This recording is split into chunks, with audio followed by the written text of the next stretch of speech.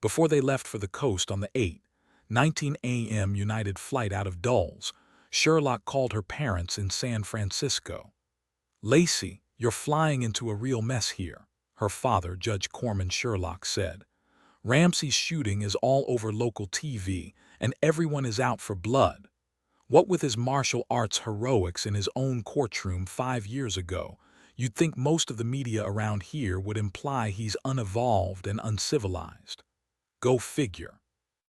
There's lots of speculation, as you'd expect, but no one knows a thing yet, and the FBI hasn't said a word.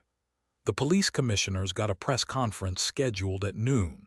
We'll see if she's going to try to squeeze the SFPD into bed with the FBI. It would be a good career move. I saw Ramsey yesterday. He was on his way out to meet his family to go listen to Emma practice with the symphony at Davies Hall." He paused. "I told him I'd heard he'd postponed the murder trial, but he didn't tell me anything, only shook his head, said it was too sensitive and too soon to talk about. We're looking forward to seeing all of you. Your mother and I will get to take good care of Sean, of course, while the two of you are out finding the people responsible. I know you'll nail whoever did this." From Dad's mouth to God's ears, Sherlock thought. This is an awful thing, Lacey, an awful thing. I'm wondering if it has anything to do with the trial he postponed. Do you think that's possible? By the end of the very long flight, Sherlock and Savich agreed they would rather eat week-old frozen artichoke dip than compete against Sean in another computer-based adventure of Atok the Incan Wizard, a young Incan boy who used numbers, magic, and nerve to unravel the knottiest arithmetic problems and bring down an endless number of villains. Sherlock called Atok the Harry Potter of Machu Picchu. During most of the flight, she played with Sean while Dillon read files on Max and Skyped Cheney, working out what the Criminal Apprehension Unit could do. Cheney said, "It would help us for Max to work on trying to locate any offshore stash the Cahills might have, and what talent they could have called in on short notice. We've had no luck as of yet. Eggs all in the Cahill basket, Cheney."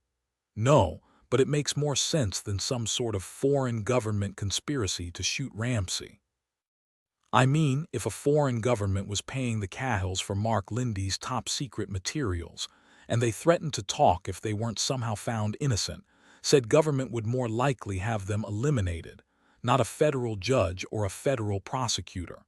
There could be too much hell to pay for that," Savich said. "The Cahills are the obvious suspects, but what would it gain them to kill Judge Hunt?" "Maybe they were afraid O'Rourke had already told Ramsey too much," Cheney said. "But you're right. We're being thorough. We're looking at mail threats to Judge Hunt, letters and emails going back 3 years, and we've started a review of his cases going back even further. I'm making sure the SFPD is in the loop, passing along some assignments to them. We can use the manpower." He sighed, then added, "There are already endless complications since Ramsey isn't an anonymous federal judge like most of his confederates. Nope, he's Judge Dredd, superhero. The mayor, the police commissioner, the major news outlets, even the conductor for the San Francisco Symphony have called me, wanting to know what progress we've made. The police commissioner is pushing for a task force composed of the SFPD, the FBI, and the federal marshals, with the commissioner herself in charge. As if that's going to happen, I'm already getting an ulcer." Savich asked, "Any progress on the missing federal prosecutor yet? Mickey O'Rourke?" The answer was no. When Savich ended the call, Sherlock said, "A federal prosecutor missing, it sounds like a spy novel. I'm very grateful my father wasn't the one judging the Cahill case." "Mama, you weren't paying attention. I got you," Savich smiled, listening to Sherlock wail. "Oh dear, Sean, how am I going to save myself this time? Addox shoved me in a pit of purple-headed Amazonian hippo snakes. Ah, here's what I'll do." And Sherlock walloped one of the writhing hippo snakes with a canoe paddle. Since she was the master Incan mathematician, Professor Pahuak, and rotten to the bone, she knew her end probably wouldn't be a good one. San Francisco, Friday. Early afternoon, Lieutenant Vincent Dillon of the SFPD and a longtime friend met them at airport baggage claim. He told them he'd talked Cheney into letting him come get them. He told them the San Francisco feds didn't know squat yet, and neither did the SFPD, and he told them about the task force Police Commissioner Montoya announced she'd like to form, just a couple of hours ago with the FBI's assistance, of course. He tossed Savich a copy of the Chronicle. "Read this."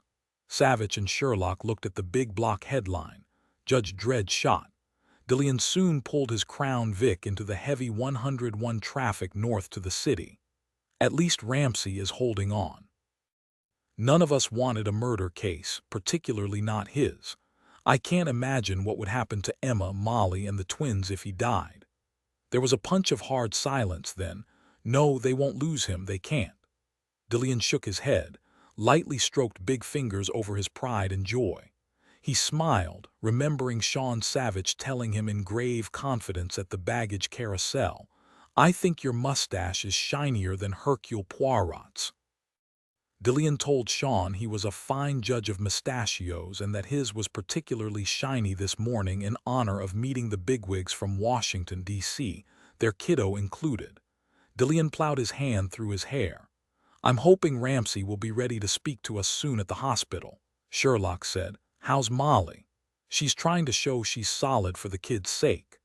He paused for a moment, then added, "After what happened to Emma years ago, they all try to watch out for each other." "Is Uncle Ramsey all right, Mama?"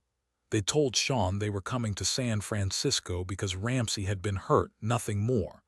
"He will be all right, Sean. He's injured, but he's going to start getting better now. Please God, please God. Is Emma okay?" "She's fine, Sean. She's watching Cal and Gage." "No wonder," her 5-year-old said. "Cal and Gage are babies.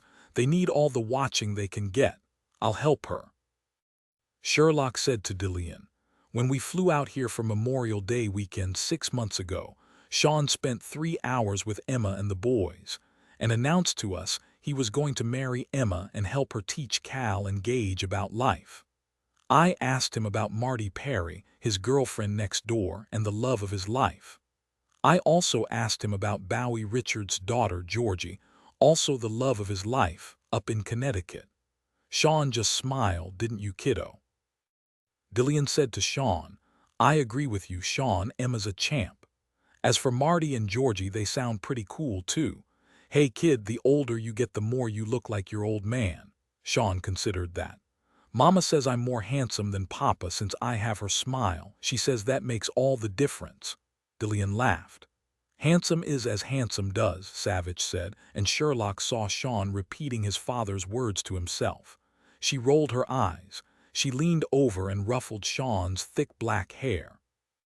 Sean said, sounding a bit worried, "I hope Emma didn't forget she's engaged to me." "Not a chance," Savich said. "Do you think your mama could have ever forgotten she was engaged to me?"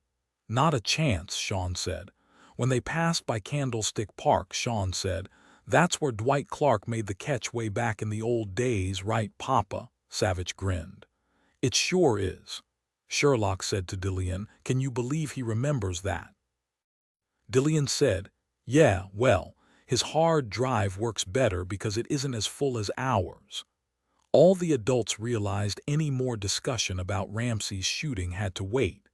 Dillon was talking about the upcoming 49ers Seahawks game when Sean said, "Marty asked me when I was going to have a sister because she's going to have a new brother in March." Now, that was a conversation starter. San Francisco General Hospital Surgical ICU, Friday afternoon. Savich didn't want to count all the lines that tethered Ramsey Hunt to life. There were Roman 4 lines in his neck and an oxygen mask on his face. Savich recognized a kind of suction device connected to the end of the tube coming from Ramsey's chest, a pleurovac, they called it. Ramsey lay on his back, still and pale, his immense life force badly faded. At least it wasn't extinguished. A light sheet was pulled to his chest, not quite covering his wide white surgical bandages. He was breathing lightly and steadily, a relief, but his eyelids looked bruised, perhaps from when he'd fallen. Savich hated it. The SFPD guard outside the cubicle had given them the stink eye before Lieutenant Trolley introduced them to Officer J. Mancuso of the SFPD.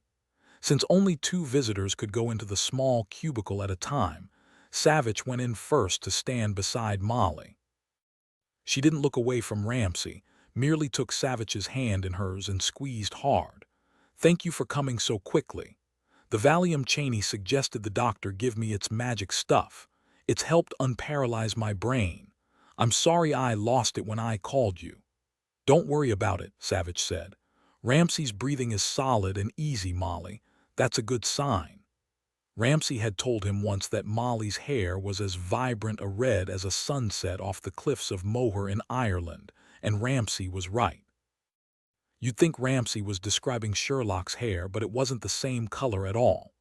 She turned into him and he closed his arms around her. She felt fragile.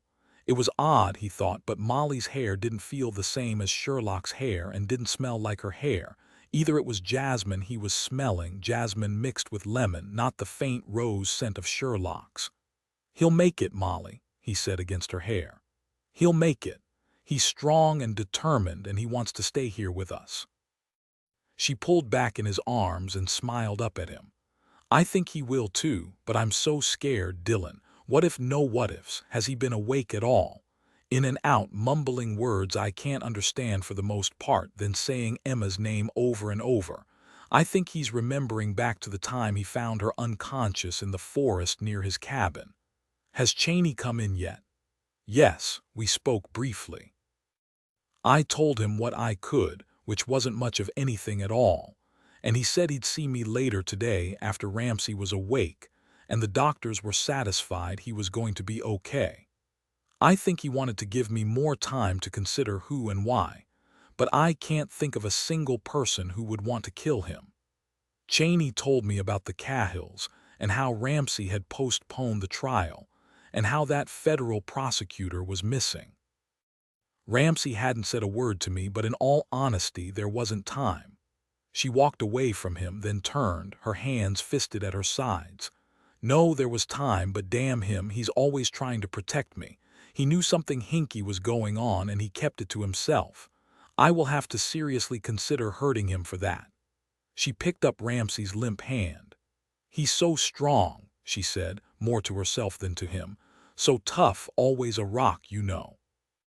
A beautiful man, she'd always thought, with his dark hair and brilliant dark eyes and his laugh, his charming laugh. "Can you believe we've been married for 5 years? Goodness, Emma's 11 and the boys are 3. The boys are scared, Dillon, they don't understand." Her voice hitched, then smoothed out again. "Emma's taking care of them. She's more their second mother than their older sister. The babysitter, Mrs. Hicks, is with them too."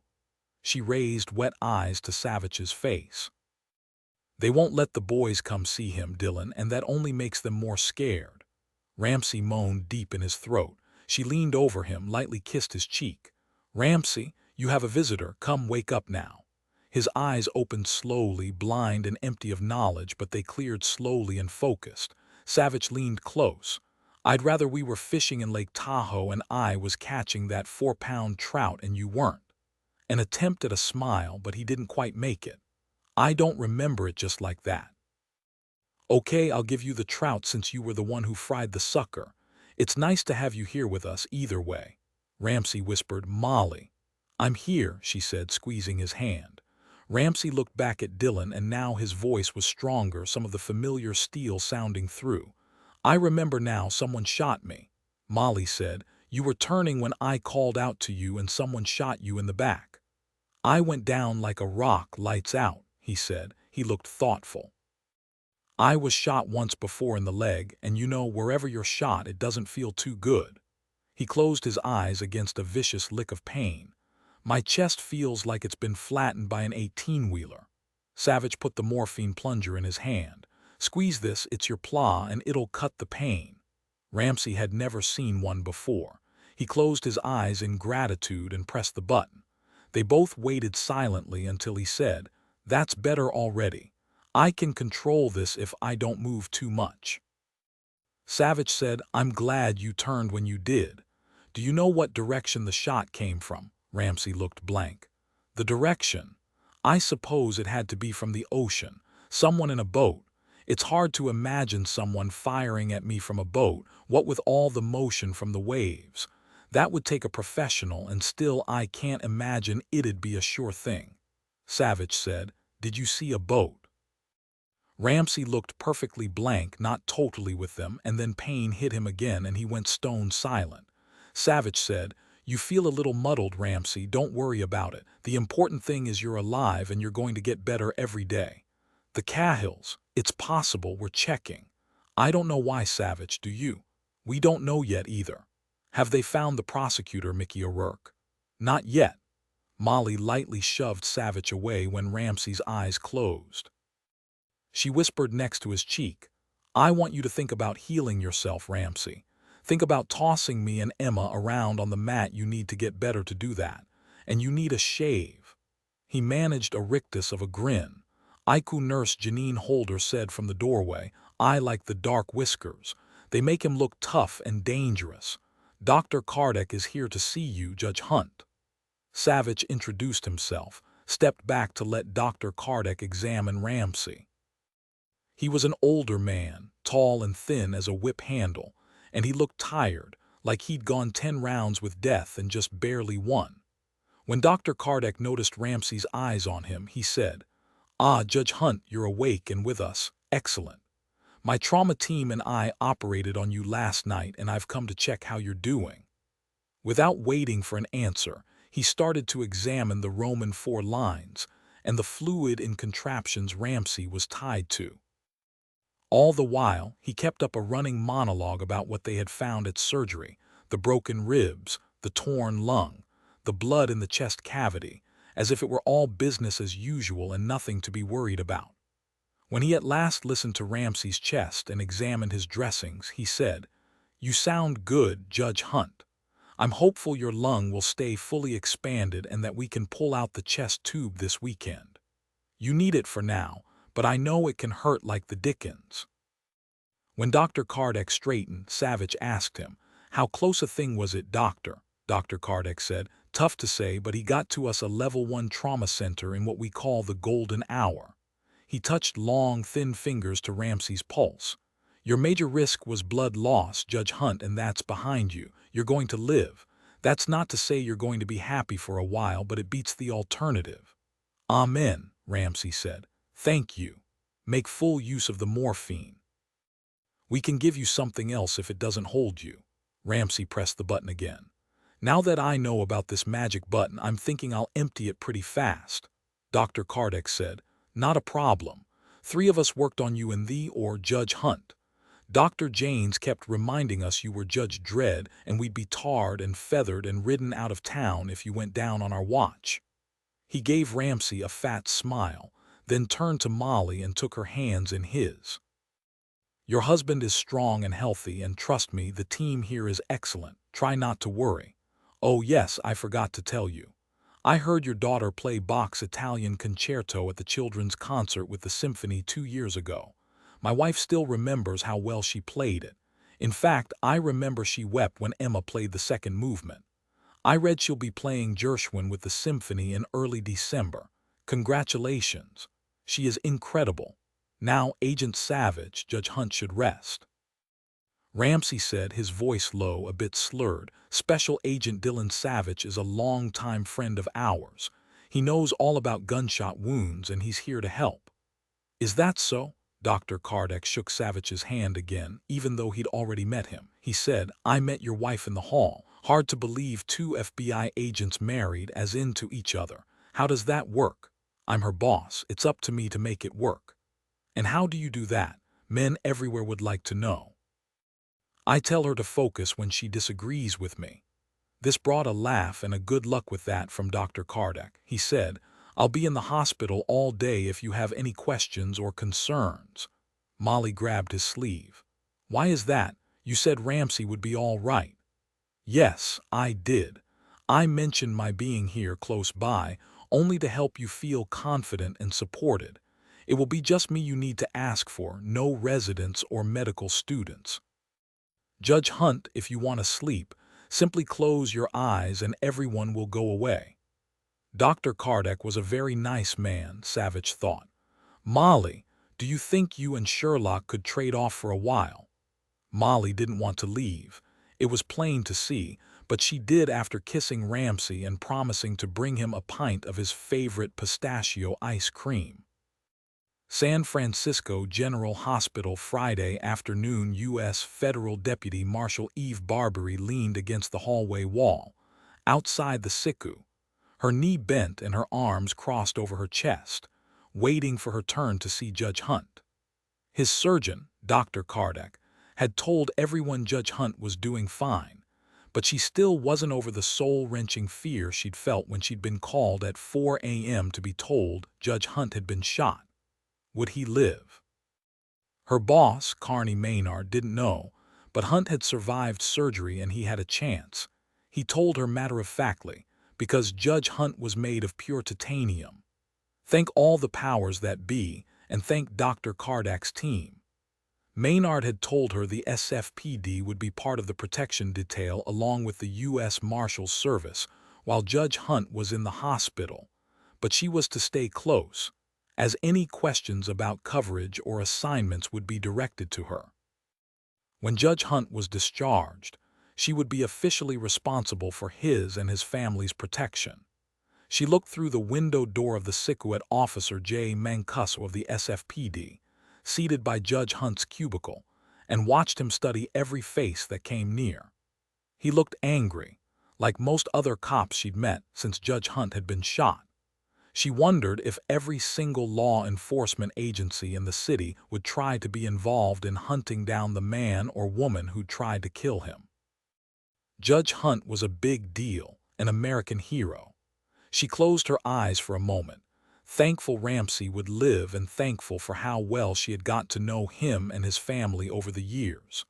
When he was shot, she'd promised a real biggie if he would live to be pleasant to her ex-mother-in-law if ever she saw her again, something she hoped would never happen. Eve and her ex-mother-in-law's son, Ryan, had been married for about half an hour before Eve booted him out. She could still hear the woman's outraged voice. A good woman would forgive her husband his small transgressions. As she waited, she asked herself again for at least the 12th time had the Cahills hired the shooter. If so, it meant their defense attorney, Milo Siles, had to be in on it. How else could the Cahills have gotten hold of the talent and money so fast? She'd met the prosecutor, Mickey O'Rourke, several times on the volleyball court. She remembered his laugh when his team had won a really big laugh. He didn't laugh in the courtroom, though. He was all business, a veteran who wielded a bullwhip. He had a good conviction rate, but none of that mattered now. He was missing, simply gone, no word, no emails, no nothing. She sighed, wishing just this once she was FBI and had the assignment to lead this case. She pushed off the wall and began to pace, aware that Mancuso was watching her through the window. She wanted to see Ramsey, see for herself he was breathing, that his excellent brain was working behind his smart dark eyes, but it was one cop after another trooping in. Lieutenant Virginia Trolley, SFPD, was in and out because she was also a trusted family friend. Eve knew it made Molly feel better to have Virginia close, another trained body to protect Ramsey. And those 2 FBI agents from Washington had been in. Savich and Sherlock were their names, a husband and wife, and wasn't that a kick? Eve looked up to see 2 men approaching. Yeah, they were definitely feds. You couldn't mistake their private club dress code: dark suits, white shirts, usually dark ties. They were striding toward her, self-assured and arrogant as toreadors entering the ring. She recognized both, of course. She'd been introduced to the new SAC, Cheney Stone, but not the other agent. She'd seen the other one driving out of the parking garage a couple of times, but that was it. She moved to stand against the wall again, waiting, all indolent and loose-limbed. Let them come to her. She whistled between her teeth. She wondered who'd cornered the market on the federal wingtips. She heard the agent walking beside Cheney Stone say, "That picture we found in the bushes, The newspaper clipping of Judge Dredd with an X through his face, it's like he's sticking it in our faces and laughing. There was a clipping of Ramsey left at the crime scene. It was the first she'd heard of it. Not that she expected to know much about what the FBI had found, since she'd never even been inside the locked door on the 13th floor in the federal building. No, that space was inhabited only by the San Francisco FBI tribe. The U.S. Marshals Service occupied the 20th floor, their digs only one floor above the senior federal judges' offices and courtrooms. She didn't care much for that FBI attitude, one of the reasons she hadn't considered signing on with them 6 years before. She'd heard too many stories about some of the special agents, and wasn't that a self-important title? For the most part, the FBI got results, but too often it was their way or why don't you take a leap from the Golden Gate Bridge? Were they prepared to deal with her, or would they try to plant their big fed feet on some part of her anatomy? She'd see. She'd go around them or through them if necessary. Cheney Stone stopped. And here's Deputy Marshal Eve Barbery. He remembered her name, and that was a surprise. Eve shook hands with Stone. Congratulations on becoming Special Agent in Charge, Agent Stone. Cheney gave her a grin. Thanks. It's already been 2 months and I'm still alive and breathing for the most part. But my once predictable life now consists of herding pit bulls. Eve could only agree, her opinion clear on her face even though she kept her mouth shut. Since we'll be working together on Judge Hunt's shooting, call me Cheney. First name. Nice smile, white teeth, seeming sincerity, but with a new sack it was wise to be cautious. She nodded, too soon to offer up her own first name. Cheney said, Eve Barbery, this is Agent Harry Christoph. Harry, this is Deputy Marshal Eve Barbery. She's worked with Judge Hunt for 3 years and is a friend of the family. Eve took a good look at Special Agent Harry Christoph. He was in his early 30s, tall and lean, with dark brown hair and bright green eyes. He kept himself in very fine shape indeed. Although he was dressed in the obligatory dark suit and white shirt, he wasn't wearing wingtips. Instead, he wore black boots that looked as old as he did, but the ancient boots sported a high shine. As for his tie, it was bright yellow with black squiggles. A rebel. She didn't think such an animal existed in the big machine. So the new sack was trying to herd Christoph good luck. She'd heard of him before, most had. He was known as a loose cannon, and that sparked her interest. He looked as mean as any of the other pit bulls, like he could kick the crap out of you while chowing a pepperoni pizza and washing it down with a bud. But he had to have something going for him in the brain department, since Sack Cheney Stone had assigned him to this case. I know you by rep, Eve said. They say you're a wild hare. Good to know, Harry said, and stuck out his hand. Eve shook his hand, strong with tanned, long fingers. Cheney continued to Eve, you guys are fast. We've already started looking at those boxes of threatening letters to Judge Hunt you sent over. She nodded, but she was still distracted studying Christoph, still evaluating was he smart, intuitive. Did this particular pit bull have any common sense? Did he have nerve? She realized, of course, that Agent Harry Christoph was looking her over as well.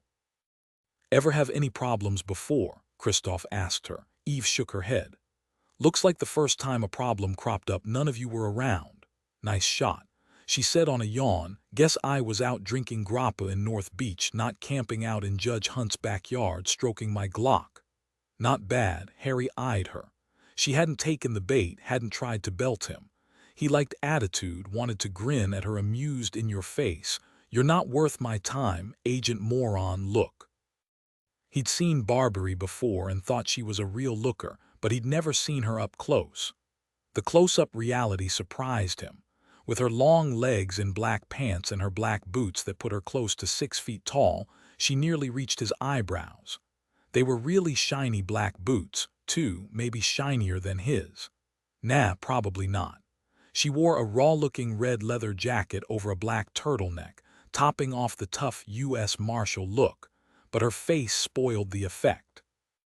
Despite the outfit, she looked like she should be serving ice cream and cake to kids at a birthday party, smiling and tending them, her blonde ponytail bouncing. She was real pretty and sweet-looking, and wholesome was the word, like some former Ohio State cheerleader, like the girl next door voted beauty queen at the state fair. Until you looked at her eyes, dark blue stormy eyes that weren't at all trusting, and the U.S. Marshal showed through again. They were eyes that had seen a lot, though the good Lord knew she couldn't have seen more than he had in his 8 years with the Bureau. Harry stuck out his hand, wondering if she'd bite it, but she shook his hand, hers cool and dry, all business. "Why are you grinning?" "I was wondering if you would bite my hand." She arched a dark blonde eyebrow. "Only if you try to feed me," Harry said. "So you think I'm a wild hare, do you? There's a story around about you too, Barbary. Something about a fugitive in a shopping mall in Omaha last year who tried to take a hostage in a Macy's women's room. And you ended up sticking the woman's head in the john and not letting her up until she dropped her gun." He grinned at the visual. "Talk about the pot and the kettle." Cheney laughed, couldn't help it, watching the two of them. If they could manage to avoid bloodshed, they might work well together. Barbary could stand up to anybody, and as for Harry, well, despite his reputation, he had gotten some remarkable results, and that's why Cheney wanted him on Judge Hunt's shooting. Cheney said to Eve, "Your boss told me you'll be heading up Judge Hunt's protection team." Eve nodded. "Good. The media is gathered in the lobby. I don't doubt they'll try to sneak up." "We've got that covered," Eve said. "Just look at Mancuso's face, show him a lurking reporter, and he'll stuff him into one of the laundry carts." "We've also had Agent Dillon Savich, chief of the cow back at the Hoover building, that's the Criminal Apprehension Unit, and his wife, Agent Sherlock, fly out to help us with the case. You'll be working with them as well." "Yes, I know," she said. "I saw you with them earlier." Eve had watched Cheney hug the woman with the rioting red hair and shake the big man's hand, all chatty and full of bonhomie, best buds. Great, Harry thought, he'd be working with Savich and Sherlock from Disneyland East too, as if there weren't already enough noses eager to poke under the tent. Cheney said, "Harry, do you think you can manage to work with Barbary? Work with her, not make her want to knock your teeth down your throat. Given it's Barbary we're talking about here, she probably wouldn't hesitate. You're recommending caution around Susie cheerleader. Not a problem. She's only heading up the protection detail, so that's not a lot of work we'll need to do together." "Susie cheerleader." Eve gave him the fish eye.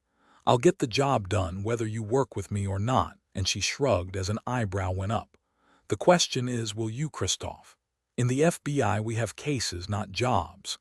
He held up his hand and said to Cheney, "Like I said, there's no problem here. I can work with anybody, even cute little cheerleader types." Cheney eyed them both, wondering if he was making a mistake.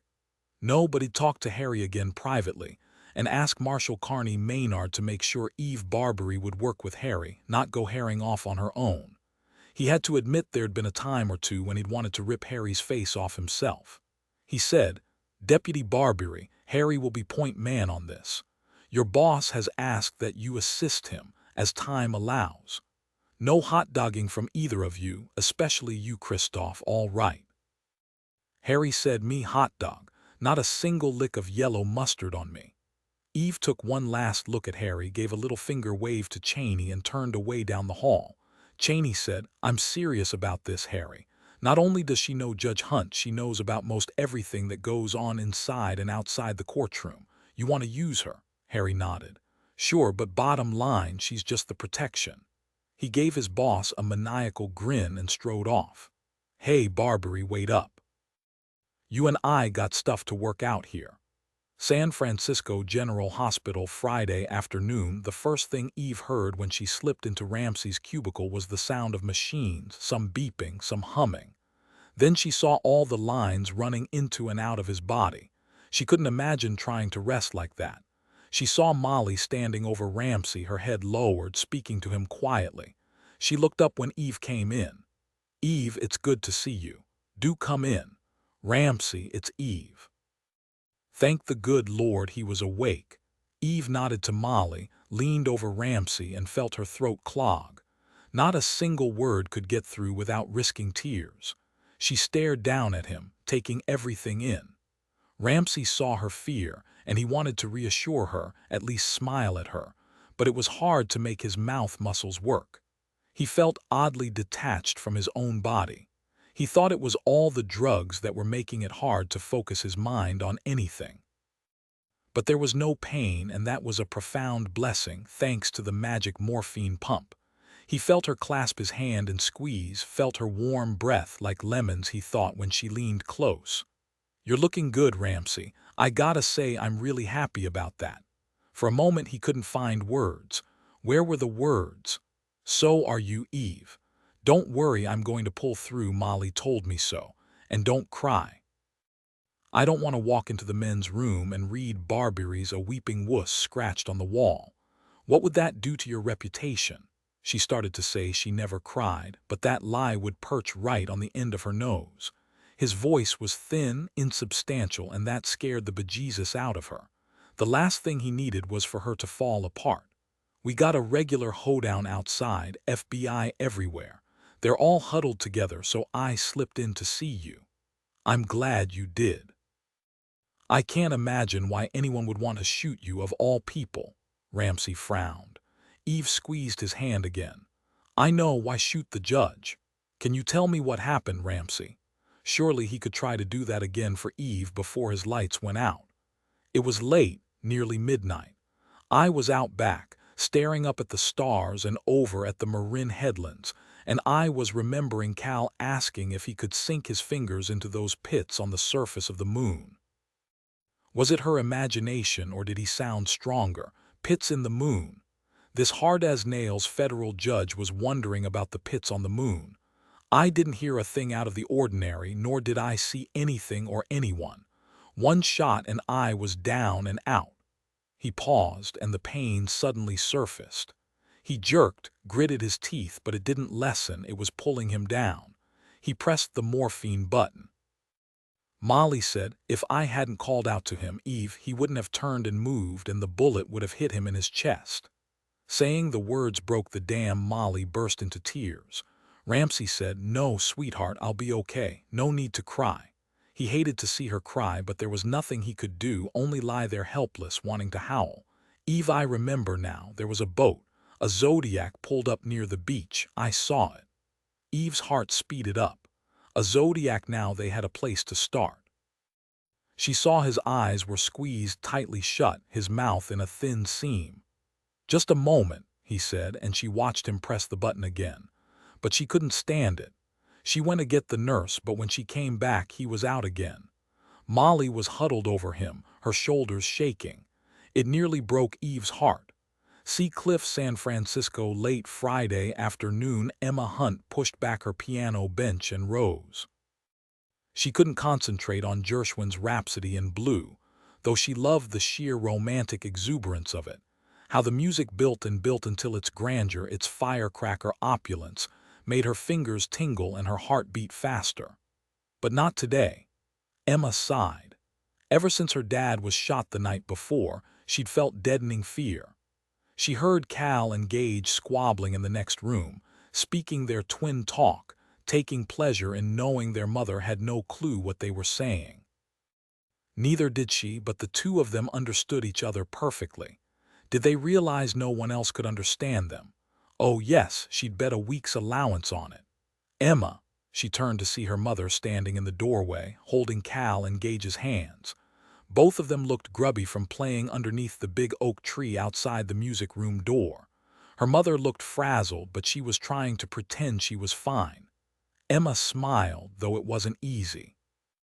Her brothers didn't need to see that she was afraid. No, not just afraid, she was terrified their father would die. "Mama, do you need me to do something with the boys?" "No, sweetie, I'm going to clean them up myself. I wanted to tell you the Gershwin sounded wonderful. Do you know I listened to Gershwin himself playing Rhapsody in Blue on iTunes, and sometimes you sound just like him. Maybe better." Emma rolled her eyes. "You're my mother. Of course you'd say that. You know I'm not as good as Gershwin." "Mrs. Mayhew says he was brilliant," Molly said. "Ellie will be here soon to watch the boys, so you and I can go back to the hospital." She glanced at her watch. Emma knew her mother hadn't wanted to leave her dad at all, that she'd rather have stayed beside his bed, holding his hand, telling him he would be all right. But it was better for the twins that she came home to see them. The hospital staff always patted Emma's head, her shoulder, telling her every other minute that her father would recover. She was grateful everyone cared so much. She closed her eyes for a moment. Her father's stillness scared her the most. He was never still, always in motion, laughing or using his hands when he talked. She always clutched her mother's hand when they were with him. Cal and Gage pulled away from their mother and ran to the corner of the music room, where they had stacked piano music into 2 equal piles, one for each of them. What on earth did they plan to do with those piles? They knew better than to tear the pages. She'd yelled at them too much about that over the past year. The boys were arguing now, and about what? Emma said, "I wonder when they'll start speaking English to each other." Molly smiled. "They already say your name and mama and papa to each other. And ice cream." That got a small smile. "And ice cream. Don't worry about the Gershwin. You're ready to play for the audience and the orchestra. You know they love listening to you. The concertmaster, Mr. Williams, told me you were a miracle." Naturally, I agreed. "That's because Mr. Williams doesn't have perfect pitch and he wishes he had mine," Emma said matter-of-factly. "I sure hope Giovanni will like my Rhapsody in Blue." "Of course he will. Emma, I really don't think you should be calling the conductor of the San Francisco Symphony Orchestra by his first name. Maybe best to call him Mr. Rossini. You're 11. You want to show him respect." Emma was silent for a moment, a frown between her eyebrows, identical to her mother's. "I know I'm only a kid, but he asked me to call him Giovanni. He said he'd like me to go to Milan to study with Pietro Bianchi." She said the name slowly, careful to get the pronunciation right. Molly went on alert. "When did this happen?" "Yesterday at Davies Hall, while you and Dad were trying to get Cal engaged to behave before Dad." Emma swallowed. "He doesn't think Mrs. Mayhew is the right teacher for me anymore."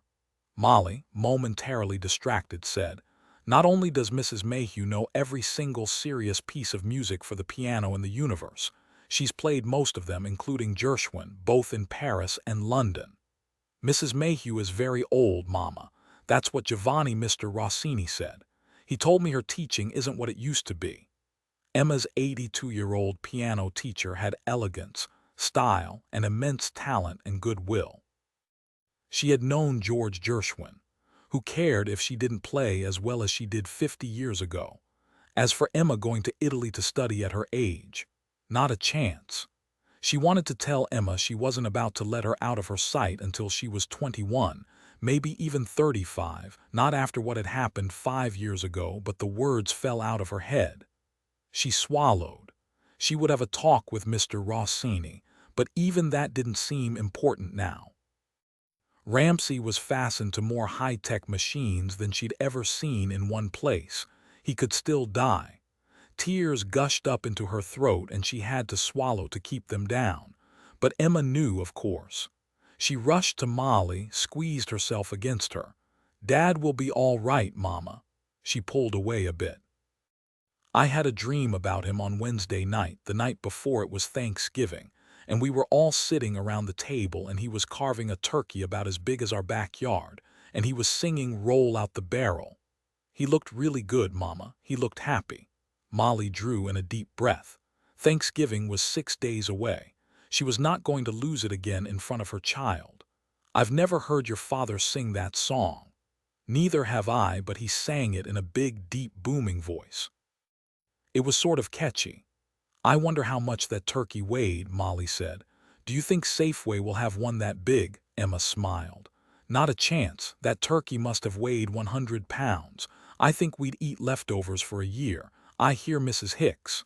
Molly called out, "Cal, Gage, would the two of you stop trying to break each other's heads? Are you ready to go, Em?"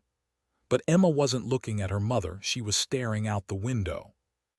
Harry smoothly turned his beloved dark blue Shelby Mustang onto Geary Street. "Why don't you tell me about the old newspaper photo of Judge Dredd with an X through his face you found at the scene?" Eve said. He whipped around and looked at her. How'd you know? Well, yeah, I'm surprised that bit got out. Yeah, that's what we found. Sitting under the big hydrangea bush in the backyard. Eve wasn't about to tell him she knew because she'd overheard him and Cheney talking about it. The shooter rubbing our noses in it. That's what I think. He gave her another surprised look. Eve said, so we're going to meet the two FBI hotshots at Ramsey's house in Sea Cliff. Check out how the photo got in the hydrangea. Check out the beach for signs of the Zodiac. The forensic team couldn't find anything on the beach, so no need to traipse down there, Harry said. You ever hear of Savich and Sherlock before? Who hasn't? Only 2 weeks ago they were front and center on the Kirsten Balger case. And can you believe it, Balger grew up right here in San Francisco.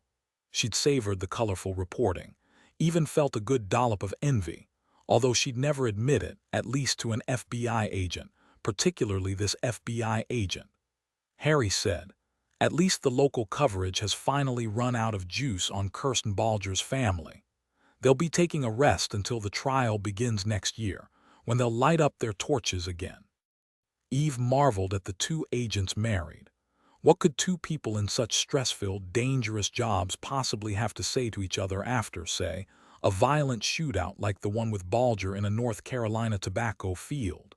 Hey, sweetie, you want to go get a beer to celebrate we're still alive? She wondered if Sherlock had hobbies and imagined something nice. And Savich was big, tough, hard as nails, good-looking. Is Savich as fast as he looks?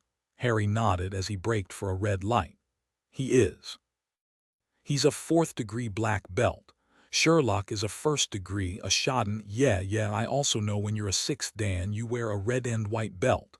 I mean, come on, why care so much about the color of your freaking belt? One big show of business, that's all it is. The bottom line in the real world is to beat the crap out of your opponent however you can. How do you know about a 6th Dan? From a book I saw at my boss's house. At Maynard's. Yep. He hosts these big barbecues, feeds all 100 of the deputy marshals regularly. That's a lot of spare ribs. Harry shot a look at her. Cheney is new at his job, but I wouldn't mind if he picked up on the barbecue ribs idea from Maynard. So that's what marshals do. What about fighting? She gave him a fast smile, gone in the next instant. We've got martial arts experts of our own, with all sorts of belts and colors. Lots of our deputy marshals are scrappers who like to show off their ripped-up knuckles and bruised kidneys. And you're not into martial arts. Don't know about that. I fight dirty, real dirty. Like I said, you want to put your opponent on the ground, his knees around his neck as fast as possible. She started to ask him if he'd like to visit her in the marshal's gym, wear a couple of his prized belts, then remembered her boss telling her, play nice, Barbary, play nice. She cleared her throat. So Savich is a computer expert, right? She fought dirty. He thought of her toilet adventure in the Macy's women's room in Omaha and smiled. Give Savich a motherboard and he can make bread with it in no time at all. Hey, that was sort of sweet. Sweet. Hey, I tell you what. Let's train together one of these days, Barbary. I'll get you feeling a little respect for the discipline. Because you're so cute with that blonde cheerleader ponytail swinging around, I'll go easy on you. She batted her eyelashes at him, very effective since she was so damned pretty. Your best shot is I'll be dazzled by your multicolored karate belt. Turn right here, we're nearly there. When Harry pulled his Shelby into the Hunt driveway a few minutes later, he couldn't help it, he gawked. Some digs. It's got about the best views in Sea Cliff, the ocean, Marin Headlands, and the Golden Gate Bridge. Looks like all the news people have left. So has the SFPD. I don't like this. Someone should be here. She pulled out her cell, punched in Carney Maynard's number, and then she dropped her cell and pointed. Hey, that's Emma, she screamed. Eve was out of the car before Harry could turn off the motor, her Glock 22 in her hand, her long strides eating up ground. Molly jerked open the front door, saw them, and thought she'd collapse in relief. A man, he was staring in the window at us. He ran over toward Mr. Sproul's backyard. Eve shouted, I'll take care of it. Get back inside, Molly. Eve saw a man running, a blur of black, and he was carrying something black, a gun. He had jumped the fence into the neighbor's backyard. Harry started to yell for her to wait up, but he didn't waste his breath. He watched her leap the stone fence smooth and high like a hurdler. He ran after them. "Federal agents, stop!" Eve shouted. But the man didn't stop. He ran straight for the fence at the back of the neighbor's yard, vaulted over it, and disappeared. Eve didn't hesitate. She jumped that fence, too, right after him. A scratchy old voice yelled from the yard, "Be careful or you're dead." He turned to see Harry running toward the fence after them. "Hey, fellow, there's a snaking little trail down to the water, but it isn't safe. Who's the guy she's chasing? You're all federal agents. Is that the guy who shot Judge Hunt?" Harry waved off the old man and jumped the fence, stumbled on some loose rocks beyond it, and nearly fell on his face. He windmilled his arms and managed to gain purchase. He looked down at least 60 feet to the beach, not a beach, only a thin strip of dirty sand covered with a mess of black rocks and huge boulders. Below him, Eve was tacking back and forth down the side of the cliff, shortcutting the windy little path. She stumbled once, and Harry's heart seized. She caught herself, but she had to drop her Glock to do it and stop to pick it up before she started down again. Harry saw the man had reached the beach and looked up to see Eve coming toward him. He scooped up a rock to hurl at her, thought better of it, and ran. Eve yelled back at Harry, "Call it in. I'm going to get him." She would catch him. Harry didn't have a single doubt, even though she was a good 20 yards behind him. Harry dialed 911. The SFPD would get here faster than the FBI. He watched Eve jump onto the strip of dirty sand and rocks and sprint after the man. Was that a gun in his hand? Then why hadn't he shot her instead of picking up a rock? Surely the guy could tell, even from this distance, that she was moving way faster, gaining on him quickly. The putts looked like he was going to drop. He was breathing so hard. In that moment, Harry felt kind of sorry for the guy. He had no clue what was in store for him in about 20 seconds. Eve felt the wind sharp and cold off the water, and was happy to see the guy in front of her was flagging big time. She shouted, "Stop it right now or I'll shoot you in the leg. Do you hear me?" The guy looked back at her, faltered, slowed, and finally stopped. He bent over, trying to catch his breath.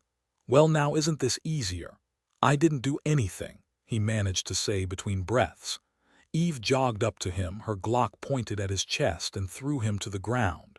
She went down on her haunches beside him and ripped a camera from his hand. "That was for making me chase you, you brainless moron. Do you realize it looked like you had a gun? And oh my, would you look at this, it's a really expensive camera you're carrying." Harry was grinning when he climbed back over the fence and saw the old man again, a golfer's cap on his head, a newspaper spread open on his lap, stretched out on a red and green striped chaise longue. Harry said, "She's trying to prove she's tougher than I am.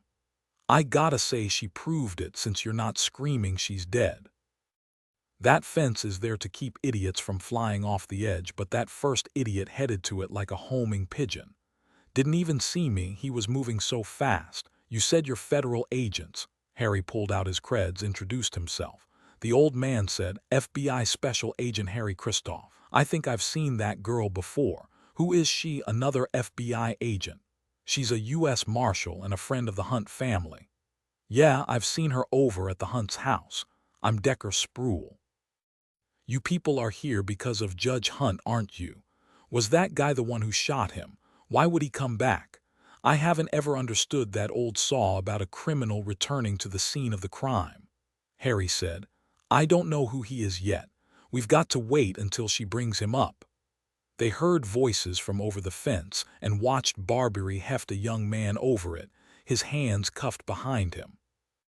He was skinny as a flagpole, a baseball cap pulled low over his forehead, his black clothes bagging off him. Harry eyed the guy. He didn't look much like a professional killer. He said to Eve, "Glad you didn't break your neck." "No thanks to this pathetic bozo," she said, and smacked his shoulder. Mr. Spruill said, "Is he the man who shot Judge Hunt?" "I didn't shoot anybody, she knows it." "Yeah, I guess I do. After all my running around, it looks like I didn't haul in our perp. What I landed was a would-be paparazzo. Imagine this fine, upstanding young man wanted to take pictures of the grieving family. I'm not young, I'm older than you are. I'm a professional photographer. Yeah, and a trespasser who resisted arrest. She pulled the camera from his hand again. After I remove the memory card and press delete a few times, you'll be all set to go sneak around someplace else and cause aggravation. Harry said, "What's your name?" "Robert Bacon." Like I said, I'm a professional, a freelance photographer. These photographs might be worth something, though there aren't that many since Emma Hunt saw me and yelled her head off. Well, Robert Bacon, did you know there are laws against doing that on private property? Bacon stood tall and proud. I'm a professional. Have you ever heard of freedom of the press? Eve smacked him again on the shoulder. Quiet, Bobby. She quirked an eyebrow at Harry. Bobby Bacon. We got us the real live Bobby Bacon, the photojournalist. I go by Robert. Hey, if you give me back my memory card and take off these cuffs, I'll shoot a couple photos of you, doing your job. And he looked at Eve hopefully. Thanks, Bobby, Eve said. But I don't think I'd take such a good photo right now since I'm all sweaty and windblown because of you. And she slapped him on the back of the head with her open palm. He staggered, then straightened. Listen, a photo of Emma Hunt playing the piano. I could have paid my rent for 2 months, what with her history. Eve put her hand on Bobby's shoulder. Bobby, you don't want to mess with Emma or her family. Don't you know who her grandfather is? Bobby Bacon looked blank, then pointed to Mr. Sproul. This old guy? Nope. Her grandfather is Mason Lord. Look him up. If you got a photo of Emma published he didn't like, he'd carve out your pea brain and make you eat it. Bobby swallowed. But I didn't think, well, now you know. If you've got a brain, you'll stay away from Emma. Harry introduced Eve to Mr. Sproul, who eyed Bobby Bacon. If I had my daddy's Remington, I would have blasted you between the eyes, shooting Ramsey in the back like that. You crazy old duffer, you know I didn't shoot anybody. I'm a professional photographer. Yeah, well, I would have shot you on spec. Maybe you carry that camera around as camouflage. Maybe you got a gun hid in your shorts. I didn't wear shorts today. I'm commando, Mr. Sproul said. I got a feeling I don't want to know what that means.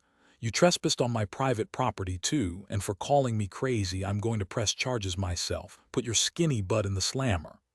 I was only trying to make a living. I'm sorry I called you crazy. She's the one who's crazy. I mean, who would come rocketing down that path like that over some photographs? I practiced climbing that trail twice in case I had to use it. And where did you think you were going to go from there, Bobby? Swim to Marin, Eve said. You're a wuss, Bobby, Mr. Sproul said. This little cutie brought you back all trussed up. He eyed Eve. And look at you, Deputy Barbery. I've got to say, you're prettier than any of my 4 granddaughters ever were. Harry wrote down Mr. Sproul's number and address, gave him a salute. They walked through the garden gate and back to the sidewalk with Bobby Bacon, his wrists now uncuffed, clutching his camera minus the memory card, walking between them. Harry said, prettier than any of his 4 granddaughters. He must like cheerleader types. Shut up, Eve said, all of them, and Harry laughed. Hey, he's right, Bobby said. You are pretty. Your hair is a nice natural blonde. So how come you're such a bitch? That's Deputy Marshal bitch to you, Bobby. They kept him on the sidewalk until 3 squad cars, sirens blasting, rolled into the driveway. 6 cops jumped out, guns drawn. That was fast, Harry said, his creds raised high over his head. Molly said, it's because everyone knows it's Ramsey's address. There was pandemonium before everything got sorted out. They watched 2 officers drag Bobby Bacon to a squad car, Bobby yelling about police brutality and freedom of the press. He was still yelling as one of the officers shoved his head down to get him into the back seat. I want my memory card back. Eve grinned, tossed it to one of the officers. When Eve and Harry walked to the Hunt home, Molly was standing in the doorway. Behind her stood Mrs. Hicks, the babysitter. She looked ready to kiss them. They heard Gage and Cal talking up a storm and Emma's voice over theirs, telling them to be quiet, but they didn't. Eve took Molly's arms in her hands, steadied her. He's a paparazzo. He didn't get any photos. The The cops have taken Mr. Bacon downtown where he'll be booked for trespassing and trying to escape a federal marshal." Gage shouted, "Was that bad Bacon man here to shoot us?" Eve went down on her knees in front of Cal and Gage, gathered them to her. "Listen up. That guy was a rude photographer, nothing more. The policeman hauled him off to jail. He wasn't here to hurt anyone," Cal said. "But why did he want to take our picture, Aunt Eve?" "Daddy's not here, he's in the hospital. For the almighty buck. You and Cal are so cute, I'll bet he was going to hawk them in Union Square. I bet he could get $1 each for them at least. Hey, I'm glad you're speaking English today." They gave her an identical look. Gage said, "We're not stupid, we have to if we're talking to you. I think he wanted to see Mama cry, didn't he, Aunt Eve? He wanted to take a picture of her crying." Cal shook her sleeve. "Maybe, but we don't have to worry about him anymore. Now this man is Special Agent Harry Kristoff. He's FBI and he's going to help me find out who hurt your dad. But he's a stranger, he could be another Bacon." Emma rolled her eyes. "You guys want some ice cream?" Once Emma herded the twins out of the room, Mrs. Hicks, looking stalwart, following after them, Molly said. "They were terrified the man was here to shoot them." "So were we," Harry said. Molly blew out a breath. "The jerk, what will happen to him?" "Probably not much," Harry said. "A bail hearing, maybe a plea bargain," Eve said. "Now that the excitement's over, Harry and I can start taking a look around outside. Agents Savich and Sherlock will be here any time now. If you want to go back to the hospital, Molly, go right ahead," Harry said. "I think it'd be a good idea for you guys to have some protection right now, not wait until Judge Hunt is home from the hospital. They can keep the Bobby Bacons of the world out of here." "The media too," Eve said. She'd assumed there'd already been coverage here. She'd been wrong. She pulled out her cell phone. "See Cliff Friday afternoon. It was late afternoon and chilly, with only a few wispy tails of fog coming through the Golden Gate when Savich and Sherlock joined Eve and Harry in the Hunt's backyard.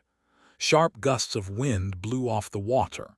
It was too cold to think much about the incredible view. Savich said to Harry, "The SFPD out front aren't fooling around. They stopped us and looked us over pretty closely since they didn't know who we were," Harry said. "There was a paparazzo here who caused a commotion only a half-hour ago. The police are here to keep everyone else off the property.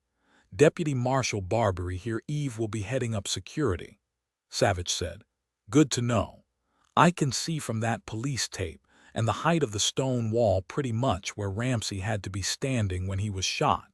He said he saw a Zodiac anchored off his little slice of beach. He didn't mention hearing anything, which means the shooter had to have motored in before Ramsey came out and waited.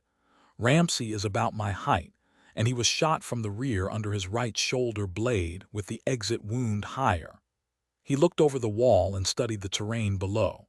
Maybe 60 to 70 feet up from the rocks, with a steep angle down. Have you heard about the rock with a newspaper photo of Judge Hunt tied to it, his face marked through with an X?" Harry said, and pointed. "We've heard," Savich said, looking over at the bush.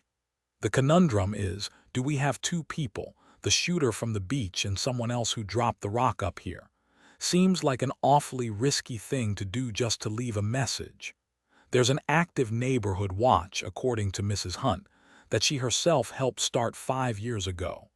Even though it was near midnight, there's a chance one of the neighbors would have seen a second perp." Eve said, "You can bet someone in a neighborhood like this one would have gone on alert if they saw a stranger near Ramsey's property. I'd wager my Sunday hat if the shooter dropped the message. He came up the trail from the beach on Mr. Sproul's property next door, and over his fence into that backyard, since that's the only trail for a good distance. And if he risked Mr. Sproul seeing him, then why would he bother to shoot him from down below in the first place? Why not right here, then drop the rock and head back down to that Zodiac? It's a conundrum, like Harry said." Sherlock said, "Show me where they found that rock." Eve touched the leaves about halfway down the huge hydrangea and pushed them aside. "I wasn't here, but that flag marks the spot there." Sherlock turned to Harry. "You were here when the rock was found.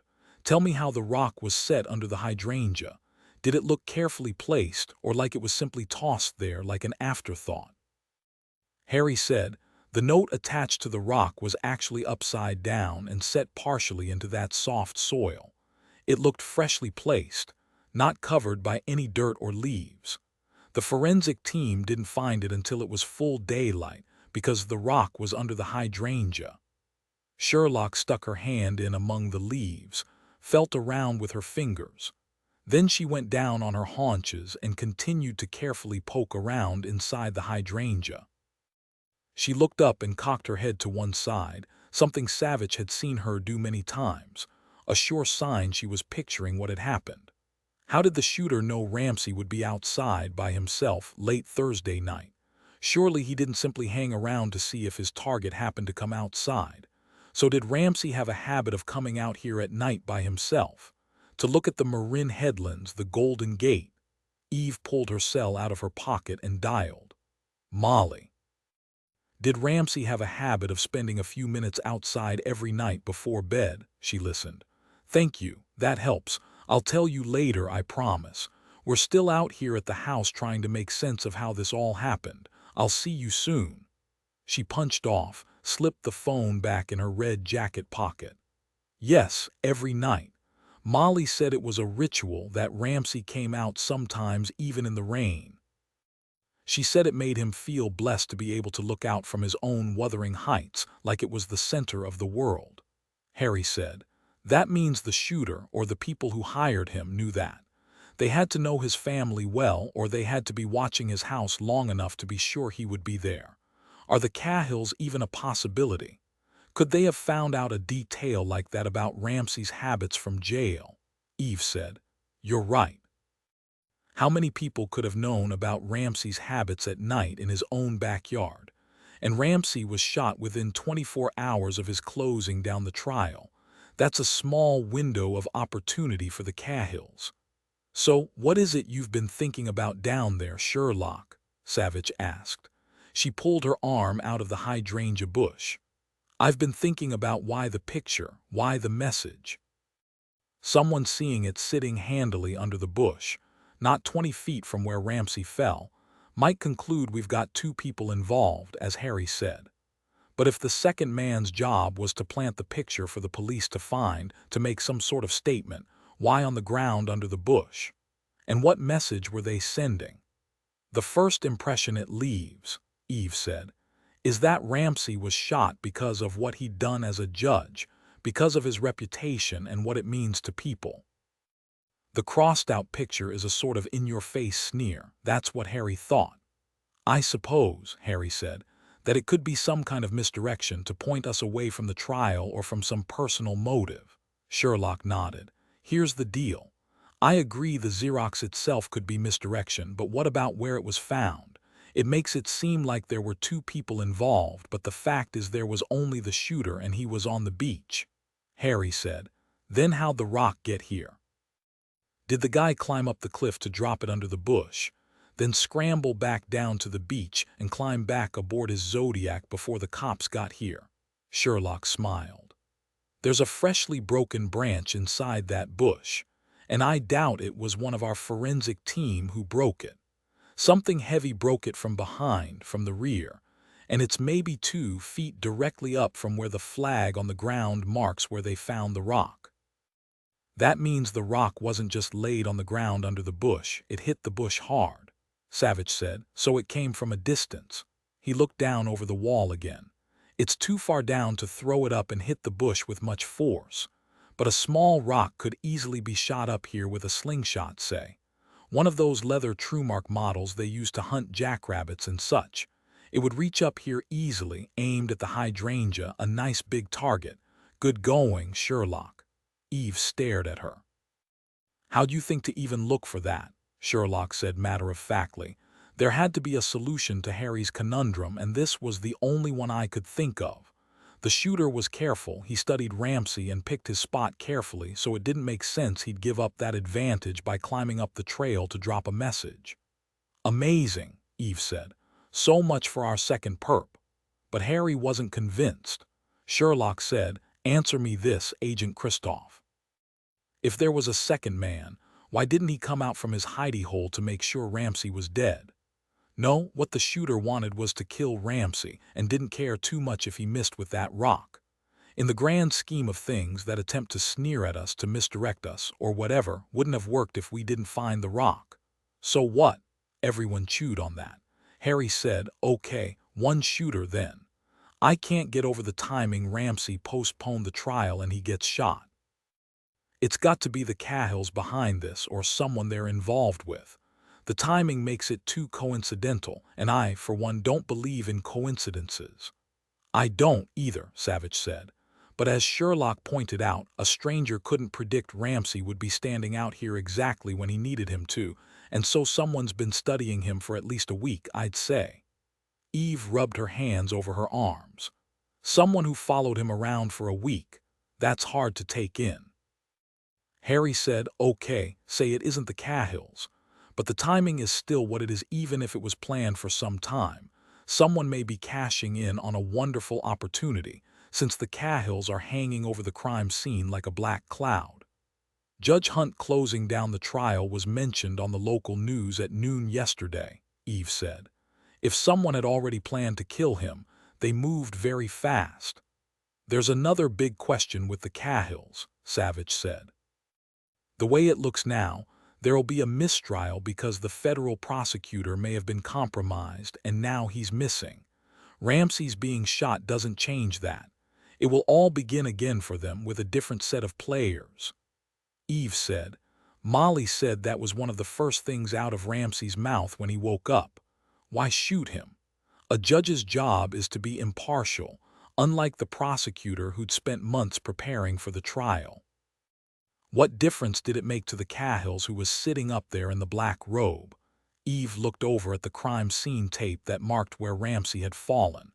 "Whoever it was made one big fat mistake." Everyone looked at her. "The shooter didn't manage to kill Ramsey. He failed. Now what's he going to do? Try again. If it was the Cahills who targeted Ramsey, for whatever reason, they've already won because he's out of the picture for the near future. What if it was someone else?" "That's why we've got to protect him, Eve," Harry said. "No one will hurt Judge Ramsey Hunt on my watch," Eve said. "No one," Sherlock said. "I'll be checking on the Zodiac, and Cheney has feelers out for any word about a shooter for hire." "We need to talk to the Cahills," Eve said. "Regardless, they're certainly people of interest. It's a place to start." Backfire Catherine Coulter, G.P. Putnam's Sons / New York Judge Sherlock's home, Pacific Heights, San Francisco, Friday evening. Sherlock's eyes were closed as she listened to Emma play George Gershwin's Rhapsody in Blue on her parents' magnificent Bersendorfer grand piano, which had been purchased for Sherlock when she was about Emma's age. When Emma hit the final notes, there was a long moment of silence, then applause, Sherlock's parents the loudest. "It's been too long since I've listened to you play, Judge Corman," Sherlock said. "Thank you, Emma." Harry couldn't believe what he had just heard. An 11-year-old kid, her thick dark brown hair veiling her face, had knocked his socks off. How could those small hands play with such passion and purity, even reach all those racing chords, those endless runs and trills? Evelyn Sherlock was still smiling. "That was grand, Emma. Thank you for the preview. We'll be there to hear you at the symphony, of course." Emma gave them a small smile, but it soon fell away. "I don't know how well I'll play with Daddy in the hospital." She looked down at her clasped hands. "He smiled at me this afternoon, but it was so hard for him, and I knew it hurt him." Eve said, "Say your dad can't be with you at Davies Hall. We'll fix it so he can be listening to you on a live feed." "But what if something happens? What if he's still in the hospital? How could I play then?" Eve said, "If he isn't home, and believe me, that's unlikely since your daddy's such a tough dude, we'll take the live feed to the hospital and hook it up there. Can't you see all the nurses and doctors, all the other patients cramming into his room to see you play? Believe me on this.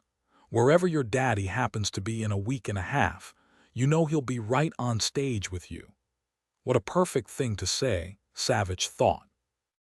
Eve didn't even hint that Ramsey could possibly be well enough to actually attend her performance, and that was smart.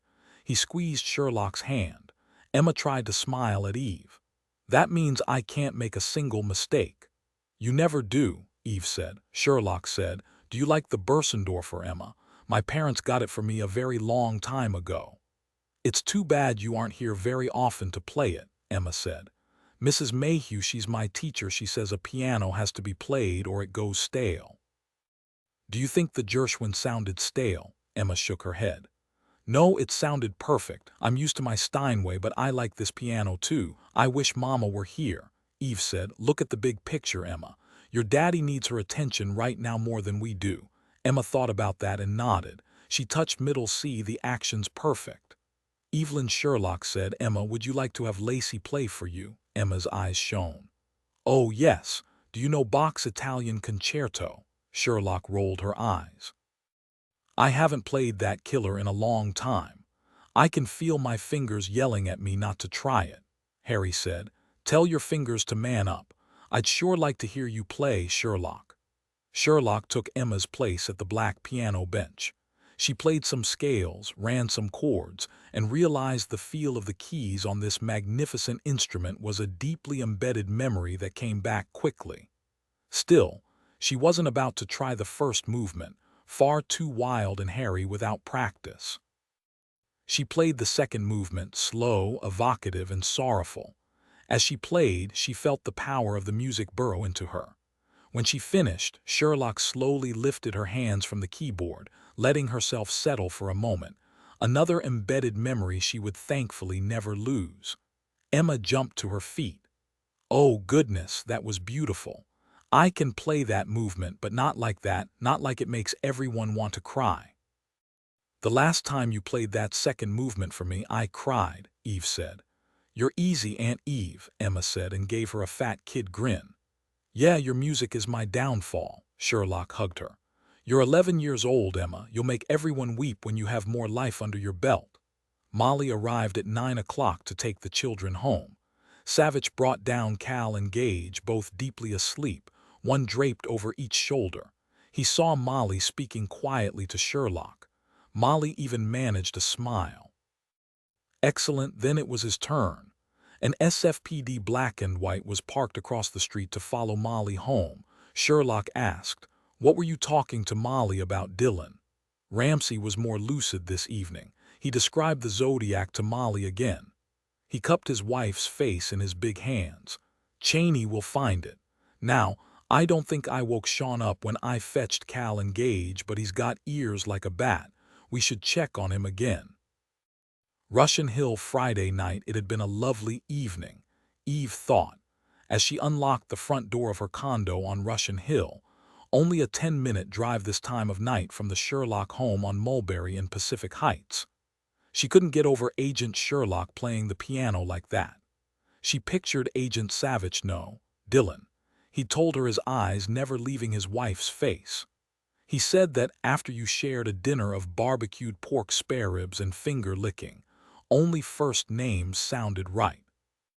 But you're a vegetarian, she'd said to him.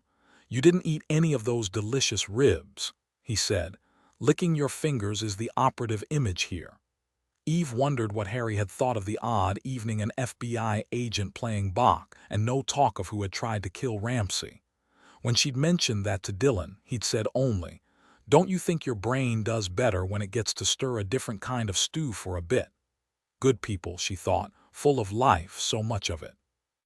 Some people seemed to have more of life in them than others, and that included Sean, brought downstairs after dinner, beaming at all of them in his Transformers pajamas.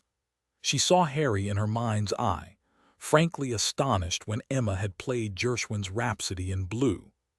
Then he'd closed his eyes and leaned his head back on the chair cushion as he listened to Sherlock play that incredibly sad second movement.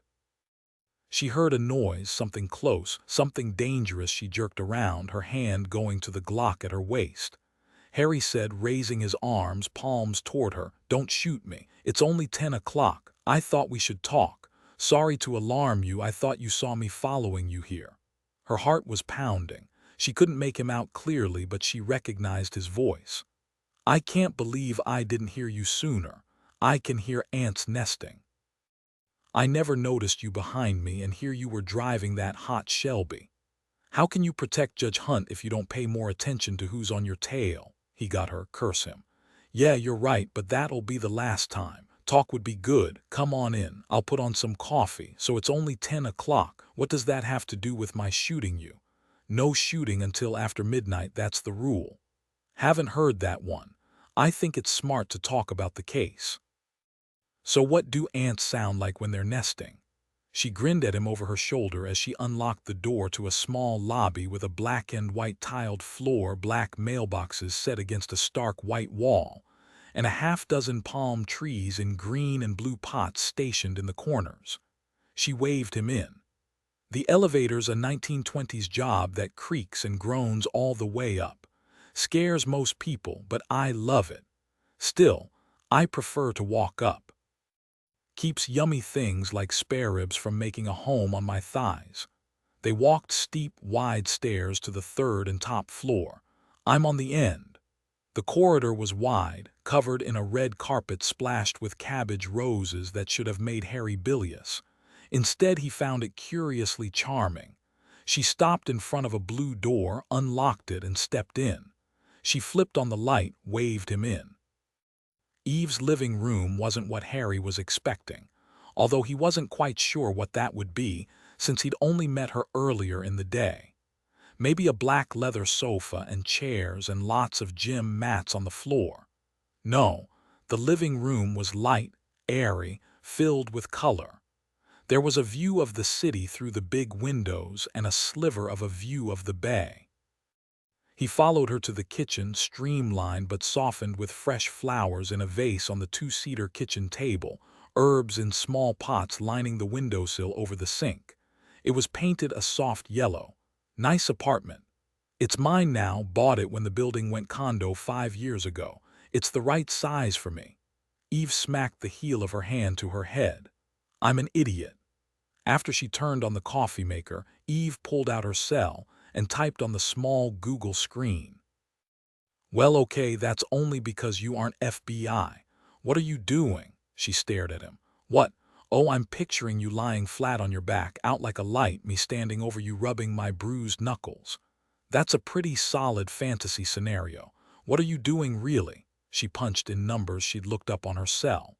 Calling the port authority to see if there were any cargo ships coming through the Golden Gate about midnight last night. He hadn't thought of that. He guessed he was an idiot, too. Here we go, she dialed, got a message, punched off her cell. It's late, no one there, I'll call in the morning. She laid her cell phone on the counter.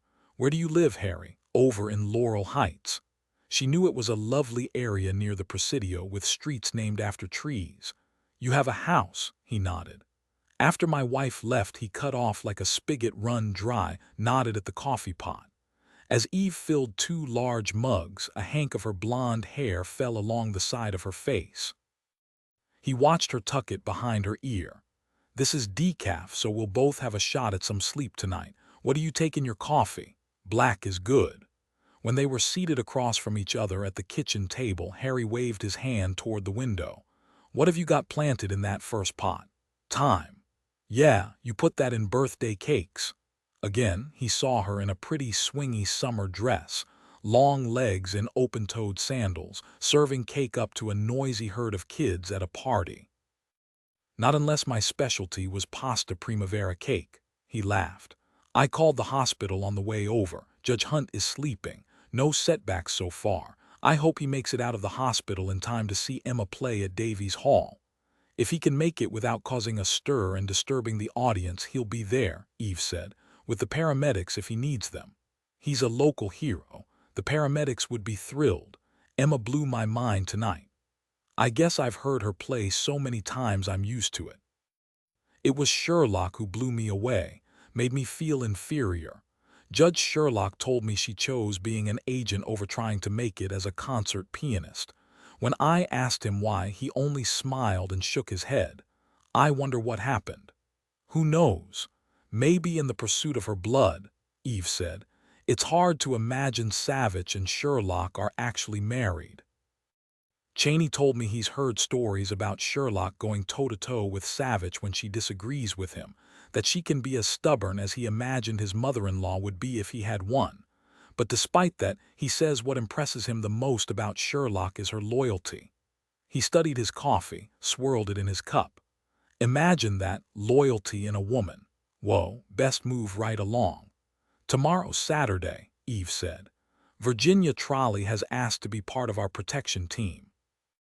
She'll have officers stick close to Ramsey's house, keep people from sneaking in when no one's home. Did you know Virginia Trolley is a longtime friend of Ramsey's? She's a good cop, too, Harry said. I met Lieutenant Trolley. She acted suspicious, didn't much like me. What did you do? Nothing at all. I was my charming self. Yeah, I can only imagine. She's like you, wears a uniform. What does that mean? Look at you, all in black with that kick-butt red leather jacket.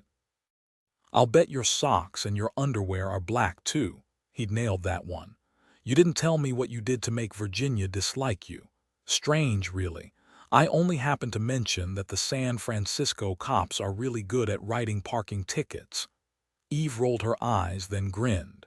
Yeah, no secret there. Got to raise money to support the city budget. Good coffee, even though it's decaf. Cheney told me he put Bert Singh with Sherlock on finding that Zodiac. Fact is, Bert could find a contact lens in a swimming pool. He'll be updating us at the meeting tomorrow. I hadn't heard about a meeting. Do you think I can be in on that? When? Tomorrow morning. He couldn't help himself. That'd be okay if you don't forget your place. She leaped for the bait, coffee sputtered out. She wiped a napkin over her mouth and gave him a look to fry his liver. He quickly raised his hand, smiling. You gotta learn control, Barbary. You can't lose it every time someone makes an innocent comment rubs you the wrong way. The jerk, but he'd done it on purpose, and she'd been ready to go for his throat. She dredged up a smile and a sneer. And when do you interview the Cahills? Can I go with you for that? Savich and I plan to do that in the morning. That actually is why I followed you home tonight, so I could ask you about the trial. I'd wanted to be there from the beginning since it was my case, but something else came up. Since Judge Hunt isn't in any shape to tell me about it himself yet, could you tell me exactly what was happening to make him so suspicious about Mickey O'Rourke? Eve said. Ramsey never talked to me about it directly, of course he wouldn't, but I can tell you what I saw. The trial was still in the final pretrial motion stage. They hadn't impaneled a jury yet. Milo Siles, the Cahill's defense attorney, had been making all sorts of motions for discovery.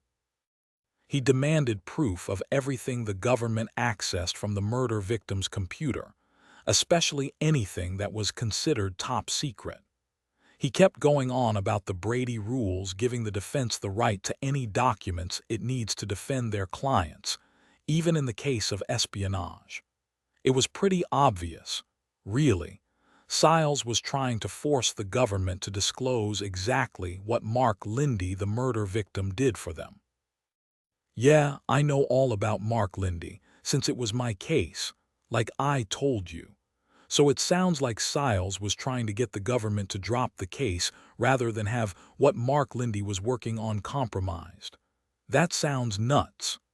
Just you wait. There was a lot of talk then about the Classified Information Procedures Act that provides protection for the government and for defendants in these kinds of cases. There were a bunch of conferences, some of them in camera, that means in Ramsey's chambers, and after that, Ramsey started getting more and more hard-nosed with O'Rourke. You see, Ramsey had ruled some of that information admissible, but O'Rourke had repeatedly failed to provide it to the court. At first his excuses seemed reasonable, but then he had no more excuses, even bad ones. I'll tell you, it was quite a sight seeing Ramsey lambaste a federal prosecutor like that.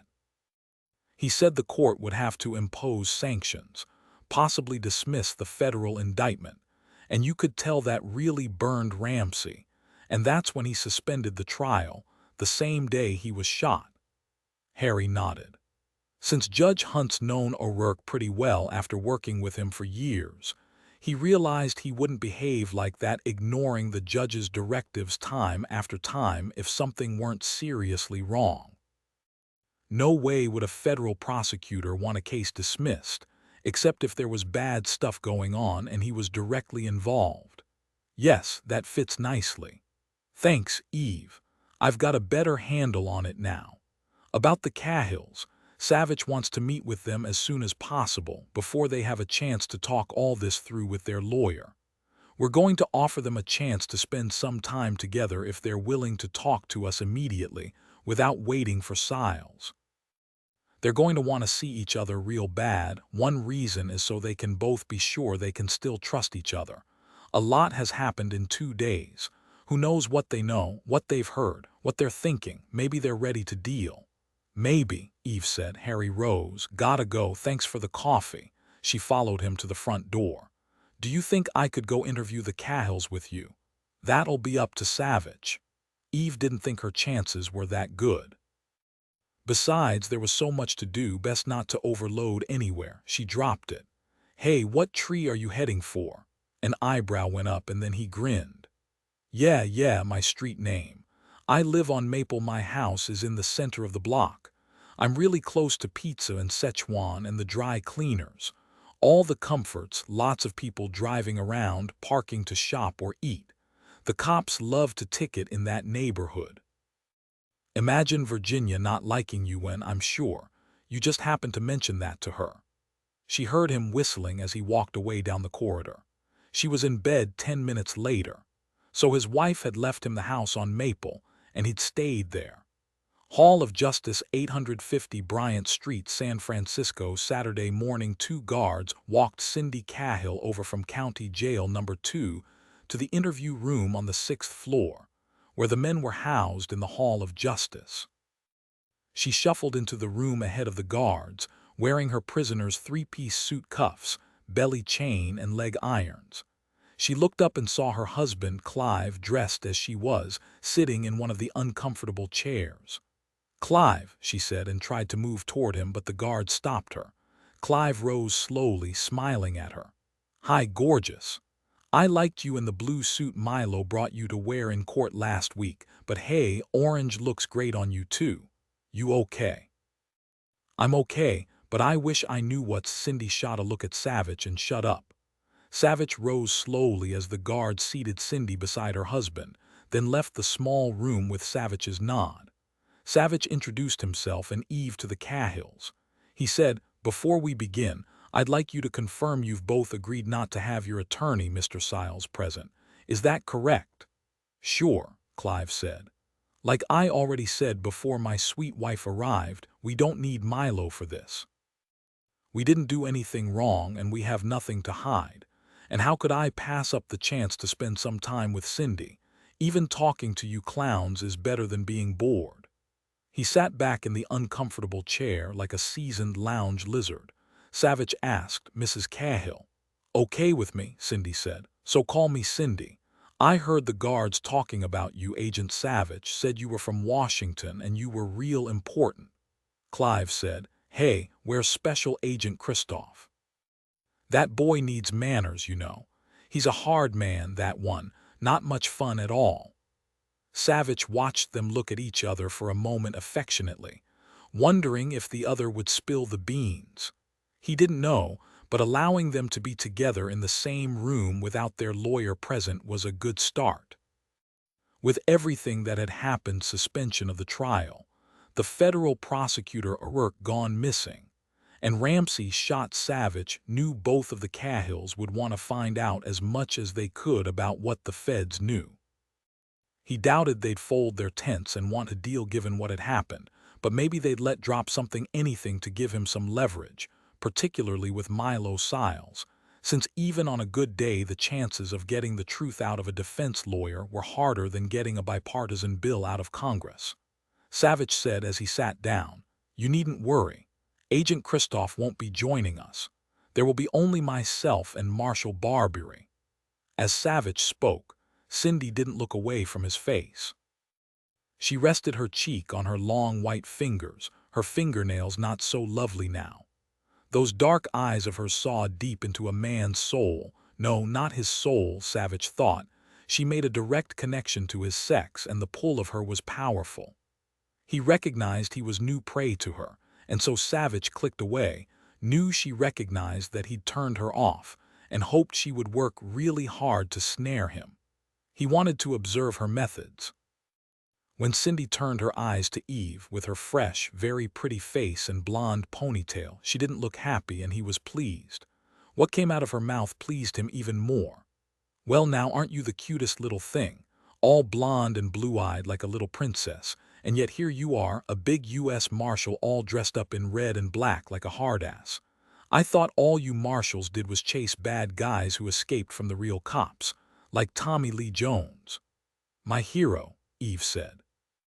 She was pleased Savich had decided to bring her, even though Harry had been Major League ripped, until Savich had calmly said it was obvious Cindy would have the advantage with 2 male interviewers. Plus, she would be instantly wary of anything that came out of Harry's mouth, since he'd led the case against them and interviewed her at least a dozen times. Savich wanted to shuffle the deck, pull out a joker, and present Cindy with another woman. Hopefully, Cindy hadn't noticed her in the courtroom. Unspoken to Harry was the message that since Eve Barbary was a looker, why not try to rattle Cindy Cahill, who firmly believed she was God's gift to all men. Harry hadn't said another word. On their way to the interview room, Savich had said only to Eve, "Rattle her. And would you look, you've got a little holster where you carry your gun. Isn't that delicious? I always liked macho girls. I mean, men can be so difficult, don't you think? Tell me, Eve, what do you do with a difficult man?" And Cindy Cahill slanted Savich a slow-eyed look. Eve smiled at Cindy, recognizing pure sex on the hoof when she saw it. She was sure men vibrated to full alert when Cindy waltzed into their vicinity. She was also beautiful, despite so many months spent in jail. Her dark eyes were exotic, slightly slanted, full of sparkle and high-voltage tease. She looked at you with incredible focus, and that focus was now turned on Eve. Eve sensed a formidable intelligence behind those hot, dark eyes and something else when Cindy looked at her calculation and hatred. Hatred. Was Savich right? Was this incredible woman jealous of her? She said nothing. Savich smiled. "Maybe what we should be talking about, Cindy, is how you thought you could get away with threatening a federal prosecutor." Direct attack, Eve thought, and took due note. Cindy Cahill answered Savich, her voice dripping southern Savannah honey, "Threaten the federal prosecutor." "You mean Mr. O'Rourke? I'm sure I have no idea what you're talking about, Agent Savich." "Do you, Clive?" Clive said through a yawn. "Not a clue." "What you both must have figured out by now," Savich continued smoothly, "is that your whole plan to get the murder charges dismissed has blown up in your face. Judge Hunt saw through it, and now there will be a mistrial. You will be tried again with even greater security, and you'll be convicted. If you had anything to do with Judge Hunt's shooting or with O'Rourke's disappearance, we'll find that out too. I would think 2 people facing the death penalty might be asking about a deal right about now." Clive and Cindy exchanged glances. Clive said, "We already told you we had nothing to do with any of that. Mr. Siles has already told us to sit back and wait a while, see what happens now." "Right, darling," Cindy said. "Right. We wouldn't want to disappoint Mr. Siles." Savich said, "You've got to know your lawyer doesn't want to end up in prison with you if he was involved. If you could help us find Mr. O'Rourke, or to find Judge Hunt's shooter before he can do any more harm, I'm sure the U.S. Attorney would be very interested in possibly removing the death penalty from the table, maybe even reducing your sentences. And I'm sure the government would very much like to know who you sold that information to from Mark Lindy's computer." Clive said, "We don't know what happened to Mr. O'Rourke. I'll tell you, though, I think maybe he went off somewhere and had a heart attack. He was real intense, always impatient, always demanding. I saw him start shaking once in the courtroom, looked to me like the poor boy was about to fall apart. Do you know, he threatened me. I laughed at him because what could he do? I was already in jail."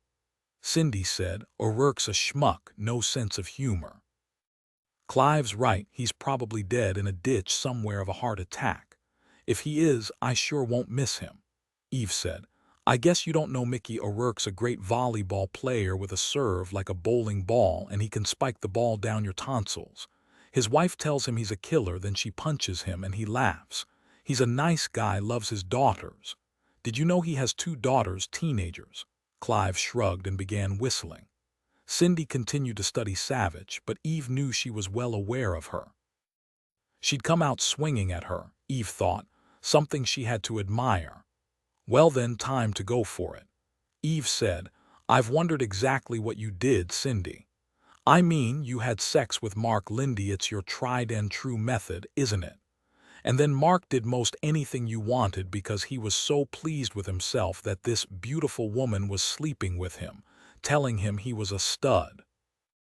Did he let you look over his shoulder while he worked on a classified government project, never suspecting you were writing all his user IDs and passwords on your sleeve while you were cooing in his ear? And then you put him to sleep with a nice cocktail you made with your own little hands, a bit of Rohypnol with a knockout drug, didn't you? Poor Mark. He didn't have a clue that his sex goddess was knocking him out, so she could get to his key fob to tunnel into his computer and access all his data. I'll bet you called in Clive to help you with that part, didn't you? This is all really Clive's deal, isn't it, Cindy? He's the brain in your duo, right? He does the planning, makes the decisions, deals with the buyers, handles all the money, doles out spending money to you, his sex kitten. Do you even know who the buyers are? Cindy rose straight up, slammed her fist on the table, rattling her chains. You bitch! I do the planning, I do everything, do you hear me? Clive grabbed her hand. She shut up, even managed a twisted smile at Eve. Nice start, Savich thought. Cindy Cahill looked like she very much wanted to kill Eve. The investigative training the marshals were given at the Marshals Academy at Glencoe looked to be good. Either that or Eve had learned a few things growing up with a marshal as a father. Probably both. Eve said, was it Clive who targeted Mark Lindy for you, or did some foreign agent set you up with Lindy? Did you know, Cindy, that those top-secret materials were headed for a foreign government? Cindy Cahill didn't leap to the bait this time, but she couldn't keep the rage from her eyes. She tried on a sneer for size, but she couldn't mask the mad. You're making up a story. The same story that ridiculous CIA operations officer told, too. Do all of you read off the same script? Listen up, little girl. What I mean is that Clive is my husband, my partner.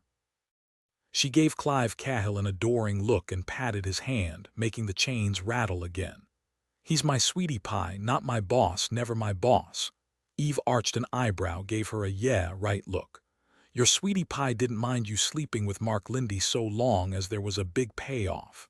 Sorry, Cindy, but come on, now that was your only role, wasn't it? That is, until something went wrong. What happened? Did Mark Lindy realize what you were doing and threaten to call the police? And so you gave him the last cocktail of his life. Cindy gave Eve a girl-to-girl smile.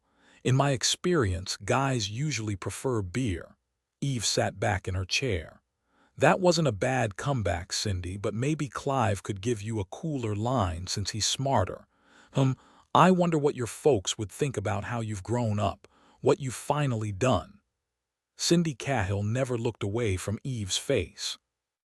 Since dear old Dad started coming to my bedroom when I was 11 years old, I don't think he'd care one way or the other. Interesting, Savich thought. Did the shrinks know she'd been abused? He started to rein it back since he didn't want the Cahills to demand their lawyer, but he wanted to see what Eve would say next. He gave her a small nod. Eve said, Clive, if it wasn't you running the show, what were you doing anyway? Did Cindy have you fetch her coffee, slide her slippers on her dainty feet, make up her schedule of seduction for her? Clive was shaking his head, looking from his wife to Savich, then finally back at Eve. Eve continued. Then what is she doing with you, Clive? You're nearly old enough to be her father, aren't you? Nearly as old as her father who abused her. Tell me the truth now, Clive. I know it must be tucked in the back of your brain. You're afraid of her, aren't you? Afraid she'll tire of you, afraid she'll start seeing a guy who's younger than you. Afraid she'll take her chances and talk to us, leave you here by yourself on death row. Clive's pale face turned red. He yelled, heaving, he was so mad. I am not afraid of her. She's my wife. She'd never do anything to hurt me. I'm the one who found her, who taught her everything. Did you teach her how to kill? Probably not, since the scene at that murder was a mess. Not well done of you at all. Poison doesn't always make a person just fall over and die. No, Mark Lindy fought when he realized what you'd done to him. He tried to take you down, but the poison got to him first, and it wasn't at all pretty, was it, Cindy? And that Clive led the police to both of you. Cindy Cahill squeezed Clive's hand hard. Don't you get all bent out of shape about anything, Clive. She's only trying to play you. She shook her head at them. Aren't you two the cool team? How long have you worked this routine together? Have you ever had any luck with it? Eve sat forward now, clasped her hands in front of her. Do you know, Cindy, one thing I'd never do is kill someone by poison. It's so mean-spirited, cowardly, really, you know what I mean. And it's so tacky, so low class. Give me a knife any day and let me face down the person I'm going to kill. I am not tacky. No, then what do you call using your body whenever Clive wants you to? Without the money, without the trappings, who would think you're worth any more than a fast in and out with a streetwalker against a wall in an alley? You bitch, I'm not a whore. Sue thinks I'm perfect. Sue, who is Sue? What is this? Savich broke in, hard and fast. And Sue is walking around outside in the sunshine while you two are on the road to a lethal injection. Was it Sue who tried to kill Judge Hunt? Cindy and Clive Cahill looked at each other again and pulled it together. Cindy studied her fingernails and sounded bored. There is no Sue, it's a name I made up. As for Judge Hunt getting shot, I don't know any more than anyone else who saw the news on TV. I have no idea who shot him. Eve said, Come on, game's up, Cindy. Did Sue shoot Judge Hunt? I'll tell you again, there is no Sue, Cindy said. There wasn't even a reason for us to shoot the judge, was there? Savich said, Are you so unimportant, Cindy, that Sue didn't even tell you why she wanted Judge Hunt dead? There is no Sue, Cindy said yet again, calm as a stone now. Like I already told you morons, why would we want the frigging judge dead? There's no payoff for us, you said so yourself. Me, I was sort of sorry to hear it. Judge Hunt was hot, the way he looked at me. Her husband didn't say a word, only stared at the wall behind Savich's head. I bet he doesn't look so hot now, does he? Eve wanted to leap over the table and punch her out. She forced herself to draw a deep breath instead. Savich said, Did Sue kill the prosecutor like you did Mark Lindy? Clive shrugged. We don't know anything about the judge and we don't know anything about the prosecutor. How could we? We're in jail, Agent Savich, not out drinking beer and dancing at clubs. He sat back in his chair and smirked. That prosecutor, what a schmuck. O'Rourke would never have proven a case against us. But Cindy was still enraged. All the accusations, it's entrapment, nothing more. We didn't kill anyone. If that ridiculous judge hadn't stopped the trial, we would have been acquitted. Somebody else shot him, probably someone he put away. She turned to Clive. You know what, darling, this has been fun, but we got to put an end to it. Agent Savich, we want our lawyer. Eve wanted to kick herself. She'd been the one to screw it up, to push it too far. Savich said as he rose, I was hoping you two were behind the attempt on Judge Hunt's life, that you'd hired an assassin to kill him, with the help of your lawyer paying him from some offshore account we haven't found yet. Now I see that's impossible. He flattened his palms on the scarred table. After spending some time with the two of you, the fact is I don't think either of you has the brains to pull it off by yourselves. We could do anything we wanted to, Clive shouted. And what we want now is our lawyer. Eve rose and stared down at him, then at Cindy. Why don't you tell us about Sue? You really don't have to take the fall for her, not if she approached you, not if she's the go-between to sell the material you stole off Mark Lindy's computer. Neither of them said a word. Savich said, Do you know Mark Lindy always liked to say he wasn't a wackadoodle like Sheldon on The Big Bang Theory. He was more like Leonard, funny and kind. They looked at Savich blankly. Savich shrugged. Mark's sister Elaine said he readily admitted he was a nerd and he'd laugh, say he loved Spock as much as the next nerd, but she said Mark knew he saw people more clearly, interacted with them more easily than most nerds did. But he didn't see you clearly, did he, Cindy, and it cost him his life. Still no word from either of them. How had Savich known that? From the murder file, of course. Eve said, "Did this Sue tell you to poison him, Cindy? Clive. Did she watch you do it?" Cindy said, her voice vicious, "There is no Sue, you little fool." Eve smiled at Cindy, turned to the door and said over her shoulder, "You could be a model, Cindy, but not for much longer. Not if you stay in here. I wouldn't want to be a model. What idiot would want to live on yogurt and look like a refugee camp survivor?" Federal Building, 450 Golden Gate Avenue, San Francisco, Saturday. Savich and Eve walked into the FBI conference room on the 13th floor of the Federal Building a half-hour later, straight up noon. Half a dozen FBI agents were seated around the long conference table, along with Lieutenant Virginia Trolley and Lieutenant Dillon of the SFPD, and the U.S. Marshal Carney Maynard. Savich gave a little finger wave to Sherlock and Harry, who were eating pizza out of the same box. Pepperoni, Savich knew, it was Sherlock's favorite. There were stacked pizza boxes, a ton of paper napkins, and cans of soda scattered across the table. Sack Cheney Stone swallowed the last of his Hawaiian pineapple pizza slice and waved to them. "Come on in. Help yourselves, lots of pizza left and probably still warm. Savich, there's a couple of slices of veggie pizza for you if this crew hasn't scarfed them all down. Tell us how you made out with the Cahills." Savich looked over at Marshal Maynard as he sat down. "Deputy Barbary did an excellent job, sir, rattled them good. She got Cindy Cahill so angry she spit out a name, Sue. We're thinking she might be the operative who was the Cahill's handler." "Sue," Maynard said. "Sue is a foreign operative." Savich nodded at Eve as he picked up one of the 3 slices of Veggie Heaven pizza. Eve said, "Well, Cindy implied she had a close, maybe an intimate relationship with her, before she tried to deny that Sue exists." Savich said, "Harry, you've been looking for their contact for months, haven't you?" Harry said, "We thought there had to be someone working closely with them. Their backgrounds didn't fit high-level espionage. They've been talented grifters, that's all, who have been busy rolling drunks and using Cindy's charms to cheat some lonely men out of their money. This was way out of their league."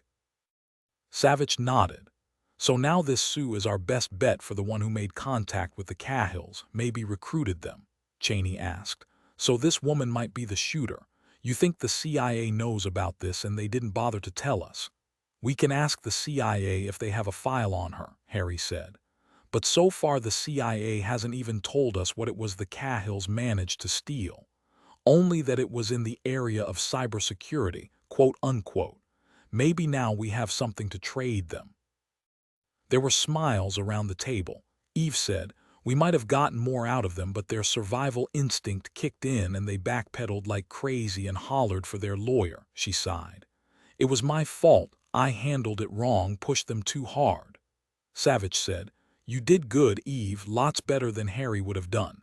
He'd have scared the crap out of them. This is good pizza, guys." Sherlock, a slice of pepperoni pizza halfway to her mouth, said, "No last name." "Only Sue, and Cindy Cahill just spit it out." Eve nodded. Harry turned to Eve, his eyes narrowed. "What did you do? Swing your blonde ponytail in Cindy's direction and watch her explode." "Close," Savich said. Harry said, "Maybe she was making up the name Sue, playing you." Eve could see he wasn't happy about having this sprung on him. He'd worked this case for more than a year and he'd never gotten a name out of them. "Deal with it, Harry." Eve took a big bite of her pizza slice. "Tell you what, Harry, you can listen to our recording of the interview, make up your own mind." "Sorry, there's no video showing my ponytail." Cheney asked. "Harry, your team never came across this name Sue in your investigation?" "No, and believe me, our agents," he nodded to several agents across from him, "we checked through their known associates for months, in and out of jail. Clive Cahill isn't stupid. He's always used prepaid cell phones we can't trace to him, for example. If he was making contact with some foreign corporation or government or intelligence service, whatever, we have no record of it. 10-year veteran agent Bert Singh said, the whole operation was skillfully done until the Cahills screwed up and ended up with a dead body on their hands and got caught. To get any of the confidential information off Mark Lindy's encrypted computer, somebody in the operation had to know a good deal about the information security system Lindy used to access the project he was working on. Not just his user IDs and passcodes, but enough about the access algorithms and the project itself to know what was valuable and how to get to it without alerting the security oversight team. Savich said, it means this Sue was super careful. She had to pay the Cahills some upfront money, but you haven't been able to find any stashed funds, right? Not a dime, Bert Singh said. This Sue name, though, he turned to Agent Griffin Hammersmith. You ever hear of a foreign spy with the name Sue? Griffin shook his head. I'm thinking it's got to be a code name. Maybe it isn't even a woman, who knows? Eve said. Cindy didn't shout it out like it was a code name. It sounded like she knew this Sue person and well. Cheney was tapping his pen on the tabletop. Savich, you agree with Barbary? Savich said. Yes, Cheney said. I'll call the CIA operations officers who worked on the Cahills case, see if they recognize it. Savich said, I'm thinking I might throw out Sue's name to Siles, see his reaction, see if he recognizes the name. I told the guard not to let either Clive or Cindy Cahill have any phone calls until after we visit Siles today. Cheney said, okay, let's shift gears for the moment. He turned to Agent Singh. Bert has been waiting to give us follow-up on what he and Sherlock found out about that Zodiac Judge Hunt saw. Bert Singh wiped his hands on a napkin, then clicked on the overhead to show a Google map of Sea Cliff. He pointed. Judge Hunt's house is there on the point of land. You can see there are big boulders scattered all over the beach. Since Judge Hunt told us about the Zodiac, we can forget about whether the shooter drove down Sea Cliff Avenue, parked his car or motorcycle near China Beach Park, and made his way down to the beach. Bert grinned. Man or woman, this Sue came in by water. If you've ever been on an inflatable with an outboard motor, you know it's capable of speed. He could have motored the Zodiac right up to the beach. He didn't care if Judge Hunt saw the Zodiac since he planned to kill him. He walked around the ocean side of the bluff and positioned himself in the mess of thick rocks that stud the beach. He nodded to Sherlock as he put the photo of the Zodiac on the overhead. Now, a female Sue adds a new wrinkle to this, Sherlock said. Since Mrs. Mulway, the owner of Bay Outings in Sausalito, says she rented a Zodiac to a man at 2 o'clock on Thursday afternoon under the name Bentley Ames. Bert said, Mrs. Mulway never questioned it was a man. She described him well. Here's our sketch. He projected the drawing on the overhead and passed around a sketch of a man described as 5'9" or 10 on the slender side, wearing loose jeans, sneakers, an oversized blue windbreaker, dark opaque sunglasses, and a Giants baseball cap. Bentley Ames never took off the sunglasses or the cap. He had a flat voice, Mrs. Mulway said, no particular regional accent she could identify. He was polite, paid with an Amex. He needed the Zodiac only one day, wanted to do an evening run on the bay with his girlfriend, who'd grown up on Zodiacs in Hawaii, he told her. She remembered he was wearing a big honker diamond ring on his pinky finger. Could have been fake. She didn't know, but why would a man wear a fake diamond? Again, Mrs. Mulway didn't question this was a man. She thought he was middle-aged, maybe even older. Now, Bentley Ames returned the Zodiac Friday morning right on time.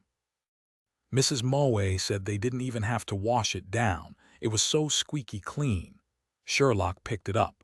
We had our forensic team scour the Zodiac for any sort of evidence anyway, but like Bert said, Bentley Ames was thorough in his cleaning, so we don't have anything. Bert said, we'll show this photo of the Zodiac he or she rented to Judge Hunt, see if he can positively identify it. That's unlikely, though, since zodiacs look similar for the most part. Sherlock said, "We found the real Bentley Ames in his Tiburon real estate office. He said his wallet wasn't missing. We asked him to check. Turns out his wallet was in his pocket, but his Amex was gone. He said he'd had dinner with his sister at Guyma's, a Tiburon restaurant on the water, on Wednesday evening. Then he remembered that after he paid the bill, he'd stopped in the men's room. He said there were maybe 4 guys in there using the facilities, but for the life of him, he couldn't remember anything unusual. Then he stopped cold, said a guy bumped into him in the small hallway outside the restroom." "Bingo," Virginia Trolley said. "Was he wearing sunglasses and a ball cap?" Bert nodded. "Yep, a Giants baseball cap. Again, Mr. Ames described him as a man. Since Sue had to park someplace, we checked the parking lot closest to Guyma's first," Sherlock said. "No luck.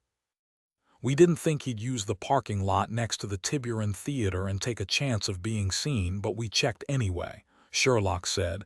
"The parking lot attendant in the big lot sits in a booth and takes the money." She gave a big grin. "Guess what? He did park there," Harry said. "And the parking attendant noticed a license plate. Please, please." "Nope, but this little freckle-faced kid struts out of the booth in his loose lowrider jeans and tells us sure. He remembered the dude, remembered the sunglasses and the baseball cap. Then Freckleface told us he knew for sure it wasn't a rental, since it was a but-ugly old Dodge Charger with red paint chipping off. Unfortunately, no license plate, but Freckleface did say it was a California license." Cheney turned to Agent Griffin Hammersmith. "Griffin has been coordinating with the Highway Patrol and the local police departments to try to locate that vehicle. He's also got more news for us." Sherlock thought Griffin Hammersmith was saved from being too pretty by his nose. It was off-kilter, probably broken when he was a kid. As for his eyes, they were bluer than hers. She wondered if he was used to women trying to chase him down. He said in his slow, melodic voice, "I try to put myself in the shooter's shoes. If I came to San Francisco to murder a federal judge, I'd want to draw as little attention to myself as possible. I'd probably want to stay outside the city, unless I had to be there. And I wouldn't stay anywhere near where I was going to snatch a credit card, like from Bentley Ames in Tiburon. So, south of the city, probably near a major highway. A nice enough place, but not big or fancy." So that's where we focused. And after a couple of hours of phone calls, we found a small boutique inn off Highway 280 near Atherton, called Pelican Eve. The manager remembered the man and the car. "Yep, the same car the parking attendant described to us. Overdue to be traded in," she said. She said he introduced himself as James Connor, and he always wore his sunglasses and ball cap, though she remembered it as an Oakland A's cap even when he drank tea by himself in the front parlor. Since he paid in cash up front for 2 weeks, she never asked to see any identification. A pity. We have agents out there surveilling the inn. She hasn't seen him since Thursday, the day of the shooting. We've got an app out for the car as we speak, and his drawing and description at the local airports and all the cop shops in the Bay Area. I don't think we'll find him anywhere close to Atherton." Sherlock looked at Agent Griffin Hammersmith. "Why?" "It's my opinion he's not about to take the risk of going back to the Pelican Eve." Griffin cleared his throat. "Well, I'll bet this guy is alarmed. I mean, he knows now Judge Hunt is alive, and if he wants to try again, he has to stay in the area. He also knows it's riskier for him now, and I think he might dump the old Charger and stay closer this time, more in the center of things, where he can blend in with the tourists. If I were this guy or this gal, I might change how I look and stay at one of the dozens of small hotels and motels on Lombard Street or at Fisherman's Wharf." Griffin splayed his hands. "This is all a guess, guys," so Harry laughed. "And your point would be, Griffin, your so-called guesses are almost always right." Griffin said, The thing is, though, our guy or this Sue has been in and out of San Francisco for at least a week, maybe longer. That's long enough to learn how to keep out of sight. We've got agents canvassing the hotels starting on Lombard and at Fisherman's Wharf with his drawing. Thanks to Lieutenant Trolley, we've got us a half-dozen SFPD to help." He nodded to her, and Virginia said, "Our pleasure." Harry sighed. "I'm wondering, why don't you just tell us which hotel Sue's staying at, Griff, so we wouldn't have to waste all this time?" This time everyone laughed. Now that he'd seen Griffin Hammersmith in action, Savich was wondering if he could get him to relocate to Washington. He bit into the last slice of veggie heaven, now cold, and said, "Honestly, I don't think putting that drawing through the facial recognition program will get us anything. What with the ball cap and sunglasses?" Cheney said, "Maybe we'll get lucky and Sue will drop the ball cap. Then we could try the FRP. One last note. We still don't have anything about our missing prosecutor, Mickey O'Rourke. We've talked to his prosecution team, his co-workers, his family, his friends. We have him on camera leaving the federal building by himself late Thursday morning, though he never told anyone in his office he was going out. We're examining his phone records, his credit card bills, but as of yet we don't have anything very helpful. His wife, as you can imagine, is a mess. Her name's Melissa.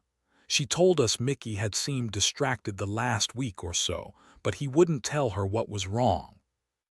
She did remember he kept asking his two daughters where they were going and when they'd be home every time they stepped out of the door, which makes it sound like O'Rourke was frightened. Because of the Cahills or this Sue. We don't know if he skipped or if he was taken by someone, but the longer he's gone, the worse it looks. Hoover Building, Washington, D.C. Saturday afternoon. Agent Dane Carver studied the young man sitting opposite him, and Agent Ruth Warnecke Noble in one of the small interview rooms on the third floor of the Hoover Building. Ted Moody was bouncing his leg up and down, and kept his eyes on his bouncing leg, as if afraid if he looked them in the eyes they'd shoot him. Dane sat with his arms crossed over his chest, his expression hard. "You don't look like a street punk, Mr. Moody, but I've been wrong before. How long have you been doing crap like this?" The young guy flinched, raised his head, his eyes blinking furiously. "I didn't do anything wrong, not really. I mean, I don't know why those agents came and forced me to come with them. I have to get to work or Mr. Garber will fire me." Ruth said, "I spoke to Mr. Garber, told him you were assisting us so your job is safe. But you did do something you shouldn't have done." Dane said, "It's called a felony and you're a criminal, Mr. Moody." "No, I'm not, sir, Agent. I'm not a criminal. Maybe you think nothing I did was wrong." Ruth leaned over the table, put her hand over his and smoothed it out. He had long, slender fingers and fairly clean fingernails today, but his hand was moist with sweat. He was so afraid, mostly of Dane, who looked perfectly ready to shove his tonsils into his sneakers. "Good. Ted, may I call you Ted?" He whispered, "My mama calls me Teddy even though I'm grown up and even have my own apartment now since last April over on Washburn Street. It's not much, but I pay the rent on it all by myself, and I've got a bed and a couch and a TV. "Teddy, then," Ruth said in the same gentle voice she used with her eldest stepson when he lost a ball game. "We really need your help. We need to know who hired you to deliver that envelope into the Hoover Building and recite that story to the security guards." "But I don't know. I mean, is it national security?" Dane opened his mouth to blast him again, but Ruth gave him a look she made sure Teddy saw, and Dane made do with a silent message to Teddy, "Fear me." Ruth kept touching Teddy's hands, kept her voice gentle.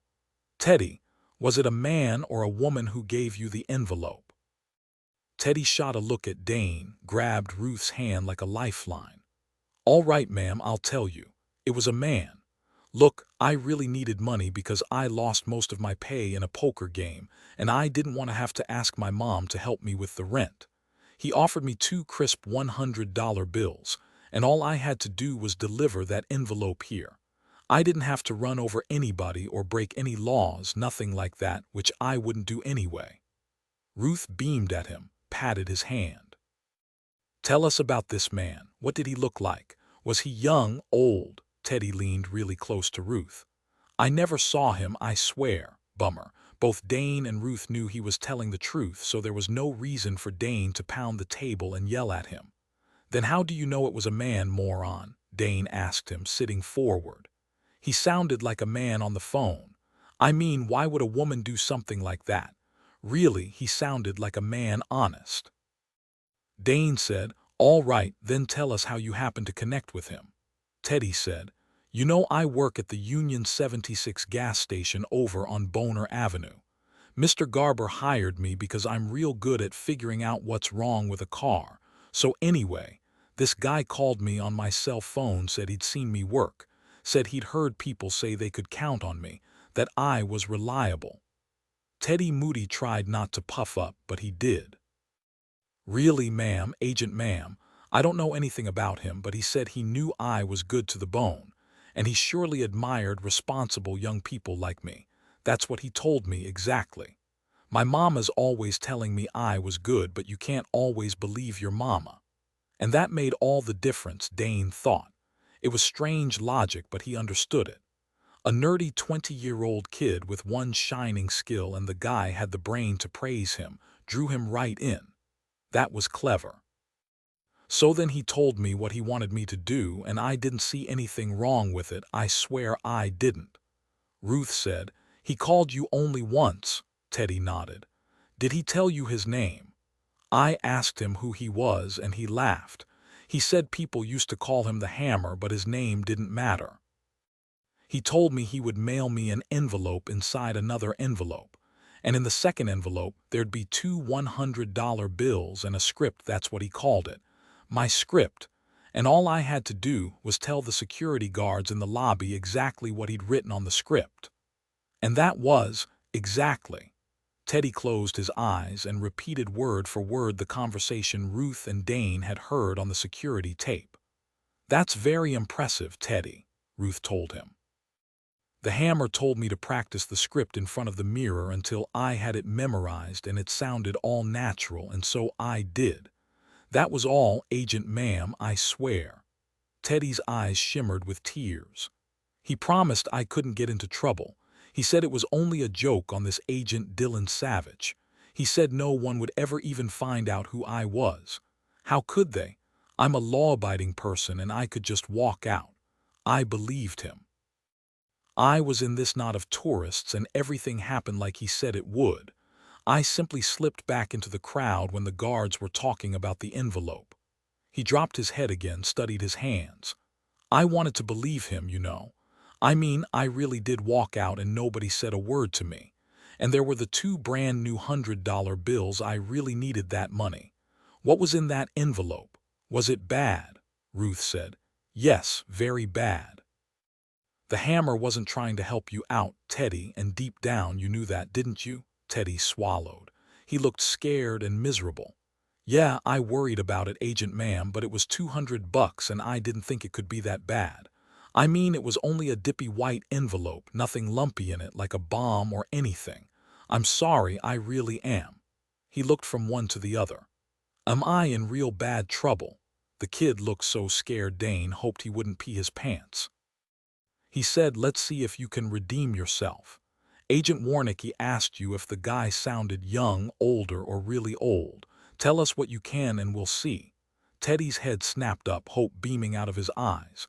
"He sounded well. I never knew my pa or my grandpa, never had either one of those, though I guess everyone has to, even if they've never met them, right?" Ruth smiled. "So he sounded what, 40, 60, 80? In the middle, I guess." "Did he have an accent?" Teddy shook his head. "No, he didn't sound like anything I recognized, and his voice was kind of raspy. You know, like a long-time smoker's voice. Not very deep, but scratchy, like I said." "Do you have the script the Hammer sent you?" Teddy shook his head. "I'm sorry. He told me as soon as I memorized it I had to burn it, and so I did. It sounded kind of neat, you know. Kind of like I was a spy or something, and so I borrowed Mr. Garber's Redskins lighter and burned it out in back of the station." Dane pushed over a sheet of blank paper. Was the script written in pencil or pen or on a computer? He handwrote it a pen. It was black ink. Dane pulled out his pen and handed it to Teddy. I want you to copy his handwriting the best you can. Write the script down as close to the way it looked. Take your time, Teddy. This is very important. Dane's unspoken message this time was do it well and I might let you live. After 5 minutes, Dane and Ruth studied the script.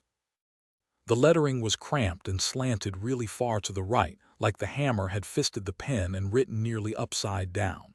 A left-hander, or someone who was trying to deceive. Dane said, not bad, and Teddy looked suddenly like he might survive. Ruth said, now, Teddy, I want you to write down everything the hammer said to you when he called you on your cell from beginning to end. I know it's been a couple of days. Do the best you can. Teddy scrunched up his face and labored. After another 5 minutes, he had written phrases, some single words and some complete sentences, enough for them to see exactly how he drew the kid in. Ruth said, think a moment, Teddy. What was your impression of the hammer? What I mean by that is, what did you think while you spoke to him? Did he frighten you? Did he make you laugh? Was he sincere? Did you believe him? Teddy fiddled with Dane's pen as he thought about this. Finally, he said, he sounded like I always thought my daddy would sound if I'd ever known him. Good enough, Ruth thought. Confident, probably some hard-nose expecting obedience, and he'd gotten it from Teddy Moody. Teddy said, I didn't think you'd ever find me. I mean, I know there are cameras everywhere, but I've never even been arrested for anything, and why would anyone in the lobby know me?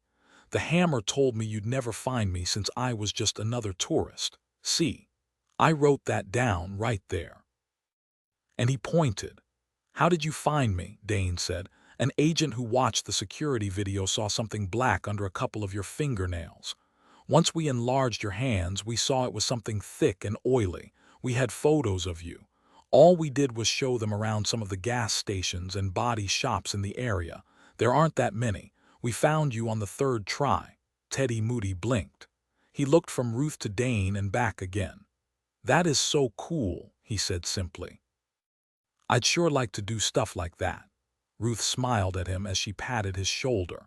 You're still too young, Teddy, but maybe in 10 years or so, if you don't take any more money from strangers, you could try out. Dane leaned over the table close to his ear. You better keep your poker game stake at $50, Teddy, no higher. You don't want any more hammers searching you out. If something had gone wrong, believe me, he would have slit your throat and walked away whistling. Teddy looked like he was going to faint. But you're not going to arrest me or anything, are you, Agent Sir? Not this time, Dane said. Teddy gave both Dane and Ruth a blazing smile. I got rent money and I won't have to go to jail either. What a great day. Ruth and Dane's eyes met when the elevator doors closed on Teddy Moody and the security guard who was escorting him from the Hoover building. They both smiled. That's one lucky kid, Dane said. And so are we. I have an idea where to look for this guy.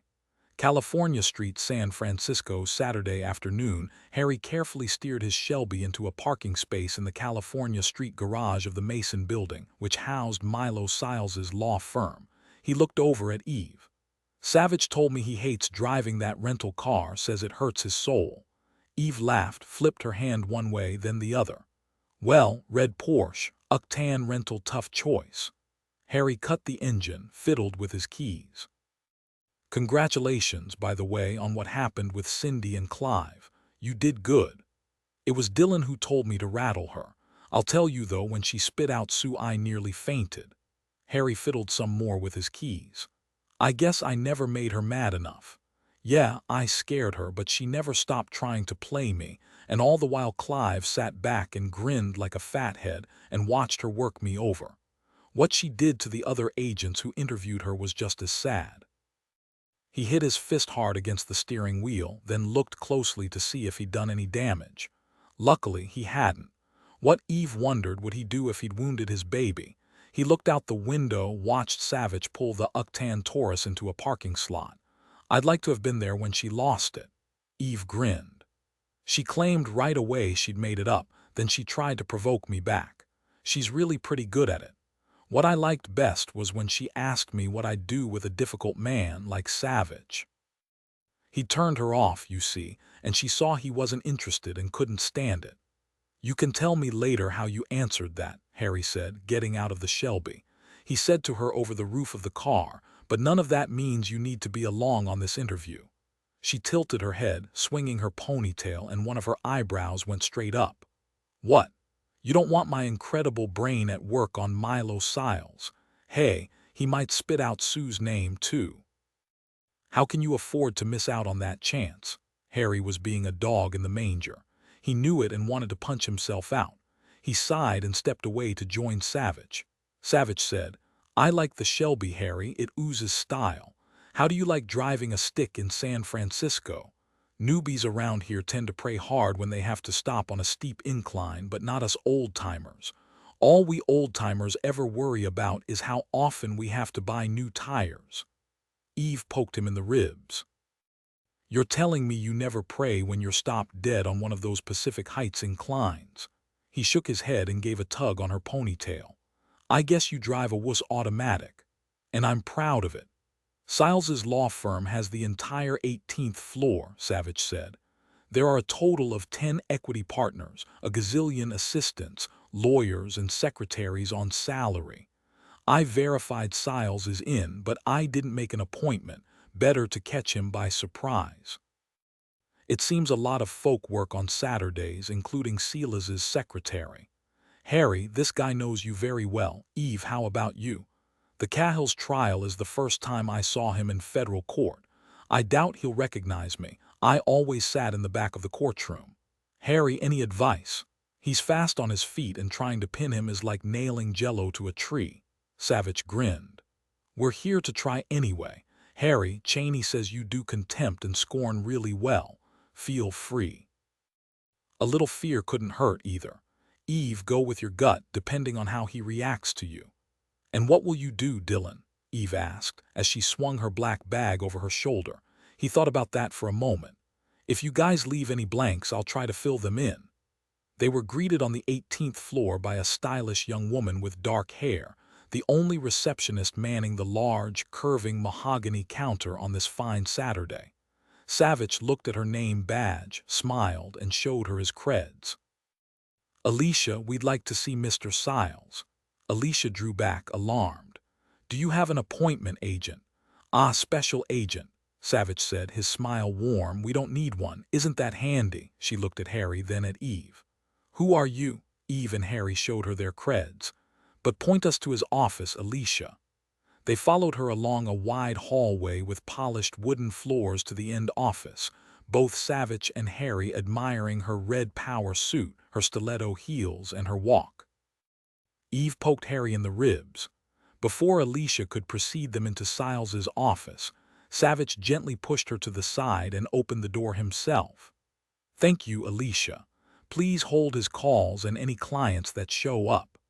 Milo Siles shot to his feet when the three of them walked into his bragging rights corner office with its magnificent San Francisco Bay view.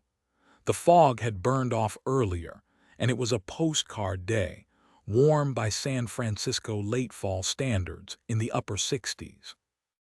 Milo liked hypermodern, Harry saw, like his own ex-wife.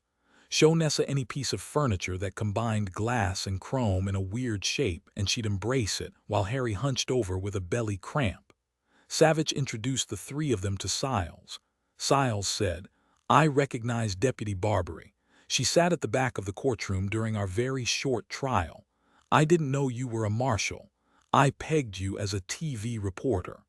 Of course, I also know Special Agent Kristoff. I believe I've seen him perhaps too many times. He looked hard at Savich.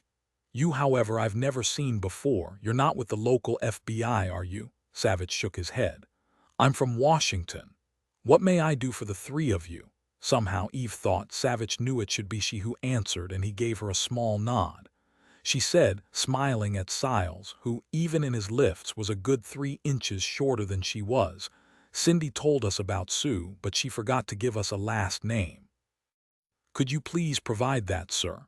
Savich wouldn't have seen the flash of horrified recognition in Siles's eyes if he hadn't been watching him closely. Gotcha. Siles paled a bit too, if Savich wasn't mistaken, but for only an instant. Then Siles turned his back on them, got himself together, and said over his shoulder, "Would any of you like a glass of water?" They all declined. Milo Siles drank, or pretended to, then sat behind his impressive glass desk framed with a beautiful dark wood that looked like it should be on the endangered list. Black paraphernalia was set precisely on the top of the desk: a computer, a phone, a fancy black desk set that looked like an expensive Christmas present from someone who didn't know what else to buy for him but didn't want to cheap out. Siles waved them to chairs. There were only two. Without hesitation, Eve fetched another chair. She noticed that all the chairs were lower than Siles's, so he could, quite literally, look down on them. She remembered clearly her father telling her once, "You don't have to hunt for red buttons to push with short guys, and short guys wearing lifts are the easiest of all." Eve glanced at Siles and saw from his look that he seemed to have downgraded her to Gopher, a pretty girl with no particular importance, even though she was a deputy marshal. And so she said to him, her voice deferential, "I have to tell you, sir, I admired watching you sparring with the prosecutor. O'Rourke didn't have a chance against you, even though he's probably a good 8 inches taller than you and doesn't have to sit on a stack of books." Bravo, Savich thought. Whatever Siles would have said stuck in his throat. He turned red, then yelled, "I do not sit on a pile of books." Harry said, his voice lazy, "Come on now, Deputy Barbery, no reason to insult him." "I'll bet his dad was short, so what could he expect? It's not very nice to rub his nose in it. Look at his office. He's a very successful man. He could probably convince the devil to buy charcoal for a barbecue." Siles tented his fingers, regarded each of them in silence, smoothing himself out. "You're all quite good, but these insults, they're rather immature, don't you think? I'm a busy man. What can I do for you?" "Tell us about Sue," Savich said. "I heard about your interview with my clients without my being present," Siles said. "I don't care that they told you it was all right, because it's not. If that happens again, I'll take it up with the court." Savich said, "It seems to me a big part of the court is missing, and another part has been shot. So I'll repeat what Deputy Barbery asked you for, a last name. We know Sue is very likely an agent of a foreign government. Attorney-client privilege won't protect you for long from Homeland Security and the CIA if you're abetting espionage against the United States." Siles said easily, "Isn't there an old song about Sue? I wonder why Cindy mentioned a girl named Sue." And he laughed. Savich said, "Because Sue is involved, a go-between. The Cahill's handler. She probably hired the Cahills to help her get the classified documents from Mark Lindy's computer, or maybe the Cahills looked her up when they realized what they had. I'm sure you can tell us how this all worked. You don't want to be tried for treason, Mr. Siles." Milo Siles sat forward, clasped his hands atop the huge black desk pad. "I have never heard either of the Cahills mention a woman named Sue. I don't know personally who this Sue might be, well, unless she was referring to my wife. There is no question of treason or of selling any of Mark Lindy's computer data to anyone. The Cahills were being tried for murder, not treason." He sat back, grinned at them. "My wife, by the way, is a witch, and I'm taking steps to see she won't be my wife for much longer. Trust me, I'd hardly be involved in some conspiracy with her." His desk phone rang and Siles picked it up, listened, and said, "I'll be there in a few minutes." He set the phone gently back into the receiver. "Poor Alicia. I'm a busy man, even on Saturday. She was afraid to put through the call. Are we done here?" "And here I thought we've only just started," Eve said. Milo Siles looked amused. He studied Eve Barbery's very pretty face, her blonde hair whipped back into a ponytail, showing off her well-shaped ears that sported small gold studs. Her red leather jacket was open, showing her black turtleneck. "When I first noticed you in the courtroom, Deputy, I thought you were real cute. All bouncy and clean like some of the female TV anchors, all looks and no brains. A girl next door every guy dreams about marrying. But let me be honest here. You're not in Cindy Cahill's league. She makes men forget their names from 20 feet away. She'd have no reason to be disturbed by your looks such as they are. And you're what, 5, 6 years older than she is. She's got him taking shots at her, Harry thought. Good work. Eve smiled at him. I guess that placed me closer to Clive's age, like I could hook up with him and it wouldn't look quite so obscene. Is that what you were thinking, sir? She watched him quickly rethink his approach. She saw when he decided how to deal with her, all in about 2 seconds. Siles had defended some of the smarmiest, most dangerous people on the planet, drug dealers, extortionists, and murderers. Few people could shake him. Savich could, maybe, but to him she was nothing more than a fly buzzing around him. Siles said, "Who cares about ages, deputy? They're a loving couple. Wouldn't you say you're being rather sexist?" Eve shook her head. "Not me. You want to know what I think?" "I think Cindy drives the bus and Clive has been expendable for a while now. I looked at him and wondered how long it would take before she dumps him. Not that she'll get the chance now.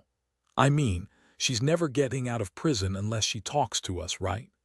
I have a client waiting outside." He looked down at his Piaget watch. "Do either of you gentlemen have anything to say? Because I'm finished talking with Ms. Ponytail here, Deputy Marshal. Ah, what did you say your name was?" Savich said smoothly, "Mr. Siles, why don't you tell us what you think about Federal Prosecutor Mickey O'Rourke's disappearance?" "I don't know anything about it, Agent Savich. How could I? Mickey has never shared his emotional sensitivities with me. I did hear through the grapevine that he was having an affair with a law clerk last year, though I don't know if that has anything to do with this. Look, I know people are starting to get alarmed since Mickey hasn't showed up anywhere. I'm as concerned as anyone else." He paused for a minute.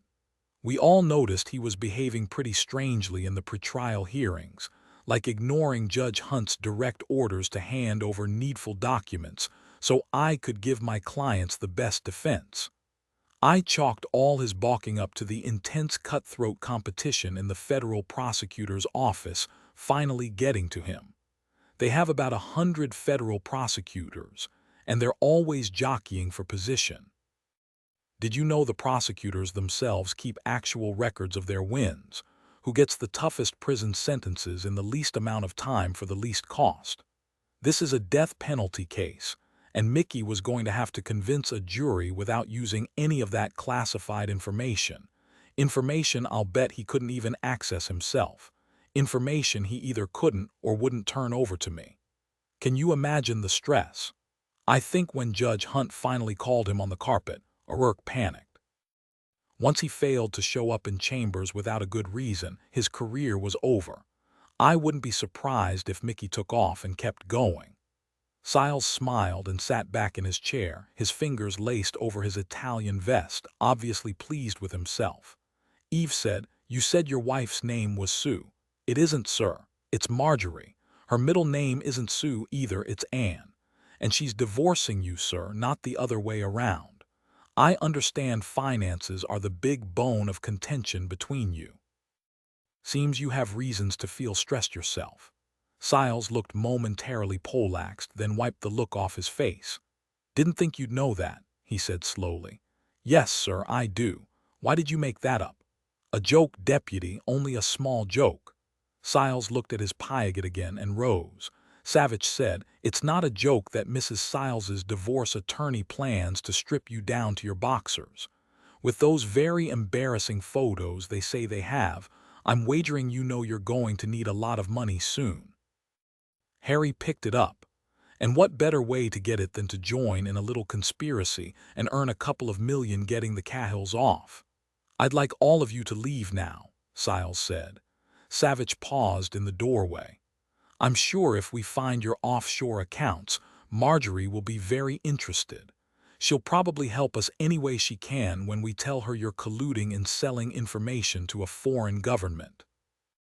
Before he closed the door, Eve said over her shoulder, "So many bad things can happen in federal prisons, Mr. Siles, you know that. And a lawyer who defends traitors who's maybe a traitor himself. Can you begin to imagine what would happen to you? I can't see you defending yourself that well in prison." She paused, turned back to him, and gave him her card. "Think about it. Call me." Siles found himself taking her card. He said nothing, watched her blonde ponytail swing as she walked out his office door in those kick-ass boots. He walked to his desk and picked up his phone to dial his divorce lawyer. He'd have had his big-mouthed wife, Marjorie, killed months ago, easy enough back then before the spotlight. It was only his two sons, both of them now taller than he was, who had kept her alive. He'd waited too long for that now. San Francisco General Hospital, Saturday. Late afternoon morphine-induced euphoria was a fine thing indeed, but Ramsey didn't want to cruise around in oblivion anymore. It left his brain fuzzed and stupid, not at all what he wanted now that Molly and Emma were coming to see him. Without drugs, he was better able to cast about his brain to figure out who had shot him. Had someone picked out a judge with a certain reputation, or was it something about him, specifically? And then there was the other big question. What had happened to Mickey O'Rourke? Ramsey felt an ache building behind his left eye, and he gritted his teeth against the pain. He looked up to see Emma and Molly standing at the entrance to his cubicle. He felt a leap of pleasure and set himself to forget about his chest and his headache. He called to them, "No need to tiptoe. I'm not zombied out on drugs. In fact, I'm doing so well the siku nurses and doctors don't want me around any longer. They need my bed for someone who really needs to be here, not a slacker like me.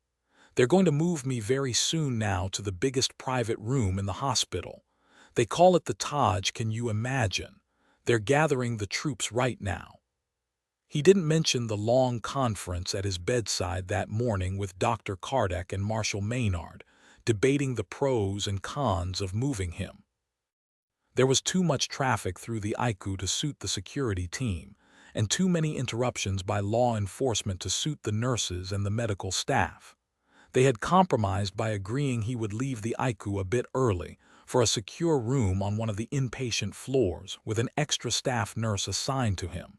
He said, "Come here, Emma, and give me a big hug." She ran to him, drew up short. Was she afraid to touch him? Probably so. She studied his face as she reached out her hand and lightly laid her fingertips on his forearm.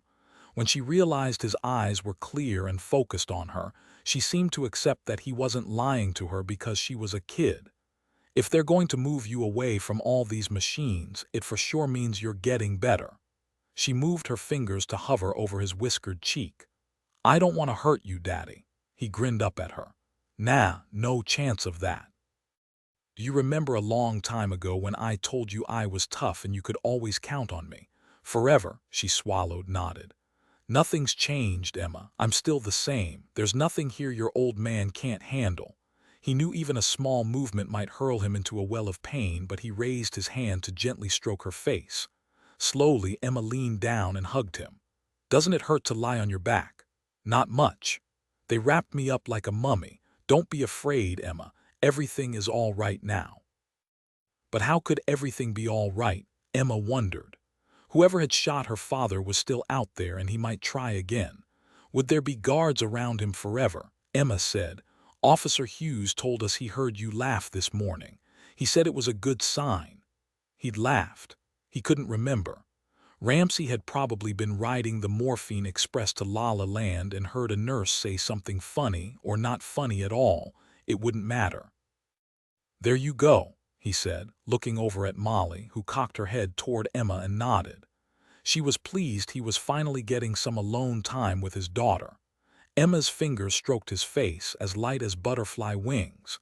He said, "Your mom told me you're keeping a close eye on Cal and Gage in case she gets so worried about me she forgets to feed them."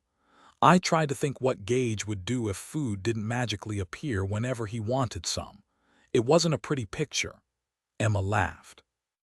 They'd both go next door to Mr. Sproul's house and out-cute each other so he'd clean out his refrigerator for them. Ramsey laughed along with her and managed to hug her again, though the pain in the back of his chest spiked. Pain tasted foul, he thought, not for the first time, and how odd was it that you could actually taste pain. It wasn't coppery like blood. Maybe like rotted asparagus, he said. I know Mr. Sproul is an ice cream junkie. He's always got some in his freezer. Do you think he'd break out his chocolate chip cookie dough ice cream for Gage and Cal? No, that's his favorite. He'd give them an old carton of vanilla. They'd be happy enough with that. She settled herself on the bed beside him, still clutching his hand like a lifeline. Sean was over at our house this morning, playing with Gage and Cal while I was practicing. When I finished a piece, he tapped me on the shoulder. He was real serious and polite, Dad. He said he wanted to marry me, and even though he would have 3 wives, he could promise me that I'd be his #1 wife, since I was older than his other 2. He said if I agreed, I couldn't date any other boys until he grew up and came to fetch me. Emma giggled. A laugh spurted out of Ramsey's mouth.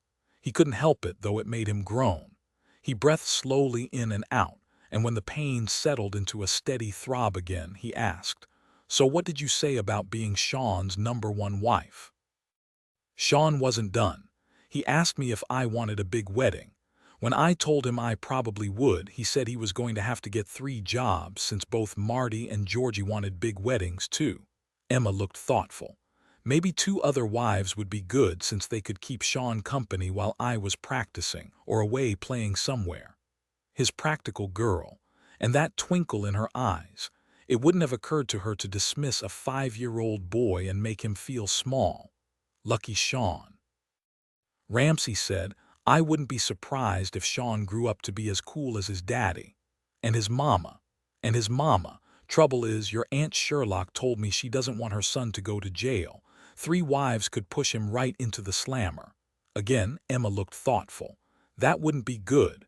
Sean couldn't work 3 jobs to support his wives if he went to jail. A nurse appeared in the doorway beside Molly. Judge Hunt, are you ready for your trip to your very own private corner room? It's the same room the president would be given if something happened to him in San Francisco. It even has Monet reproductions on one of the walls. There'll be room for half a dozen guards to buzz around you. She frowned at him, seeing that he was in pain and guessing he hadn't used the morphine pump recently. Then she sighed. She understood why. She smiled at Emma. Your daddy's so buff and strong he'll be better in no time, so don't you worry.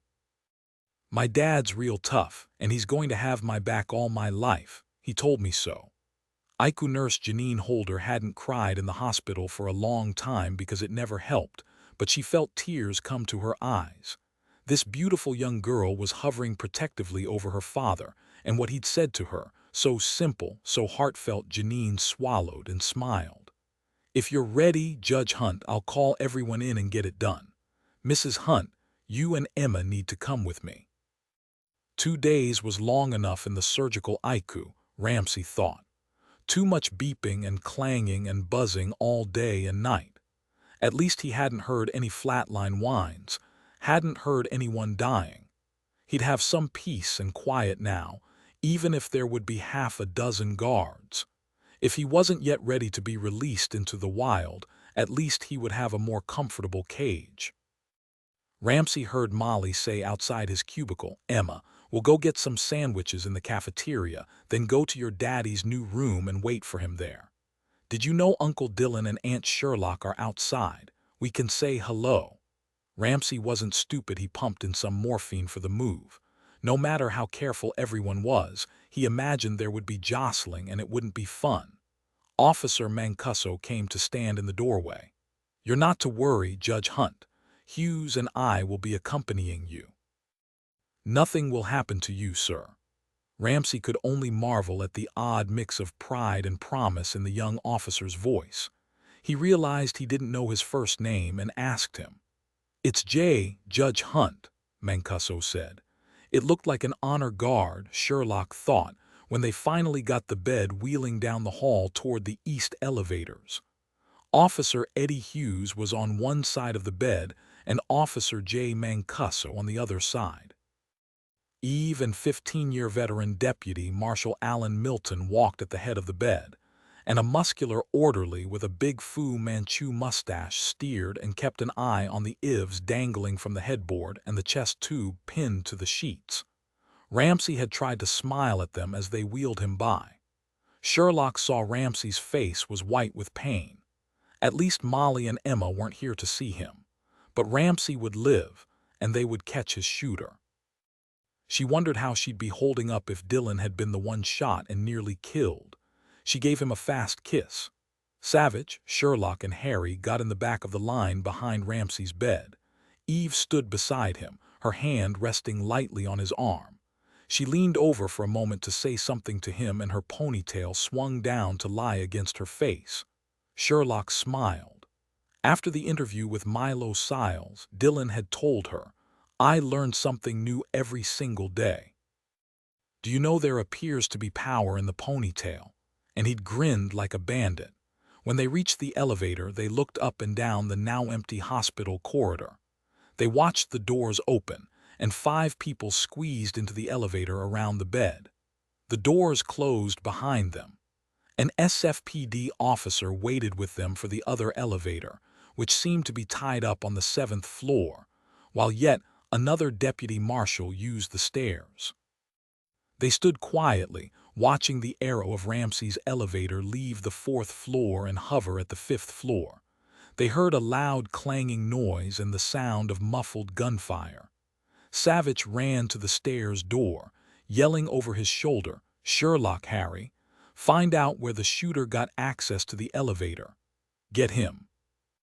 When he burst out of the stairwell door onto the 5th floor, he was greeted with the yells of hospital staff and the screams and shouts of patients standing at the doors of their rooms, staring at smoke seeping out between the closed elevator doors. Half a dozen hospital personnel were trying to pull the elevator doors open, but no luck. Savich ran to the fire extinguisher case and pulled out the axe. He shouldered through and slipped the edge between the doors and pulled down across the safety beam. The doors sprang open. Thick black smoke billowed out. When it was cleared enough to see inside, Savich saw blood spattered everywhere. San Francisco General Hospital 5th floor. A shout came out of the chaos. "The shooter's on the roof of the elevator. Officers down." Officer Eddie Hughes stumbled out, panting and coughing, holding his bloody arm and trying to keep Deputy Marshal Allen Milton upright, blinded by the blood streaming down his face. Both men still had their guns in their hands. SFPD officer J. Mancuso staggered out, his Glock at his side, his eyes tearing from the smoke, coughing. He wheezed out. He threw a smoke bomb down through the top of the elevator and opened fire. "Barbary, she's with Judge Hunt." "I don't know," and he bent over in a fit of coughing. At least he hadn't been shot that Savich could see. The orderly was trying to pull himself up, blood soaking his white pants. All of it had happened in seconds. Savich was coughing, fighting to see through the gray haze of smoke still clouding the elevator. A frantic voice came through the chaos. "Judge Hunt. How is Judge Hunt?" Savich managed to push his way in and his heart stopped. Eve was lying stretched out on top of Ramsey and she wasn't moving. He was afraid to touch her. "Eve, answer me." Slowly, Eve raised herself off of Ramsey. She was in pain, obvious to Savich, but he didn't see any blood. She turned to look at the myriad faces staring down at her, then settled again on Savich's face. He helped her slide off the bed. She stumbled and he helped her right herself. "Sorry, the bullets knocked me silly. I'm okay." She pulled away from him and looked down at Ramsey's white face. "Ramsey, talk to me." He opened his eyes. "Hi, Eve. Are you all right?" A doctor and a nurse squeezed into the elevator beside them and eased them aside to tend to Ramsey. "Yes, I'll live." He coughed and moaned. "All the smoke and gunfire. How is everyone else? How are you, Eve?" "I'll live too. He shot me 3 times in my back, missed my head, thank goodness, or I'd be a goner. The impact knocked the breath out of me, that's all." She gave a wild grin, even though she felt like she'd been whacked by a 2x4 too many times. "Thank the good Lord for Kevlar." A doctor tapped Eve on the shoulder. Ramsey gave her hand a squeeze and reluctantly, Eve released his. They wheeled him out of the elevator. He said to all of them, "I'll be all right, don't worry about me." 3 doctors, including Dr. Kardec, panting from running from surgery to get here, hovered over him as they wheeled his bed down the hall, 2 SFPD officers and 1 deputy marshal flanking them. They heard Ramsey say, "You'd be wheeling me down to the morgue in the basement if not for Eve. I'm going to kick her butt for taking such a chance." Eve waved into the elevator car. "It looks like a war zone in here." She pointed up, nearly groaning at the pain in her back. "Would you look at the ceiling? Our guys shot the crap out of it. They fired nonstop, but I don't know if we hit him." She closed her eyes. It had looked like the end, but no one was dead. She sent a prayer of thanks upward. "Please tell me you got this idiot," Savich said. "Sherlock and Harry are on it. They'll be here soon." Harry Kristoff gently picked up an elderly man by his elbows and set him aside. He shoved 2 police officers out of his way and stood in front of Eve, panting from running down 3 flights of stairs. He took in her tearing eyes, her blonde, straggling ponytail, her smoke-blackened face. "Good grief, woman, look at you. You're all right, aren't you?" He saw that she was hunched over and touched her arm. Eve smiled at him. "I'm okay, thanks to the miracle of Kevlar. We all survived." Sherlock burst out of the stairwell, panting. Savich said immediately, "Ramsey's okay. Everyone's alive." "Is he still inside the building?" She started toward Eve, but Eve said quickly, "I'm in one piece.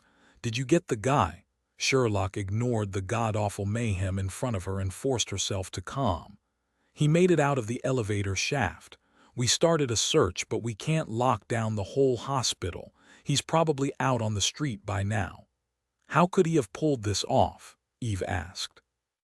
Sherlock said, "Okay, he had to case out the elevators and hang out close enough to the IQ to find out when Ramsey was going to be moved. It looks like the shooter called both of the east elevators to the roof. There's an access hatch up there for servicing. He immobilized one of them and settled himself on top of the working elevator when it was called down. He loosened the ceiling hatch and waited. We don't know how long he was up there, but he must have cut this pretty close. Otherwise, someone would have called for service on the immobilized elevator, and he didn't want that." "But how did he know?" Eve smacked the side of her head. "Am I an idiot or what? I'll bet even the dishwashers in the cafeteria kitchen knew when Ramsey was being moved." Sherlock said, "It's even better than that. He didn't even have to look in. The shaft acoustics are incredible, so he could hear Ramsey being pushed into the car, got himself set.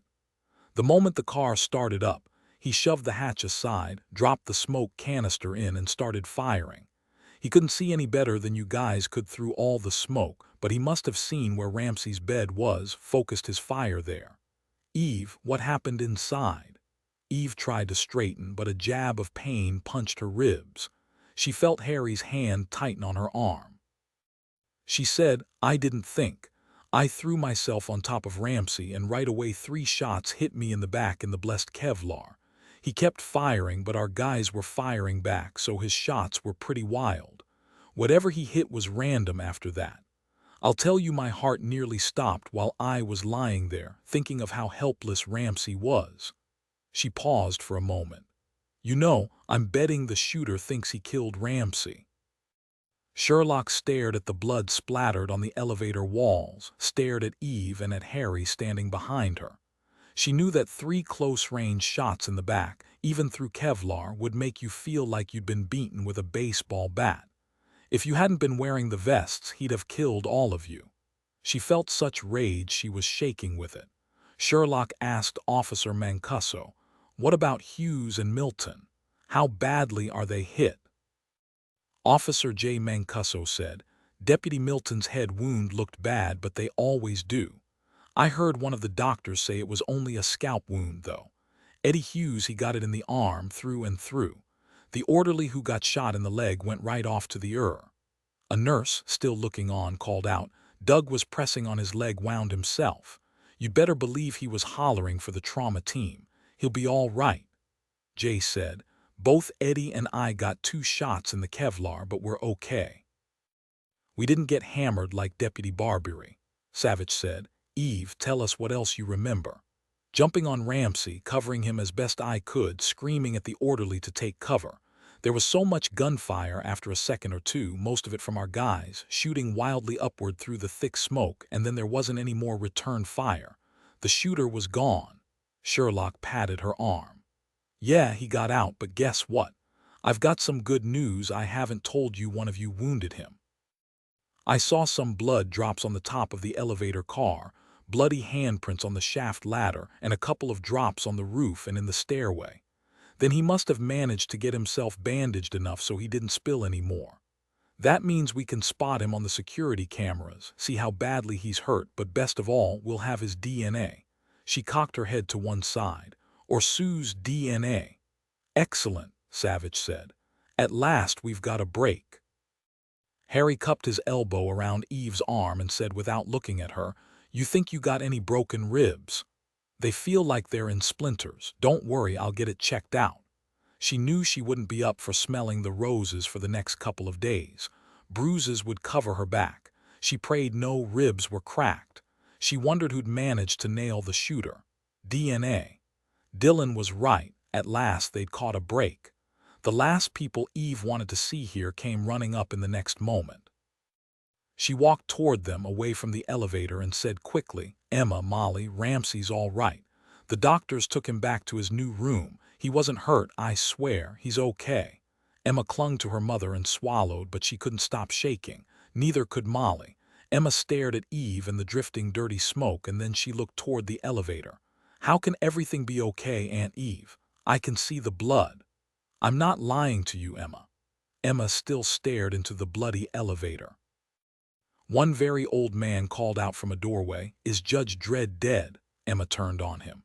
"Don't you say such a thing, my daddy's fine." Eve said, "Some people were hurt, Emma, but not your dad, I promise." They looked up to see Dr. Kardec walking toward them. He said, more to Emma and Molly than to them, "Judge Hunt is well. We're all a little shaken, but we've checked him out thoroughly and he wasn't injured. We're settling him in his new room." He gestured toward Molly. "I suggest, Mrs. Hunt, that you and Emma stay here a while longer before you come back. As for you, Deputy Barbery, I understand you were injured. You need to come with me." Once they stood in an empty hospital room, Dr. Kardec said to Eve, "Take off the vest, Deputy Barbery. Let's see the damage." When Eve and Dr. Kardec came out a few minutes later, 3 pairs of eyes fastened on them. The doctor said, "She won't be having much fun for a couple of days. There's going to be a lot of bruising from the impacts. I didn't feel any cracked ribs, and that's good.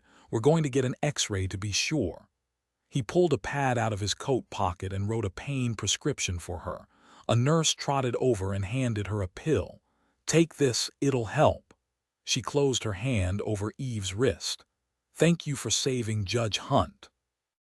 San Francisco General Hospital Security Chief Ron Martinez walked into the small security office off the hospital lobby, where Savich, Sherlock, Harry, and Eve sat in folding chairs waiting for him. He loaded a disk into the office computer and almost immediately paused it and pointed. "We think this is our guy, based on when and where he left, but we can't be sure. I had the tech start this at the beginning where we think he came in because, unfortunately, that's most of what we got." He walked straight to the 2 elevators on the right, no hesitation, like he knows exactly where he's going. Less attention from anyone at the reception desk that way. Martinez reversed the disc and paused it where the camera got a close-up. They stared at a man of indeterminate age wearing loose pants, sneakers, a loose navy windbreaker, dark sunglasses, and a giant's ball cap. "Bingo," Harry said. "He fits the description of the guy we've been looking for." "He's well disguised," Eve said. "He knows you're getting him on film. He's not even trying to avoid the cameras, and I'll bet he knows where every one of them is. He looks middle-aged to me. What do you think?" "Maybe older," Harry said. "Thin, maybe about 5'9". I can't see his face or his hair with the sunglasses and the pulled-down cap, but we get a glimpse there of part of his neck. Does his neck look saggy to anyone?" "An elderly assassin." Martinez's eyebrow shot up. Savich said quietly, "Listen, it might even be a woman." Martinez's other thick black eyebrow shot up. "A woman? In a shootout like that?" Savich said. Since we've got DNA, we'll soon know everything about him or her, including the time of birth. That is, if he's in the system. Or about Sue, Eve said. Chief Martinez pressed the play button again. Sorry guys, but we don't have cameras on the roof of the hospital where he accessed the elevators. He fast-forwarded. The next time we have him on camera, he's exiting the west stairwell into the lobby and waltzing out of the hospital. This is within a couple of minutes of the shooting. A new camera angle showed the shooter walking quickly out of one of the hospital entrances on the west side. But look at this. He's holding his arm. That's got to be where they hit him. Sherlock said, yes, and the windbreaker covers any blood. Chief Martinez told them the security people, SFPD officers and deputy marshals were showing hard copies of the photos of the shooter to everyone who might have seen him, questioning the garage attendants, even people on the street. It was plain to see no one held out much hope of that happening, but on the other hand, it was worth a try. They left Martinez singing a happier tune about what the DNA might show, and all returned to Ramsey's room. They passed a deputy marshal and an SFPD officer sitting on each side of the door, talking about Deputy Marshal Alan Milton's head wound. The bullet slicked along the side of his head. Alan's blaming his head, said if it wasn't so big he could have tucked it inside his vest where it belonged. The big corner room, the Taj, looked north toward the city. It was blessedly quiet now, with only 6 people and Ramsey. Molly and Emma were standing on either side of Ramsey's bed, not speaking, merely holding his hands, staring down at him. 2 deputy marshals had positions by the windows, and Dr. Kardak and a nurse were speaking in low voices, reviewing Ramsey's chart. Ramsey's eyes were closed. He knew his wife and his daughter were standing next to him, but his brain seemed to be operating on a 20-watt. He decided that was okay for the moment, a fair trade-off for the pain in his chest being magically gone, thanks to a shot of morphine. He opened his eyes as they approached and said in a slurred voice, Eve. Eve, still hurting despite the pain pill, made herself walk upright and not hobble to his bed. He looked shell-shocked, she thought, as if the wild shootout in the elevator couldn't really have happened. She understood completely. She placed her fingers on his forearm and smiled down at him. I'm here, Ramsey. No need to worry about me. I might look on the scruffy side, but all my working parts are operating fine. Looks like you're okay, too. We have some news for you if you haven't already heard.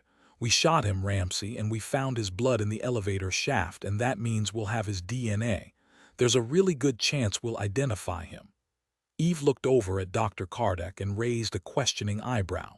The doctor nodded his consent for her to keep talking to Ramsey. Was it this Sue person? We don't know yet, but it's possible. On the security video, he looks like maybe an older guy, but that could have been a disguise. I'm just glad we were all so lucky. Molly touched Eve's arm. I will owe you forever. Me too, Aunt Eve, Emma said, swallowing down tears. Marshal Carney Maynard came running through the door, Virginia Trolley on his heels. Maynard studied Ramsey, then, satisfied, said, There's a media frenzy downstairs. My guys in hospital security have cordoned off the elevators and we're putting security stations around the floor. We'll hope it works to keep them out. And I called Cheney Stone. He'll be here any minute. Maybe we can talk him into making a statement. Better him than me, Savich thought. Virginia Trolley said, shaking her head, Our police commissioner will probably beat him to it. She's always eager to be the face of law enforcement in the city. Savich said, Ramsey. When Ramsey focused on Savich's face, Savich continued, I know you're close to floating up on the ceiling, but you're the one who had the unusual visual perspective looking up. Can you tell us what you saw? Ramsey wondered for a moment had someone said something to him. He looked at all of them, then focused again on Savich. Yes, Savich had asked him to speak. He had to think about that. He willed away some of the mental confusion, and everything became clear, too clear, really. Eve had her hand on my arm. Eddie was talking about the 49ers. And then I saw the roof hatch lift and I caught a glimpse of a face staring down at me, but only for a split second, right before all the smoke and gunfire. He lost himself in the words, but that was all right, because in the next second the rest of him was lost as well. Marshal Maynard said, "Your forensic team has 5 slugs from the Kevlar vests, all of them from a Kel-Tec PF-9, chambered for the 9mm Luger cartridge. As you know, it's the lightest and flattest 9mm ever made and has a single stack holding 7 rounds. That means he had 3 or 4 magazines with him, and he was fast changing them out." Eve looked at her boss. "If you hadn't insisted on Kevlar vests for everyone," she stopped, which was okay, because everyone in the room knew what she meant. G.P. Putnam's Sons Publishers since 1838, published by the Penguin Group, USA, Inc. 375 Hudson Street, New York, New York 10014, USA. Penguin Group, Canada, 90 Eglinton Avenue East, Suite 700, Toronto, Ontario M4P2Y3, Canada, a division of Pearson Penguin Canada, Inc. Penguin Books Limited, 80 Strand, London WC2R0RL, England. Penguin, Ireland.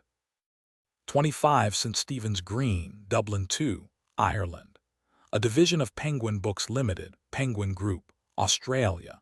250 Camberwell Road, Camberwell, Victoria 3124, Australia, a division of Pearson Australia Group Thai Limited, Penguin Books India PVT Limited, 11 Community Centre, Panchil Park, New Delhi 11017, India. Penguin Group, NZ.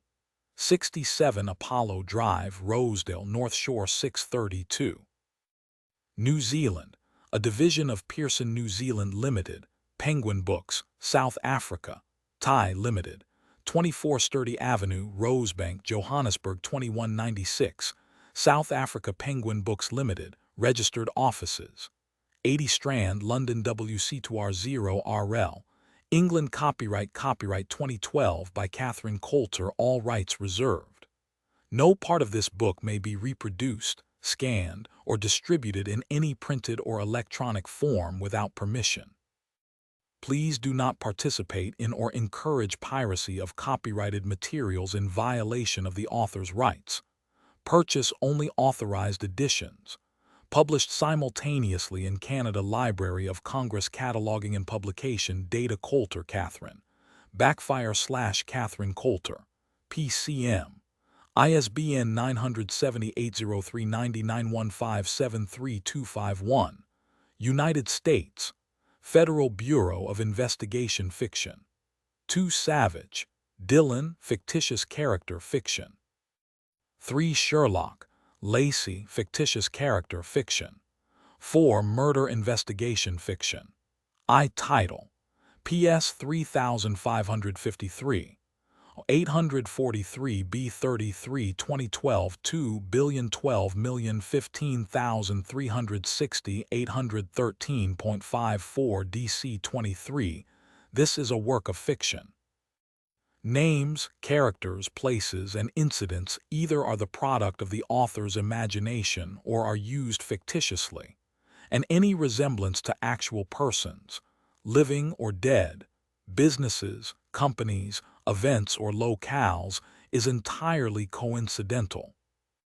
Sack Cheney Stone's office, Federal Building, 13th floor, San Francisco, Sunday morning. 5'0" veteran forensic blood expert Mimi Cutler rushed into the room, her wrinkled lab coat flapping, her short spiked dark hair sticking up at odd angles where she'd run her fingers through it countless times throughout more hours than she wanted to count. But she was smiling, and that made Sherlock's heart leap. She looked ready to make everyone's day. Cutler caught her breath, smoothed her hair, straightened her coat, and beamed at the people in the office. She waved a sheaf of photos in her hand. After a wild and hairy all-nighter, here you go, hot off the press, she fanned herself. Okay, let me back up. The very first thing we did when we arrived at the scene yesterday was collect all the samples of the shooter's blood. We processed some of the blood, then ran the DNA through the Cody's, and bang. Look at this photo, it just came through my email. She beamed as she handed each of them a copy. Here's our shooter. All of them stared at an 8x10 colored police booking photograph of a young bruiser who looked like he'd lost a fight. His face was a mass of blotched purple and green bruises, his split swollen lips dark red with dried blood. His head was shaved bald and sat on a neck that looked wider than Sherlock's waist. The height chart behind him showed he was 6'4", and he looked like he had to weigh 260 pounds. His name is Paul Boozer Gordon. He's an amateur boxer, has anger management issues. It looks like he lost a fight the night he was booked, doesn't it? He's been arrested and jailed for assault 3 times to date. He lives here in the city on Clayton. She beamed at them. There was dead silence in Cheney's office. What? We've identified your guy. What's wrong? Harry said. Sorry, Mimi, but we don't think this is our shooter. Our shooter is lots older, lots shorter, weighs maybe half what this guy weighs, and his neck is about as thick of one of this guy's wrists.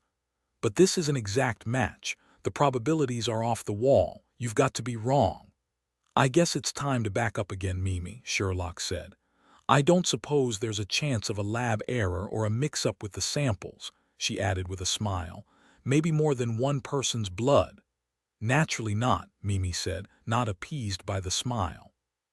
I collected the blood myself, and we ran samples from 3 different sites. All the samples matched, Savich said. Let's find this guy Cheney. Can you get some people working on his last known address? And Sherlock, get on the phone to the hospital, find out if Paul Boozer Gordon was there this week, maybe as some kind of patient. Mimi grabbed her hair and tugged on it. A patient? How would a patient's blood get in the elevator shaft?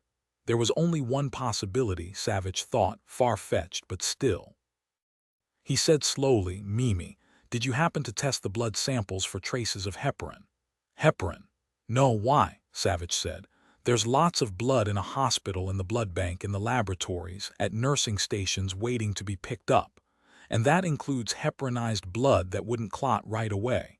You wouldn't be able to tell as easily if the blood was older, that it was planted there, would you? Are you telling me the shooter brought the blood with him into the elevator shaft? Someone else's blood to plant on the scene? That he added heparin to the blood to fool me? Do you realize that would mean this frigging shooter would understand blood analysis? You're saying he purposefully set out to mislead us? To mislead me? She paused for a moment, her rocket brain filling in the possibilities. Goodness, even if he actually managed to get hold of someone else's blood, think of how careful he had to be to leave blood splattered at the scene in a way that wouldn't be spotted by the forensic team as looking wrong. All that work, all that study and practice for what? Nothing, really, Savich said. Unless this Boozer Gordon was shot in the elevator shaft, how else does this make sense? Harry said. If that's true, Savich, the shooter had to know we'd see through the deception sooner rather than later. He couldn't have hoped to frame someone else for the shooting that way. It reminds me of that newspaper picture of Judge Dredd we found in his backyard. Another way to give us the finger again, not give you the finger, Mimi, but us. He wanted to show us how smart he is and what tail-chasing loser dogs we are in comparison. Another thing, apparently the shooter wasn't wounded after all. Harry cursed under his breath. Cheney was off his cell first. DMV still has Boozer Gordon's address on Clayton Street. Now you're saying our shooter somehow got some of Boozer's blood, enough of it to create believable blood splatter. Savich nodded.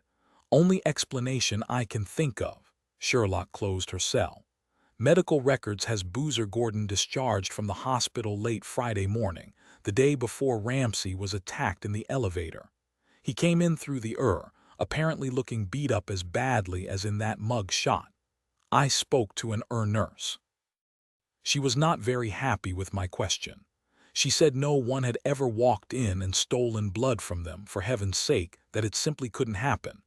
Then Miss Manners got huffier, told me it was ridiculous to think someone could simply waltz in there or into a patient's room and draw his blood. Couldn't happen, never in this lifetime. But I agree with Dillon. I think that's exactly what happened. I'd bet my hair rollers on it. No, Savich said, not the hair rollers. Harry said, so our guy put on a white coat, walked in, and drew Mr. Gordon's blood. Sherlock thought for a moment. However he got it was an elaborate pretense, especially with the huge risk he took in that elevator shaft. I'm thinking that even if he'd planned Ramsey's murder for a long time, there was very little planning in that attack on the elevator, since of course he couldn't know he needed to play it. Would a professional take on an armed guard like that? We're working on the assumption that Sue is a professional, but, this really feels like it's personal. Personal, or maybe desperate, Savich said. An act of rage or delusion. Harry nodded. And he didn't leave that blood behind on the fly since he added heparin to make us think it was fresh. It's like some kind of crazy what-if scenario that he'd played through in his mind, maybe even read about and practiced. That would have taken time, and that could be the key here. He had to have time on his hands. Sherlock's right. Why would Sue the master spy go to all this trouble? Sherlock's eyes locked with Savich's. He said matter-of-factly, you mean the shooter was in prison? Harry said, until recently, I suspect. If Sue the spy has nothing to do with this, then we may be talking about a guy who came out of prison knowing exactly what he wanted to do, everything all laid out. Cheney said, and bottom line, what he wants to do is to kill Judge Hunt. A guy, Harry said. I just got my brain wrapped around this Sue. Doesn't matter if he was in jail, we can find him. Mimi Cutler, who'd been standing by the door, began pulling on her hair again. Do you guys know I had to cancel a date last night, my first date in 4.5 months, and the guy is hot. I didn't tell him what I do for a living since he'd probably freak. He's a stockbroker and only sees blood if he nicks himself shaving. I gave him a lame excuse about a sick mother, and would you look at this, it turns out I couldn't even find my mom. She shook Boozer Gordon's photo and ripped it in two. Sherlock said, Mimi, tell your guy you do blood analysis for DNA, that you were working on the Judge Hunt incident at the hospital yesterday. It's all over the news. He'll be so impressed and excited to know someone in the thick of things, he'll be camping out on your front porch. Trust me on this. Mimi stopped pulling on her spikes of hair. You think? At Sherlock's solemn nod, Mimi smoothed down her hair. You don't mind if I tell him about Judge Hunt, give him the gory details? Like I said, Sherlock added, it's all over the news, so why not cash in? Mimi left, fluffing her hair and humming Girls Just Wanna Have Fun. Harry stared after Mimi, shaking his head, marveling at how you could be in the pits one second and laughing out loud the next. Near Nicasio, California, Sunday morning, he was glad for the drizzling rain, cold and wet on his neck. It made shoveling dirt over Mickey O'Rourke nice and easy. Finally, he stepped back, studied the mound he'd made.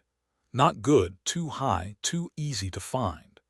He began pounding the back of the shovel on the wet dirt, flattening it down, scraping some of it away. Once he had the dirt as flat as he wanted it, he dragged branches over to cover it. Rip, Mickey, he said, as he kicked a chunk of sod under a branch. He stood for a moment, marveling at the near-perfect silence, the only sound the rustle of leaves and the rain dripping off his arm and striking a rock beside his booted foot. He could hear himself breathe. The air was heavy with wet and green, not even a whiff of an exhaust fume. And here he was, only 11 miles from the interstate and its endless stream of cars. Not a bad place to be dead, he thought, like in a faraway forest. He would miss this place, home for nearly a year and a half now, especially his small apartment in San Rafael, just a block from the mission San Rafael Archangel. He'd visited the old church quite often, not to pray but to focus his mind. It was as quiet as a tomb in the dark of night, cool and peaceful, as if the spirits settled there knew their own worth and kept order. He considered what to do with the shovel. Not leave it in the trunk of his Jeep. That wouldn't be smart.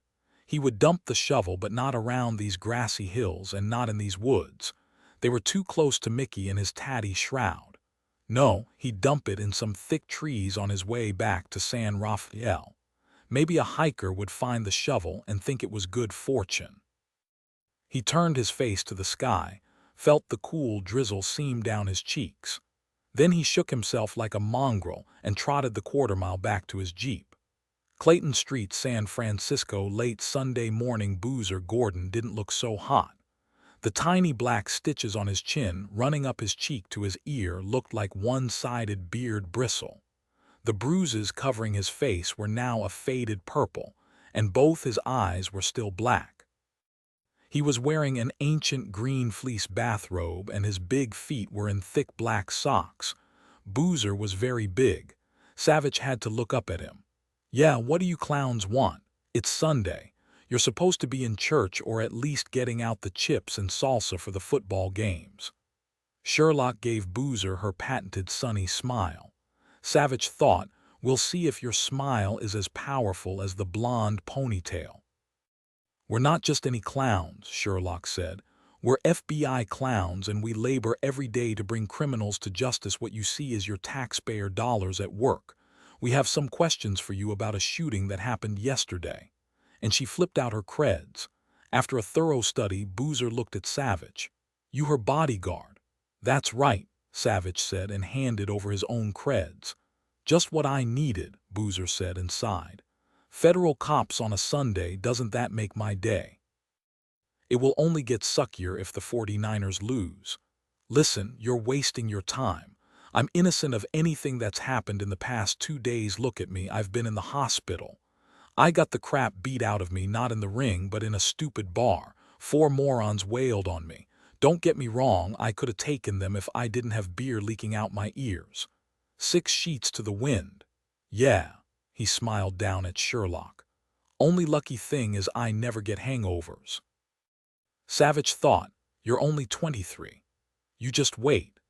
Boozer stepped back and let Savich and Sherlock walk into a small hallway with a living room off to the right. A long, narrow room that, surprisingly, had a big window that gave a sliver of view of the Golden Gate Bridge.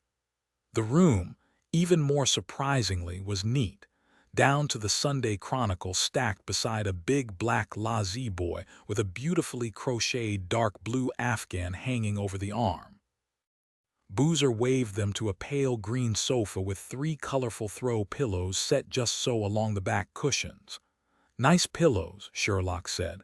"My mom," Boozer said. "She comes by when I'm not here to water my plants, and she does stuff like brings pillows and changes the sheets and dries out the towels." "The ivy looks good, too," Savich said. "Sit down, Mr. Gordon, we need your help." Boozer's look was disbelieving. "My help?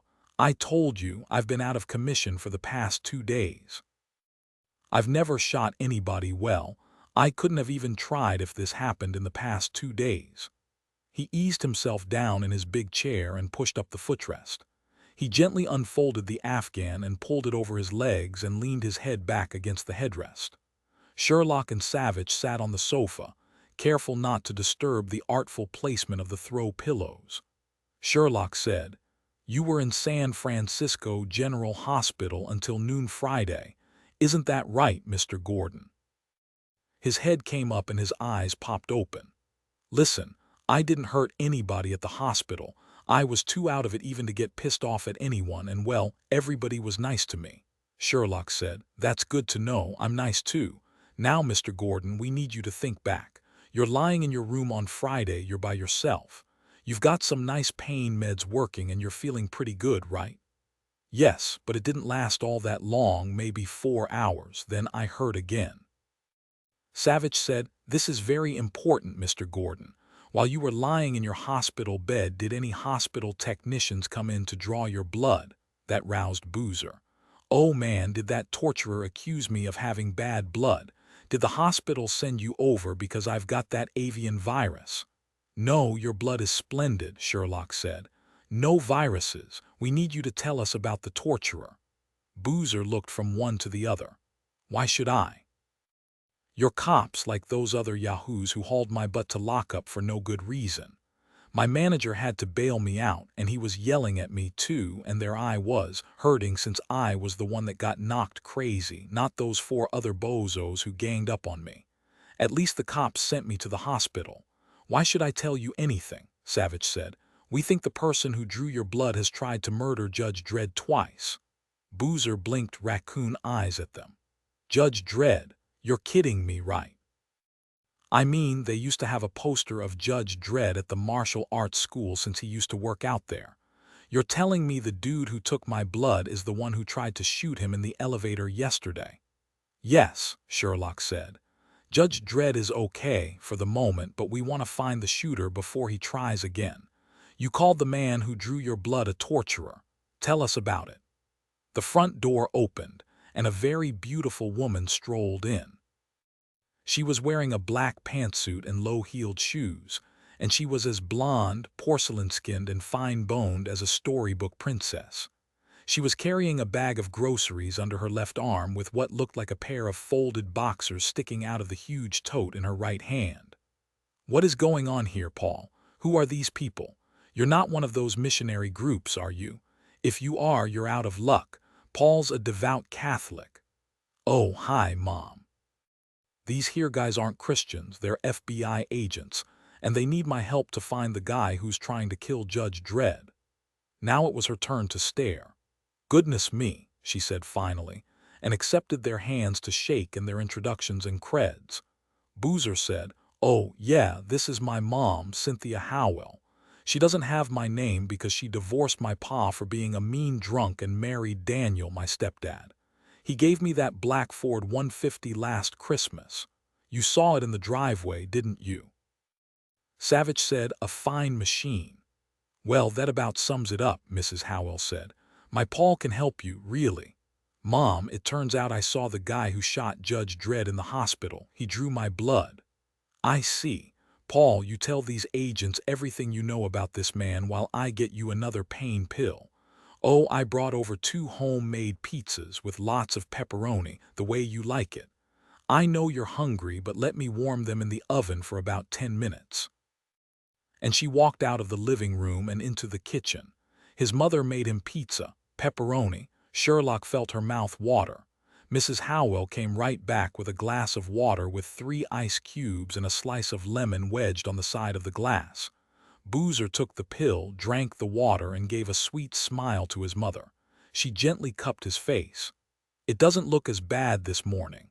I'll get your pizza in the oven now, sweetie. Don't wait for me. You can tell me everything later. Sherlock said, the tech who came to draw your blood. Boozer leaned his head back and looked at the ceiling. He was a little guy. Savich said, being as how you're on the tall side, what do you mean exactly by little? I don't know, shorter than you, lots less than 6 feet. Kind of scrawny, not all that much to him, you know what I mean. You're a behemoth. Even Dillon looks scrawny to you. Sherlock said, tell us about his face. What did he look like?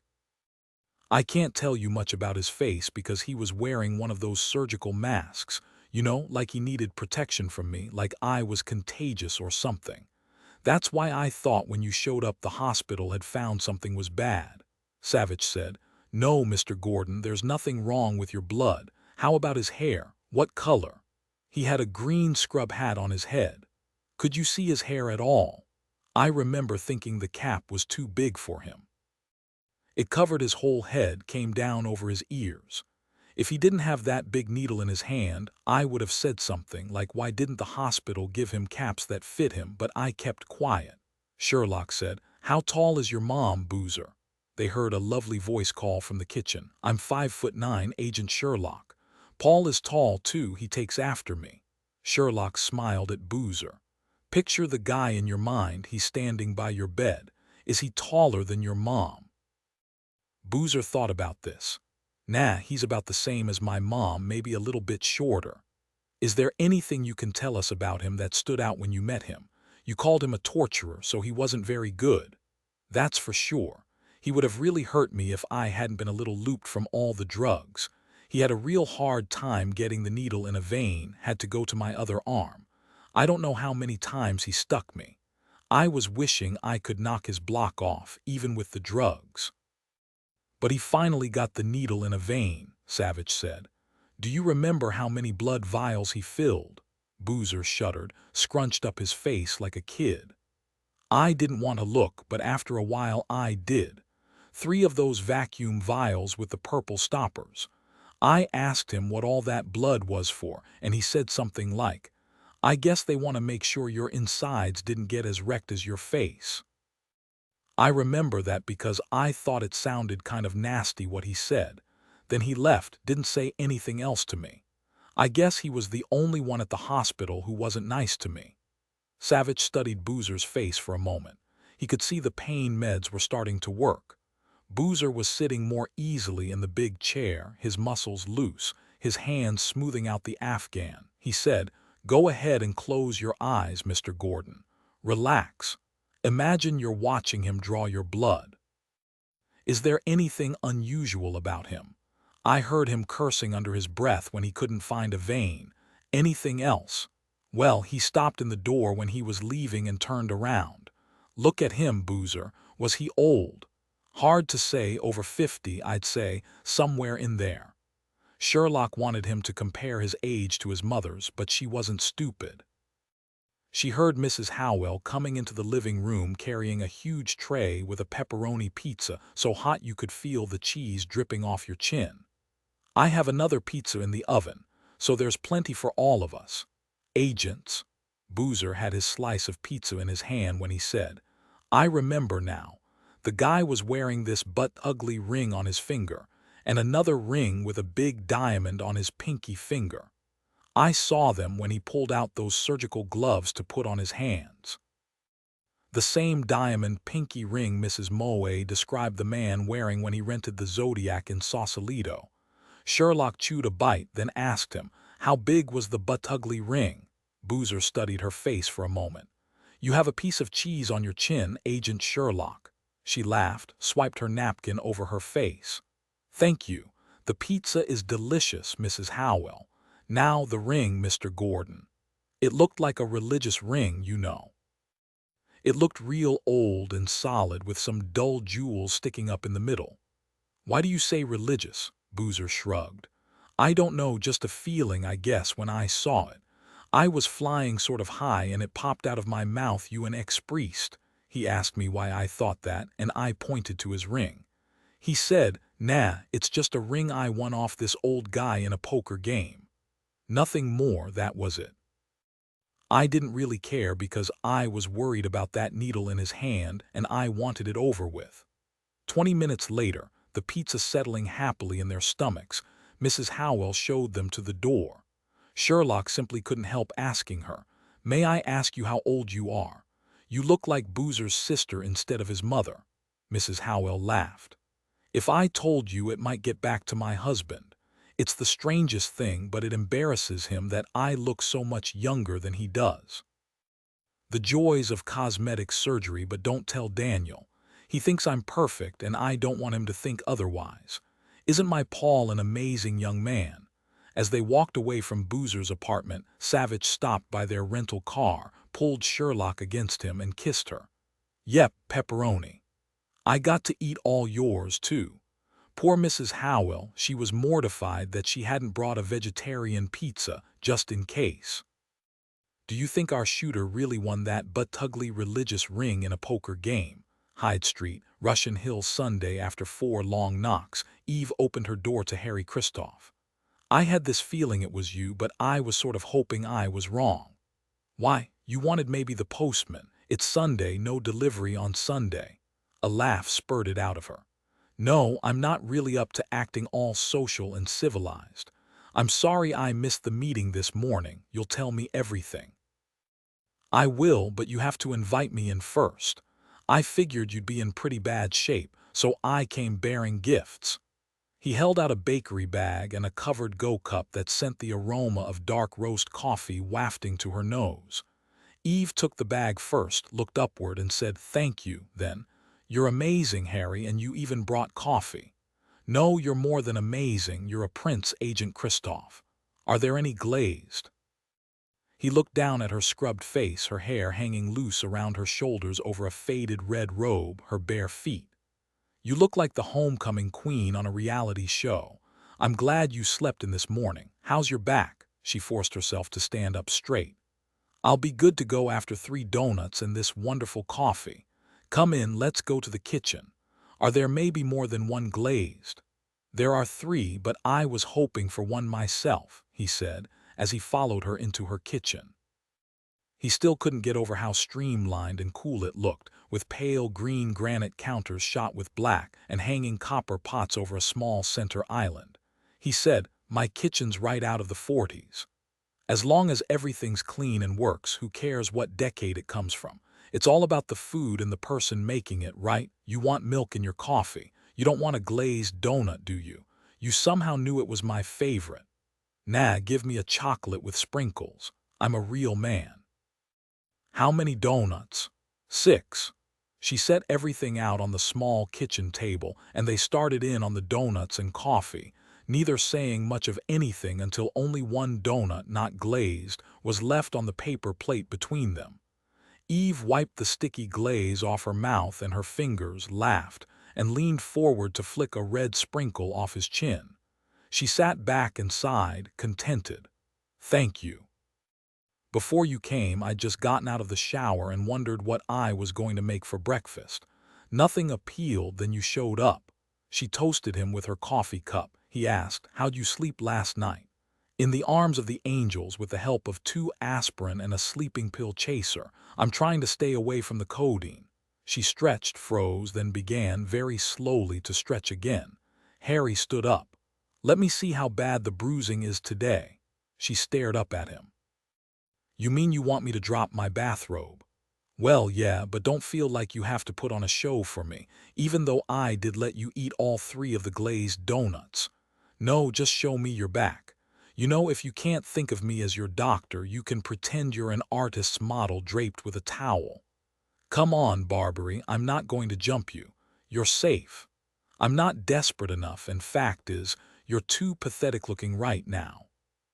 She stood up, turned her back to him, and let her robe drop to her waist.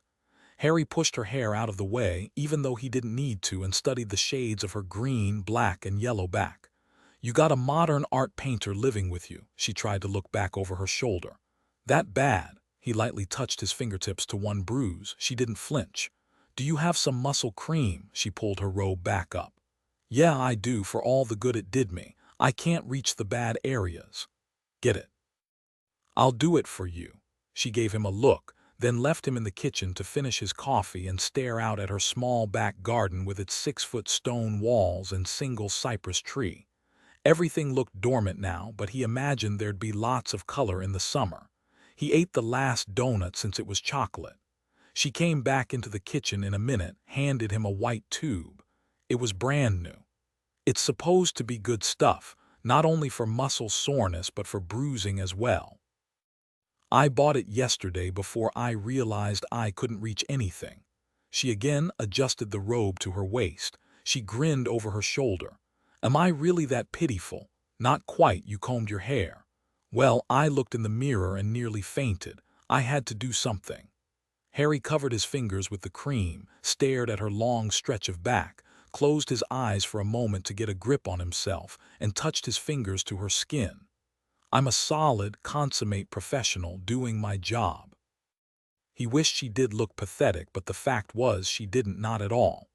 He reminded himself he was looking at a deputy marshal's back splotched blue and green, but unfortunately that didn't help.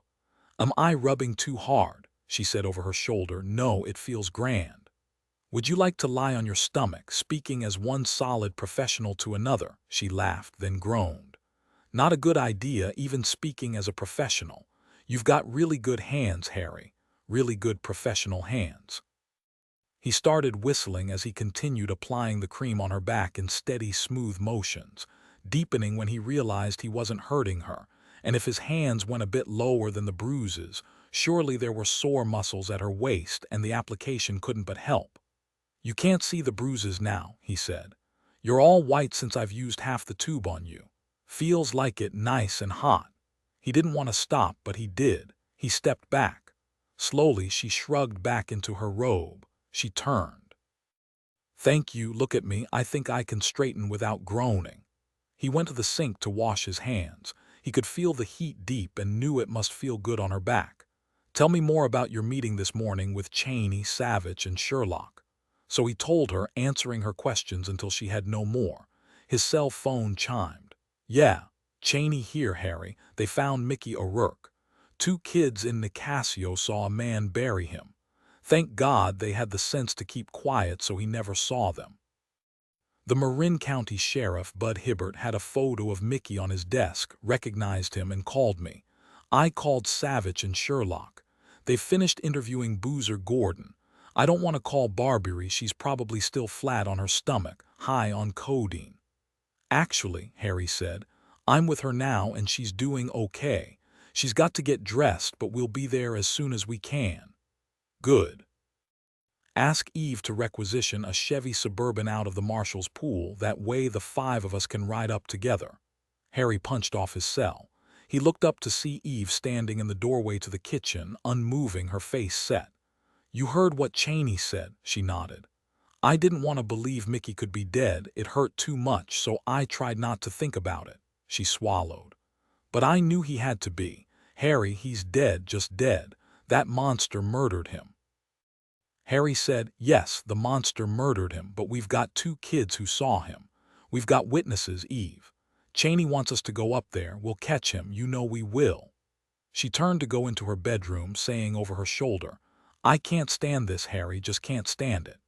Harry thought of Mrs. O'Rourke, thought of Mickey O'Rourke's teenage daughters, thought of the uncertainty they'd been living with for the past 4 days, the soul-eating fear, and now they had to face the death of a husband, a father. When Eve came out, she was dressed in her black and red, her hair in a ponytail, no makeup on her face. Her eyes were puffy from crying. He walked to her and lightly rubbed his fingertip over her cheeks. "I'm sorry, Eve. Believe me, I know how you feel." Near Nicasio, California, 45 minutes northwest of San Francisco, Sunday afternoon, Harry turned the U.S. Marshals Chevy Suburban west off Highway 101 on Lucas Valley Road, drove about 10 miles, then turned right on Nicasio. Sherlock looked out over the rolling hills of cattle and horse country. "The hills are still all gold and brown, even with the rain." Cheney said, "The rain was a little late this year. By March, the hills will be as green as Ireland." He saw Harry turn the windshield wipers on intermittent and said, "I hope we stay with this light mist. A full-on downpour would really make things difficult." He waved a hand as Harry curved left. "There's Nicasio, 1 square block, really. Its claim to fame is the 1871 red schoolhouse. It's a historical landmark." Harry said, "The Nicasio Reservoir is up ahead. You'll see this area is a real mix, with a few exclusive, expensive homes sitting next to farm country and to old hippie hangouts." Eve said, "Hard to believe we're so close to the gazillion people living in San Francisco." They were all thinking, "We're talking about the ridiculous weather and the scenery because Mickey O'Rourke is dead." Harry pulled into what looked like a makeshift parking lot, climbed out of the Chevy, and opened a gate. "Here it is, Ranch Road." And he got back into the SUV and drove through the gate. He followed the narrow, dirty road through trees and fancy horse pastures and hills dotted with cows. They came across a white Crown Vic with a green sheriff's id on the side, parked at the edge of the road. Bud Hibbert, the Marin County Sheriff, was tall and runner-lean, with a full head of iron-gray hair that glistened with a light film of rain. He had a craggy, weathered face that announced he sat squarely in his 50s, and dark, smart eyes that looked like they'd seen about everything. "How'd the FBI get hold of a U.S. Marshal's SUV?" he asked, nodding toward the big black Suburban. "I'm Deputy Marshal Eve Barbary," Eve said, and shook his hand. "I'm their procurer."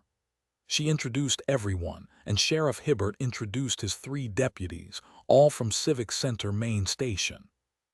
Hibbert said to Cheney, "I got the particulars you sent out on federal prosecutor Mickey O'Rourke Friday afternoon. When we realized the body was O'Rourke, I pulled our guys back immediately to preserve the crime scene for you. "You've got a forensic team coming." Cheney nodded. Sheriff Hibbert said, "The two kids who saw the killer, we knew they weren't blowing smoke because Rufino Ramirez's dad is a deputy sheriff in our Point Reyes substation. We haven't seen this kind of thing around here, agents, since the Trailside murders. It's already all over town." Hibbert raised his face. "It's been raining on and off all morning. I'm afraid I can feel more coming. No choice, let's do this," he said, and turned toward his cruiser and said over his shoulder, "Deputy Sheriff Ramirez took his boy, Rufino, and his friend, Alina, back to his house. Then he called the other parents over so they're all together waiting for you." "How far behind you is the forensic team?" Cheney said. "They're only a few minutes out. I called Joe Elder, the forensic team leader, told him you'd have a deputy waiting here for them at the same place where you met us." Sheriff Hibbert nodded, climbed into his Crown Vic, and led them slowly past a few more dirt tracks before turning left at the fourth, which threw them into a mess of thick oak and bay trees. Soon they saw half a dozen more cars pulled onto the grass along the dirt tracks, their passenger sides pressed up against the trees. The tracks narrowed to a dirt path. The sheriff pulled over, got out of his Crown Vic, and waved them forward. He said, "We figure the killer parked some 20 feet down this trail. That's where we found tire tracks, nice and clear before the rain picked up. Our guys are taking the tire casts now." He carried O'Rourke's body about 100 feet farther into the woods. "This is private land, but you can't see the house from here." They followed him along a narrow trail, the trees so thick overhead it looked like twilight in the woods. There was no wind to speak of, but the air was pregnant with rain, and a light drizzle continued to fall. When they reached a small clearing, Sherlock looked up, hoping to see a bit of sun, but she knew that wasn't going to happen. She hoped heavy rain would hold off for a while longer to give the forensic team time enough to set up some cover. Marin County officers circled Mickey O'Rourke's grave, talking, drinking coffee. Savich saw the hole was maybe 3 feet deep, deep enough to keep Mickey O'Rourke hidden in this desolate spot for decades if it hadn't been for those two kids. He wanted to meet them. He nodded to the deputy, then leaned down and pulled back a white tarp. They stared down into Mickey O'Rourke's bone-white face and the obscene red slash across his neck. The deputies around the grave looked on with them. Eve couldn't bear it, just couldn't. She swallowed, turned away. She said, "Ramsey is going to hate this. Why did he have to die?" There was no answer to that. They all turned around at the sound of footsteps coming up the trail. "That'll be our forensic team," Cheney said, and waved when he saw Joe Elder. "What are you standing in our way for?" Joe yelled, still from a distance. "Move your carcasses, let us through." Joe was nearing retirement now. He was impatient with fools, impatient with everyone as a matter of fact, and would generally snort at anyone in his vicinity. They listened to him bark out orders to his team of 2 men and 2 women, snarl at the deputies who happened to get into his space, and shout for some coffee for him and his people. There was silence when they at last lifted Mickey O'Rourke out of his grave. Eve crossed herself, a habit ingrained from her childhood, and said a prayer. She looked over at Harry, whose face seemed to be carved from stone. His hands, though, were clenched at his sides. Since there wasn't anything more for them to do, Sheriff Hibbert led them to the Ramirez house. It was a mile away off another dirt road, a small clapboard house set pressed against a knot of bay trees. They heard the 2 kids' high, excited voices before they got through the front door. After introductions and their assurances no one would browbeat the kids, Julio Ramirez led them in from the kitchen. They were 11 years old. Emma's age, Sherlock thought, and skinny as skateboards. They looked both scared and excited, just like their parents. Alina looked a great deal like her mother, small and fine-boned, quite unlike her father, lucky for her. Rufino was a good-looking kid, the image of his deputy father. A future heartbreaker, Eve thought. It took about 10 minutes before Deputy Ramirez convinced the other parents to adjourn back to the kitchen and wait. Finally, they got the kids settled at the ancient mahogany dining room table. each with a soft drink and within easy reach of a plate of chocolate chip cookies provided by Aliner's mother. In another few minutes, they gently got Aliner and Rufino to the point in their story where their explorations took them near the clearing. Keep it light, Sherlock thought. You two were smart not to call out to him. Rufino said. We almost did, then Ellie grabbed my arm and pointed. We both saw the shovel and the big mound of earth.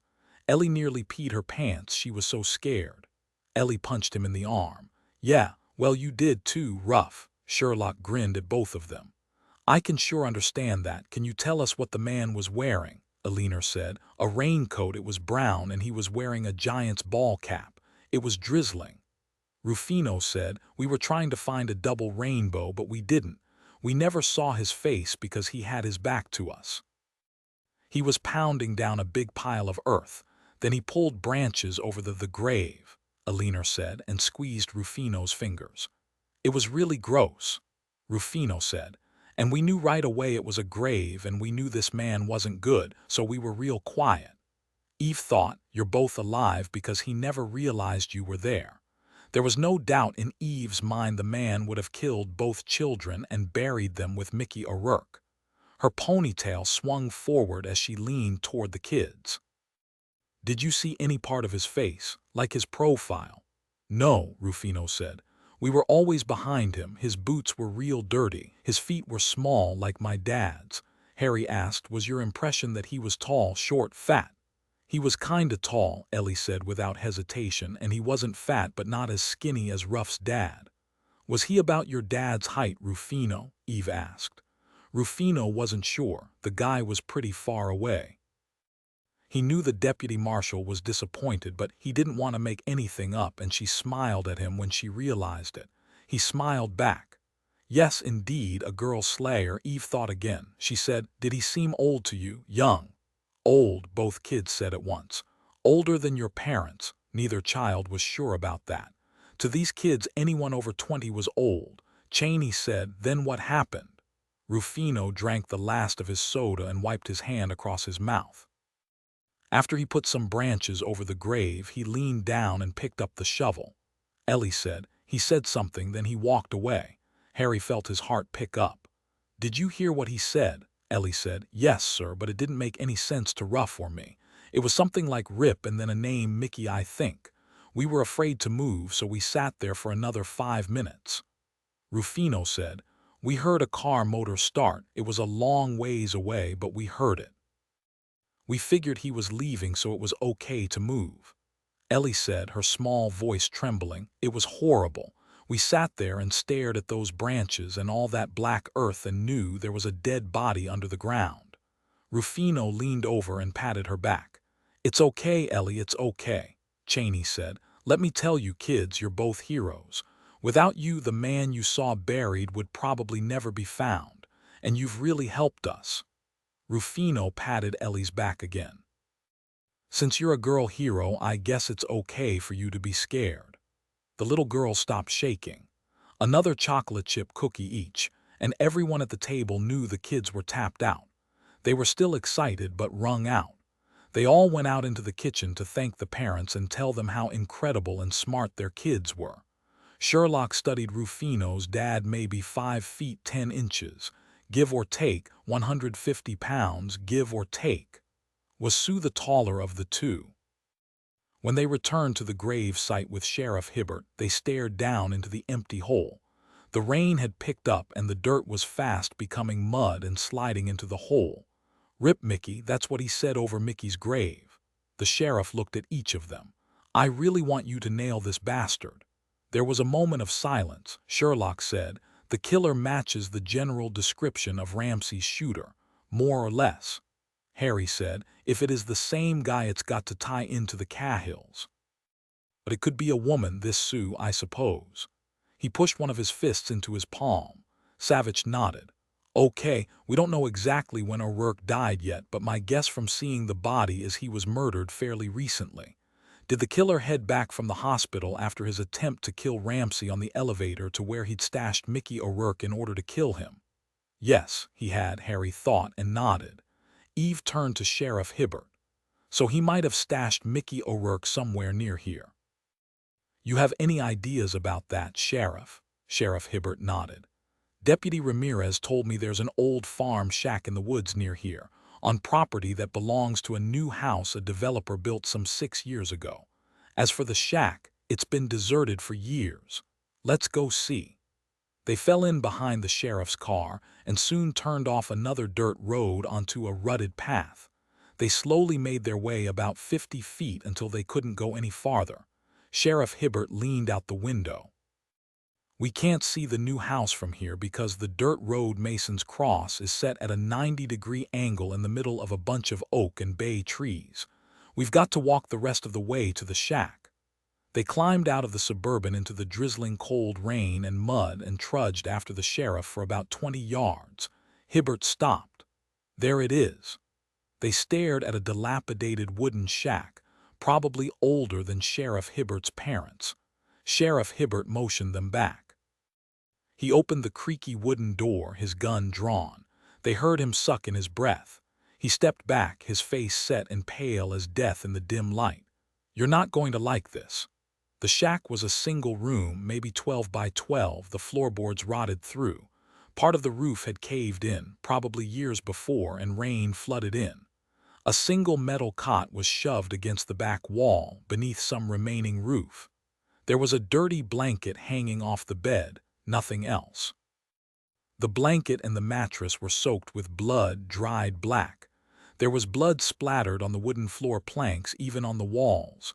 Cheney pulled out his cell phone. Joe, we found the kill site. I need you to bring a couple of your people over to us. He handed Sheriff Hibbert his cell. Ask Deputy Millis to show you the way. The shack is off Mason's Cross Road. You'll have to walk a ways. He handed the cell phone back to Cheney. None of them said any more. They all knew Mickey O'Rourke had spent the last 3 days of his life tied down to that cot, alone, knowing in his gut he was going to die, and he had. He may have wanted to die at the end. By the look of the shack and the spattered bloodstains, he'd been beaten. For information, it was difficult to step back, cut off the rage and sadness, to force their minds to focus on what was in front of them. Sherlock said, "There's a chance he left fingerprints." Eve said he hasn't missed a single trick so far, but he never expected anyone to find this shack. So maybe you're right. Harry asked Sheriff Hibbert, do you have any idea how long this shack has stood vacant? At least 20 years, maybe longer. I haven't heard of anybody staying out here since I've been sheriff. We get some homeless people squatting in our abandoned buildings now and then, but not here because it's too remote. He looked up at the boards sunk in on the crumbling ceiling. It'd be safer to camp under a tree. He looked toward the bed. How I hate this smell, the smell of death. Cheney took one last look around the room and said, more to himself than to the rest of them, "It's up to me to tell Mrs. O'Rourke her husband's dead. I'll take a chaplain with me," he sighed, "as if that will help." He looked up. This guy doesn't deserve to walk the earth. He paused for a moment. I know a woman didn't do this. If this was Sue, then Sue is a man. It was odd, Eve thought, looking out the suburban window as Harry drove them back to the city, how the ride home always felt quicker. She listened to the windshield wipers clapping steady as a metronome. The rain, now that they weren't getting soaked standing in it, oddly soothing, somehow comforting. She saw Cheney's eyes were on his hands, clasped in his lap. He had to be thinking about Mrs. O'Rourke and the girls and what he would say to them. It couldn't be the truth, at least not all of it. Harry looked stiff, mechanical, as if he was afraid to express anything for fear he'd yell with it. Savich and Sherlock, too, were without expression, but Dillon was pressing his wife's open palm against his thigh. She wondered how much horror they'd seen. Too much, she thought. What were they thinking? Eve felt a wave of despair, not just because of the bloodbath they'd found in the shack, but because it was the naked proof that some people were simply evil. Some people were simply missing all compassion or any human feelings at all. How else could this monster have killed Mickey so brutally? Rip Mickey. She wanted to kill him herself. She met Sherlock's eyes. Sherlock said, "How's your back, Eve?" She snapped back from the edge. Thanks to Harry the Hands, I'm feeling fine. She added, Harry was at my condo this morning, and let me tell you, he's got the greatest hands. I think he even got a sigh of relief out of me. It felt so good. No one said a word. Where had that come from? Eve cleared her throat.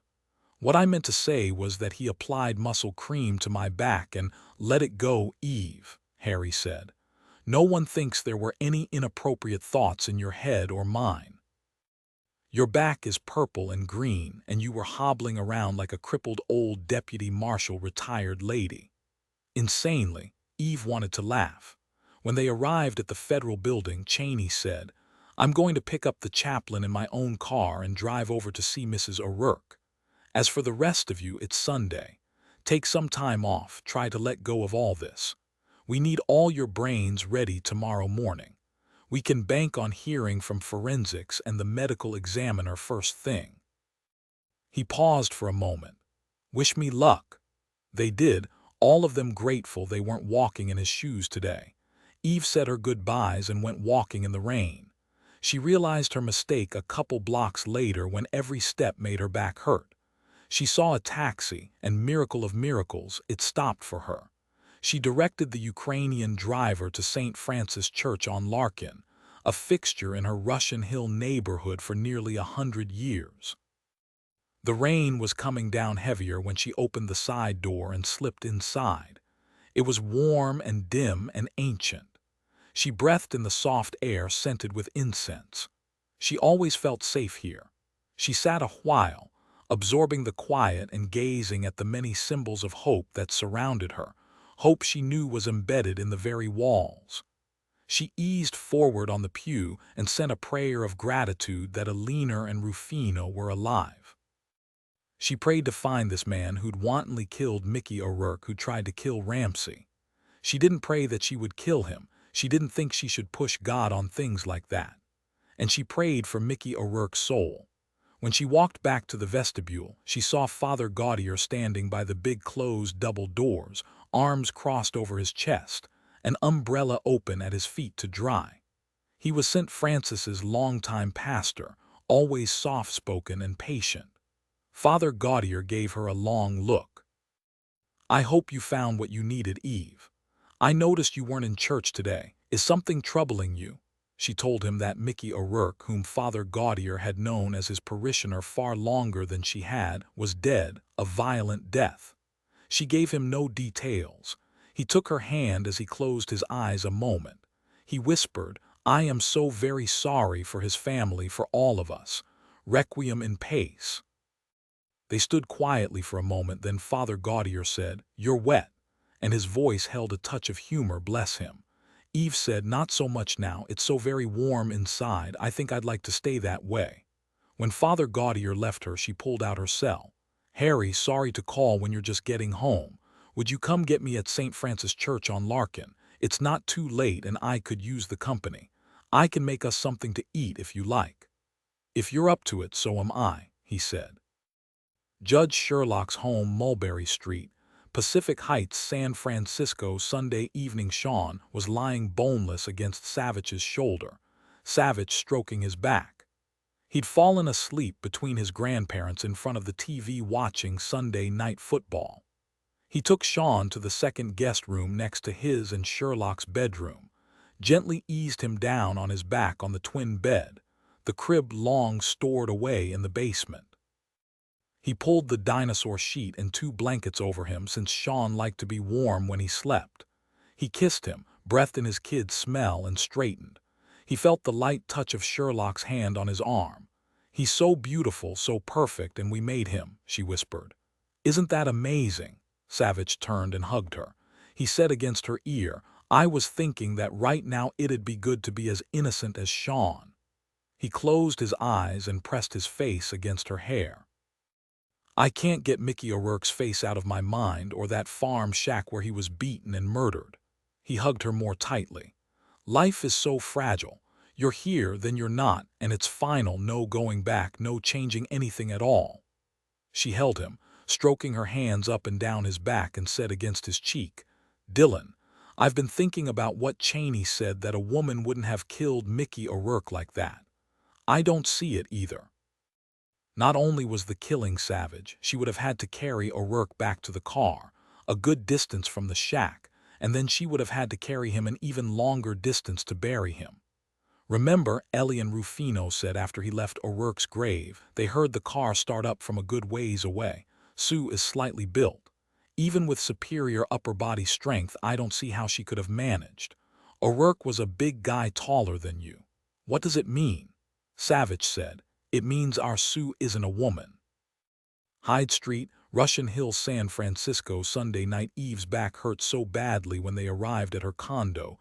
She didn't think she could walk a step until Harry's hand cupped her elbow. Harry's hands are here to help you so you have a chance at some sleep tonight.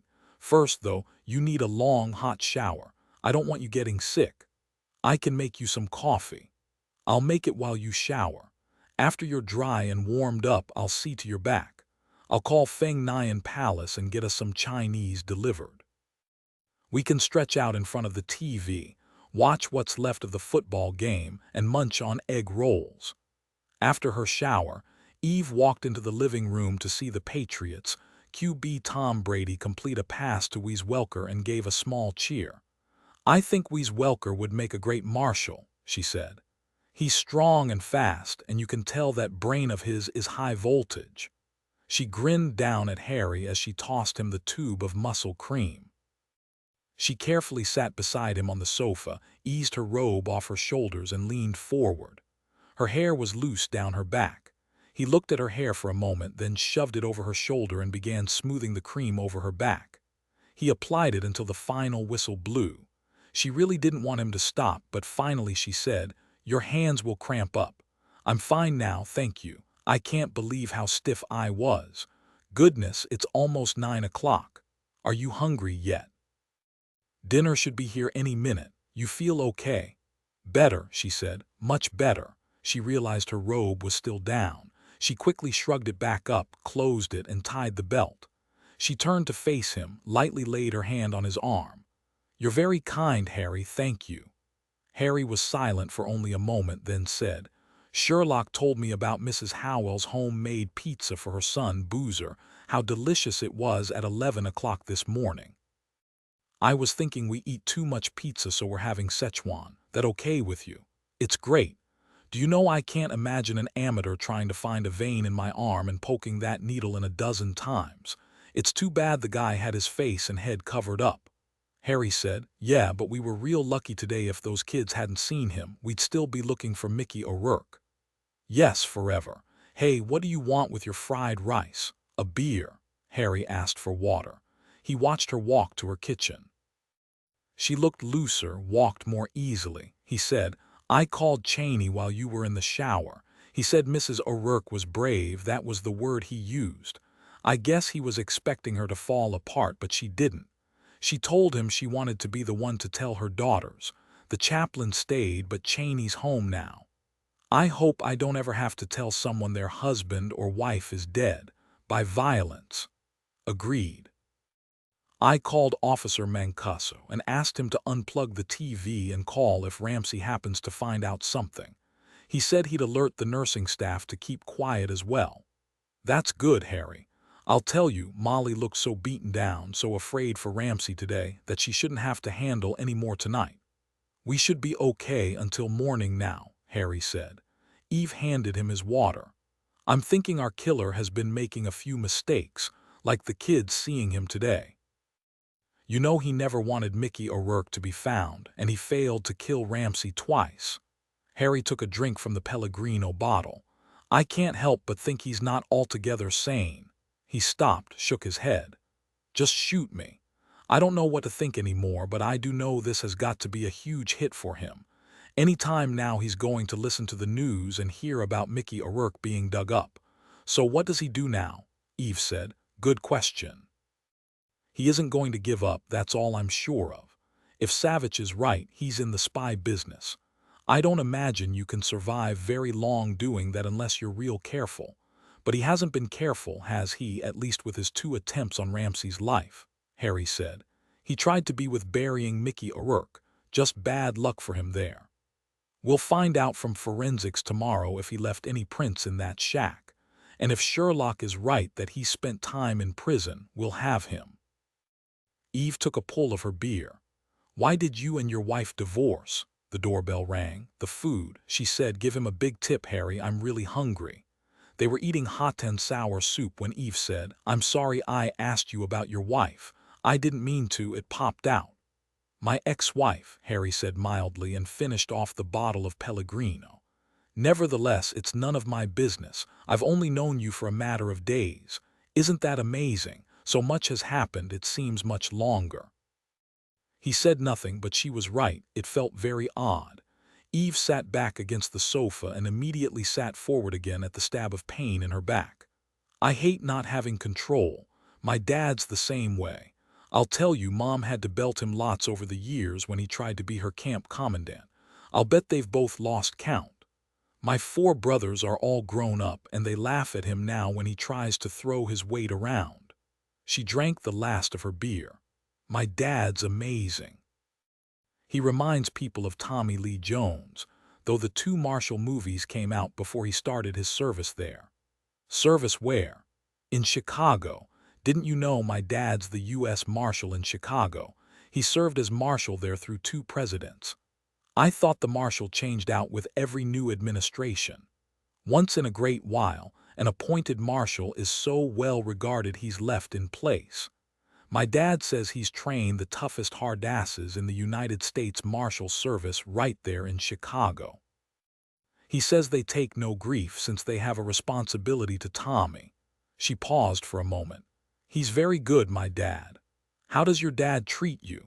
Eve gave him a big smile. You heard Dillon talk about the power of the ponytail. Works on my dad every time. San Francisco General Hospital Monday morning. Ramsey blamed himself.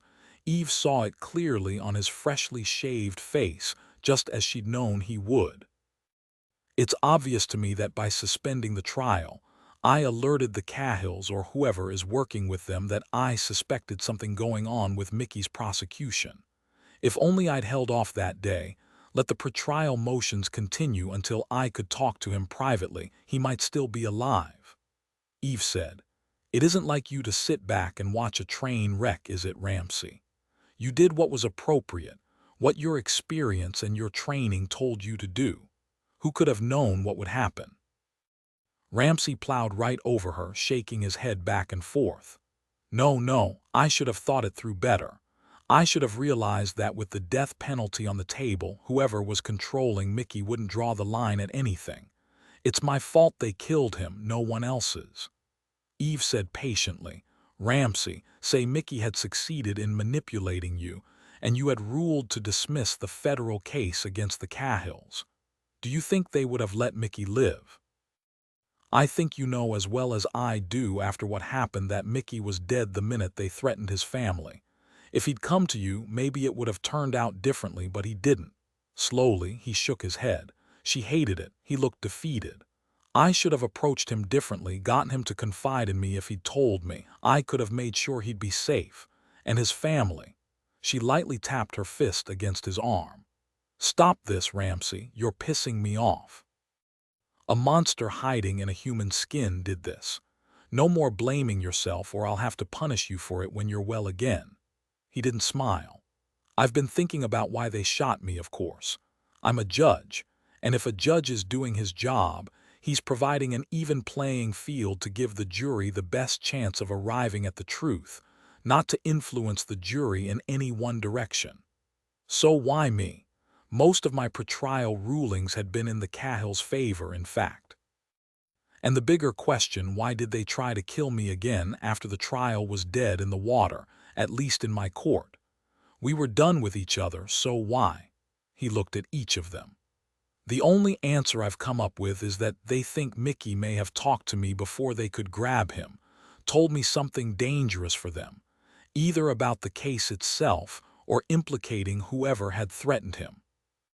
That would also explain why they tried to shoot me again on Saturday, while they could hope I was still too ill and drugged to have spoken to anyone. That's a reasonable scenario, Judge Hunt, Harry said.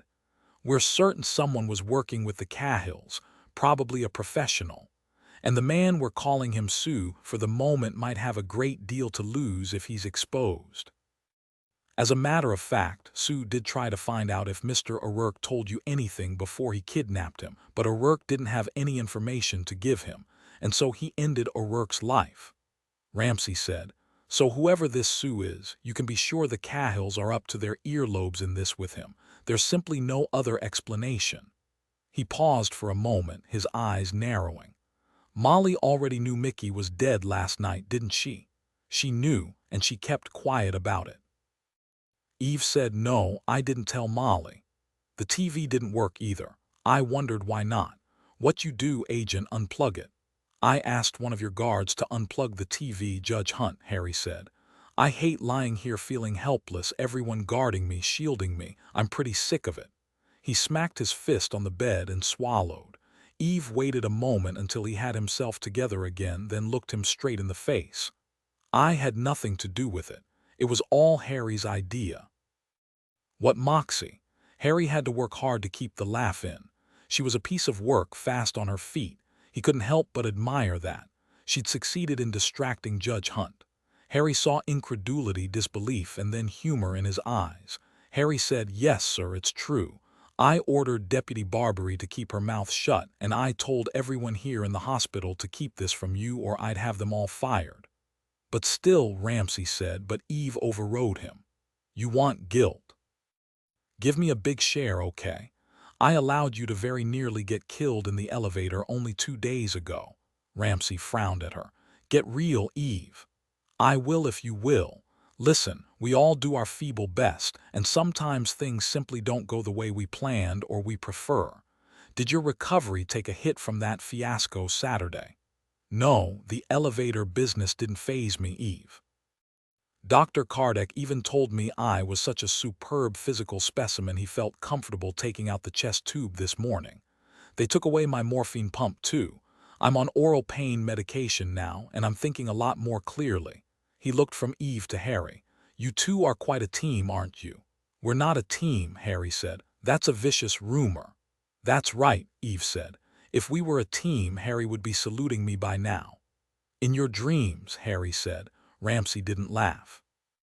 He knew how bad it would make him hurt. He said, so you think Sue is a code name for a man? That simplifies things, doesn't it?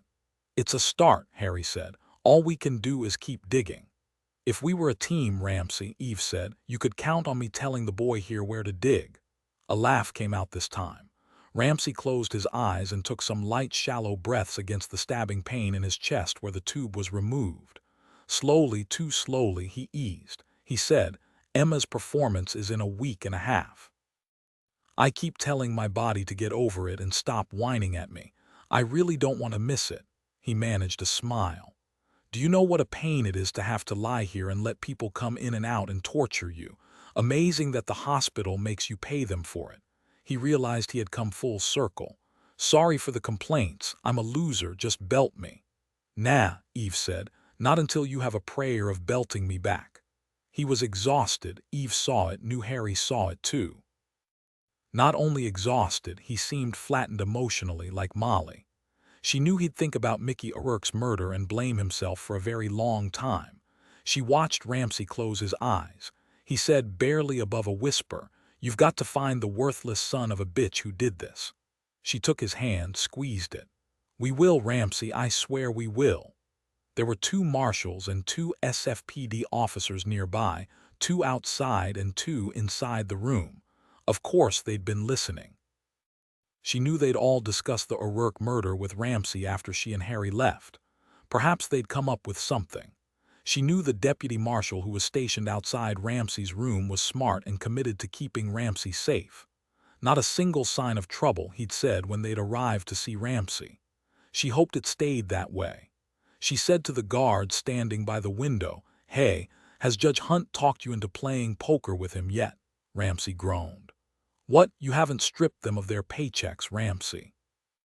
No, not our paychecks, Officer Mancuso said. We told him he'd have to fix parking tickets for our wives. Ramsey said, I tried to tell them I couldn't fix a thing since I'm a federal judge, not a state judge. Mancuso winked at her. We don't believe him. We figure a federal judge has got friends everywhere. If you win, Ramsey, what will you get from them? Ramsey didn't open his eyes. I'm thinking maybe they can get one of their buddies in Contra Costa County to ticket my chief judge's boat in Discovery Bay.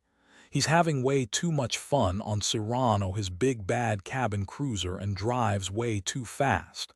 Scares the crap out of the fish. He deserves a couple of tickets, and he needs to spend more time in here commiserating with me. Mancuso said, I heard the chief judge has friends everywhere too, sir. Federal Building 13th floor, San Francisco, Monday morning, after the forensic team leader Joe Elder and the ME Dr. Martin McClure had left the conference room, one back to his beloved lab, the other to his sanitized and very quiet morgue. Cheney summed it up. So all we have from Joe is a smudged partial palm print that may be identifiable, and we know isn't O'Rourke's. Cheney clicked off his second finger. The ME confirms Mickey was tied down and beaten during the 2 days before he died early Sunday morning. The killer sliced Mickey's throat with a sharp knife at least 6 inches long, not serrated, right to left, suggesting he's left-handed.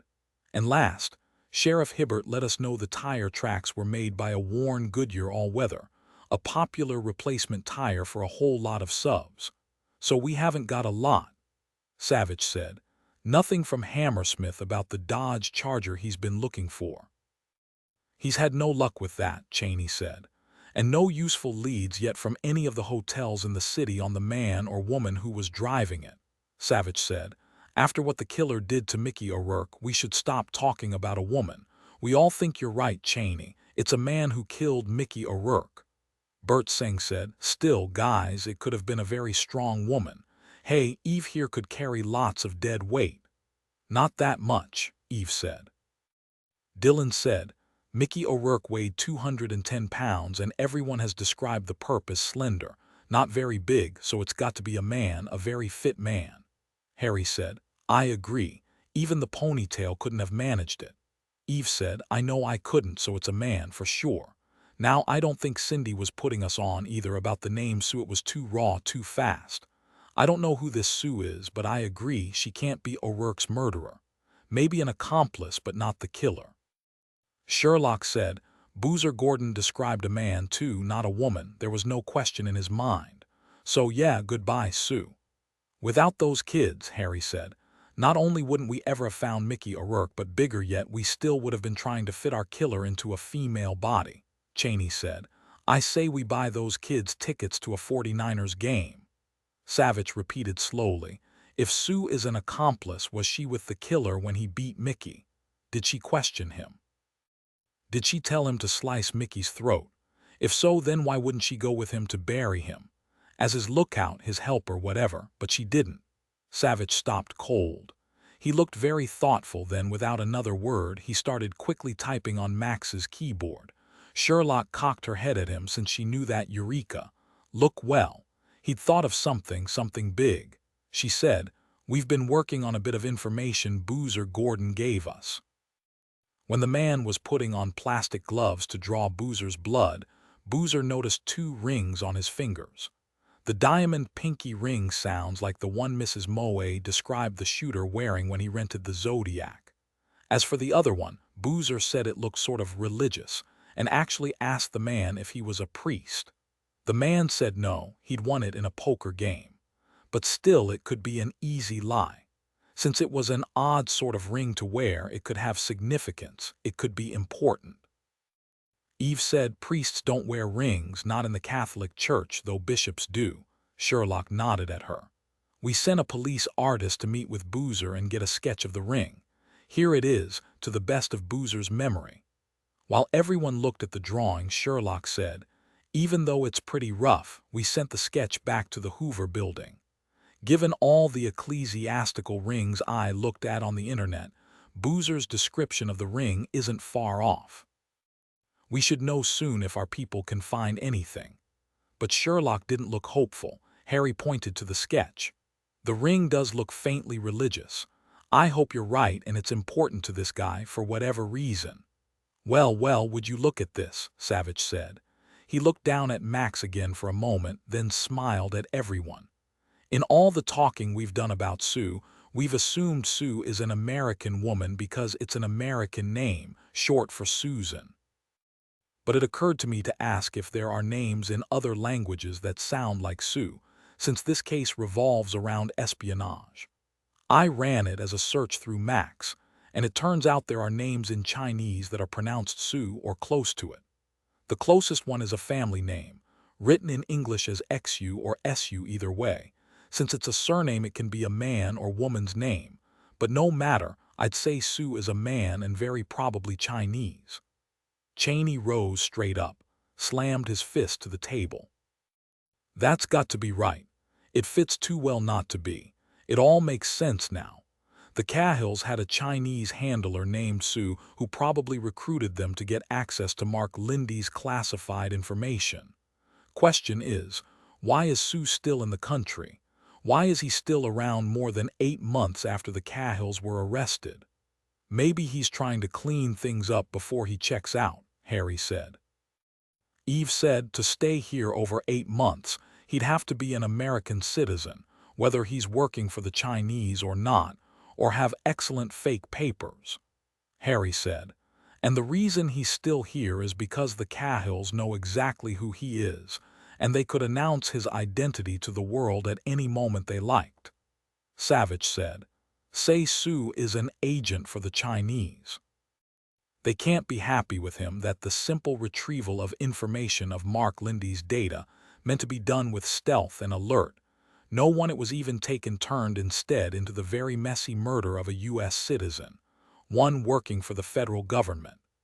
Imagine if it got out that Chinese intelligence was responsible, and the press got a hold of it, heads would roll.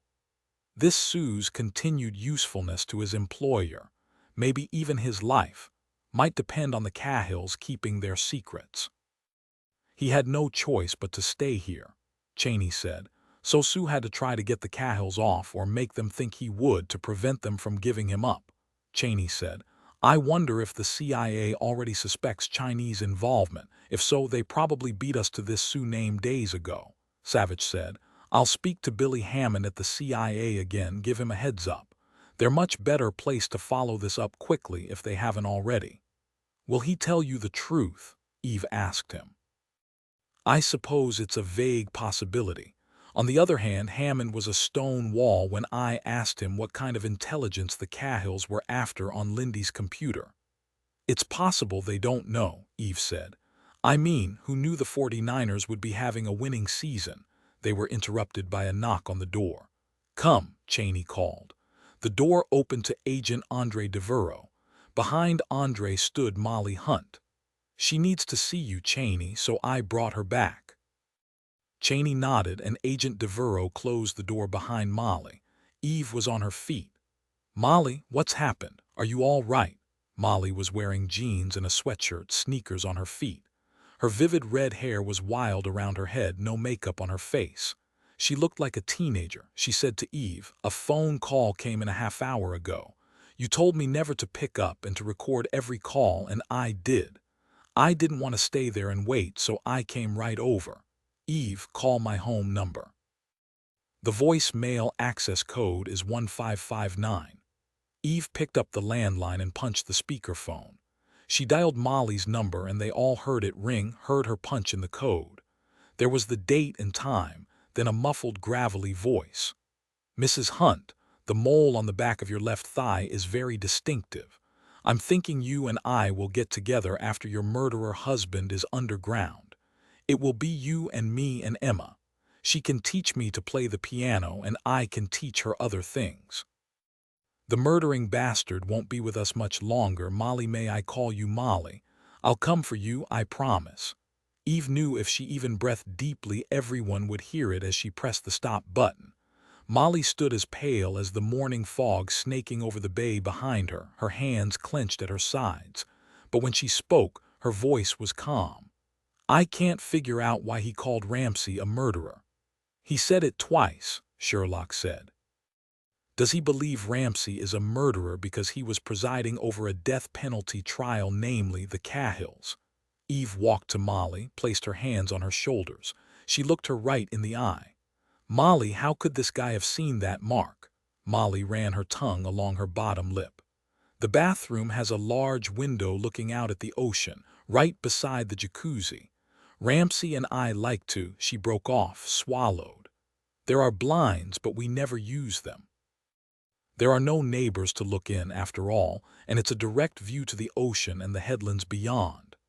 Harry said, too far from the water to see a mark, even with binoculars. So he may have managed to sneak up to the back of the house and look in on you without your seeing him. It could have been any time, even before he shot Ramsey. Think, Molly. Do you remember anything, maybe a shadow you couldn't identify, a flash of movement out of the corner of your eye? Molly shook her head. It was raining last night while I was bathing. When I looked at the window, I only saw the raindrops streaming down the glass, nothing else, I'm sure. He could have managed to get to the window unseen by the deputies guarding the house, Eve said. It's a big property with lots of ways in if one climbs the cliff or sneaks through Mr. Sproul's yard. It's a huge risk to take, though. It's more likely he saw you a week or more ago, when he was planning to shoot Ramsey. Sherlock said, Molly, did you tell the marshals? Molly nodded. They weren't happy. They checked around the house right away, but they didn't find anything. You know, the rain was heavy. Molly stared at each of them in turn. He's going to kill Ramsey unless you find him. How many more times can he fail? He was promising me, you heard the certainty in his voice. He's going to kill Ramsey. Savich hated the despair in her voice, and he snapped her back. Molly, have you taken a bath every night since last Thursday night when Ramsey was shot? She started. Well, no. I've been so exhausted, I've hopped in and out of the shower, but last night, she gave a hoarse laugh. Last night I needed to calm myself down, get it together for the children. I soaked for a good 30 minutes. And maybe he was outside watching me, and I didn't know it. I was lying there, my eyes closed.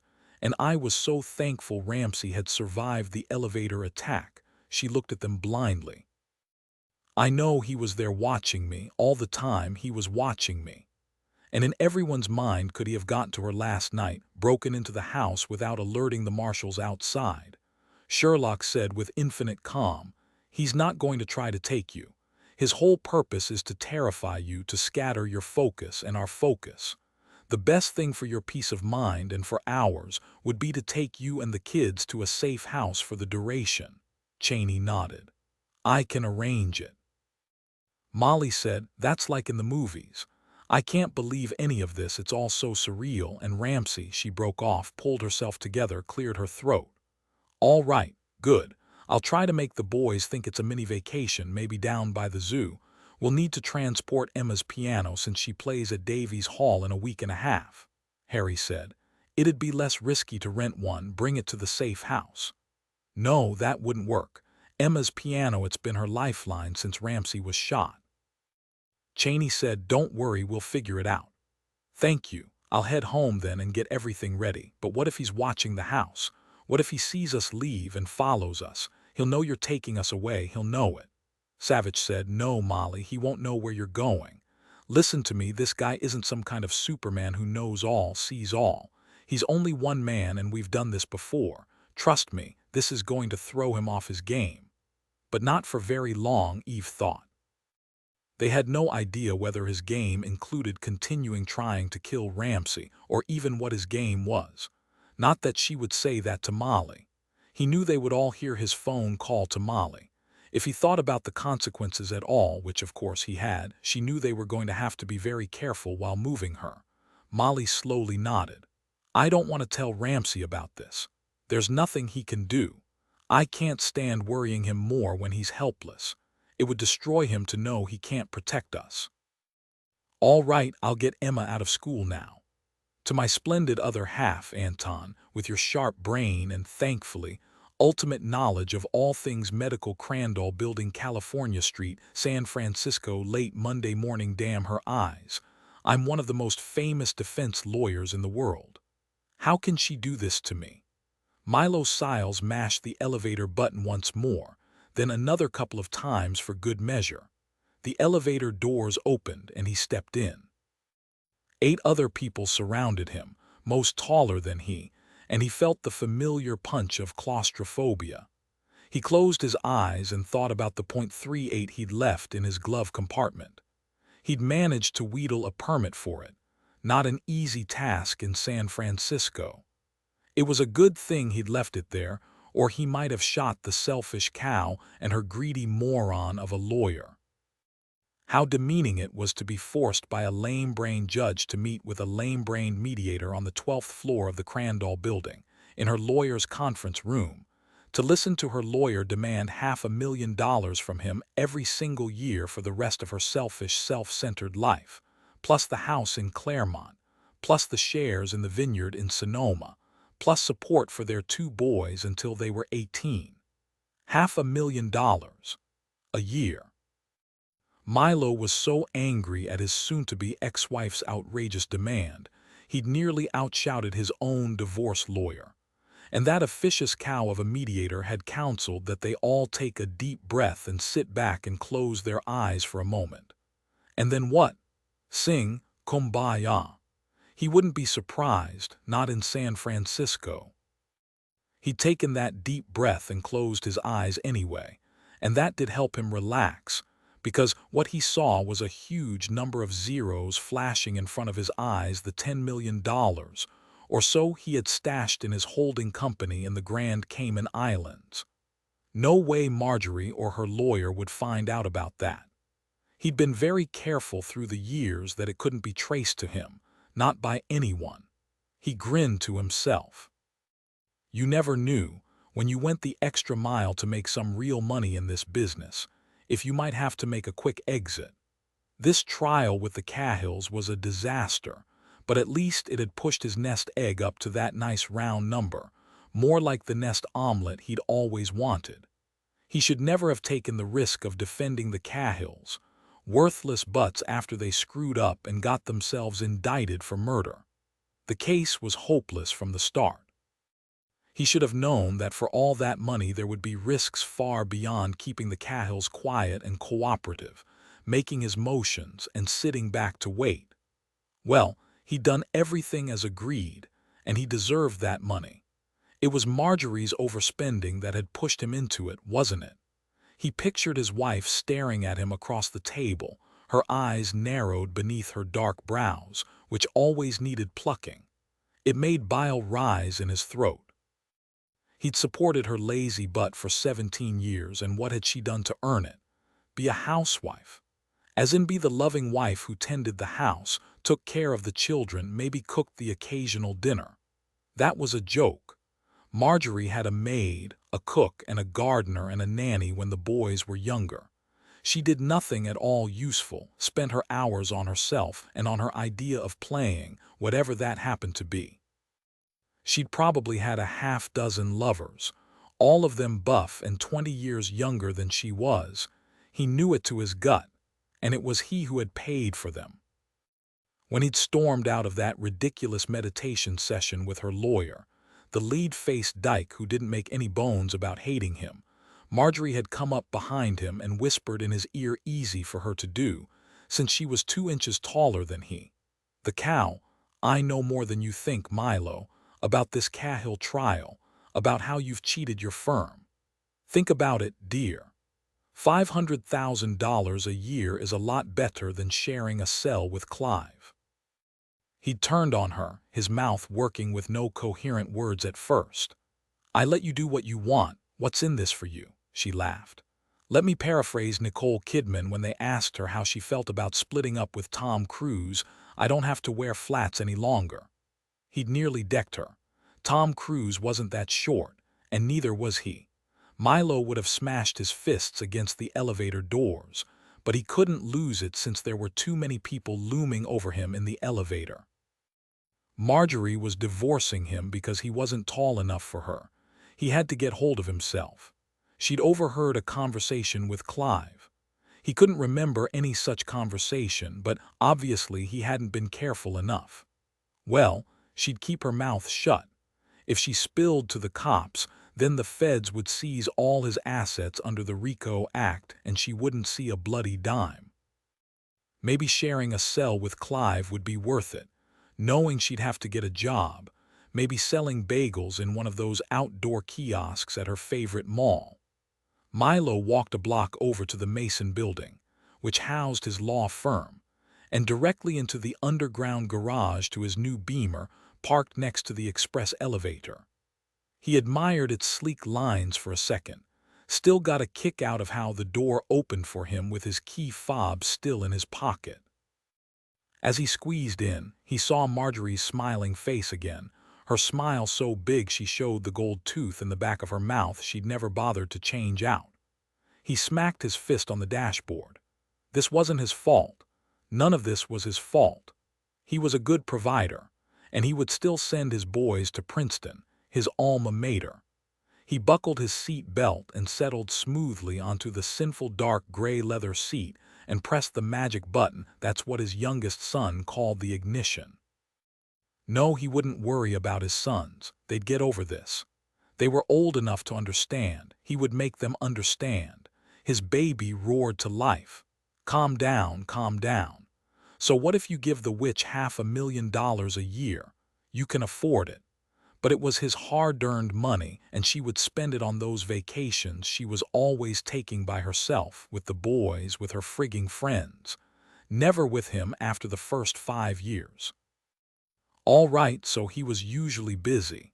He had to support his family, didn't he? He had no interest in being one of those idiot tourists who walked around with a guidebook in their hands, always pulling out their cell phones to take stupid pictures no one cared about. He backed out of the garage and eased into traffic. He crossed the Golden Gate 12 minutes later and headed north toward Belmarin Keys, to the beautiful little clapboard house he owned, with its own private boat dock and its one inhabitant, Pixie. She would make him feel better. She listened to him, really listened, and she knew he was suffering today. She cared about his feelings and what his wife was doing to him. It wasn't raining, but it was cold and overcast and promised rain. He was glad he'd gotten the coupe, and not the convertible now that it was getting toward winter. This was San Francisco, after all. Federal Building, San Francisco, Monday afternoon. If Bill Hammond at the CIA was to be believed, the CIA hadn't made the connection that Sue could be a Chinese name spelled Sue, hadn't even known for sure that a foreign government was behind the attempted theft of Mark Lindy's materials. He assured Savich the CIA would of course follow up on that possibility, search out every Chinese national with diplomatic cover, whose name sounded anything like Sue Savich, doubted the 2 CIA operations officers who'd come to San Francisco some 8 months before to conduct an extensive investigation, had left not even knowing a foreign government was involved, let alone which one. It really didn't matter now, Savich thought, since the game had changed. Now that they had a name, the CIA would be back in the investigation, trying to crash the party and take the cake. Savich figured he had one last shot at the Cahills before CIA operations officers arrived. They were the only ones who knew Sue, the only ones other than Sue who knew what had happened to those files off Lindy's computer. He sat with Eve again at the same scarred table in the interview room. "I'm glad you're still wearing a ponytail," he said to her, as the guards brought Cindy and Clive Cahill in. The first thing out of Clive's mouth when he saw them was, "The guard said you wanted to see us again, Agent Savich." You wouldn't believe, or maybe you would believe, what kind of language Milo Siles used when he found out we'd talked to you without him on Friday. He tried to make us promise we'd never do that again. But Cindy and I were beginning to wonder a bit about Mr. Siles, and that's why we agreed to see you without him. It's about time you're finally realizing Mr. Siles isn't in your corner." Savich said, "Tell you what, Clive, after we talk, you and Cindy can consult with Mr. Siles if you feel the need. How's that?" Clive and Cindy shared a look, and Clive slowly nodded. "No harm in listening, at least until you bore us." He looked at Eve. "You're quite the little hero, aren't you, doll? It's all over the news how you saved Judge Hunt's life, threw yourself on top of him in that elevator and took 3 bullets in the back. How good are the Kevlars nowadays? You soar." Eve smiled at him. You bet, Cindy said. A pity the guy wasn't a better shot and splashed your brains all over the judge. Eve turned her smile to Cindy. My brains are relieved that didn't happen. It's true I'm still a bit sore, but you, on the other hand, are still wearing chains and brushing your teeth with your fingers. Nah, Clive said. This is a class joint. We even got toothbrushes, but you have a point, they're not electric. Eve said nothing more. She didn't want to tangle with either of them, at least not yet. Cindy noticed Savich was looking at her and leaned slightly toward him. Isn't that sweet, Clive? Little Miss Sunshine with her bouncy ponytail doing her good deeds.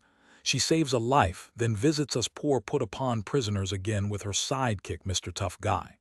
Savich said, Actually, we wanted to thank you in person for blurting out the name Sue. So how does he spell that? X-U or S-U? S-O, maybe. At any rate, he's Chinese and he's your handler. We know he's fluent in English and no one has yet pegged him as Asian, so he's either very good at disguises or he's an American. Is he American? Cindy and Clive didn't say anything. Savich continued. It's only a matter of time before we find him. If we do that without your help, you won't have anything left to trade. I don't remember any Sue, Cindy said. Sue, who is that, Clive? Do you have any idea? Not a one, sweetie. You look beautiful today. I've missed you. He started to lean over to kiss her, but there was a firm fist smack against the glass window in the door and he pulled back. What would the guards do? Eve wondered. Come in and physically distance him from her so he couldn't reach her? Probably. The guards couldn't know when violence would erupt and wouldn't take that chance.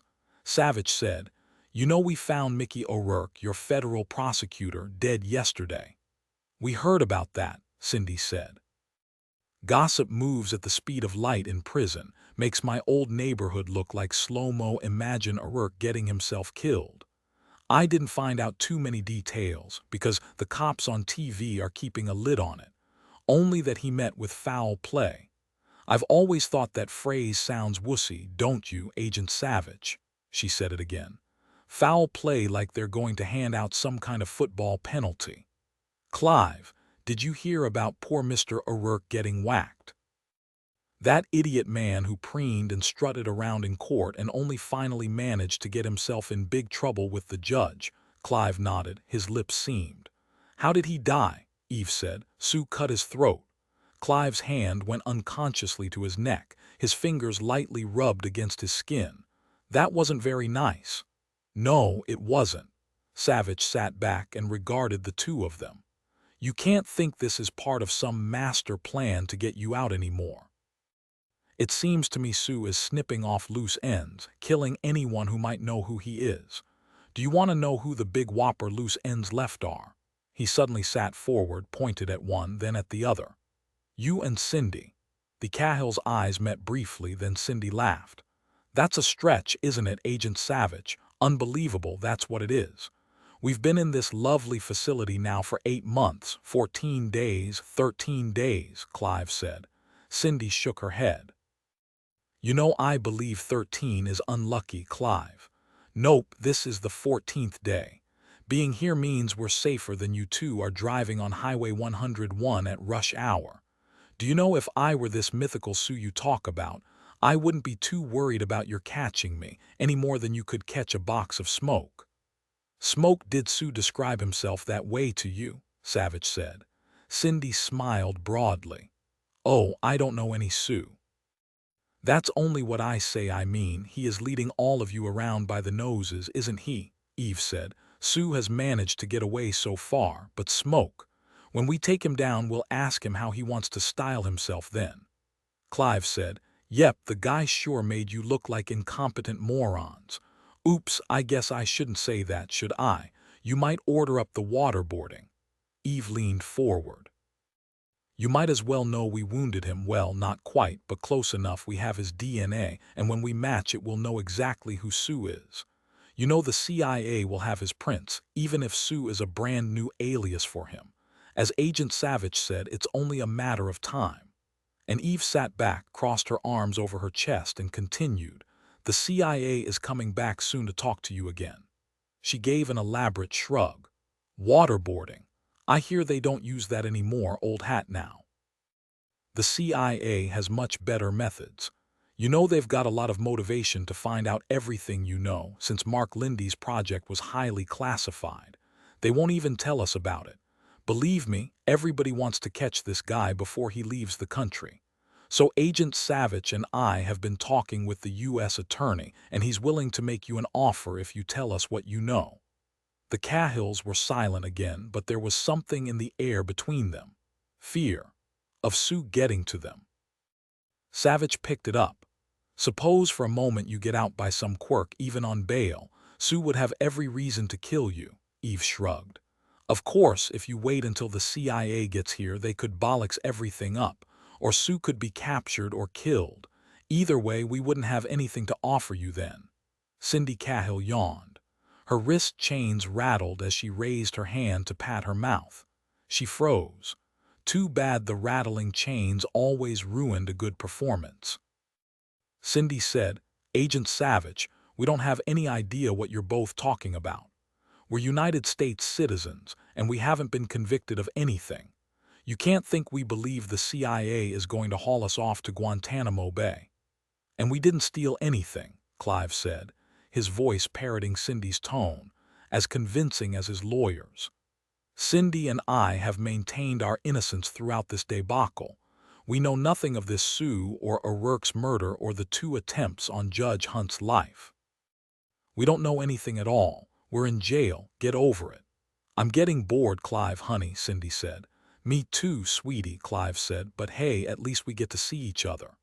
Eve knew they weren't getting anywhere fast. It was time to get down and dirty, she said. Surely you two are smart enough to realize you could be convicted on half the evidence the prosecutors have. You are both going down, and that means all the way down to a lethal injection. Clive smiled at her.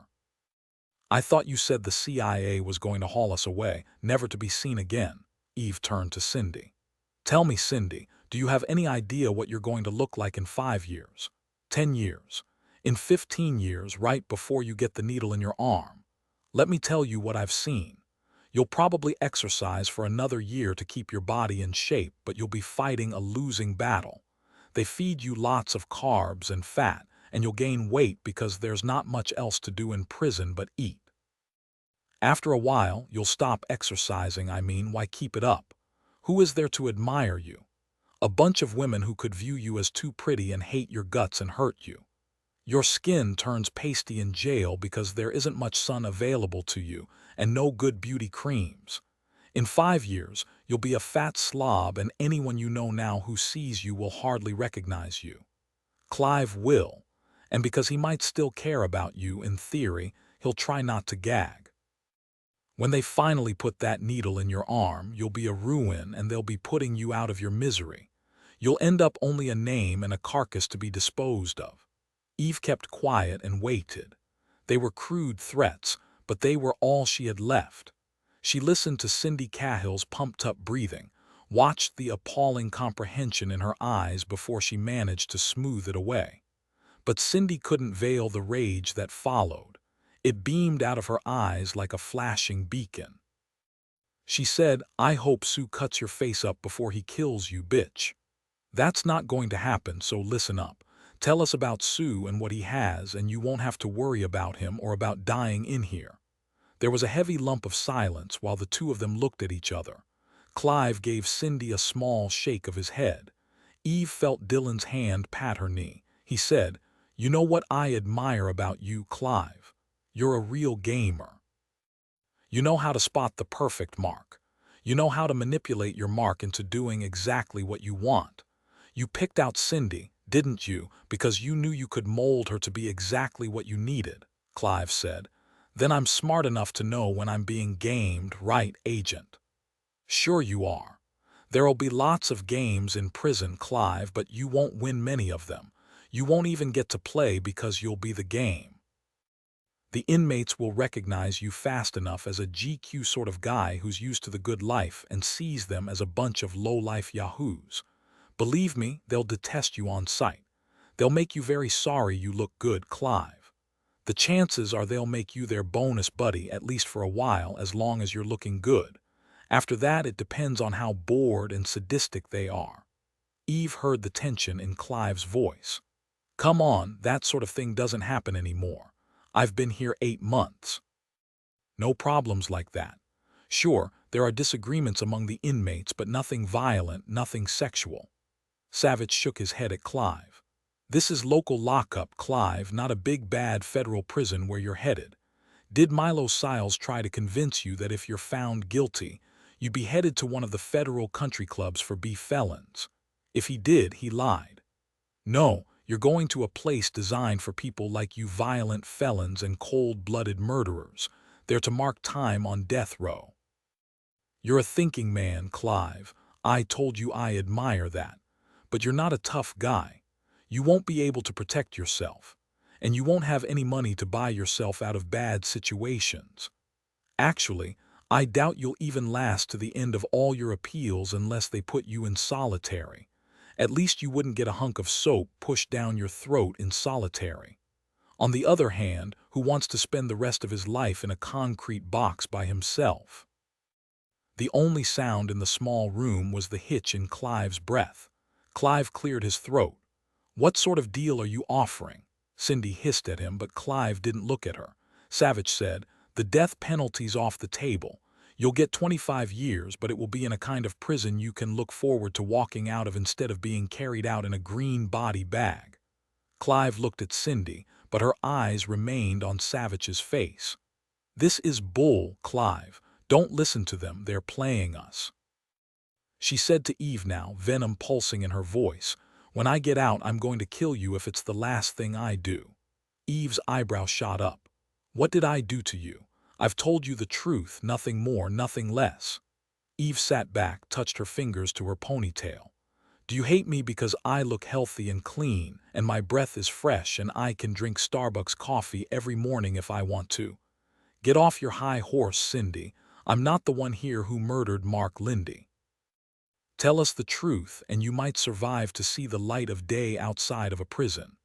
Savich watched Clive lean again toward his wife, but at the bang on the door window he pulled back. He licked his lips. They were dry and peeling. Not that handsome now, are you, Clive? Cindy Cahill rose to her feet, her chains rattling. I know 25 years is way too long. You bring the prison time down with the possibility of parole and we'll think about it. Clive, keep your mouth shut. He nodded at his wife, but Eve saw him swallow convulsively. Good. He was scared, as well he should be. So was Cindy. She was simply a better actress. Eve wondered if Dillon could get the federal prosecutor down even more. She was of two minds on what should happen to these two violent, greedy people, but protecting Ramsey trumped everything else. Savich watched the guards walk them out. He doubted either of them would be speaking to Milo Siles about the offer. St. Francis Wood, San Francisco, Monday afternoon. Emma hovered around the three big men as they tenderly eased her prized ebony Steinway out of the moving van, positioned it onto the big roller board they used for pianos, and carefully pushed it from the driveway onto the side flagstone walkway. The drizzling rain had stopped for a while, which was a relief, since Molly knew Emma would have tried to plaster herself on top of the waterproof tarp over her piano to make sure it stayed dry. As for Molly, she was relieved to see the pinched look gone from Emma's face. When Emma had come into the principal's office at her school on Lake Street, her face had been frozen with fear until she'd seen Molly standing there, smiling. Still, Molly had said immediately, "Your dad's okay, Emma." She'd pulled her shaking daughter against her and said again, "He's fine, I promise you. Now, I've decided it's best for us to leave our home for a little while. We're going to stay in a lovely house in St. Francis Wood. Remember, we've driven through the neighborhood and admired all the older houses and the big yards just like ours." Emma raised her face. "They're afraid the man is going to try to kill us, aren't they? So much for sugarcoating the truth. Everyone wants to make sure we'll be safe. That's all there is to it." Emma said with great patience, "Mom, I'm nearly 12. Tell me what's happened." Molly nearly lost it then, but she wasn't about to tell her daughter about the message the man had left on the machine. "Nothing happened. I only want all of us to be safe. You trust me to take good care of the boys, but you won't tell me the truth, so I'll know what's going on. So if something happens, I won't be surprised. Good point. It's possible a man came onto our property last night. Everyone wants us out of there until they catch the man. The marshals didn't see him. You know how many ways there are to sneak close to our house. He may have climbed up the cliff, and there'd be no one to see him unless he went around to the front of the house. It will be much easier for everyone in the house we're moving to. Emma squeezed her mother tightly to her. It's all right, Mom, we'll get through. The boys will think it's a cool game. I'll help. Molly had hugged this precious human being tightly in return, whispered against her hair, "We're bringing your piano." Those few words had earned her a quick smile from her daughter. Molly watched the men maneuver Emma's piano to the base of the 3 front steps of the large Mediterranean house. Savich looked at Harry, and they tried to join them in carrying the piano up the steps, but the foreman held them back. "Thanks, gentlemen, but we can't have you hurting yourselves. We've got this." One of his young assistants, who had a tall red mohawk, said between grunts, "It's the insurance he's worried about. You're right, though, this freakin' sucker's heavy." Emma hung back, ever watchful. Molly was standing inside the doorway, one eye on the twins, who were examining every inch of the living room, and the other on Emma. The Steinway had never been moved an inch since it was reverently placed in their home in Sea Cliff 5 years before. This was a huge deal for Emma, and on top of everything else. How could Emma function? How would she react? Could she still see herself playing in front of a huge audience at Davies Hall in 9 days? Molly saw her smile at Red Mohawk, who was grunting big time just for her, and hoped. Once they carried the piano into the entrance hall, Red Mohawk grinned down at Emma. "Your mama said you're a big deal, that you're so good you even play with the San Francisco Symphony. That true?" Emma never knew what to say to this sort of question. She was aware her mother was watching her, ready to speak for her, but she knew she was old enough to answer for herself. "I'm not playing with the orchestra this time. I'm playing by myself George Gershwin's Rhapsody in Blue a week from Wednesday. I don't know if there are still tickets left, but you could ask. What's your name?" The young man laughed and touched his bush of hair. "You can call me Mohawk. Let me see the size of your hands." Emma held up her hands. The young guy studied them, placed them palm to palm. "Unbelievable," he said. The foreman said, "Do you know what my name is? I'm Sam Davis, but there's no relation." Emma stared at him. She didn't have a clue what he was talking about. "Sammy Davis, Jr. He was one of the Rat Pack," he said, but Emma was still in the dark. He grinned at her. "Ask your dad or maybe your granddad. One of them will know." Once they lifted the piano back onto the roller board, Emma trailed behind them as they steered the Steinway through the doorway into the long living room. "Here," she said, "in this corner, wide part of the case out." When the piano was placed exactly, Red Mohawk brought in her piano bench and set it just so in front of the keyboard. Emma looked at each man in turn. "Thank you for taking such good care of my piano." Red Mohawk said, "Play us something if you really want to thank us." Gage, whose hand was now being firmly held by his mother, shouted, "Emmy, play them the theme from Star Wars." Cal shouted louder, "No, the theme from Jaws." Emma grinned at her little brothers, sat down, and played Nobody Does It Better. There were whistles and applause, and a couple of boos from Cal and Gage. When the movers left, Emma took Gage and Cal upstairs to show them their new bedroom, the twins chattering away in the twin talk they spoke when they didn't want anyone to know what they were saying. Molly waved her hand around the living room. "This is very nice. However did you manage to get us this beautiful house on such short notice?" Savich said, "The house is for sale. When the owner found out Judge Dredd needed it as a safe house for his family, he offered it to us immediately." "It has some of the feel of our home," Molly said. "Built a long time ago and beautifully remodeled." Her voice hitched and she added quickly, "Come along, I'll make us all coffee. Tea, Dillon." She motioned away Sherlock. "No, let me do this. At least I still have control over making coffee."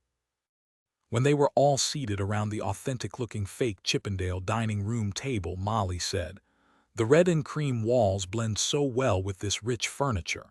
It makes this room oddly peaceful. Thank you all so much for coming here with us. It makes this all less difficult, Sherlock said. The backyard is fenced in, so the boys will be fine. The owner is sending over a jungle gym for Cal and Gage, said his granddaughter's outgrown it. Savich's cell phone rang, and he left the room to answer it. Sherlock said, "We're hoping for a phone call from Clive Cahill telling us he's ready to deal. It's been nearly an hour since Dillon and Eve talked to them." "Not Cindy?" Molly asked. Sherlock shook her head. "Dillon thinks Clive's the weak link in this chain, or maybe he's the more realistic." Harry nodded. "Eve said her money's on him as well. I know she has all her digits crossed. She wanted to be here, but she's meeting Marshal Maynard, going over plans for Judge Hunt's protection. Last time I saw she had her cell phone attached to her ear." Molly asked. "Do you think the Cahills will talk?" Sherlock said. "We'll know soon. We tried to reach Milo Siles, their lawyer, but his secretary told us Milo was in a divorce mediation session with his wife and her lawyer this morning and hasn't returned to the office yet. She let drop he was probably in a rage, and she'd bet he'd turned off his cell until he calmed down. Still, Dillon tried to call him, but it went right to voicemail." Molly said, "What do you think is going on?" Sherlock said. "Since Siles was angry, it could be as simple as his sitting in some bar somewhere sulking." When Savich walked back to the dining room, it was to tell them it was Cheney, who'd gotten a call from his buddy, Marin County Sheriff Bud Hibbert. It wasn't good. Belle Marin Keys, California. Late Monday afternoon, a chill, thick mist cloaked the golden Marin Hills in gray. They hit heavy rush-hour traffic on the approach to the Golden Gate Bridge. Harry passed Cheney the emergency light bar, and Cheney stuck his arm out of the window and plopped its magnetic base on the roof. Traffic, thankfully, made way for them as best it could. Harry always got a kick out of using a magic blinking light bar, made him feel like Moses parting the Red Sea. Cheney said, "Let me give you some background on Pixie McCrae, some of which I learned from Milo Siles's secretary." Pixie was divorced, no kids, and she was a legal secretary for Mifflin, Larichette, and Kent, a firm Milo has litigated against many times over the years. That's how they met. We don't yet know how long they've been together, but I found out Milo bought Pixie's house about 4.5 years ago. He bought a Sea Ray Sundancer to go with it, a fast luxury yacht that even has a swimming platform. It's parked right on his own private dock on the lagoon. Pixie, a charming name, Sherlock said. And now she's dead, along with Milo Siles, just because he was visiting her. Savich said, "I wonder if Milo's wife knew about Pixie." Cheney said, "Even though his wife was using photos to get more leverage in the divorce settlement, according to Siles's lawyer, my guess is neither of them cared much about what the other was doing for the past 5 years or so." That's from Siles's divorce lawyer. He said Milo left really mad about his wife's demands at the mediation session, and that's the last anyone saw him. Sherlock asked, "How did Sue find out about Pixie McCrae?" Cheney cut his eyes to her. "Funny thing is, it wasn't a big buried secret. The house in Belle Marin Keys is in Milo's name, and so is the Sea Ray Sundancer, both easy to find out." Sherlock said, "I gather this house and boat weren't part of her demands." Harry said matter-of-factly, "Milo Siles's wife is obviously having an affair, too, maybe even a long-term affair like her husband, so they seem to treat it as no harm, no foul." Sherlock closed her eyes for a moment. How could anyone live like that? Were Milo Siles and his mistress, Pixie McCrae, dead because the Cahills had told him too much about Sue? Had Milo tried to blackmail Sue? Or was it simply because he'd known who Sue was and what he'd done that had signed his death warrant? She said, "We need to keep checking on whether Siles had any hidden accounts, see if he got himself killed because Sue paid him to keep his mouth shut." Savich nodded. "If Milo hid any money in his own name, he was pretty sophisticated about it. It could take some time, but Max will find it eventually." Sherlock said, I'm hoping we don't find any accounts. That would mean Milo wasn't so stupid as to imagine he'd come out of this whole hide if he was dealing with Sue. And Pixie McCrae, who probably hadn't known anything, hadn't done anything to anyone at all, was dead, too. Cheney kept the lights flashing until they turned east off 101 on the Belle Marin Keys exit. They drove through an industrial area, then wetlands, and finally past some palm trees lining the road on both sides. The closer they moved toward San Pablo Bay and its myriad waterways, the heavier the fog became. The roadways crisscrossed around the lagoons, the fog blending with the water like a surrealist painting. The rain picked up and the gloom deepened. It was nearly dark now. Cheney said, "On a sunny day, this is a beautiful area, fairly affluent, with hundreds of homes sitting either on a lagoon or on Novato Creek. All the lagoons have access to San Pablo and San Francisco bays, as you can see from all the boats. I have a friend who lives not far from Pixie's house, on her same street. I wonder if he knew Pixie McCrae. Maybe he's even seen Milo Siles at her house." Cheney turned left off Belle Marin Keys Boulevard onto Calypso Shores.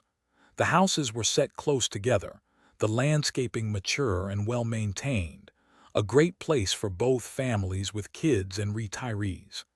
Cheney pulled Eve's Suburban up to the curb about a half block from Pixie's house, the closest available spot. The houses blocked the view of the lagoons and the boat docks, but they could see the water at the end of the street and the lock where boats came through. They huddled under umbrellas and walked quickly to the house. There were half a dozen Crown Vics, a couple of them haphazardly parked in the driveway, others against the curb, one up on the lawn. The county coroner's van and the county's crime analysis unit van were parked in the middle of the street, blocking traffic. Neighbors were standing around, staring and talking, looking generally horrified, huddled beneath umbrellas and awnings as the rain beat down.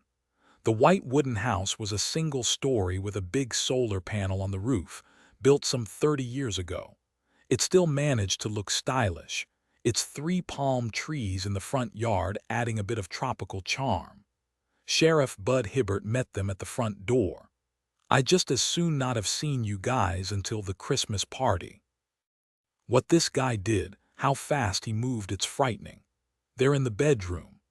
They left their umbrellas on the front porch and walked around 2 forensic techs and a sheriff's deputy through the country feminine living room and a small country kitchen with a connected eating area, and down the carpeted hall to the end of the corridor.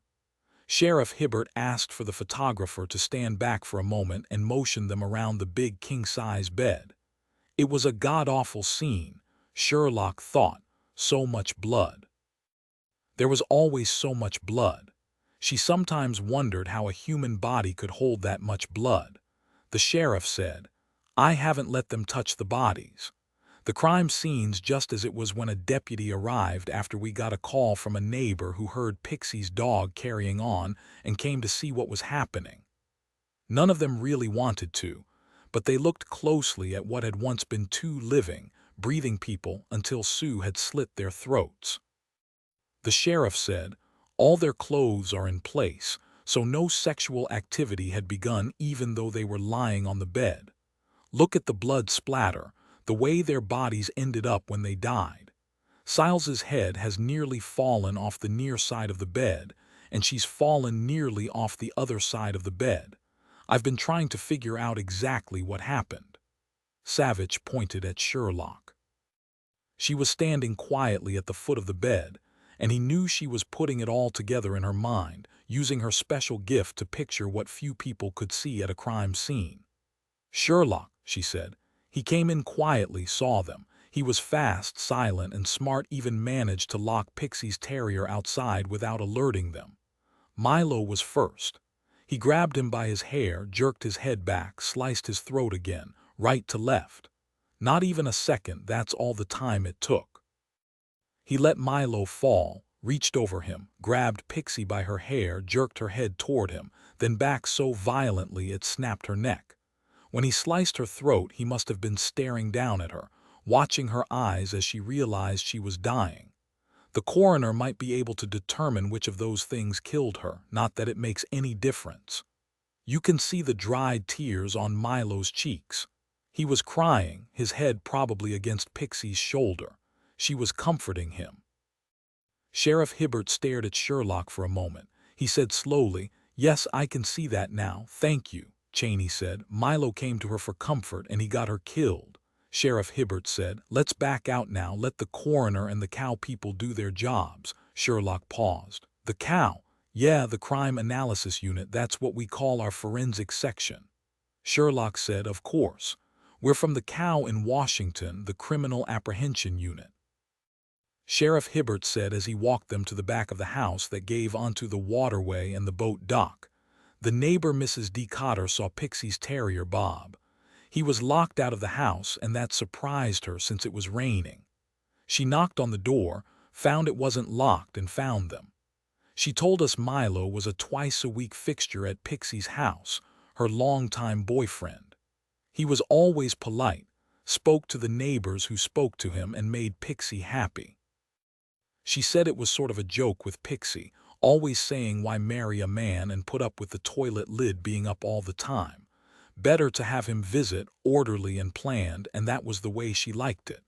The neighbor didn't know Milo was married. Mrs. Cotter took Bob. Last time I saw her, she was petting him, kissing him over and over and crying. It's nearly dark, so canvassing the neighborhood is tough, and the damned rain doesn't help. We don't believe it was raining when the killer got here, so hopefully someone saw a stranger, a car, something. We also have men over on Caribay Isle, that's the spit of land across the water, interviewing everyone along the street.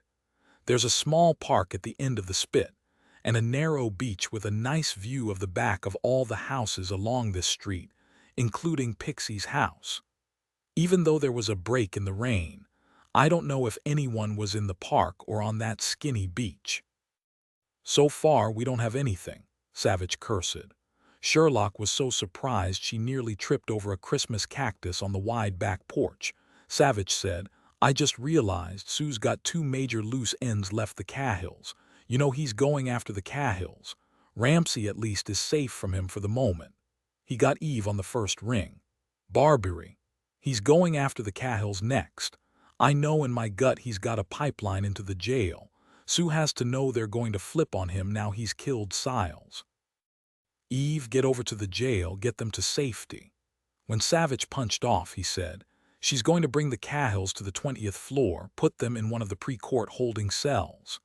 They stood under the wide porch and looked out over the water to Caribay Isle, listened to the waves bumping against the dock. It was dark and miserable, the rain coming down in torrents. A deputy sheriff strode through the rain from the neighbor's yard, a black umbrella over his head. He shouted, "Sheriff, we got a winner." They'd found an old gentleman on Caribay Isle who'd been walking on the narrow beach beyond the small park. He had a straight view to the back of Pixie McCrae's house and her dock. He was chewing on his pipe since he didn't smoke anymore. He told the deputy, hurrying because he knew the rain was going to start up again. And that wasn't good because Pearlie, his bulldog, hated to do her business in the rain. He said it was nearly 4 o'clock when he saw a small outboard motorboat come through the lock, turn left, and motor to Pixie's dock. He saw a man climb onto the dock and go into the house. Did he see the man leave? Nope. Pearlie was through doing her business, and it started drizzling again, so he took her home. Sue had come by boat, just as he'd done the night he'd motored the Zodiac to see Cliff and shot Ramsey. They went to speak to Mrs. D. Cotter, Pixie's neighbor, but she was in shock, numb.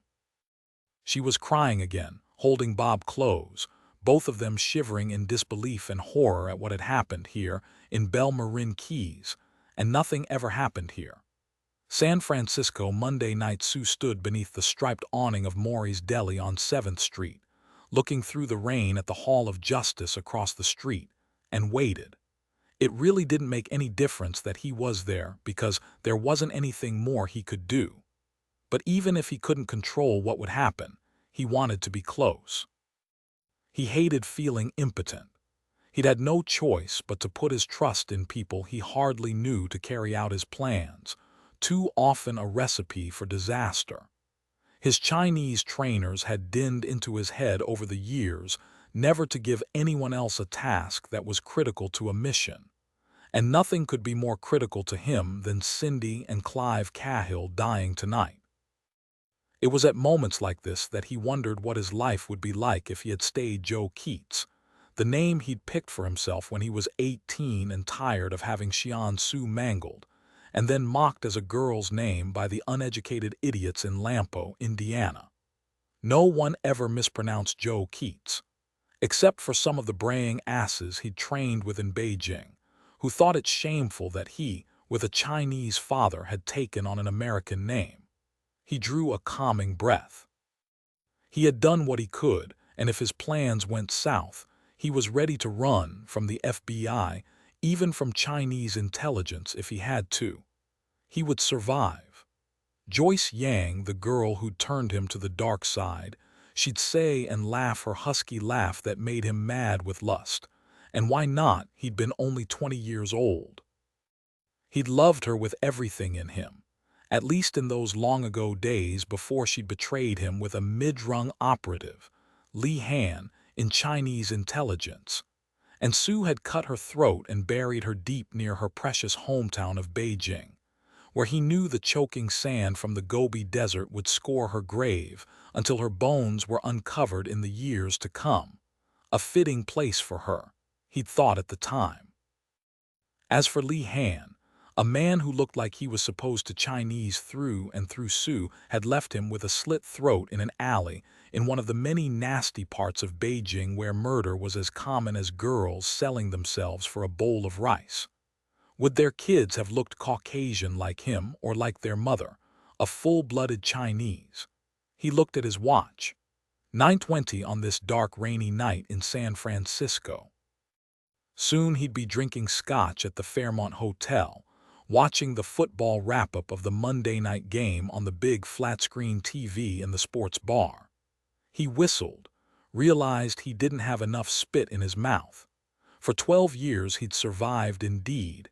He'd thrived working undercover in the American section of Chinese intelligence. They had taken to calling him Mingxing the Star because of what he'd accomplished for them. He'd learned to be ruthless in the way they respected, and yet he was charming enough to talk people out of their paychecks. Maybe his black hair was a bit too glossy and coarse, but no one would question that he looked entirely American, just like his mother, Aunt Sue, who'd been an American history teacher at Lampo High School. The principal, fat Mr. Buck, hadn't made fun of him like his peers had, since Sue was the school system's expert in cybersecurity. Buck even managed to get him a computer science scholarship to Berkeley. Sue wondered sometimes what Mr. Buck was doing these days. He smiled now. No way Mr. Buck, the bulwark of American conceit and smugness, could know his prize student had killed 3 students on his watch. Even then, Sue had been good at making people simply disappear. Joyce poked into his memory again, those beautiful almond eyes of hers, whispering her flawless English in his ear how it would astound her trainers that he could so easily pass for a Caucasian. Like him, she'd been born in the U.S., not 20 miles from Berkeley. Ah, those days at Berkeley, hoisting up the Chinese flag, screaming with other protesters about the brilliance and honor of the Chinese people and the profligacy and corruption of Americans. He'd learned over the years, though, that it was the Chinese who had the market cornered in corruption. He wasn't like the Chinese. He wasn't corrupt. He carried his assignments out promptly and professionally. But now he was watching in disbelief as his life spiraled into the crapper in the span of 5 short days. He'd failed in his mission, his superiors had told him, because he'd chosen defective tools. Yet they'd happily approved Sue's plans when he'd assured them Cindy Cahill could focus her attention on Mark Lindy, and he'd be stuttering to do whatever she wished. And he'd been right. Lindy couldn't resist her, just as his handlers couldn't resist trying to get their hands on the latest generation of the Stuxnet worm Lindy was working on. Even the original Israeli worm had infected 60% of Iranian computers and slowed down their production of nuclear fuel for years. Having the access codes to Lindy's work was as important to their industrial security as having the hydrogen bomb. But his superiors had ended up being right about those two losers, Cindy and Clive Cahill. To cover themselves, they said they'd known Lindy would be too smart and too cagey to fall for a Mata Hari, that he'd be as careful with his passwords as the devil with a bowl of ice cubes. Sue remembered as clearly as if it had happened today when he'd gotten a call from Cindy more than 8 months ago, hysterical, screaming Lindy was dead, that it wasn't her fault he'd been called in by some sort of incident response team, and they'd questioned him about accessing private networks that Lindy knew he hadn't accessed, and he'd accused her of calling up the Stuxnet program on his computer. She'd called in Clive, and he'd held Lindy down while Cindy had poured the poison down his throat. Idiots, both of them, asking to be caught, and they had, of course. All his superiors in Beijing had wanted was to have him steal the information and leave the country, with no one the wiser if possible. They blamed him that a high-ranking American cyber-intelligence officer had died. They made it clear they wanted no more killings, and so he'd made a deal with the Cahills, hired Milo to keep them quiet, gotten O'Rourke in line, and waited until everything went to hell. O'Rourke had panicked, ready to spill his guts to that damned judge when he'd suspended the trial. He'd fixed that problem, but he still couldn't be sure how much Judge Hunt knew or suspected. From the moment he'd slit O'Rourke's throat, he'd been on his own. From that point on, the Chinese would be more likely to have him killed to prevent his arrest than to help him. Perhaps if he succeeded tonight, the Chinese would see he'd acted in their best interest as well as his own. "It will be all right, Sue, you'll see. It doesn't matter that those silly kids are making fun of you, my darling, that just makes them stupid." And his mother had rocked him when he was small and he'd believed her, but he'd started to feel a simmering rage, a rage that seemed to encase him like a tunnel, and he knew he wanted to kill them all for mocking him. When Sue was 14, one of the bullies with a brand new driver's license had died in an auto accident, or so it was ruled. He remembered his mother had looked at him as if she knew what he'd done, but she'd said nothing. But he remembered now she was watchful, always watchful after that. He'd been more careful with the other two bullies. Sue shook his head, wondering why he'd think of his mother now, wondering too if she would rock him now, tell him he was smart, that he'd figure his way through this fiasco and everything would be all right. Had she known then he would kill again and again. As for his father, he was grateful to the loser for 2 things: he'd forced him to learn Mandarin and had sent him to Beijing to visit his grandfather before the old man dropped over dead during Sue's last visit when he was 17. He looked down at his watch again, saw a streak of blood on his left wrist. How could he have missed it? He scrubbed his skin until the dried blood flaked off. Was it Milo's blood or the woman's? What was her name? Pixie, that was it, like some lame ripoff of Tinker Bell. No matter. Soon Billy Cochran would be dispatching Clive Cahill to hell. He knew Cochran as an angry man who'd killed before, a 3-time felon set to transfer out to San Quentin in the morning. Cochran had very little to lose, and was enough of a veteran inmate to know how to kill Clive without being caught. Cochran had been eager enough to accept the offer Sue had made when he'd visited him. He was leaving an aging grandmother who needed money badly. Cochran was vicious enough and would feel no remorse, but there was always the question of whether he could pull it off. He'd been caught 3 times after all. Sue wished he could do it himself, but it wasn't possible. 9:29 1 minute until Cochran killed Clive. Sue himself had set the time. That was when the TVS were turned off and the prisoners were herded to the showers before they returned to their cells for the night. 9:30 exactly.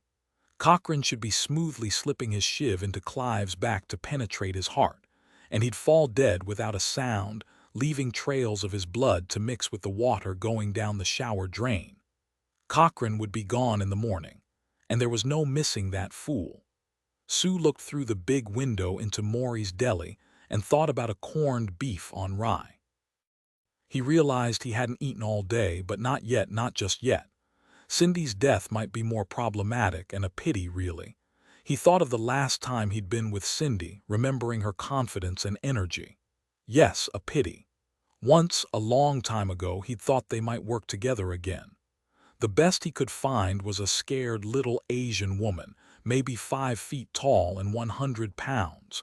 She'd spoken to Cindy to gain her trust. He'd made sure of that. He'd found Lin May himself, out on bail, and he'd found she had a little boy. She didn't have Cindy's physical strength, and that might be a problem if Cindy spotted the blade at the last second. Still, he had more faith in Lin May than in Cochrane. She was an immigrant, and he'd been right to think she'd believe him absolutely when he looked her directly in the eyes and told her in fluent Mandarin her son would die if she failed in her task. It was 9:35 now, and it was over, one way or the other. He looked into the rain-soaked night and imagined fireworks, bursting balls of sparkling red shooting out of the top of the Hall of Justice. He prayed the whole nightmare was over. He pulled his collar up on his Burberry rain jacket and walked down 7th Street toward the Bayshore Freeway, where his Audi was parked in a safe underground garage. As he cranked the engine, he realized he'd forgotten the corned beef on rye. It was a cop deli, too, probably delicious. Harry Christoph's house, Maple Street, San Francisco. Monday night. Harry pulled his Shelby into the driveway, cut the engine, and turned to face Eve. She had asked him about every detail of the crime scene in Belle Marin Keys. They had fallen back on talking about the brutal murders as dispassionately and professionally as they could, but it was difficult. Eve said, "At least Savich should have a real shot with the Cahills tomorrow morning. We've got them isolated in the Marshall holding cells, out of contact. They shouldn't find out about Milo's murder until Savich springs it on them. There's a good chance one of them will talk, since Sue killed their lawyer this time. Their only contact with Sue and the person they've been pinning their hopes on to get them out. What's left for them to try?" Eve opened both her car door and her umbrella and ducked under it. She stepped onto the driveway and took her first good look at Harry's house. Even in the dark with the rain pouring down, she could see enough to be surprised at how big it was, probably worth a bundle even in this depressed market. She liked the shake roof and the big windows that gave it a colonial sort of feel even without the columns. She ran through the rain from Harry's Shelby to the front door. A bright porch light was a welcoming beacon. There were even ferns hanging from under the porch ceiling, still looking perky, though it was nearly Thanksgiving. She imagined the tree-filled yard would be spectacular in the spring and summer. "I like your house. It's the showcase of the neighborhood, isn't it? You'll have to tell me how you snagged it." He gave her only a curt nod. It was odd, Eve thought, but Harry had seemed a bit unwilling to bring her here. But as she reminded him, he'd been to her condo, and now it was time for her to see his digs. His wife's digs, he'd said, not looking at her. Since she'd left the Suburban at the Marshall's pool at the Federal Building, he'd offered to take her home. She knew he hadn't realized he would be making a stop first. "Everything is beautiful. You have a gardener, don't you?" He nodded. "His name is Mr. Sanchez. He's been with me 6 years, comes once a week. His son helps him now." He paused for a moment as he stuck his key in the front door, looked over his shoulder at her. "I just realized I don't know his first name." "He's always been Mr. Sanchez to me. His son goes by Junior Sanchez." He smiled. "Not Sanchez Jr." He pushed open the door, turned off the alarm, and stepped back for her. "Come on in." Eve shook out her umbrella and slipped it inside a copper umbrella pot. She stood in a small square entryway with a mirror on the wall above a curvy modern table for mail and flowers, but the beautiful Italian cash pot was empty. The gardeners didn't work inside. He pointed her to the living room, where a big easy chair, an ottoman, and a big screen TV were displayed front and center, and a pile of newspapers had been tossed in a haphazard stack on the floor beside the chair. Sure, there was a sofa, chairs, and a coffee table, all with an Italian country flavor, but it was obvious he never sat there. Other than the pile of newspapers, nothing else was out of place. No beer cans, no running shoes. 2 Sports Illustrated magazines sat on the coffee table. She gave him points when she saw that neither one was the swimsuit issue. Still, everything was so guy, she had to smile. She looked at the walls, saw they were covered with framed travel posters of Lake Como, the Alps, Parliament on the Thames, all in full color, inviting you to step right in. She waved toward the posters. "Do you like to travel, Harry?" "Yes." She turned to him. "Only a simple yes. No explanation, like whether you've been to all these places and which one is your very favorite in the whole world." "That would be Lake Como, I guess. The hiking is great around there. I like Inverness for hiking, too," she said. "I've never been to Inverness." "It's stark, usually cloudy, often raining, and almost, well, painfully real. Would you like some coffee?" She checked her watch. "I'd be a moron to drink coffee this late. You have non-fat milk, Splenda." He had both. Eve watched him grind coffee beans, then measure the ground coffee into the filter and dump water in from the sink tap. Harry said, "Funny what Savich said about Billy Hammond, his friend at the CIA in Langley. He wouldn't verify anything at all about the information Sue obtained or was after, even though he's known Savich for 100 years, give or take. That kind of secrecy, it's enough to make you gag in your soup." "At least he apologized," Eve said. "It must be incredibly sensitive stuff if they're putting tape over his mouth. I'll bet they already know exactly what was accessed, since it would be recorded on their servers. They just don't want anyone else to know, though, even us." "According to Savich," Harry said, "they weren't much interested in interviewing the Cahills. They probably know the Cahills didn't know about the information Sue accessed or how valuable it is. But maybe they know enough to help us find Sue." "That's all we want from them, really," Eve said. Suddenly he was staring at her as they stood in his kitchen, listening to the coffee perk, shaking his head. "What? Do I have rain still dripping off my nose?" he said. "The first time I saw you I thought you looked like a homecoming queen from somewhere in the Midwest, someone who should be frosting cupcakes for her kid's birthday party. I wondered, how can she possibly be a deputy U.S. Marshal?" He shook his head again. "You're so damned pretty." Then he waved his hands as if he were trying to wave away his words. Since it was obvious to her that Harry wished he'd kept his mouth shut, Eve waved her own hands at his kitchen cabinets. "You said you liked my kitchen. I had it remodeled last year, you know. I found a really good contractor who came in on budget and on time. You want her name?" "Nah, everything works fine. Once in a while the sink clogs, but that's no big deal," she grinned. "You're right. Nothing wrong with cooking in the 1940s. Now that I think about it, if you wait another couple of years, all your kitchen appliances will be back in style as retro, except maybe for those green-tinted cabinets." He handed her a mug of coffee, gave her non-fat milk from the refrigerator, and dug out a couple of packets of Splenda from his stuffed drawer. As she stirred her coffee, she said, "What you said, Harry, do you know my brothers are always saying the same thing? They still call me Miss Susie Q. When I told my dad I wanted to be a U.S. Marshal like he is, though, he looked at me up and down and said, 'That would make me very proud, Eve. It's a great career choice for you. You'll be one of the best.'" She paused for a moment, looked down into her coffee mug. "Yes, that's exactly what he said, straight up. I've never forgot." She cleared her throat and drank some coffee. "This is very good, Harry. Do you cook? When the need arises. What did your mom say?"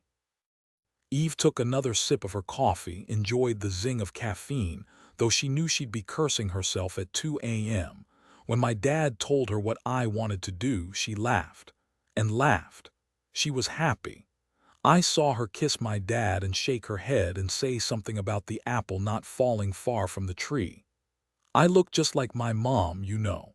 It's funny what you said, Harry, because my mom was a college cheerleader. And I can still see her cutting our birthday cakes at our big kid parties, hear her singing at the top of her lungs, leading all the kids in a sing-along. I might add that everyone adored her. She was so beautiful, so bouncy and fun. She still is, Harry said. So you fell pretty close to both trees, and your dad's the U.S. Marshal in Chicago. Yep. Like I told you, he's an anomaly. He served under 2 different presidents now, unlike most of the 94 marshals countrywide. Tell me about your folks, Harry, he shrugged. They live in London. Well, they do for most of the year. They love to travel, always have, and they took me with them. I guess they gave me the travel bug. She could only gape at him. Parents lived in Harrisburg, Pennsylvania, for heaven's sake, or Mineola, Florida, not London, England. Why do they live in London? He looked like he wanted to tell her to leave it alone, but he said finally, my dad's a financier. It sounds old-fashioned, I know, but that's what he says he is. What does he finance? Well, he runs Willett, Haversham and Bale. She let out a whistle. They're so big even I've heard of them. They're worldwide, and they survived the banker's rape of the world with fairly clean hands from all I've read. Your dad's CEO. Well, not really. He's the chairman of the board. Actually, he pretty much is Willett, Haversham and Bale. But your name's Christoph. Willett and Haversham are his first and middle names, the middle name from his own father, and Bale is his best friend. They picked the name because Dad liked the sound of it, all snooty and English like one of their ancient law firms. So your dad is Willett Haversham Christoph, and what's your full name? I'll tell you on my deathbed. That bad? Does your name sound like an English duke? All right, I'll wait. Do you have any brothers or sisters? I'm an only child. All right, I'll keep pulling hen's teeth. Your mom? Sylvia is my mom. She's a fashion consultant. She stared at him. You're kidding, he shrugged. She'd take one look at you and want to haul you off to be photographed for Vogue, and she'd be right. The camera would love you, she'd say. You've got great bones. How would you know that? She took me with her on photo shoots, showed me all the subtle clues in a person's face, actually. I've found it all very useful to a cop.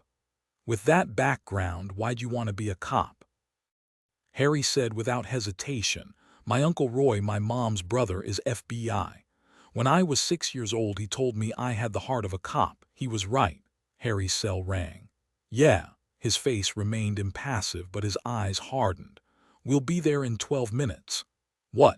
You put the Cahills in a holding cell in the federal building, right?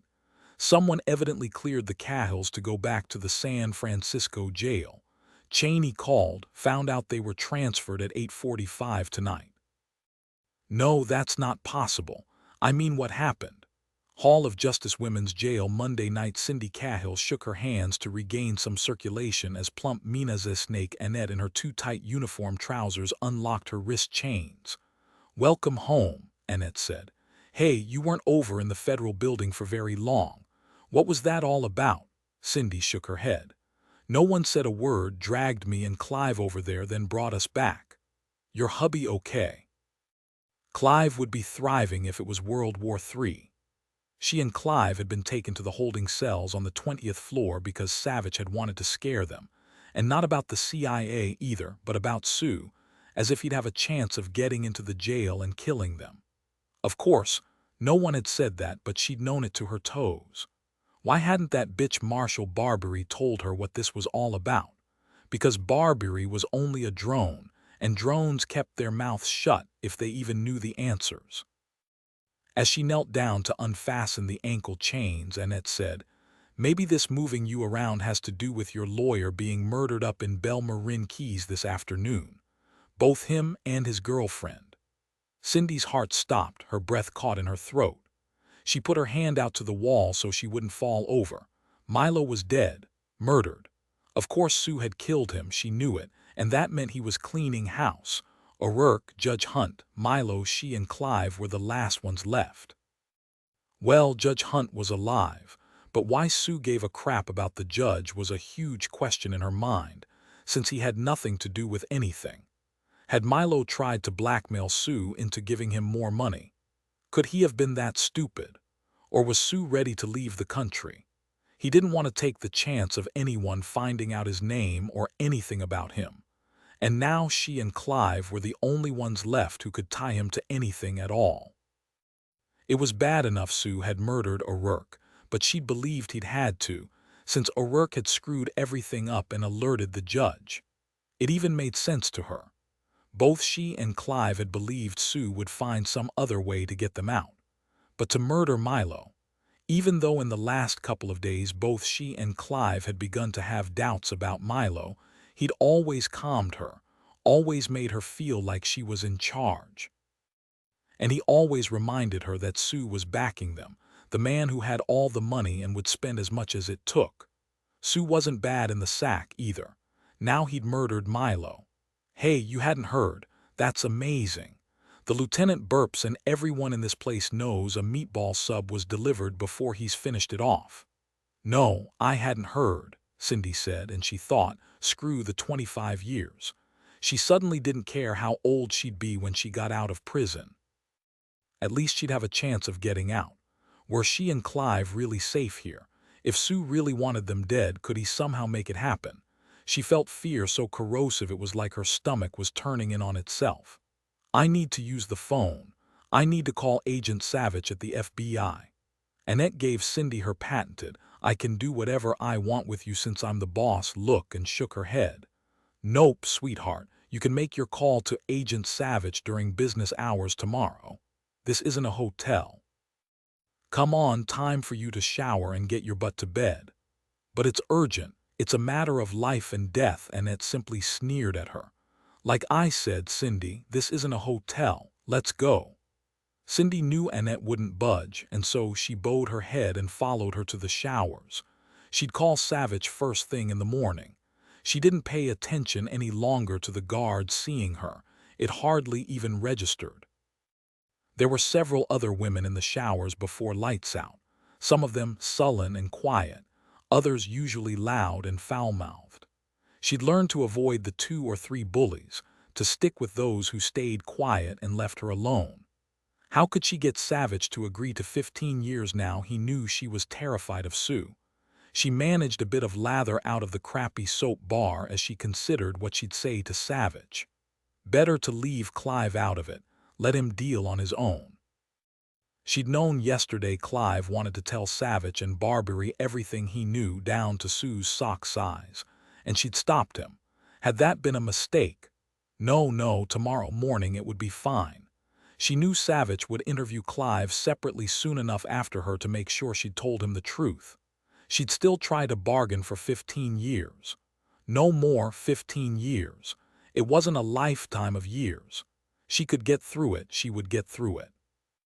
If only Mark Lindy hadn't found out what was happening and freaked out, Cindy put the bar of soap back on the shelf and turned to see a tiny Asian woman she'd noticed hovering in the background since yesterday, always deferential and polite to her, trying to get Cindy into a conversation.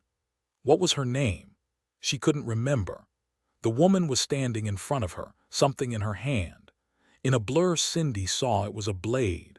She jumped back, but she wasn't fast enough. The blade sank into her chest even as she slipped and fell on her back onto the wet tiles. She stared at the woman, whispered, "Why did you do that?" The woman said, "For my son, I'm sorry." Sue, she thought, Sue had done this. Her last thought was of Clive. Was he dying too? San Francisco General Monday night Clive Cahill was dead, and Cindy Cahill was fighting for her life in surgery because of a stupid mistake, and it was all her fault, no one else's. Eve sat in the waiting room with Harry, playing the if only game. If only she'd stayed longer with the Cahills at the holding cells on the 20th floor of the federal building. If only she'd thought to read the Cahills' transfer papers from San Francisco jail carefully enough. Sue would never have found them. No, Miss Brilliance had looked with only one eye and half a brain at the transfer papers, never seen the error that had to be there that returned the Cahills to the San Francisco jail instead of leaving them right here. She had only glanced at the paperwork, really, then trotted out with Harry, excited to think she'd finally see his house. She hadn't even thought to double-check. No, she'd happily hopped into Harry's Shelby and gone with him without another thought about the Cahill's safety. Her fault. She'd fire herself if she were her own boss. Chaney walked into the surgical waiting room with Sherlock and Savich behind him. Before Eve or Harry could open their mouths, Chaney said, "We don't know yet who got to Clive." It was clean and fast, and before anyone knew anything, the guard heard a yell and there was Clive lying dead on the shower floor, a shiv lying beside him in bloody water. They found an Asian woman by the name of Lin May standing over Cindy, crying, still holding a bloody homemade blade. Lucky for Cindy, she stuck her in the chest just once with it, then jerked the blade right out. Eve said, "Did she say why she did it?" Savich said. Lieutenant Clark in the San Francisco Sheriff's Custody Division spoke to her while the EMTs were transporting Cindy Cahill to the hospital. He said her voice sounded like she was drugged or in shock, that she couldn't seem to speak above a whisper. She told Clark a man who looked American told her in fluent Mandarin in the calmest voice she'd ever heard that he would slit her son's throat if she didn't stab Cindy Cahill to death. He handed her a photo of her son shooting baskets in a friend's driveway. He even told her where she would find a blade to stab her with tonight in a drain next to the women's shower. She said she didn't have a doubt he'd do exactly what he said if she didn't kill Cindy. Sherlock said, "It seems so unlikely, but we know now that Sue looks American. No one who's seen him thought he looked Asian, but he was always wearing glasses before. So it means he's Chinese-American with Caucasian features." Eve said, "So Sue visited this woman in prison." Savich shook his head. "Clark told me that Lin May had been out on bail until yesterday. Then she showed up after missing her court date, on purpose, it looks like, told by her court-appointed lawyer, who told her she'd see a judge in the next couple of days and be rebonded. Sue approached her while she was working at her job at the bakery at Whole Foods. He waited patiently until she was on break and stepped in front of her." Savich shook his head. "Do you know she was arrested for kiting a check for her brother to get him out of trouble with a Chinese gang because she didn't have any money? Now she'll be up for murder," Eve said. "Hopefully attempted murder with mitigating circumstances. Didn't she think about what would happen to her and her son if she got caught?" Chaney said. "Caught. She never tried to hide that she'd stabbed Cindy. She was paralyzed by what she'd done, that she just tried to kill another human being." Lieutenant Clark said after she described what she'd done and why, her eyes rolled back in her head and she fainted. When she woke up, she didn't say another word. He said he asked her over and over why she hadn't come and spoken to one of the guards, but she only looked at him with great sadness. He had her brought here to the emergency room. Eve looked up to see her boss, Marshal Carney Maynard, standing in the doorway. He looked tired, she thought, and unhappy, and she couldn't blame him at all. Maynard said, "There aren't any nurses around who know anything about Cindy Cahill. Is she still alive?" "She's still in surgery and hanging in," Eve said. That was all the or nurse could tell us. She said when the surgery's done, the surgeon will come out and speak to us. "It's nearly 1 a.m., sir. You didn't have to come." "Of course he had to come, you idiot. He's here because of you." Maynard said, "I did have to come, Eve. Cindy Cahill is here because my people screwed up." Nice way of putting it. "No, sir, your people didn't screw up. I screwed up and I'm singular," Eve said and looked him straight in the eye. "Let's do this in front of everyone. I deserve it." Marshal Carney Maynard eyed her back and frowned. "How do you figure you suddenly rule the world, Deputy Barbery?" "Sir, the truth is I only glanced at the transfer papers. I should have studied them as carefully as I would if they had been papers bringing Gaddafi's body to the U.S., but I didn't." Maynard waved a hand to cut her off. He was more frazzled than tired, and here was Barbery desperately trying to shoulder all the blame. It'd be easier if he could heap it all on her head, but he couldn't. He said, "Since the proverbial buck stops with me, Deputy Barbery, I'm the one responsible. I knew the importance of this transfer, but I was watching the Monday night football game. This was the classic definition of a snafu. I'd hoped never to have one with such disastrous results under my watch, but it's happened, and now we all have to deal with it. So dial it down, Eve. He laughed. We've given our FBI contingent a fine show. Here's what happened. Turns out we had a new deputy driving the prisoner van. His partner didn't look closely at the paperwork, and so they did the run they normally do. They drove Clive and Cindy Cahill straight back from one of our holding cells to the San Francisco jail. That's simple. No, deputy, you did your job. I didn't do mine, Sherlock said. No one wins in a blame game, Marshal Maynard. Not even the FBI contingent. Nurse Camp looked in from the doorway. Dr. Elba is tied up and asked me to speak to you. Cindy Cahill is out of surgery. Dr. Elba thinks she has an even chance, though she's still oozing blood because of a clotting problem she's developed from all the bleeding. We moved her to recovery. You won't be able to speak to her until morning, all right? Harry asked. Could you please find out about a new patient for us, a Mrs. Lin May, probably having a psychiatric evaluation? Nurse Camp said. Not in my bailiwick, agent. The people at the reception desk can help you find her. Eve thanked her and watched Savich dial Bill Hammond at the CIA. They could hear a man's voice loud and clear. Are you nuts, Savich? It's 4 in the damned morning. Harry and Eve looked at each other, knew they didn't want to hear this conversation, and left the waiting room. They took the elevator to the 4th floor to check on Ramsey before they left the hospital. It wasn't the same elevator.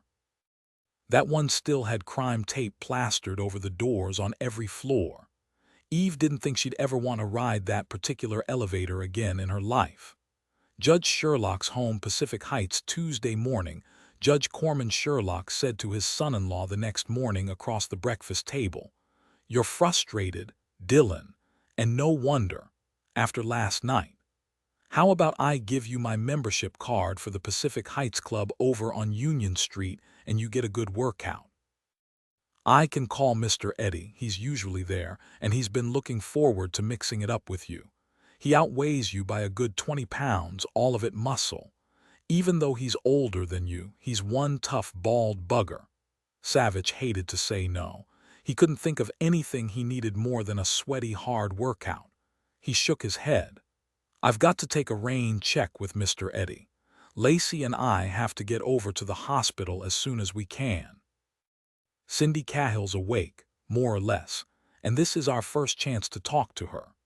5 minutes later, after Sean had demolished a bowl of Cheerios and started to rag on his grandmother about the visit to the zoo she'd promised him, even though the zoo wasn't open yet, Sherlock started up their rental car for the ride across town to San Francisco General Hospital.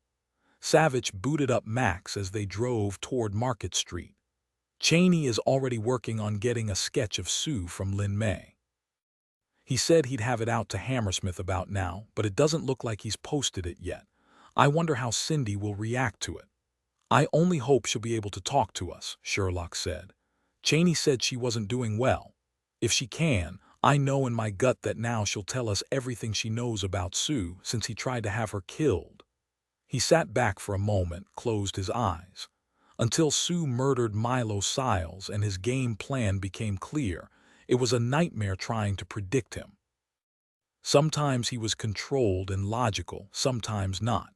What he pulled off last night was an act of desperation, beyond his control. He was lucky it worked out as well as it did. Sherlock turned onto 101 South, ripping up an elevator ceiling, throwing down a smoke bomb, and firing down on a bunch of marshals, and Ramsey sure wasn't a logical, controlled act. I still can't figure that one out. I can't, either. It's so over the top and out of character for him. Why was he so desperate to kill Ramsey in such a crazy way? Bottom line, he's a spy, probably has been for quite a while, and a spy's first watchword, it would seem to me, is discretion. He buried Mickey O'Rourke in a spot no one would ever find, just bad luck for him that those kids were there. But then he murdered Milo Siles and Pixie McCrae in broad daylight when he could easily have been spotted. He's all over the place. Sherlock said, I think with Milo it boiled down to eliminating anyone who could hurt him as fast as possible so he can get out of Dodge.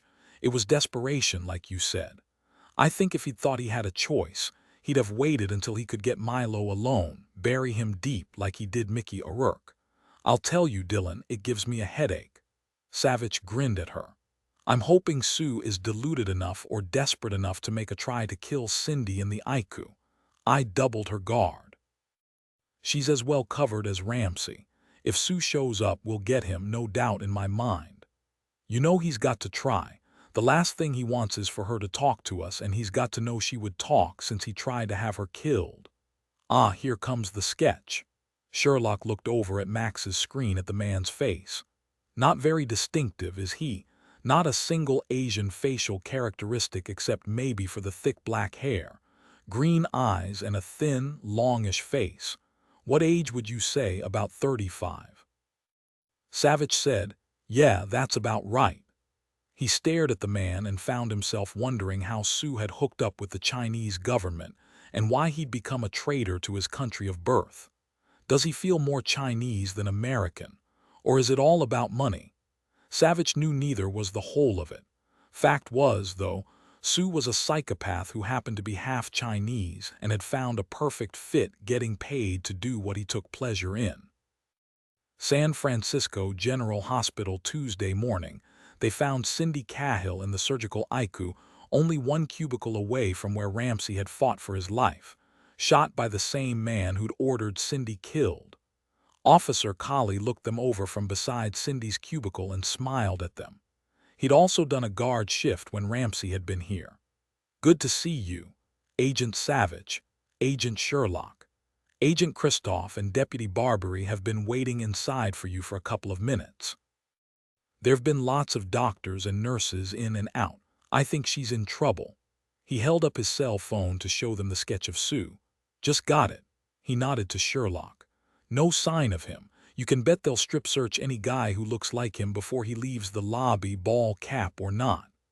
Cindy looked white as death, her eyes closed, her eyelids bruised, her hair matted down. There was a plastic oxygen mask over her mouth, and when she breathed it was with effort, as if it was hard work for her. The single sheet pulled over her was stained pink where it touched her chest, and looked to be draped over a maze of gurgling tubes, packings, and pressure dressings, some of them stained pink as well. One of her Ivs held a bag of blood that was slowly dripping into her arm. Without makeup, without a show of her usual attitude and the force of her personality, she looked young and vulnerable, and gravely ill. Savich nodded to Eve and Harry. "Has she been asleep since you got here?" Eve shook her head. "She's awake, but she hurts and she's dopey from all the drugs they're pumping into her. The doctor told me he didn't know whether she'd make any sense or not," Sherlock said. "All we can do is try." "Ah, there's an eye opening." Eve leaned over her. "Good morning, Cindy. You want to blink at me so I know you're there?" Cindy Cahill blinked. "I'm here," she whispered. "Are you in pain?" Savich asked. Incredibly, she smiled. "It doesn't feel like I'm swimming in Bali with the sun beating down on me, if that's what you mean. I've always wanted to go to Bali, but I don't know if I'm going to make it there now. Do you know she apologized to me after she stuck that knife in my chest?" Everyone felt a pang of pity until Cindy whispered, a heap of venom in her voice. "I even went out of my way to talk to that skinny little bitch. I mean, I didn't have anything better to do, so why not? And all she did was yak about her son as if I cared." The real Cindy, attitude and all, had snapped back into focus. As ill as she was, Harry grinned. "Sounds like you're getting back to normal, Cindy," he said, and kept his fingers crossed she'd stay with it. "I won't be back to normal ever. Look at me. At least the bitch didn't kill me." "Her name's Lin May," Sherlock said. "Who are you?" "I'm an FBI agent." Cindy said. "I like your hair." "I once had red hair, well, more auburn really, but I didn't curl it like you do yours." She cut her eyes to Eve. "What I hate is blonde ponytails. I mean, it's so dated, like a woman trying to regain her girlhood. It's pathetic." Eve said, "The reason Lin May tried to kill you is because Sue threatened to murder her little boy if she didn't." They all saw how quickly Cindy computed this. even as sick and drugged as she was. Poor kid's dead now. I mean, since I'm alive, it means Mom failed and Sue will find that out fast enough. Her boy is being protected, Sherlock said. He'll be fine. Eve continued. Do you know Lynn May's in shock and here in the psychiatric unit? She's probably faking it. I hope she goes down hard for this. They saw a hand clench. I actually pretended to listen to her. I actually paid her some attention, and this is how she repays me. Savich said, I'm sure you agree she was smart to pay more attention to Sue. She didn't think the police could protect her son from him. All right, so she was smart to believe him. I mean, he shot Judge Hunt, murdered Mickey O'Rourke and poor Milo, the greedy idiot. Wait, sudden panic bloomed in Cindy's eyes. Clive, where's Clive? Savich hadn't wanted to go there, not yet, but Cindy's face was flushed, her eyes focused on him. He didn't have a choice now. He said, Sue hired a prisoner to stab him in the shower just as he had Lynn May stab you. Clive didn't make it. I'm sorry, Cindy. Cindy's face went perfectly blank. She tried to shake her head at them but couldn't seem to make her head move. She closed her eyes and didn't make a sound except for her labored breathing. Tears seeped from beneath her eyelids and streamed down her white cheeks. Eve thought, so Cindy hadn't been simply using Clive after all.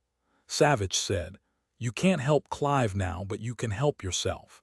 I've got that offer from the U.S. attorney for you, Cindy. Are you ready to tell us what you know about Sue? Cindy whispered, her eyes still closed. Is it 15 years like I wanted? Yes, since Sue's now a serial killer, 15 years is on the table if what you tell us helps us find him. You got that in writing. There hasn't been time, Cindy, and we don't have much of it now. He could be leaving the country as we speak. Can I trust you, Agent Savich? Savich leaned down close to her face. You can trust me. Cindy opened her eyes and studied his face. She whispered, Sue's first name is Xian, Xian, but he'd always been called Sue, said it was easier than Xian. He's a lot younger than Clive, but he didn't tell me his age. I teased him enough for him to tell me he was from Indiana, got out of there when he was 18. He said he changed his name to Joe Keats, but when he was working, he was Sue. I don't know if he's using Joe Keats now since I never saw his passport. I think he's got lots of aliases. Does this look like him, Cindy? Savich showed her the sketch of Sue on the cell phone. That's not too bad. He's handsomer, though, really pretty green eyes. He did tell me he got his eyelashes from his mom, Anne. Do you know where he's staying? No, he never told us that. He showed up when he wanted to. I think he moved around. What was Sue after from Mark Lindy's computer? He never told us that either. He said the less we knew about it, the better for everyone. Lindy did tell me he was an expert on computer worms and viruses, stuff like that. He bragged to me once about being one of the major designers of the worm that shut down Iran's bomb plans. An alarm went off on one of the electronic monitors Cindy was connected to, and a nurse and resident rushed into the cubicle. Please leave now, the doctor said. She needs some help. The four of them were hurried out of Cindy Cahill's cubicle. They stood motionless outside the cubicle. She going to die? No one had an answer for that. Savich punched the elevator button. They said nothing more, waited until they were inside. Savich said, since there's nothing we can do about Cindy, I need to sit down somewhere, run the information she gave us on Sue through Max. As they walked to the cafeteria, Eve said, I want her to make it, I really do. I'll admit I was surprised she was so upset about Clive. I always thought she was using him, like he was some sort of father figure to her. It's all just so useless. Savich shook his head. I'd say they had a mutual dependence, strange as it was. Eve nodded. I also think she had a bit of contempt for him, since she knew very well Clive was weaker than she was, but yeah, she depended on him. He was always there for her. I wonder what will happen to her now. Acknowledgements. I would like to thank the following consummate professionals for their infinite kindness and patience in making Backfire richer and, super important, accurate. Thank you all so very much for coming into my life. I worship at your feet. Let me add that if there are any factual goofs in the book, it's my fault. I mean, I'd like to blame someone else, but alas, it's on my head. Deputy U.S. Marshal Dave Key, your experiences and exploits are amazing. Perhaps even more amazing is that you're still alive and smiling and ready to take on more. Marshal Donald O'Keefe, U.S. Department of Justice, U.S. Marshals Service, Northern District of California, El Jefe, your willingness to provide me with everything I needed is appreciated. Chief Judge James Ware, U.S. District Court for the Northern District of California, you are thoughtful, eloquent, and you answered every one of my crazy questions, and even some I hadn't thought of. Ms. Ian Trin, Judicial Assistant for Chief Judge James Ware, you are the great facilitator.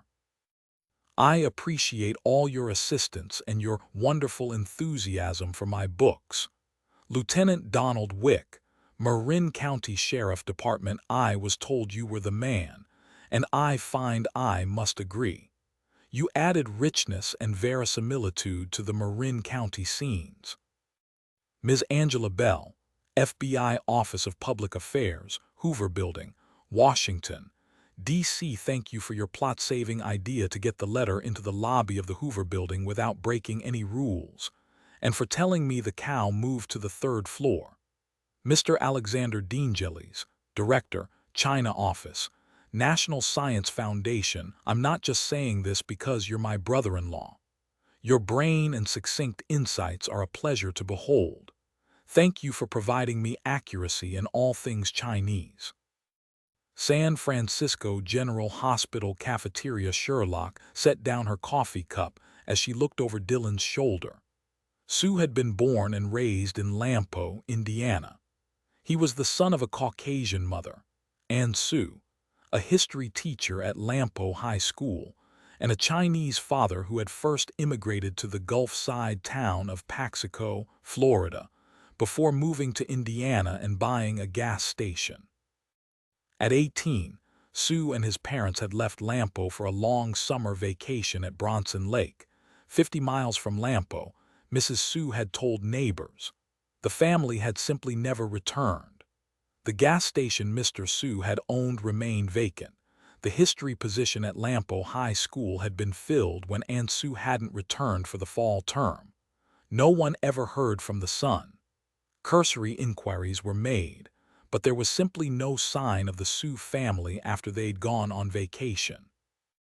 They were eventually forgotten since no one knew of any family on either the mother or father's side to contact.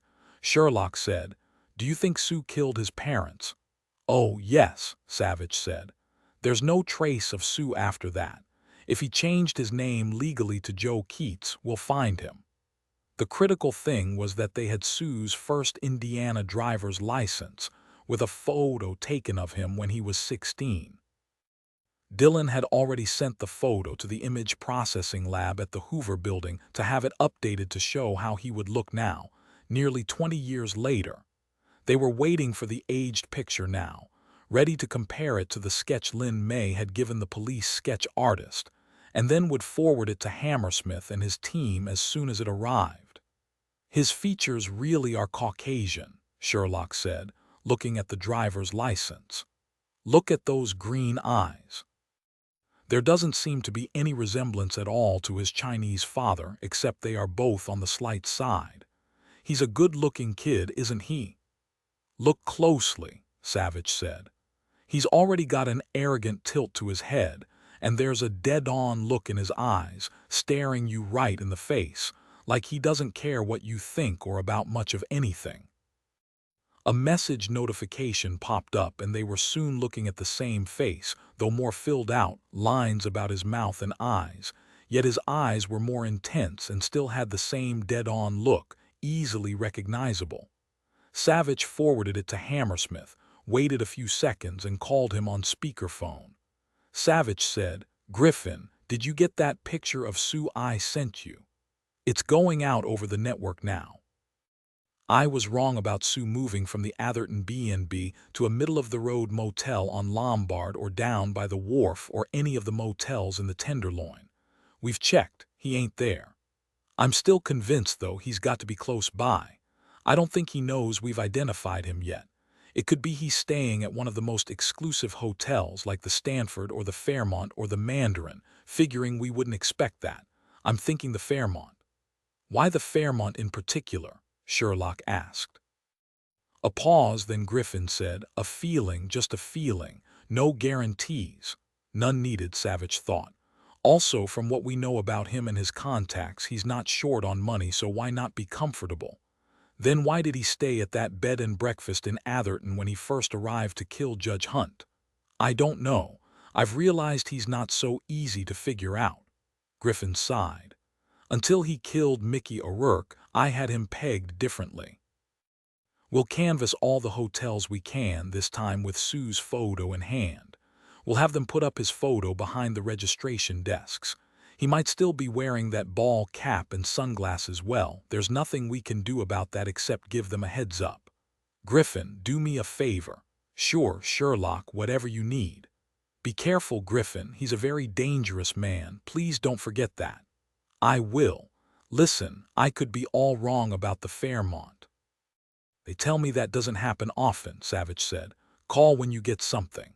When Eve and Harry got off the elevator on the 4th floor, Eve looked up the hallway at an SFPD officer and a deputy marshal on their feet when they spotted them. Once inside Ramsey's room, Deputy Marshal Halloran said quickly, "What's going on?" Eve said, "I really made a mess of it, Joe." Harry squeezed her arm. "She means Cindy Cahill is pretty bad off, but she may have finally given us something useful. We'll know soon." To Eve's surprise, Ramsey was reading a spy novel and wasn't that perfect. She wondered what Savich would find out about Sue, the spy and cold-blooded murderer who wanted Ramsey dead. She leaned over and kissed his cheek. "You look really hot, you know that." He also looked tired.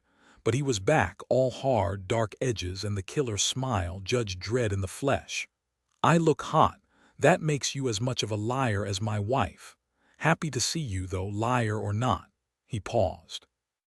"Eve, I can tell by looking at you that something's happened." "What?" Eve said. "Cindy Cahill told us the man who's been trying to kill you is called Xian Su. He's Chinese-American, born in Indiana, and looks as wasp as you do. Dillon and Sherlock are trying to track him down. I don't suppose the name means anything to you." "Not any more than the name Sue by itself," Ramsey said. "If they can find him, maybe I can start making some plans to get out of here and back to work." "We should get him now, Judge Hunt," Harry said. "He won't come after you again." Ramsey stared from Harry to Eve, considering that, and Eve said, "Hey, do you think you'll be going home in time for Thanksgiving?" Ramsey became aware that the pain meds were tugging on his brain, and evidently his hearing as well, because he thought in that moment that Eve had a beautiful speaking voice.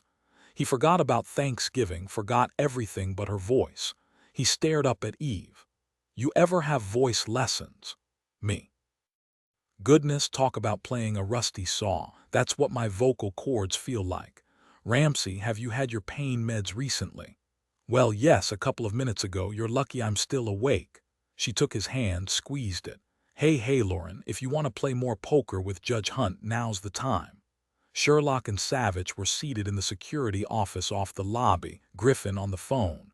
He sounded so hyper she hoped he wasn't driving. "We've got him.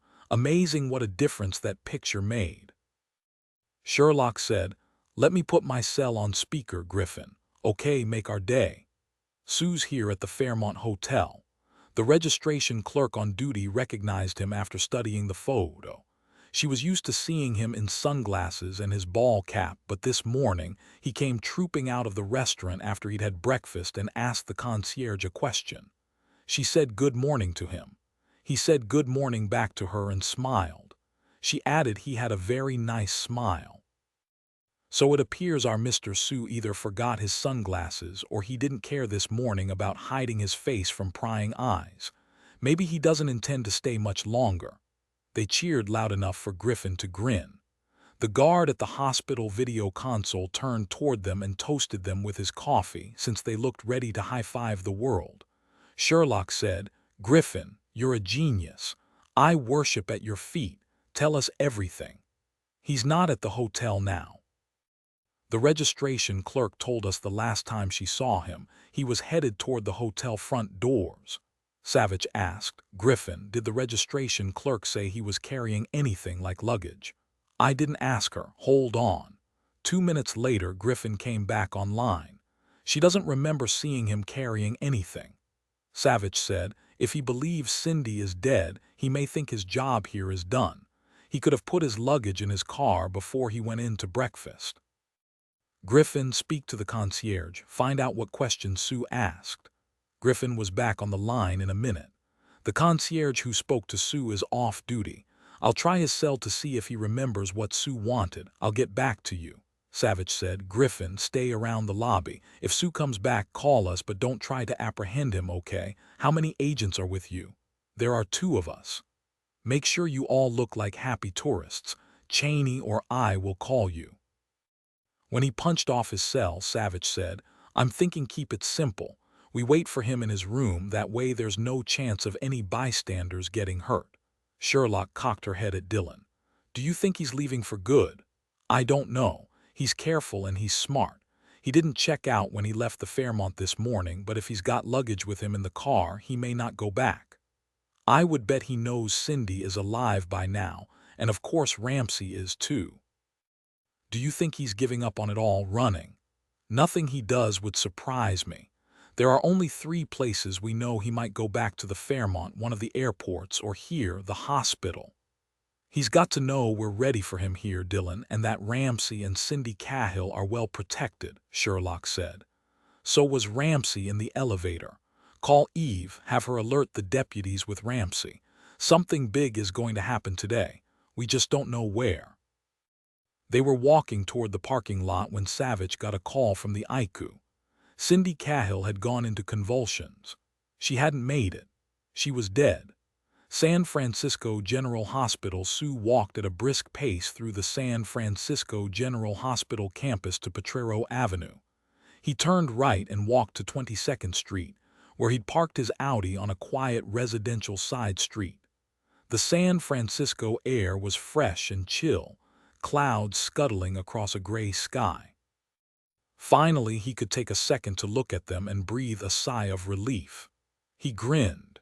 He'd taken a huge risk coming to the hospital, and now that Cindy had had the grace to die, he hadn't had to take the even greater risk of trying to kill her himself.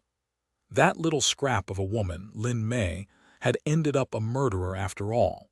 He'd worried at it like a dog's bone. Cindy would have had every reason to talk to the FBI now, and if she had told them what she knew, they would eventually have found the Xian Su who became Joe Keats. The National Security Agency would have no record of a Joe Keats or of his connection to Chinese intelligence, but he could never have been Joe Keats again. He would have become an international fugitive wanted for murder, dependent on the Chinese for his very life, if they chose to let him keep it. Had Cindy managed to speak to the FBI agents he'd seen leaving the ICU before she died? He couldn't be sure, but it was unlikely. She'd had major surgery. She'd had a tube down her throat until this morning. If she'd been conscious at all, it wasn't for long. He'd heard the frenetic beeping from the monitors, watched the staff rush to her cubicle. They'd been in there a long time. When they'd come out, he knew she was dead by the expressions on their faces. Cindy had gone to meet her maker, whoever that was, and she'd taken his secrets with her. He thought about her death, wondered if she'd even known she was dying or if she'd been too drugged out to even recognize what was happening to her. To his surprise, Sue saw his mother's face, saw her heaving for breath as he'd stood there, a bloody knife in his hand, watching her in the kitchen of their small vacation house, grabbing her throat because she couldn't breathe as she sank to her knees on the floor. He walked faster. His mother's death was long ago, long over and done. He'd been trained to block out memories that were of no use to him, to focus on what was important and immediate, not wallow in the past, reliving moments he couldn't change. His immediate task was to get back to his superior in Beijing, Colonel NG, a tough-as-nails little man with a gold tooth in the front of his mouth.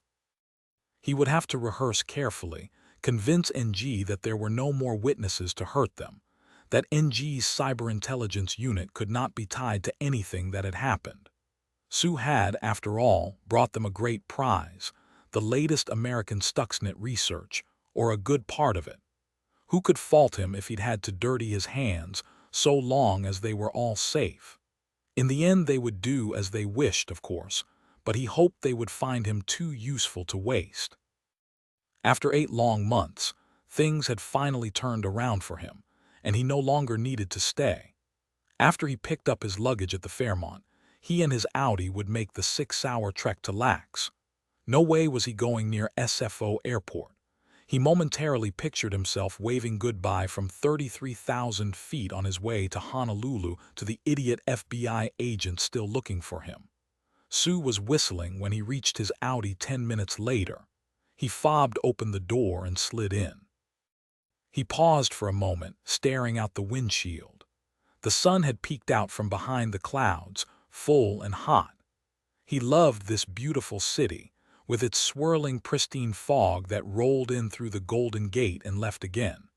No one should live in Beijing with the lung-rotting pollution, and its sandstorms blowing in from the Gobi Desert that turned the sky brown, choking its people even through the masks they wore.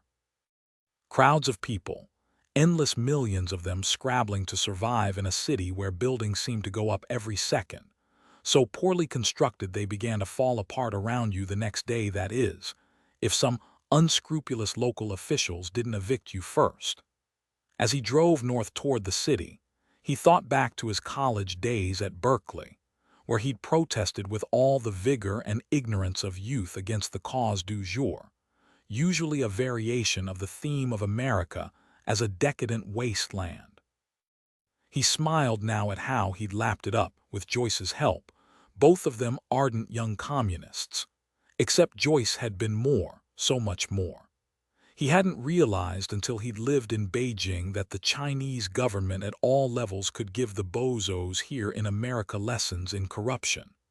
His idealism had died there, drowned in all the bureaucratic inanities and the fraud that permeated everything. He'd watched groups protest, watched them shout their pitiful truths, watched them get the Chinese government's boot on their necks.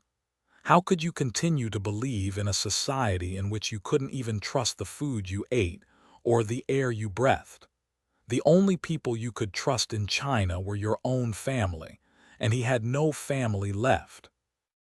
During his year-and-a-half stay in the area, Sue had come to hope he could live there, though it would surprise his masters that he would leave behind the splendid apartment they'd given him near the Forbidden City.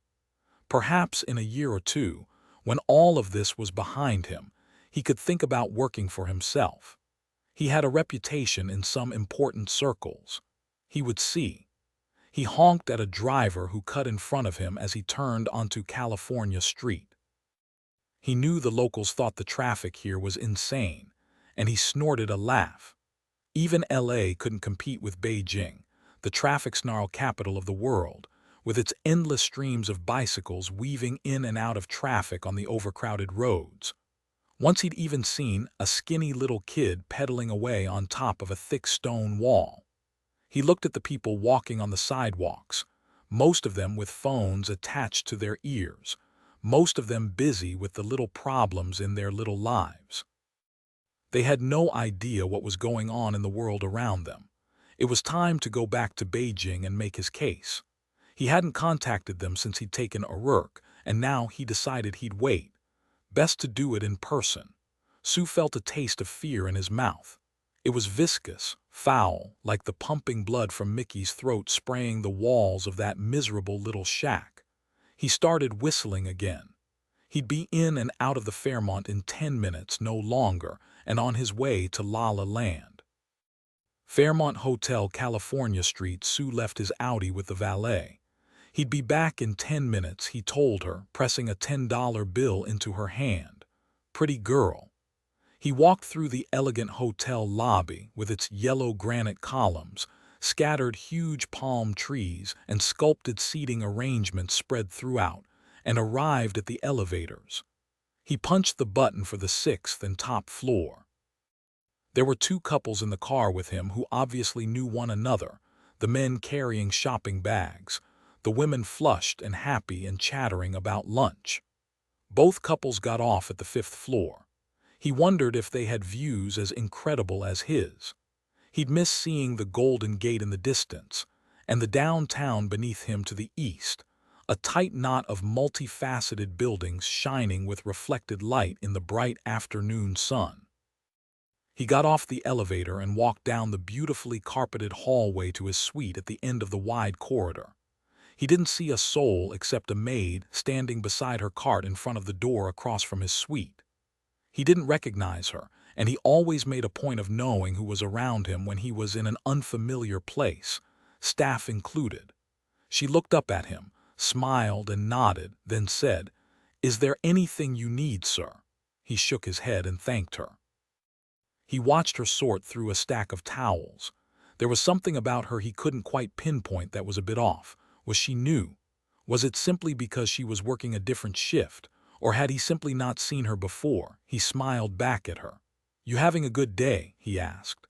"Oh yes, it's splendid today after the rain," she said, and turned her back to him to open the room across the hall. Something was definitely off, but what was it? They couldn't have found him, simply couldn't have. But he hadn't stayed alive for the past 12 years by taking chances. He carefully eased a small canister out of his jacket pocket, slipped his finger through the ring and pressed it against his thigh. When he slid his key card down the slot, the green light flashed and the door opened, quiet and smooth as it always did. He let the door open a crack. He stepped into the very modern living room of his suite with its view of the city spreading out before him. A man's voice yelled, "FBI, hands in the air." "Now, don't shoot me," he yelled. He flung his hands into the air and let the safety ring remain on his finger as the canister crashed to the floor. There was a deafening blast, and thick smoke billowed like a black curtain in front of him. A sheet of flames burst out hot and high, and Sue was down, rolling. He'd closed his eyes as he'd hurled the canister and turned his head away, but he still saw lights, felt his eardrums throb from the deafening noise. He heard shouts, heard bullets flying around him through the flames and smoke. He knew they couldn't see him any more than he could see them, even less if they were still blinded by the light with their ears ringing. But they'd know if they didn't do something fast they'd burn to death. He felt a bullet sting his arm, ignored the shot of pain, crawled to the front door, and rolled out into the hall. His last view of his suite was through a wall of flames, the FBI agents yelling to one another from the other side. He jumped to his feet to face the maid who was raising her cig. "Freeze!"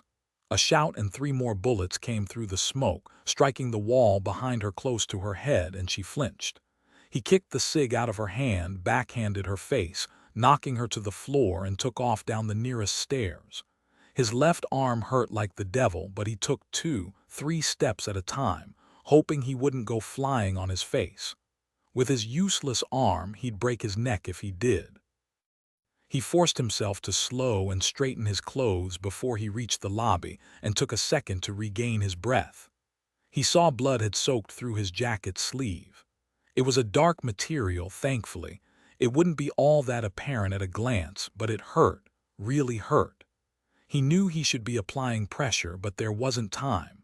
He forced himself to walk, not run, across the lobby and toward one of the smaller front doors. The fire alarm went off. The people in the lobby started looking around uncertainly, wondering what to do while the staff took their places to usher them to the doors.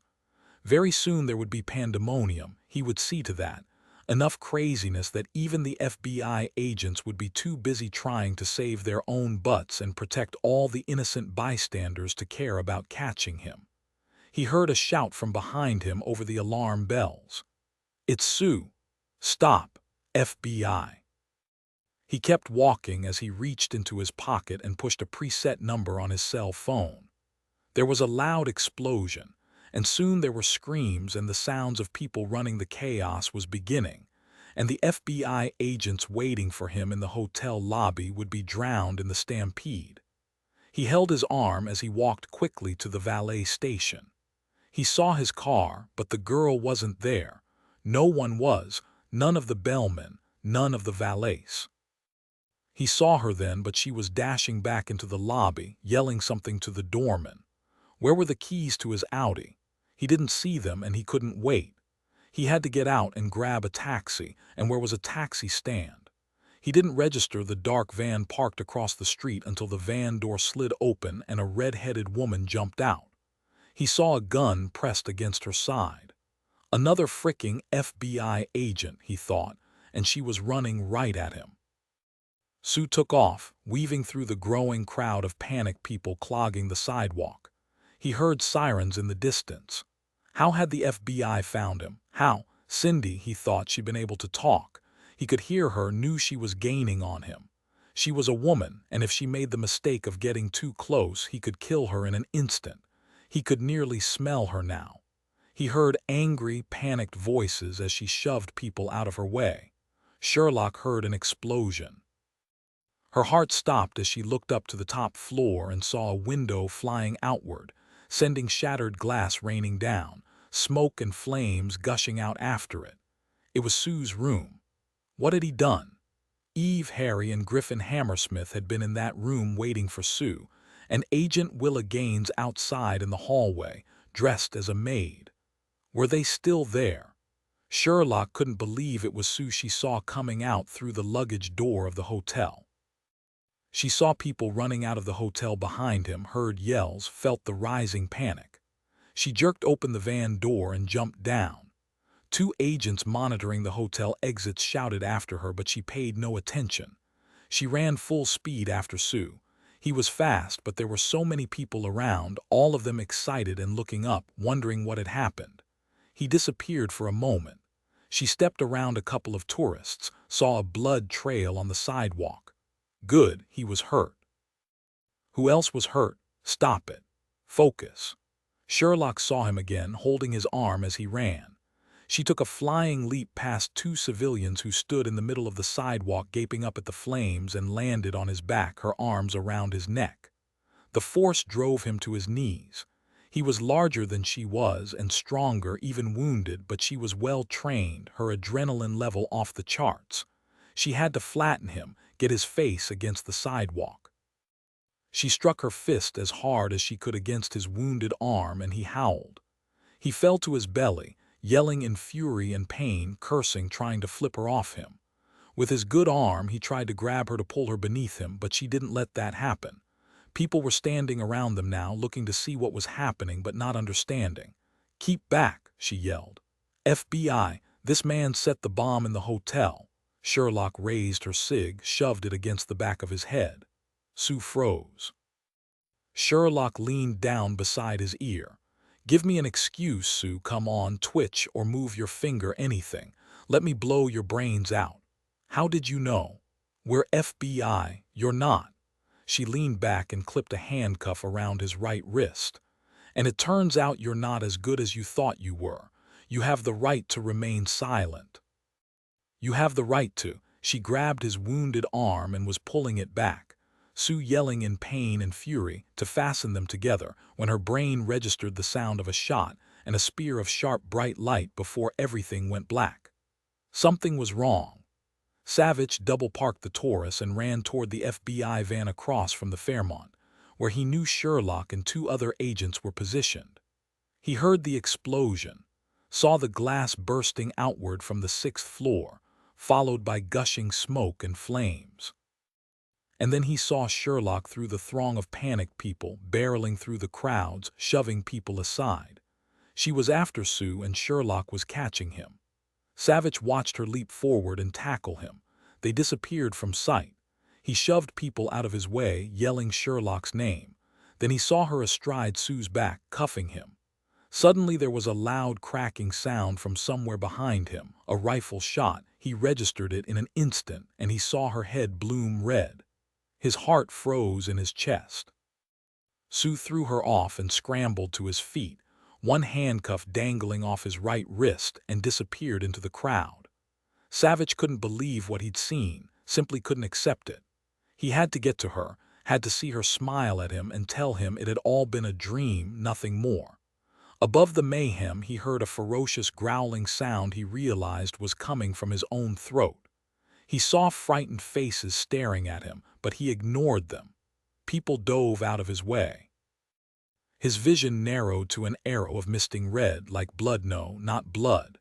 He'd get to her, he'd find it was all a mistake, that what he'd seen was a lie his own brain had spun together, nothing more than that. When he burst out of the last scattering knot of people, he saw 3 teenage boys huddled over Sherlock, protecting her from the stampede. He grabbed one of the boys' arms, pulled him back. "I'm FBI. Keep the people away, you. Call 911. Savich stared down at all the blood streaming down her face, matting her hair to her head. She was lying on her side, utterly still, and he was afraid in the deepest part of him that she was dead. He couldn't breathe, couldn't think. He was afraid to touch her, afraid that when he pressed his fingers against her throat there would be no pulse, there would be nothing, and it would mean she was gone.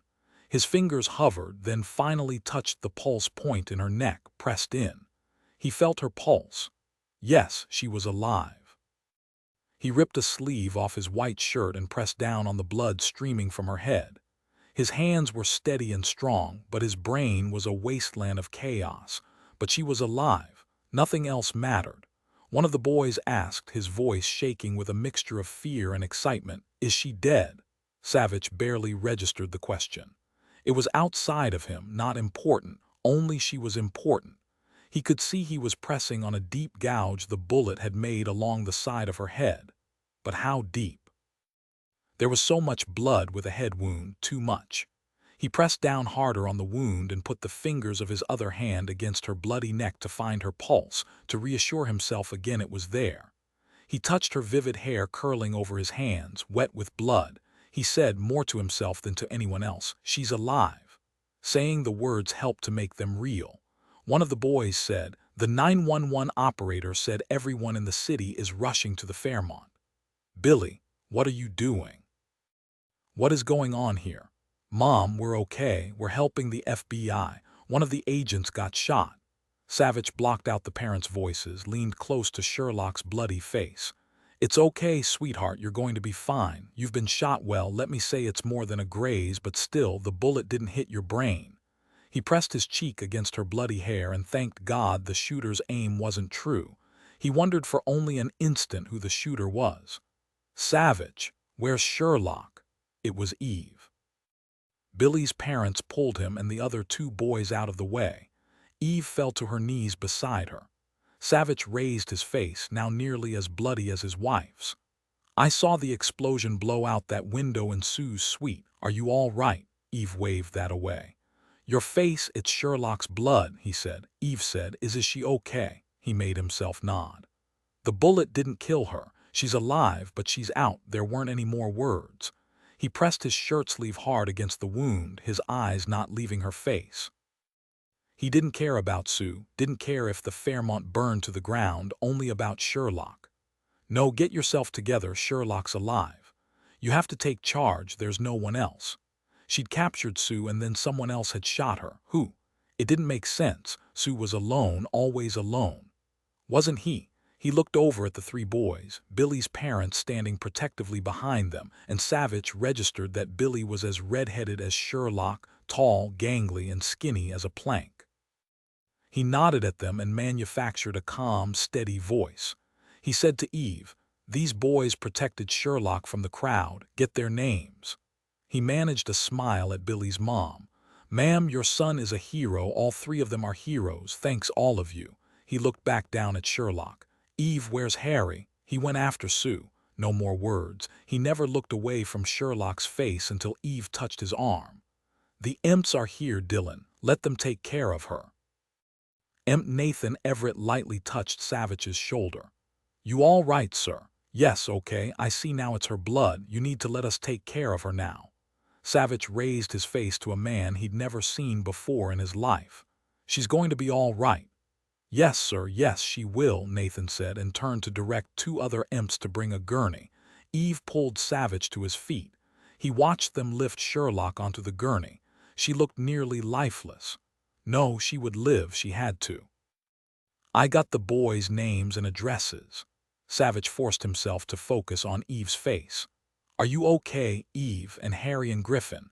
Yes, we were just rattled. Have Harry and Griffin gone after Sue? He looked at her face, really registered it for the first time. You look like you've been in a war, she nodded. All three of us do. The fire and smoke was from an incendiary device, but we made it through. Sue even had a bomb rigged in the room. Luckily, we'd gotten out before he blew it. The crowd melted away from Sherlock's gurney as they rolled her to the ambulance. Savich walked quickly after her. He said over his shoulder, "Who shot her? It sure wasn't Sue since I saw her cuffing him.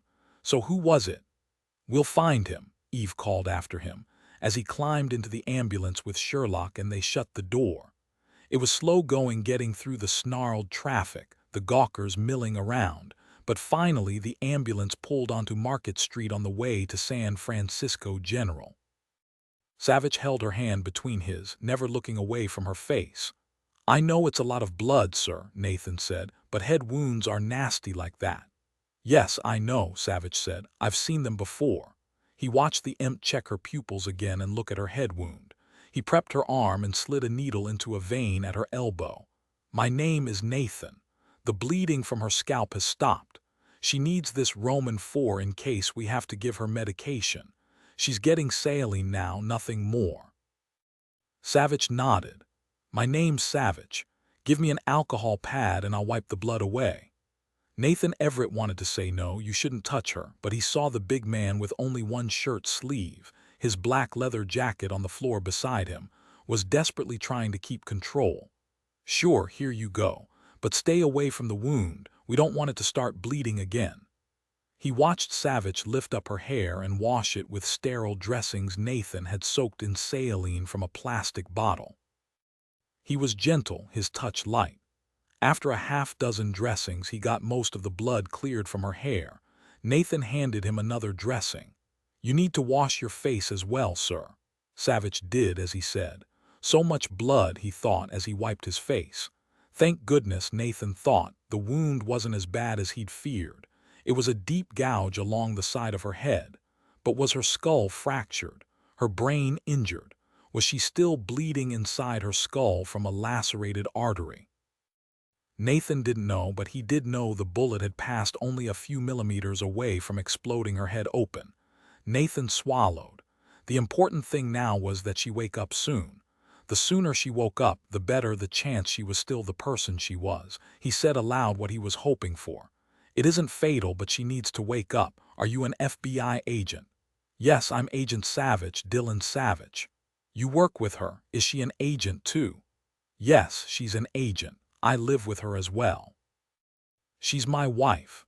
Nathan nearly fell over backward when he said that. "You're kidding." Savich only shook his head. He listened to the ambulance siren blare loud and insistent as traffic pulled over in front of them. Odd, but he hadn't heard the sirens before now. He wiped a streak of blood off her face. She was pale, nearly as white as Sean's 2% milk. It looked obscene. It nearly broke him. Her eyes opened. She looked dazed, like a prizefighter who'd gone too many rounds. Savich leaned in close, his hand squeezing hers. "Sherlock," she blinked, licked her lips. "Why are you up there, Dillon, or why am I down here? What happened?" "You don't remember, it doesn't matter, you were shot, but you'll be fine." She looked confused, as if she hadn't understood what he'd said. "Dillon, my head really hurts." "I know, but we're nearly to the hospital now. You had a small accident, nothing, really, only a small hit." "A small hit," Nathan said. "That's right, try to stay awake." "That's right, can you focus on my face?" "Her name's Sherlock." "Sherlock, what color are my eyes?" She didn't say anything, simply closed her eyes again. Nathan saw Savich's face go blank and said quickly, "She woke up, she was herself, and that's an excellent sign. 6 more minutes and we'll be there. She's not going to die, Agent Savich." For the first time, Savich looked and actually registered the face of the man beside Sherlock. He was in his early 40s, on the heavy side, with pockmarked skin, deep brown eyes, and a reassuring smile, but most important, as he'd spoken, Savich hadn't seen any lurking doubt in his eyes. Nathan cleared his throat. "Who shot her?" "I don't know," Savich said. I don't know much of anything except there was a bomb in the Fairmont and she caught the man who blew it up and someone else shot her. Nathan said, was the man a terrorist? A terrorist? No, Savich said. He's a very careful, very well-prepared man who deserves to be in shackles. He added, never looking away from Sherlock's face, I hope no one died in that hotel. Sherlock jerked, took a hitching breath. Savich felt her hand tighten briefly around his fingers before she let go again. He clasped her hand tighter and his own breath hitched. He was terrified. He felt Nathan's hand on his shoulder. I do too, Agent. We're here, sir. San Francisco General Hospital, Tuesday afternoon. 15 minutes later. Half a dozen FBI agents rushed into the emergency room, thankfully not at all crowded, Cheney at their head. Savich was standing by the registration desk, speaking quietly to a nurse. Cheney forced the words out. Eve said it's a head wound. How is she? Savich looked at Harry, Eve, and Griffin, with 4 other agents whose names he didn't know crowding in behind them, some of their faces and clothes blackened with soot. One of them had blood smeared on his shirt, his or someone he'd pulled out of the hotel. Virginia Trolley and Vincent Dillon came running in behind them. Savich said, she's awake. I'm not with her because they're doing a neurological exam and the doctor said there wasn't room, and since I couldn't add anything useful, I needed to be out here. He nodded to the nurse. Nurse Blankenship is going back and forth, telling me exactly what they're doing and why. How bad is it? Virginia Trolley came up to put her hand on his shoulder. Savich said, the bullet gouged a trench along the left side of her head above her left ear. He touched his fingers to his own head to show them. If it had been a couple of millimeters to the right, she'd be dead. Savich felt his throat close. He swallowed. He stood as stiff as a fence post, trying to get himself together. She was a little groggy when I left her, but she seemed okay. They were shaving off a square of her hair so they could put stitches in.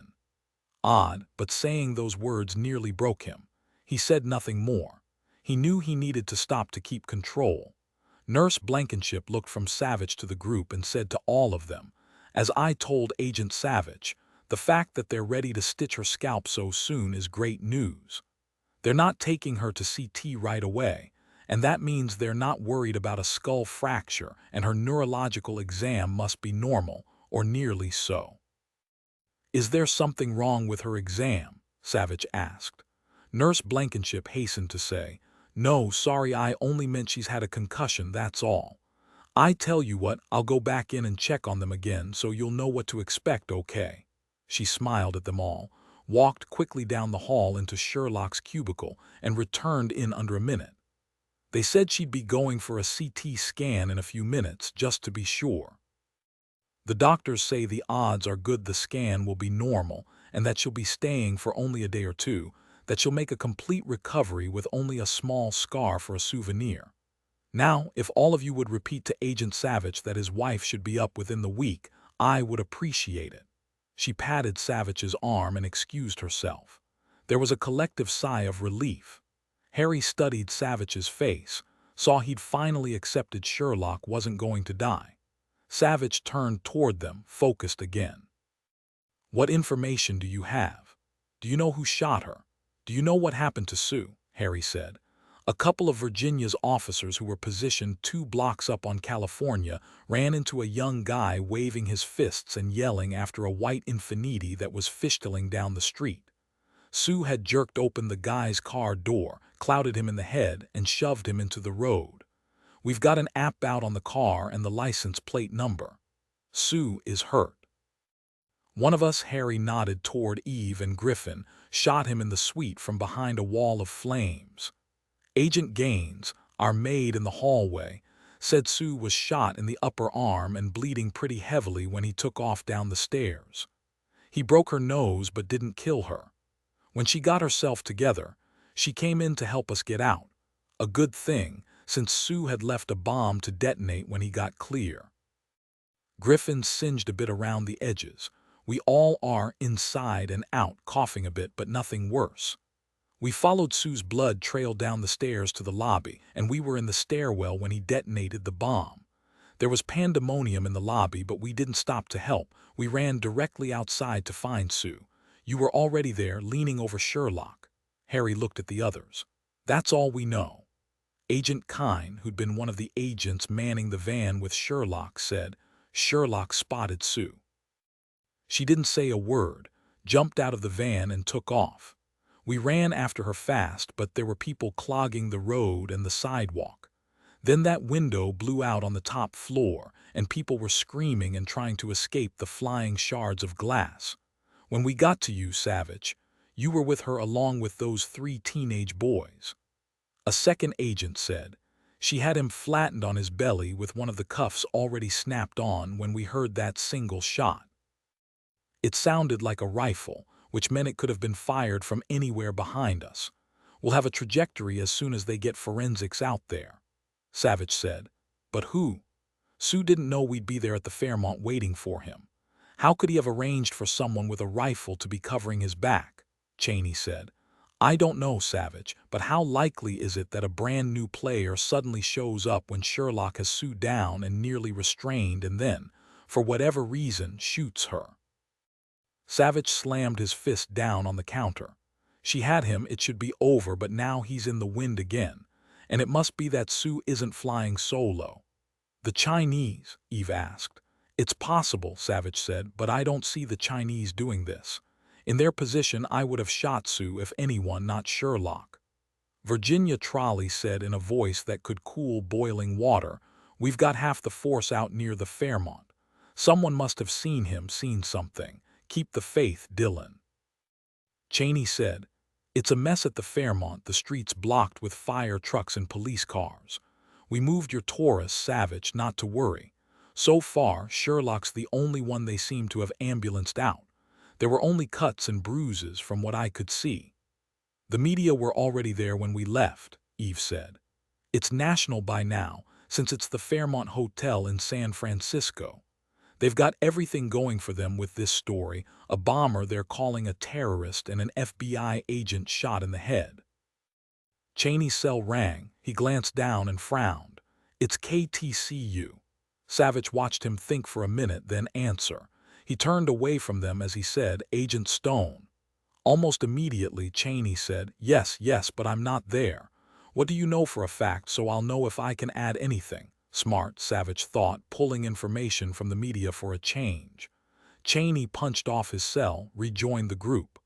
That was the anchor of the 6 o'clock news. He told me only a corner suite on the 6th floor of the Fairmont was badly damaged. Naturally, he had no idea it was Sue's suite. I didn't tell him I already knew from my own people it was completely gutted, a lot of smoke and water damage on that whole floor, but he did tell me the fire's out. The anchor wanted to know if a terrorist was holed up in the Fairmont and if he managed to shoot the FBI agent in the street. He wondered if the FBI had bombed the suite to get the terrorist to come out. Cheney grinned at them. Where do they get this stuff? Like the FBI carries grenades around with them in their holsters. I told him I was only now finding out anything and to give me an hour. Eve asked, What will you do when he calls back? I'm going to give him our photograph of Sue to put on TV. Given the bomb was at the Fairmont, you can bet everyone will be watching the news to find out what happened, which means everyone will know what Sue looks like by tonight. If the media wants any more than that, I'll tell them to talk to the police commissioner. Many thanks, Virginia said. Cheney said, Now tell me about the bombs. Harry was the first one, a hand grenade. Eve wondered how the devil Harry would know when Cheney added, Harry was in special forces before he joined the Bureau. Harry said, It wasn't a conventional grenade or some of us would be dead, Sue included. There was no shrapnel, too much boom and too much blinding light. It was a flashbang. We used those suckers a few times in Afghanistan when the situation called for something debilitating but not fatal, like cleaning out an enemy nest. Flashbangs are powerful, they're effective, and they're pretty small. I'll bet Sue carried one around in his pocket in case he ever found himself in trouble. I'm thinking he must have suspected something wasn't right when he got to his room at the Fairmont. Maybe our agent in the hall spooked him. Anyway, he must have had the canister in his hand when he opened the door to the suite. He threw it at us, and there was a deafening noise and a blinding light. I knew what it was, but that didn't stop my ears from buzzing or help me see any quicker, and of course it hurt. There was instant fire everywhere, walls of it, and that was Sue's doing too. Flashbangs make a great incendiary device if you wrap them in an accelerant, like sterno in a Ziploc bag, and duct tape the bag to the canister. It would make the canister that much bigger, but not too big to carry in a jacket pocket. The sterno ignites and gets blasted in all directions. It's a potent weapon. Since Sue knew what was coming, he had a second to turn away, prepare himself. We didn't, but we did manage to fire through the flames even though we couldn't see anything. Luckily, one of us hit him. Nurse Blankenship returned and nodded to Savich. "Agent Savich, your wife will be going to CT now before she's admitted to her room. You can go with her. She'll be out in a second." "There she is," Eve said. Sherlock was lying on a gurney, a white sheet pulled up to her neck, what looked to be rolls of cotton bandage wrapped around her head. There were streaks of blood at its edge, probably from her hair. She looked pale. "Give us a moment," Savich said to the orderly and nurse. He slipped her hand out from under the sheet and squeezed it. "Sweetheart, are you awake?" she whispered. "Yes, I was only resting my eyes." She looked around at everyone. "All of you guys are here. Hey, is this some kind of party? Is it my birthday?" Savich knew she was trying to make a joke but was too woozy to pull it off. He said, "Yes, it's a party and you're the guest of honor. After you get this dinky head scan to make sure your brains are in good working order, we're going to cut you a slice of your birthday cake." Her eyes dropped to half-mast, her voice faded, but Savich, who knew her as well as he knew himself, heard the whisper of humor when she said, "I sure hope it's carrot cake." "Yes," Eve said, "with butter pecan ice cream." Savich leaned close. "After the scan, the doctors want you to camp out here for a couple of days. Is that okay with you?" She closed her eyes and her voice was starting to fade out. "I don't think I want to stay here, Dillon. The light's too bright and I don't know anybody and my head hurts." "Well, maybe I'll stay if you stay with me and bring me birthday cake." She attempted a grin. "I'll share it with you." Savich smiled. "You know what? I'm going to see if you can't camp out with Ramsey. Would you like that?" "I like Ramsey," Sherlock whispered. Her words sounded like they were floating up from the bottom of a well. Harry said, "Sherlock, do you remember chasing Sue down, tackling him?" "Yes, of course I remember Sue. I got him on his stomach and he was bleeding all over the place and I was cuffing him and then," she frowned. "I saw a really bright light, it was beautiful, and then, all of a sudden, I was here getting stitched up and waiting for my birthday cake. Do you really think they'll let me camp out in Ramsey's room? I've never heard of anything like that before." "I'll see if you can sit with him by the campfire. Please tell me Sue didn't get away, please." Eve said, "He did, but not for long. Now neither will the man who shot you." Sherlock couldn't say anything because it was suddenly all too much. She closed her eyes again and breathed deeply. The orderly said, "We need to get her to CT now, Agent Savich. You'll have to clear it with admissions if you'd like her to stay in the Taj with Judge Dredd. You really know him." There was a bit of laughter which felt very good to everyone. Cheney said, "I think it's a great idea, her rooming with Judge Hunt. Dr. Kardec might go for it if only to keep even more law enforcement officers out of the hospital. There's already a battalion of marshals and SFPD officers hovering on that floor. We can fit her in without adding a single man and still be sure she's safe." Eve said, "Ramsey can get her into their poker games." "Does she play?" Savich smiled at Eve. "She's a killer at Texas Hold'em."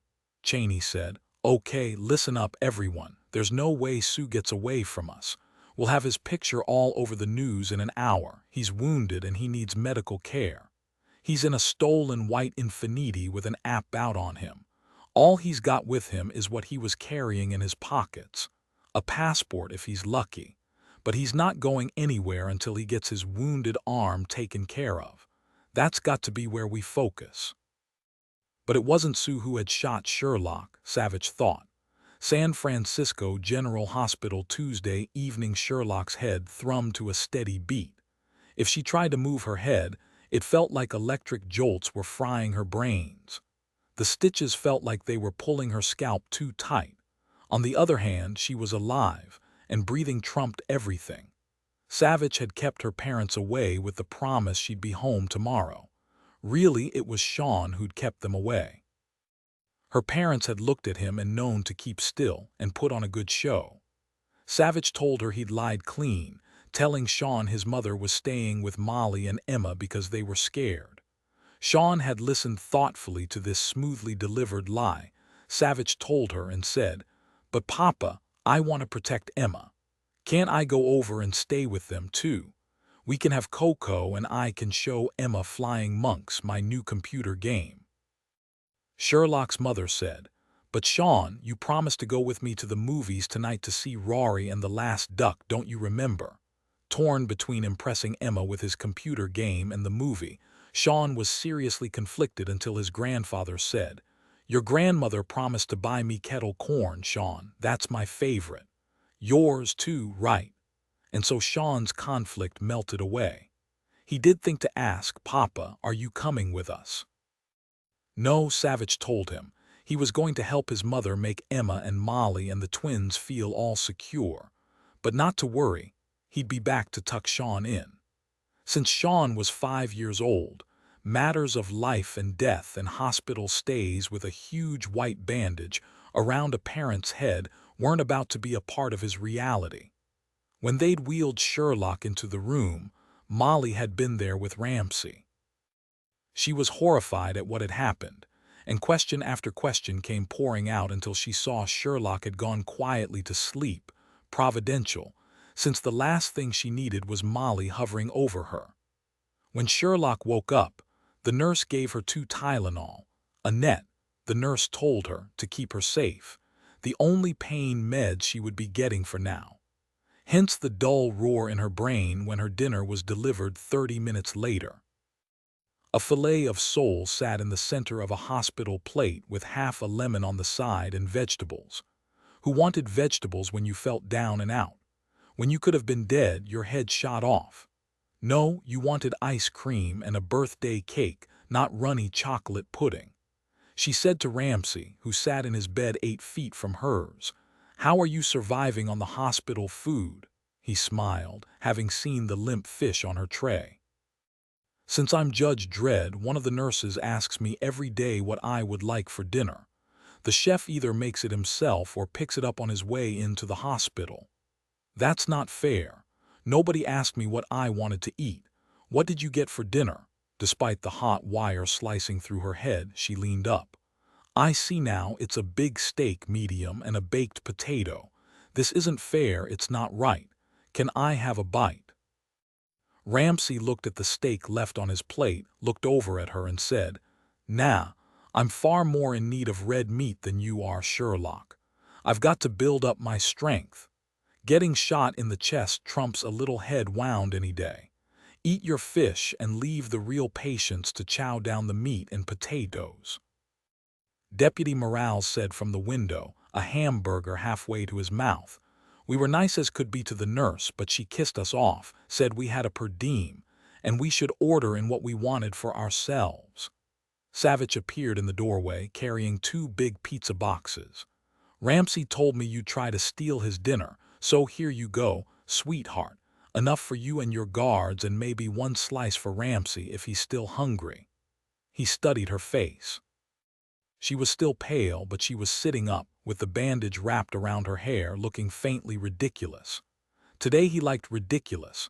It was a great look. Soon there were 4 guards standing around the 2 patients, all chowing down on pizza, including Savich's vegetarian pie. Savich stood at the foot of the bed knowing he should eat, but his thoughts of what had happened wouldn't let go of his brain. He couldn't imagine eating, and so he stood there watching her, listening to their chatter and laughter fill the room. Everyone was distracted, and that was a good thing. The pizza tasted wonderful and settled nicely in Sherlock's stomach, despite her headache. She saw Dillon wasn't eating, and she wanted to tell him she was all right. He leaned down to kiss her, and she saw the fear lurking behind his smile as he said, "I'll be back after I've tucked Sean in for the night." She took his hand. "Will you bring my birthday cake? So you remember that, do you?" She smiled at him. "Don't forget the butter pecan ice cream." There was a knock on the door. A young cop none of them had ever seen said, "Agent Savich, I'm Officer Holt. I found a folded piece of paper on the sidewalk where Agent Sherlock was shot. I took it immediately to Lieutenant Trolley. After she read it and dusted for prints, she told me to bring it to you right away." He handed Savich the paper. "You can see it has your name printed on it, nothing more. No one has any idea who left it." Officer Holt looked over at Sherlock. "Hello, Agent Sherlock. I'm glad you're okay." He looked then at Ramsey and swallowed. "Sir, all of us are glad you're going to be all right," and he swallowed again. Without thought, Sherlock turned her head to see how Ramsey was reacting to this show of adoration and froze at the jolt of pain in her head.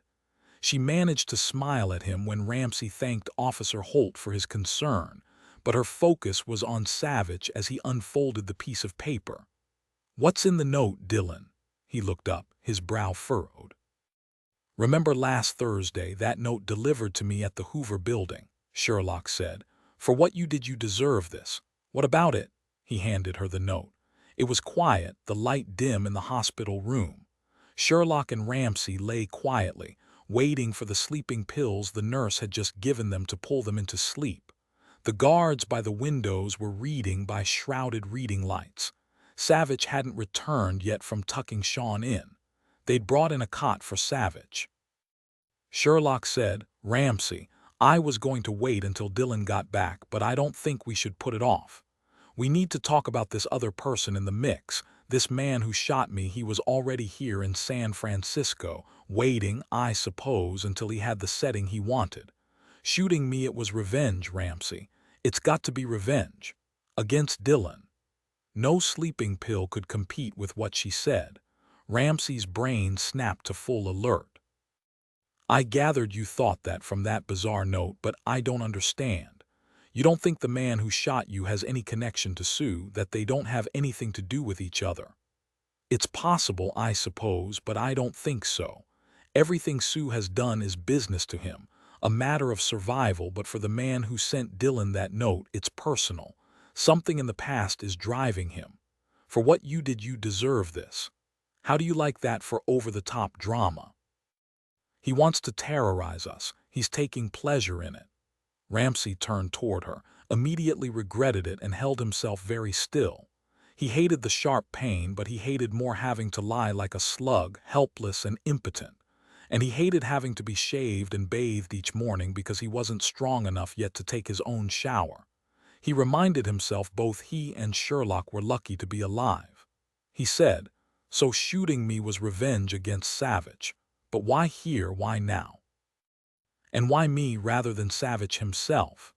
"Well, there's more to it than that, Ramsey." She looked up to see Dillon slip into the room through the partially open door, saw the guards move quickly, then throttle back. Savich nodded to the guards, said quietly, "This was his second note, Ramsey. That's what Sherlock was going to tell you." "What did you call it, Sherlock?" "His second notice of doom. He sent me one before he shot you." Ramsey tried to take it in. He said slowly, "You're saying I was this madman's first victim. You're saying he shot both Sherlock and me to gain revenge against you." Savich nodded. "The first note was delivered to me last Thursday at the Hoover building. That night, Ramsey, at midnight, you were shot. We didn't connect the note to you until tonight, when he proudly sent us the second identical note after shooting Sherlock. We couldn't ever be sure of a motive for Sue to try to kill you in the first place. All of us wondered why shoot the judge. But his connecting your shooting to the Cahill trial, making it seem the Cahills were responsible, I'd say it was fortuitous for him. Shooting you succeeded in getting Sherlock and me to fly out to San Francisco, and that wasn't fortuitous, it was planned. He's been watching us ever since."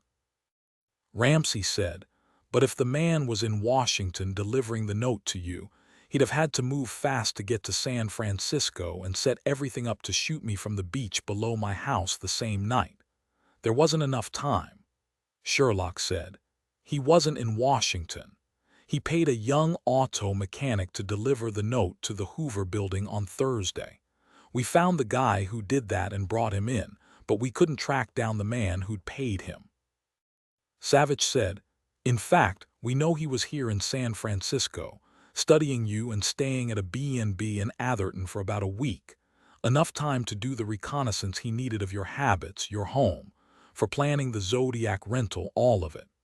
What's terrifying is that he would have succeeded if Molly hadn't called out to you at the last moment, Ramsey said. So my being shot the same day I shut down the Cahill trial, the same day Mickey O'Rourke disappeared, it was all a coincidence. Savich said, yes, and one he took advantage of. The shooter was following your trial closely enough to decide that Thursday night was the perfect time to shoot you to throw us off making the connection to the note for a while. He couldn't have scripted it better. Like Dillon said, he'd already been here a week before any of that, and he had to have been to Washington before he came here, checking out the neighborhood around the Hoover Building, learning enough about Teddy Moody to pick him out as his mark. Ramsey said, why didn't he leave a note with me, so you'd know this was his revenge like he did with you, Sherlock said. I imagine he was getting a real kick out of the confusion he'd created since we immediately connected your shooting to the Cahills. I guess when he shot me, he was ready to take the credit, Ramsey said. And that leaves us the big question. Why me? We've been friends for a long time, Savich, but there are other people closer to you. That must mean the shooter has a connection to both of us. After a moment, Ramsey said, this is the same man who tried to kill me again in the elevator on Saturday, the same man we believed was Sue, Sherlock said. And that was an act of someone who's driven or unbalanced enough to take such a risk. Very unlike Sue. She closed her eyes for a moment, not in pain but in thought, though sleep was pulling on her. She became aware of Dillon resting his hand on her forearm, his touch light and comforting. She continued, it all makes sense now. Sue was very hard to predict, even to understand. How could we profile a man, reconcile everything he had done when he was two very separate men whose motives couldn't be further apart, Ramsey said. Then that telephone message to Molly, that wasn't Sue either. Savich said, no, the phone call was meant to terrorize like the notes. It was a spur-of-the-moment dig at me and my family, Ramsey said. Savich nodded. That yes, and more than a little unhinged, like that photo he left of you as Judge Dredd exed through under the hydrangea, and the blood he left in the elevator shaft. The man makes plans, but he's not rational. He's deranged, Sherlock said. The thing is, Ramsey, he took lots of time to plan this all out, to learn all about you. Lots of time, and that's the key. We think he was in prison, where he'd have nothing but time to spend in the library. He told the young man who delivered the first note to Dillon to call him the Hammer. That's a prison moniker, Ramsey said. Do you think it's someone I put away? There was silence in the hospital room, the two guards at the window listening intently. Savich said, maybe, but it's got to be as much about me because he picked me to send the note to, and he shot my wife. I don't know why he went for you first, Ramsey. Forgive me, but if I'm to be blamed, I would have thought he'd have gone for Sherlock first, but he didn't. It was you, Sherlock said. There's got to be a good reason he went for you first, Ramsey. We have to figure out what it is. Ramsey said, it means he's carrying a load of rage at me, maybe more than he has against you, Savich. It could be over something he thinks we did to him together. Sherlock only nodded. Her head felt like a weight was pressing her down. Yes, but what? Savich said. We'll have to find out, but not tonight. You both look ready to fold your tents. Get some sleep. Savich leaned down and pressed his lips to Sherlock's forehead. Sleep well, sweetheart. We'll get this all figured out in the morning. Ramsey, don't snore so loud you wake her. I'll be back in a moment, and Savich followed Deputy Babcock and Deputy Cluny out of the room. Deputy Babcock said, this is hairier than my mother-in-law's legs. Two killers, not just this Sue character. Have you told Marshal Maynard? Cheney will. Barbary called a few minutes ago, said they'd found the Infiniti on one of the winding streets above Sausalito. Sounds like he was on his way to find a doctor to take care of his arm. I hope Sue hasn't invaded someone's home. I can't imagine a doctor would have a fully equipped office in his own home, but I guess he'd have enough stuff to help him with an arm wound. I sure hope he hasn't killed anyone. Savich said, I hope Sue won't think it's prudent. We'll find out soon enough either way, Babcock said. Savich said, Sue's got to be somewhat panicked. No, don't listen to me, I'm too tired to think straight. He survived this long by staying cool and always using his brain. Everyone is focused on small medical offices and walk-in clinics, especially those with a Chinese clientele. He probably knows some doctors who cater to people at the Chinese consulate, take care of their families. I wonder if we can find out who those doctors are. Probably already done, Babcock said. I wonder how he expects to get out of here.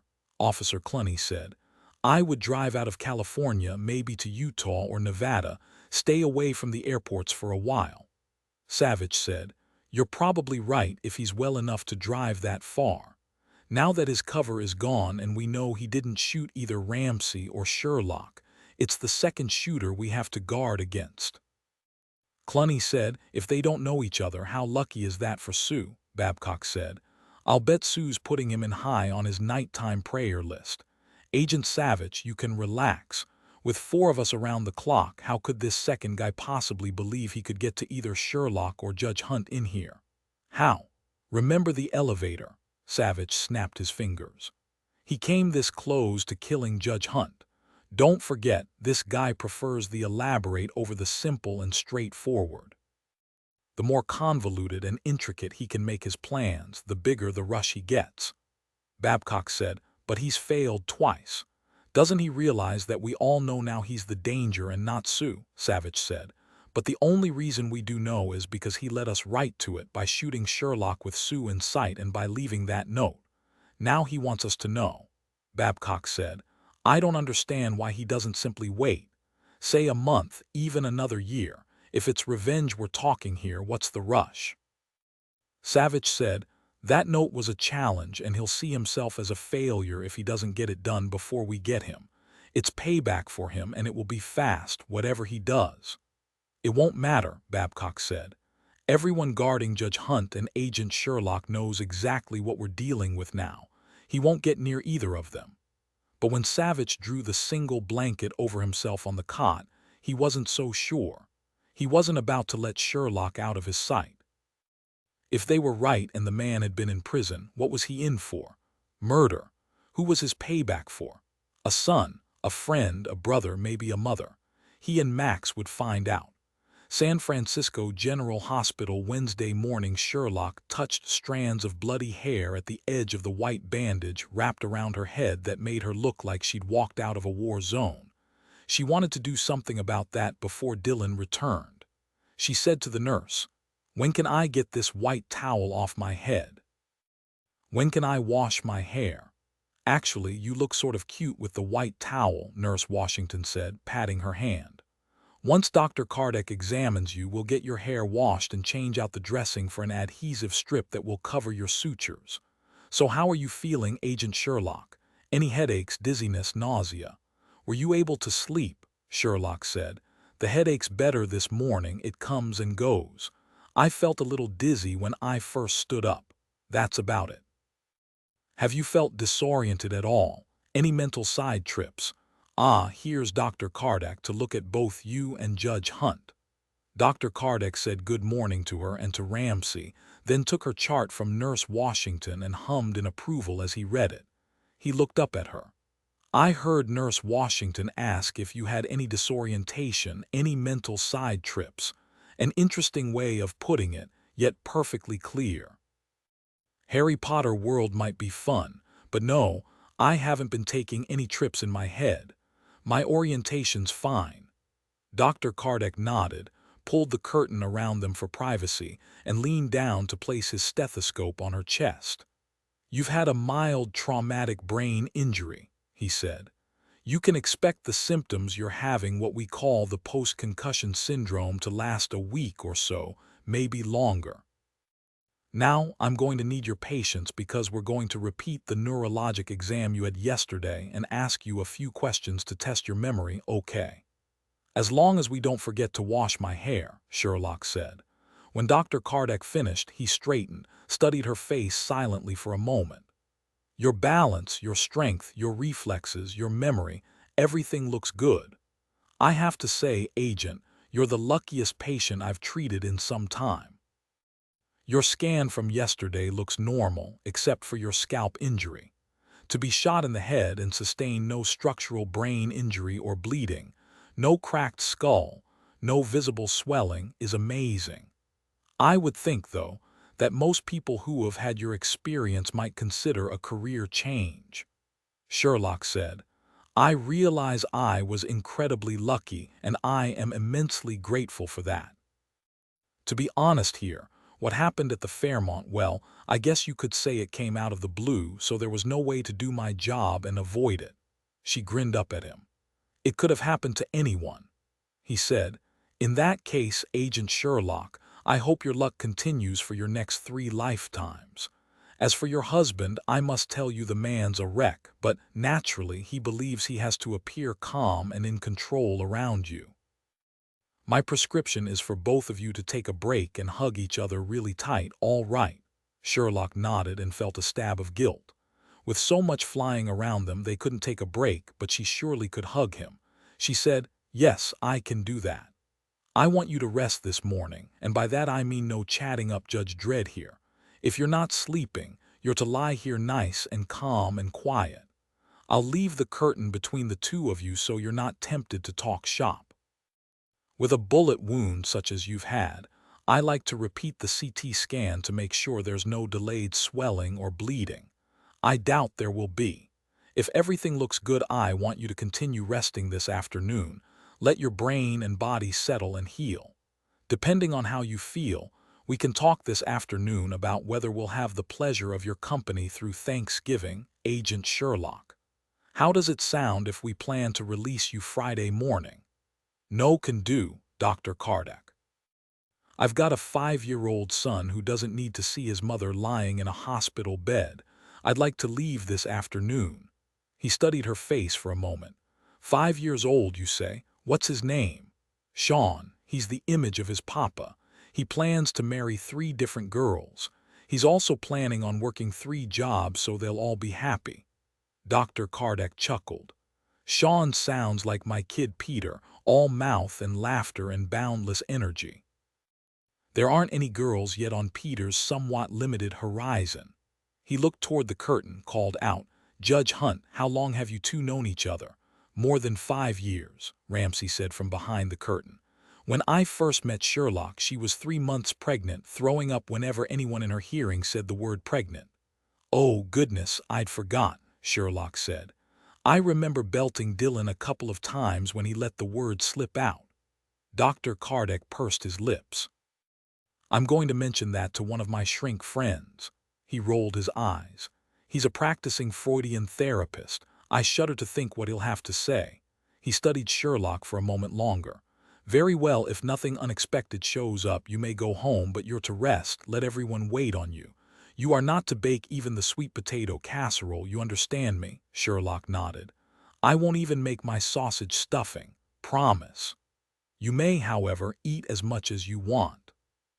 He pulled the curtain open and nodded toward Ramsey. As for Judge Dredd here, he gets to enjoy our hospitality for a while longer. I understand there's to be a Thanksgiving feast here in the room tomorrow. The floor staff can't talk about much else. The chef told my assistant he was even preparing a surprise for your dinner. I'm thinking I might drop by, see if there are any leftovers. Maybe watch one of the football games. When he left 10 minutes later, Sherlock heard Dillon speaking to Dr. Kardec outside in the hall. When Dillon came into the room, he was smiling and carrying 2 cups of coffee. Sherlock held her arms out to him. San Francisco General Hospital Wednesday morning. Molly sat beside her sleeping husband, her hand resting lightly on his forearm. He looked thin, she thought, even with all the extra meals the nurses brought in for him. He wasn't eating enough, despite their efforts. It was the pain and dependence and niggling fear she imagined, fear for her and for Emma and for the boys. Molly laid her cheek against his shoulder and wondered for the dozenth time who the man was who had shot him, who hated him and Dillon so much. At least Sherlock was going home after her brain scan. Molly looked at the big hand of the clock on the wall. Sherlock would be back soon. Deputy Marshal Ray Rosin was with her, her Kevlar vest, Sherlock called him. As for Savich, he hadn't budged an inch from her side until the phone call. The call was short. When he'd punched off his cell, he'd looked at his wife and she'd told him with no hesitation, "Go. I'll be fine with Deputy Rosin." That was it. Molly knew the call had to be urgent to make him leave Sherlock.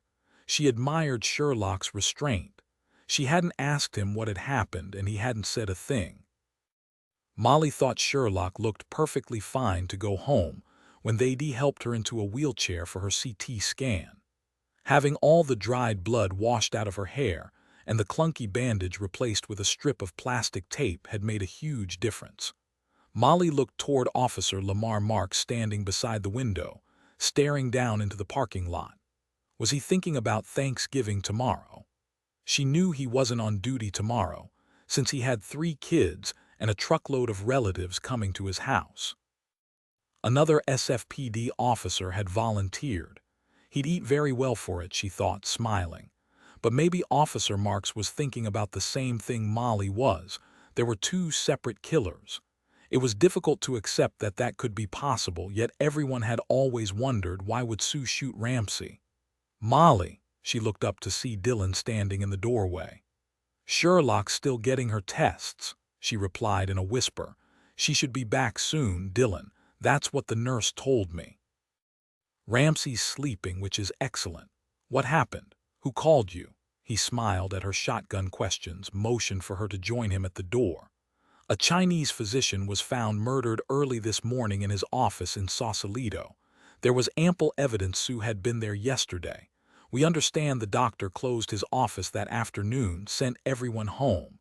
Sue was probably there already demanding treatment. Given all the blood in the examining room, Sue was in bad shape." He paused for a moment. Dr. Mullen Chu was a primary care doctor that Sue knew somehow. Perhaps he'd treated Sue before. "It's a pity Sue got to the doctor before he got the warning we were sending out," Molly said. "Why would Sue murder the doctor who'd saved his life, a doctor he knew? We're thinking Chu found out what Sue had done at the Fairmont. Virginia said there'd been a call from his number to the police department asking to speak to someone about the Fairmont fire, but the caller hung up. We're thinking Sue overheard Dr. Chu dialing the cops and that's why he killed him," Ramsey said from behind them. "Do you think Sue is out of control, Savich?" Savich and Molly walked back to Ramsey's bedside. Savich said, "No, I don't. I think he did what he believed he had to do to save himself. I think all Sue wants is to get out of Dodge, and he's doing whatever he has to do to accomplish that. He's not insane or going on some sort of mad killing spree. Not that it matters to Dr. Chu or his family." Savich looked over at Officer Lamar Marks, who looked like he'd been punched in the face. Savich knew exactly how he felt since he'd felt the same way when Dillon had first told him. Officer Marks said, "Sue better hope all he needs is this one doctor visit." True enough, Savich thought.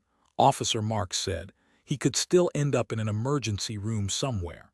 Ramsey said, "Lamar's right. If he's that bad off, then he'll need more medical attention." Molly said, "Even if he can weather through it, Sue could still be stuck in bed for another week, Dillon." She brightened. "Maybe he could die. He's certainly lost enough blood. Dr. Chu couldn't have transfused him in his office." Officer Marks said, "No one saw him at the doctor's office. No other staff, patients, passers-by.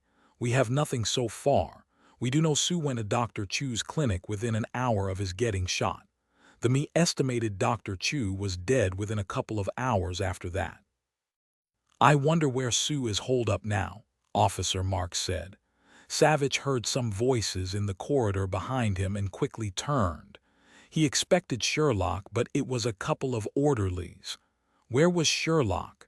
Savich bolted from the room and ran to the nurse's station. Contents cover also by Catherine Coulter. Title page.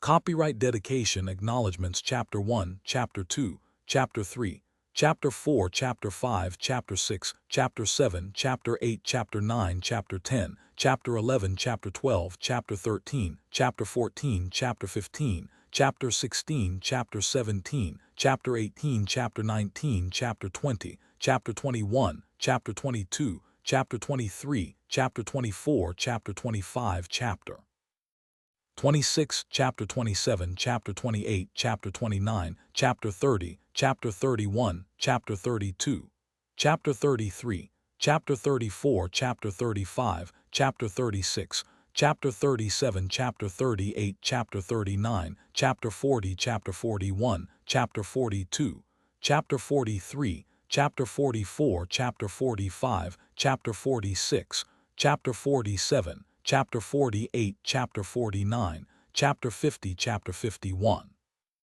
Chapter 52, Chapter 53, Chapter 54, Chapter 55, Chapter 56, Chapter 57, Chapter 58, Chapter 59, Chapter 60, Chapter 61, Chapter 62, Chapter 63, Chapter 64, Chapter 65, Chapter 66, Chapter 67, Chapter 68, Chapter 69, Chapter 70, Chapter 71, Chapter 72, Chapter 73. Epilogue. P.S. Sherlock was tapping her fingers. Why in heaven did everything take so long in a hospital? Well, okay, so she'd been sitting here in the patient waiting area only about 10 minutes, but still. Where was a nurse or the tech to wheel her in and get this business over and done? She didn't even need another brain scan. She sincerely hoped it wouldn't include an injection. Her head was aching again, a slow series of dull thuds. She wanted to get out of here. She wanted to be able to kiss Dillon silly and hug Sean to her, have him pat her shoulder and ask her to play a computer game with him that it would be her responsibility to lose with dignity and guile. Deputy Ray Rosin stood near the radiology waiting room door, his eyes always on the move, studying anyone for the slightest interest in coming within 6 feet of her. He was on edge. All the guards were, what with 2 maniacs out there. But it wasn't Sue. It was the other unknown man that scared him. They had only a sketch and a description of him. Slender build, an American, maybe older, but no one was really sure. Whatever his age, he'd been capable of that mad spree in the elevator on Saturday. Ray looked over at Sherlock, knew she wanted nothing more than to go home. He watched her pull her cell phone out of the pocket of a dark blue bathrobe with lots of dog hair on it that Savich had brought in for her along with her cell. He'd heard Savich had returned the previous night to sleep on a cot not 2 feet from her hospital bed. Rosin wondered if he'd told her why he'd been called away. He probably hadn't, since she didn't look upset, only a bit anxious, and hurting a little, too, from the fixed expression in her eyes. Her hair looked better without the blood, a soft riot of curls now, so thick it nearly covered the small bandage over the head wound. It was hard to imagine the person in that bathrobe tackling Sue and bringing him down. "You want me to go see what's holding up these yahoos, Sherlock?" She glanced down at her watch. "We can give them another couple of minutes. We'll make it 15 minutes tops. I think I'll call Dillon, see what's happened." Rosin said it aloud. "Sue killed a physician, the one who treated him." She nodded. "Yes, I was told." She closed her eyes against the stark knowledge of it. She'd been so close, she thought. She'd had Sue flat on his face against the sidewalk. If only she'd had time to get the other cuff on him. If only. "We're ready for your test now, Agent Sherlock." Sherlock looked up to see a tall, lanky tech standing beside Deputy Rosin, wearing scrubs, a mask over his nose, green booties on his feet. He had a sheaf of papers in his gloved hand. Deputy Rosin said, "I need to see your ID." The man turned, clearly startled. "Are you her husband, sir?" "No, I'm Deputy Rosin. She's in my care." "Show me your ID, please." "Well, you can see my name tag, and here are the orders for Agent Sherlock's CT scan, signed by Dr. Kardec." "Why don't you have a hospital ID?" "It's in my locker. I usually wear it, but no one ever asks for it." Then show me your driver's license. Savich burst into the waiting room, saw the tech, masked, standing too close to Rosin, and raised his cig. Get back and drop to your knees. The man dropped Sherlock's chart and fell to his knees on the floor. Savich, panting hard from running, stood over him. The man looked up at him, obviously terrified. Who are you? What did I do? Rosin said. He didn't have his hospital ID and I just asked him for his driver's license when you came in, Agent Savich. Lose the mask, Savich said. The man pulled the ties loose. The mask fell off his face. My name's Terry Limpert. See, my name's on my name tag. Why are you pointing that gun at me? Savich put his cig back in his waist holster. A nurse came to the door. What's going on here? Goodness, Terry, what did you do now? Sherlock said calmly.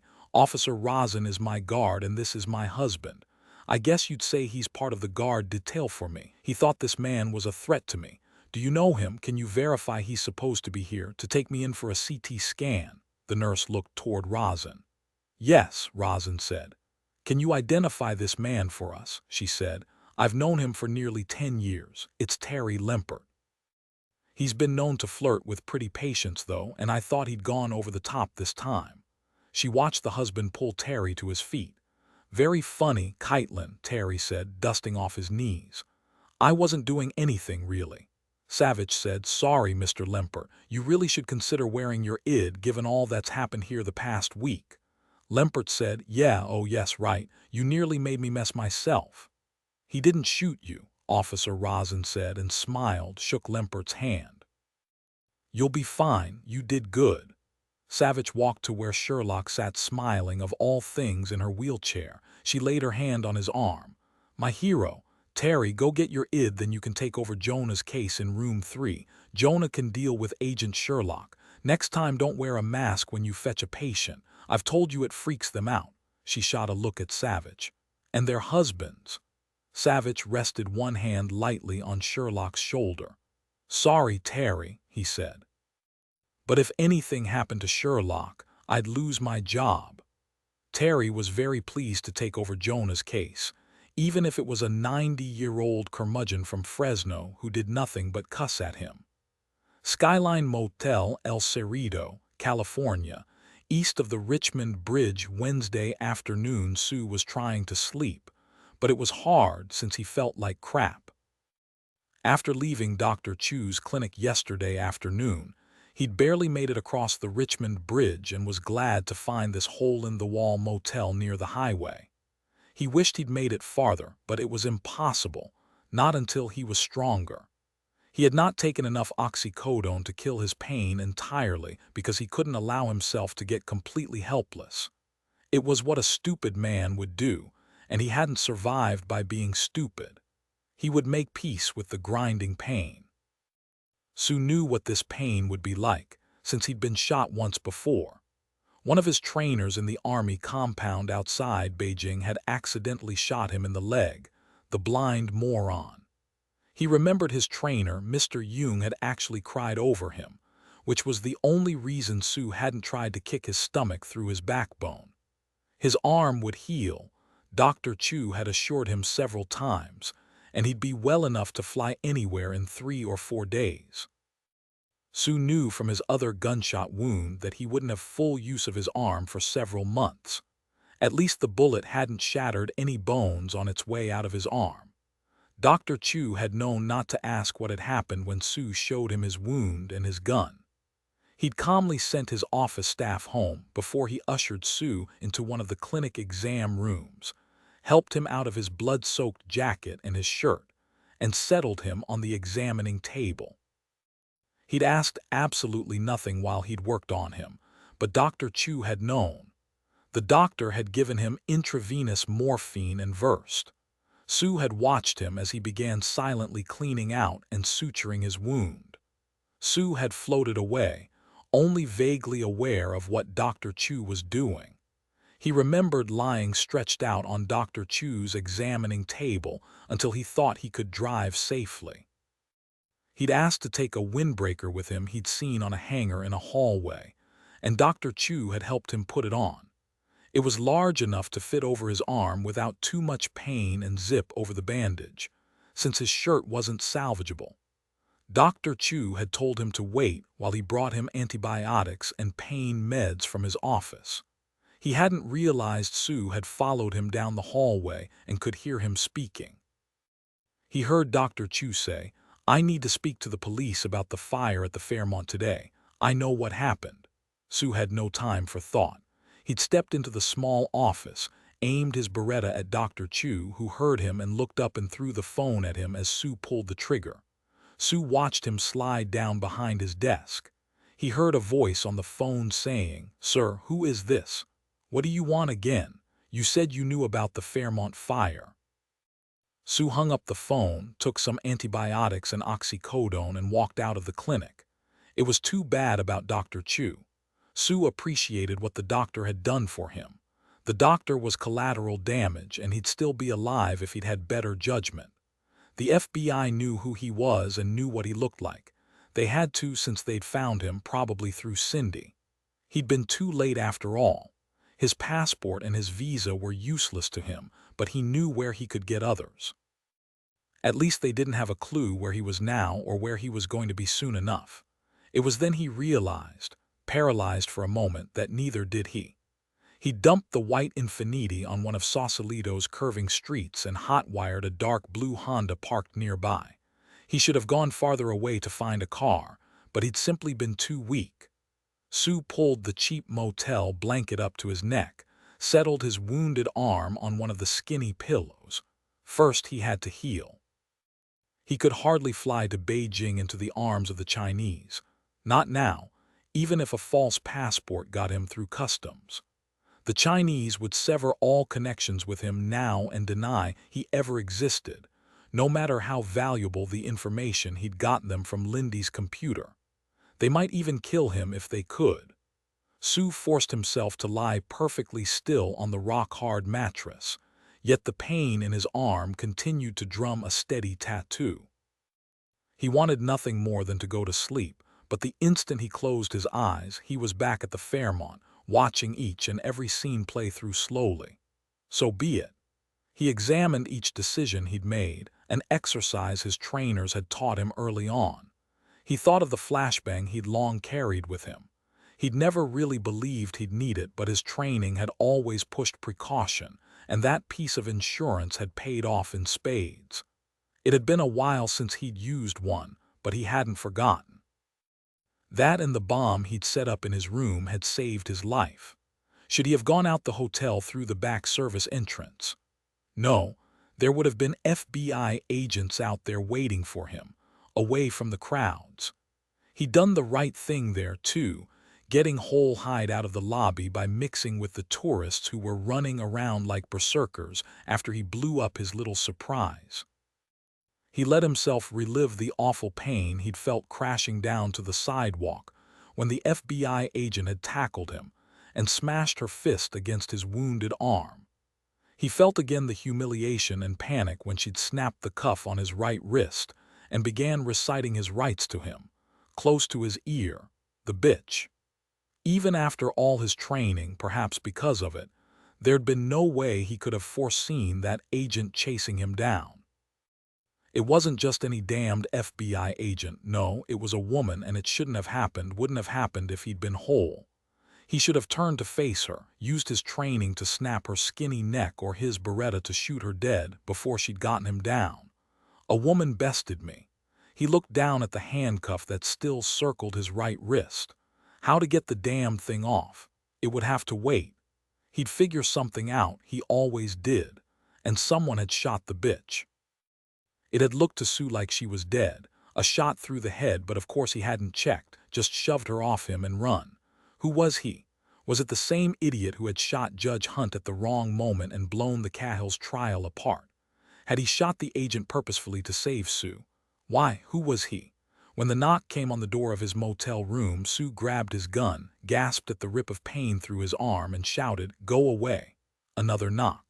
Sue raised his Beretta, aimed it at the motel door. "Who is it?" a hard, rasping smoker's voice called out. "I'm the one who saved your bacon." Sue stared at the man standing in front of him, his back to the motel door. He was wearing a Giants baseball cap, sunglasses, a loose blue windbreaker, jeans, sneakers, and gloves. He smiled at Sue, not moving since Sue's Beretta was steady on his chest. "Who are you?" "I already told you, I'm the one who saved your bacon." "Good thing I followed you here from that doctor's office in Sausalito, since it looks like you're going to need some more saving." "How did you find me?" "Well now, I've got to admit I had a bit of luck there. My car was near that white Infiniti you stole. Nice job, incidentally, yanking that guy right out. No muss, no fuss, and you were out of there. I lost you for a while because of all that snarled traffic you caused at the Fairmont. But then I thought about it and decided you'd probably headed to the Golden Gate, so I did too. And there you were ahead of me, going through the toll booth. I followed you off at Spencer Avenue, watched you leave the Infiniti and steal the blue Honda. Then I sat back and waited for you just down the block from that doctor's office. Yeah, I heard the gunshot. You killed the guy. Why? He saved your bacon too." Sue's arm hurt from holding the Beretta steady, but it didn't matter. The Beretta didn't move. "I overheard the moron calling the cops. I had no choice." "Good to know you don't just go around shooting folk for no reason." "No," Sue said, "there's always a reason. Then you followed me here." "Sure, not a problem. I was surprised you made it so far the way you were driving. Got to say, you sure don't look so hot. You've still got some blood on your face from when that agent planted you on the sidewalk." There was blood on his face. "What did this guy want?" Sue said slowly. "But that was yesterday afternoon. Why did you wait until today to knock on my door?" The man said matter-of-factly. "The feds might have been following you, or you might have had some other help coming. I had to wait, seeing as how I'm not too fond of the cops myself. You know, there's a chance the clerk in the dinky motel office might have seen the blood on your face, and if he did, he must have wondered. Surely he wondered. If he sees your photo on TV, he'll know." "Nah, the kid doesn't know anything. He was too busy playing video games when I checked in. I don't even remember a TV. Like I said, you don't look too hot. Do you want another pain med? Once we get you feeling better, we can decide where to go. Look, if I'd wanted you dead, I wouldn't have shot that agent off your back. I'm not here to hurt you. You're already in bad shape. I'm here to help you. Stop pointing that ridiculous gun at me." Sue ground out the words, "Why would you care? I'm thinking we're a lot alike." "That's crazy. Nah, I kill because I want to and you kill because you have to. See, not so different." Sue stared at the guy for a long time and nodded. "The pills are on the night table." The guy shook 2 pills out onto his gloved palm, handed them to Sue, waited until he swallowed them, and gave him a glass of water. Sue still didn't pull down the Beretta. He motioned the guy to step back, then held himself still and waited for relief. "I see from the number of pills still in the bottle you've been going light on the pain meds. Not a bad idea, given who could come through that door. Take another step back. I don't want you so close to me." Sue watched him take 2 steps back. "Why did you kill that FBI agent who was on my back?" "Well, you see, when she knocked you down, she was out there in the open. I had a nice clear shot and I took it." "You're saying it wasn't about me. You wanted to kill her." "Oh yeah, I wanted her dead, but I figured what I was seeing was pretty interesting, so why not see where it led me? Hey, kill one bird and save the other." He opened his mouth, but the man raised a gloved hand. "No reason for you to ask me any more right now. Maybe if we become BFFs, I'll tell you everything." The medication was numbing the pain in his arm but blurring his brain as well. Sue said, "Were you the one who tried to kill Judge Hunt?" The guy nodded. "I thought I nailed the bastard, but he turned at that last second. Can you believe the rotten luck? But still, it was a good shot. He should have died.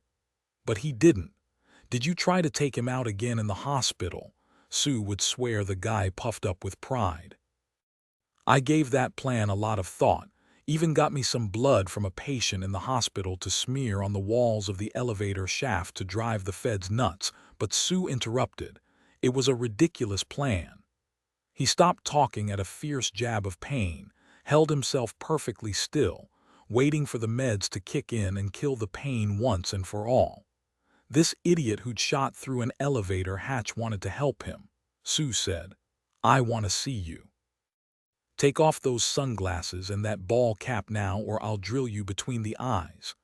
"Okie dokie, fair enough, but ready yourself. You're in for a big whopper surprise." The ball cap and the sunglasses came off. Sue stared, so stunned that for a moment he didn't feel the pain in his arm. "Got you, didn't I?" Sue could only nod. "Fact is, who can you trust in this sad world?" "You," he said. "Maybe I can trust you. You're as bad as I am." "No, you're wrong about that. I'm worse." Judge Sherlock's home, Pacific Heights, San Francisco. Wednesday evening. Sean was teaching Cal and Gage how to play Flying Monks, the latest computer game his grandmother had presented to him when they'd first arrived. It was always a treat for Sherlock to watch her 5-year-old teaching younger children, and 3-year-old Cal and Gage looked utterly absorbed, nodding, and all serious about the rules Sean was laying on them. Flying Monks, another new game Sherlock would have to master. She caught herself thinking that kids were so different now, an observation probably made by every single generation in man's long timeline. She smiled to herself. Time always passed and everything always changed. No kid today could imagine the world without a small device called a cell phone that would soon do everything but make them Kool-Aid. And now you could ask your phone a question and it would answer. But people, she thought, people themselves never changed. Cal shouted, "I got you, Gage. I've moved up 2 ranks. I'm flying. I'm a major monk now." Sherlock felt bone-tired and was trying not to show it, but she didn't mind, because she'd succeeded in fooling Sean. She'd hidden her bandage well enough, thank God, for all her curly hair, and he'd accepted her being gone Tuesday night, inquiring only if Emma had wondered why he hadn't come to see her. Sherlock had lied to him cleanly. "Of course, Emma wanted to know where you were, Sean. I told her you'd promised yourself to your grandparents and you'd never break a promise. You didn't tell her I went to see Rory and the last duck, did you, Mama?" "Nope. She doesn't know Grandpa and I ate 2 buckets of kettle corn, does she? I don't want her to think I'm a pig." "Nope." Sean looked thoughtful, an identical expression to his father's. "There's so much to do, Mama. Sometimes I just don't know." His grandmother had walked in then with a freshly baked plate of chocolate chip cookies, and Sherlock forgot to ask him what he just didn't know. She sensed Dillon behind her and heard his deep voice. "Here, sweetheart." He leaned down, pressed his lips to her forehead and handed her a cup of hot tea. "Drink it down. Then I'm thinking it's time for you to hang it up for the night. But Dr. Kardec said you'd give me grief and I was going to have to be the enforcer. You've done well, stayed nice and quiet all afternoon and evening. Now it's time to let your brain and your body knit themselves back together while you have pleasant dreams." He paused for a moment. "I'm thinking I have some good ideas on how to help you make that happen." She took a sip of tea, looked up at him. "You're going to read me a bedtime story." "I could, but I hadn't planned to."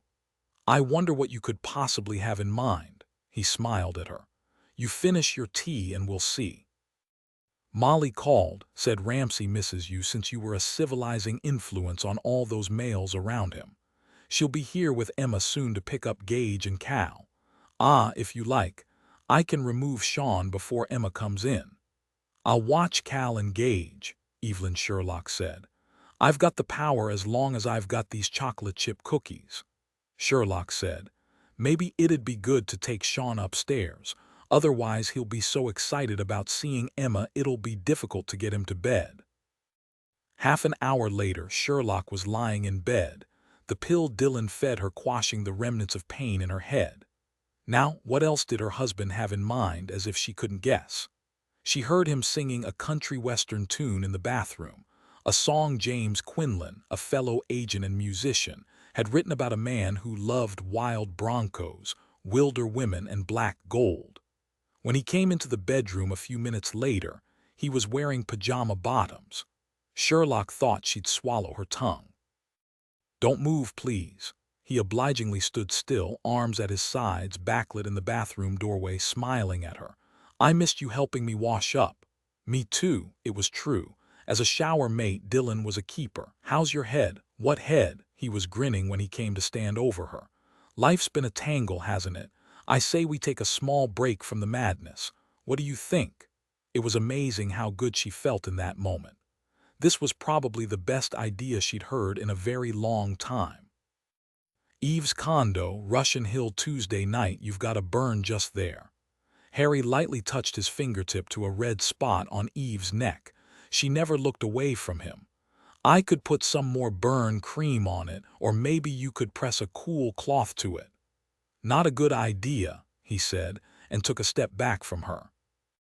Harry, Eve, and Griffin had been treated by the imps at the Fairmont, had been pronounced good to go, had been debriefed at the federal building, and had showered and cleaned up at Harry's house before he'd brought her back to her condo. Eve felt punch-drunk, both hyped and exhausted. The weird thing was, this potent mix had her seeing Special Agent Harry Kristoff with new eyes. The new eyes really liked what they saw. Harry knuckled his own eyes. I keep seeing Sue coming into the suite, and then I hear Griffin yell for him to get his hands in the air. Then everything happens so fast, all at the same time, the explosion of bright light and that god-awful noise and fire everywhere. I still can't believe Sue was carrying a flashbang, and he knew exactly what to do with it. Eve said, I want to learn how to use one. Talk about effective. My ears didn't stop ringing for an hour. It was as if that light slapped right into my brain and I was as good as blind for 5 minutes. Harry said, Sue certainly came prepared, you have to give him that. Eve said, I don't have to give him a damn thing. However, I wouldn't mind shooting him in both knees. I guess you'd have to be in the military to learn how to use a flashbang. Harry said, no flashbang escape weekends for civilians. Not that I've heard of. You want a beer? He shook his head. Eve waved him into her living room, eased herself down onto the sofa. Harry sat in the chair opposite her and gave her a brooding look over his steepled fingers. I'm wondering if the State Department can get the Chinese government to tell us anything about Sue now that he's blowing up hotel suites and killing people. I doubt they'd even own up to knowing who Sue is. If we pursued it, accused Sue of being a Chinese spy, they'd claim he was probably an innocent bystander the FBI was trying to nail as a scapegoat. I'll bet the State Department will back off, without more proof, and even then Harry tapped his fingertips together. I keep asking myself, is there anything we could have done to stop him? If we hadn't been blinded and mule-kicked, we could have put a dozen bullets in his chest. That would have ended things nicely. At least one of us got him in the arm. I wonder which of us it was. I don't suppose the medical examiner will want to examine our weapons. If it got out that the ME was going to check our SIGs, there'd be a pool started up to see which of us had popped Sue. She got up, went into the kitchen. She called out, You want some Fritos and queso dip? Harry laughed. Sure, why not? I can't remember the last time we ate. Eve brought in a tray with a huge bag of Fritos and a bowl with the queso dip, steaming from the microwave, and set the tray on the coffee table. Well, come on over and sit next to me unless you want to drag that chair over. Harry dragged over the chair opposite the coffee table. Eve gave him a long look. I usually like it when a guy is scared of me, but you won't sit next to me on the sofa. You won't even press a cool cloth to my neck. Mama didn't raise me to be stupid. She scooped up dip onto a big Frito. Do you know I overheard Cheney saying you weren't a nasty git any longer, only nasty? When did you hear that? At the hospital last Friday morning. I was standing in the corridor outside the ICU when you and Cheney came waltzing in. What I really am is a mild-mannered agent, only no one will believe me. Okay, maybe it's true I haven't been too much fun for the past year and a half. Amazing, we only met last Friday. We've seen each other on the elevators in the federal building garage. Yeah, well, you pretended you were this tough guy who shaved himself with a hunting knife. Hard to reconcile that image with what all of us deputy marshals know to our guts, namely, that FBI agents are all wimpy clones made in the FBI factory. Oh yeah, it's common knowledge. You want to know what FBI agents think about the fricking Marshal Service? She grinned at him. Nope. When he opened his mouth, she raised her hand. You asked and I answered, so keep quiet, he said. The few times I've seen you, I always thought you were too pretty to be a marshal, since nearly all of them are ex-military buzz-cut hardnoses. And look at you, you wear that black and red getup with your butt-kicker boots so you can be one of the boys. Have you found they take you more seriously? He was spot on about that, she thought. It's the boots that win the day, she said. No one messes with the boots. The fact is, though, he continued after eating a Frito, the unmarried FBI agents keep trying to figure out how to get your attention. Word is, you never give any of us the time of day. Nope, you're all panty-waists. Who wants to hang around a panty-waist with wingtips on his big feet? Yeah, blah, blah. You know what it is about you, it's that blonde ponytail and those big blue eyes makes all the guys want to take you home to mama. The blonde ponytail wouldn't have anything to do with it. Nope, mama would admire my black boots, he laughed. Maybe. She studied his face a moment and liked what she saw: the hard planes, the sharp cheekbones, and his eyes, green as the Irish Hills eyes. There was an inbred toughness in him. She said, you know, the past 5 days have made me understand a little why there were so many wartime marriages. Men and women thrown together in extraordinary circumstances. I guess to survive they needed to reaffirm they were alive by making connections, by making another human being matter to them so they were able to ignore death, if only for a little while. Harry said, nah, it doesn't work like that. What? Hey, that was all sorts of philosophical and you say nah. Haven't you heard of the bazillion wartime marriages? I think regardless of how people meet, they're either meant to be together or they're not. He ate his Frito, then quickly dipped another into the dip. I'm starving and I hadn't even realized it. He toasted her with it. Thanks for the best Frito I've had in a week. Nothing beats a Frito, so you weren't such a nasty git before your divorce a year and a half ago. It was the breakup that made you into one. I've always been nasty. The git thing, that's all Cheney. That's why your wife left you. He paused with a Frito an inch from his mouth. No. She cocked her head at him, said slowly, no, that isn't what happened, is it? Why do you think that isn't what happened? She said.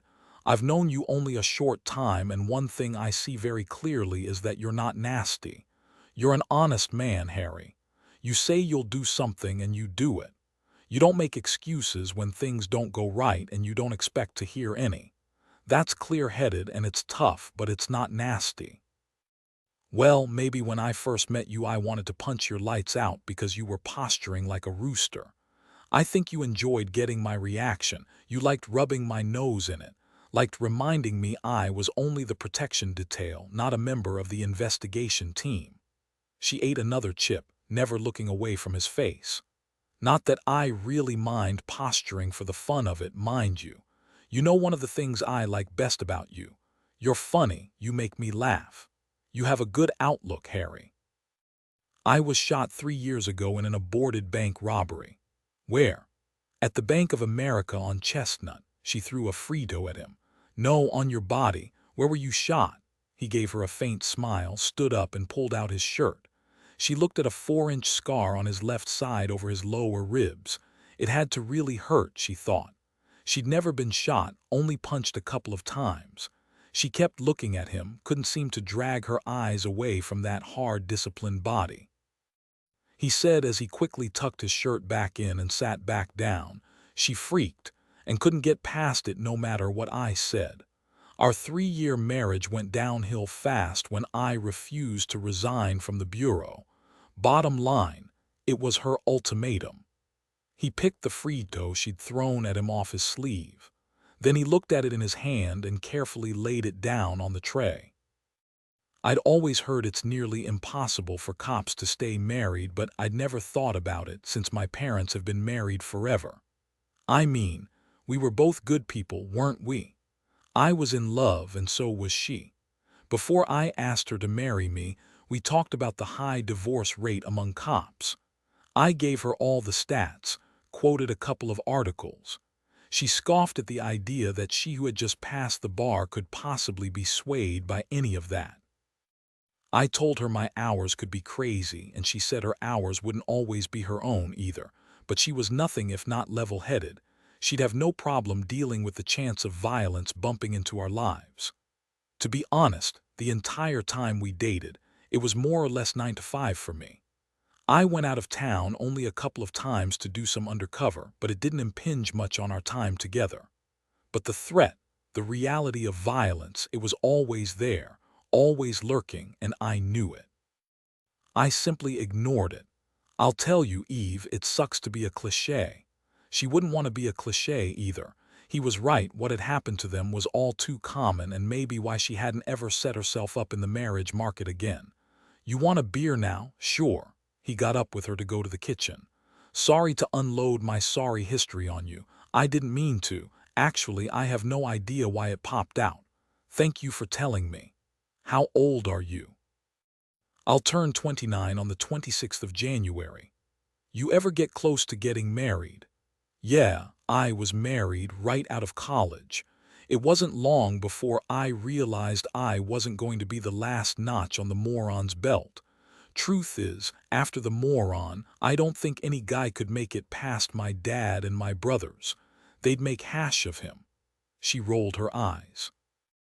They told me after my little misadventure that's what my brothers called my brief marriage. If any guy did me wrong again, they'd bury him deep, never to be found. She got a couple of beers out of the refrigerator, handed him one. They clicked bottles and drank. Eve said, "You ready to kiss my Owie now and make it well?" "Yes," he said, putting his beer on the counter. "I think I am." Judge Sherlock's home, Pacific Heights, early Thursday morning, Thanksgiving Day. Sherlock opened her eyes to see Dillon standing over her. A big smile bloomed because, quite simply, how could it not? Sherlock yawned and stretched. "What time is it?" "A bit after 6 a.m. How are you feeling?" Sherlock queried her head.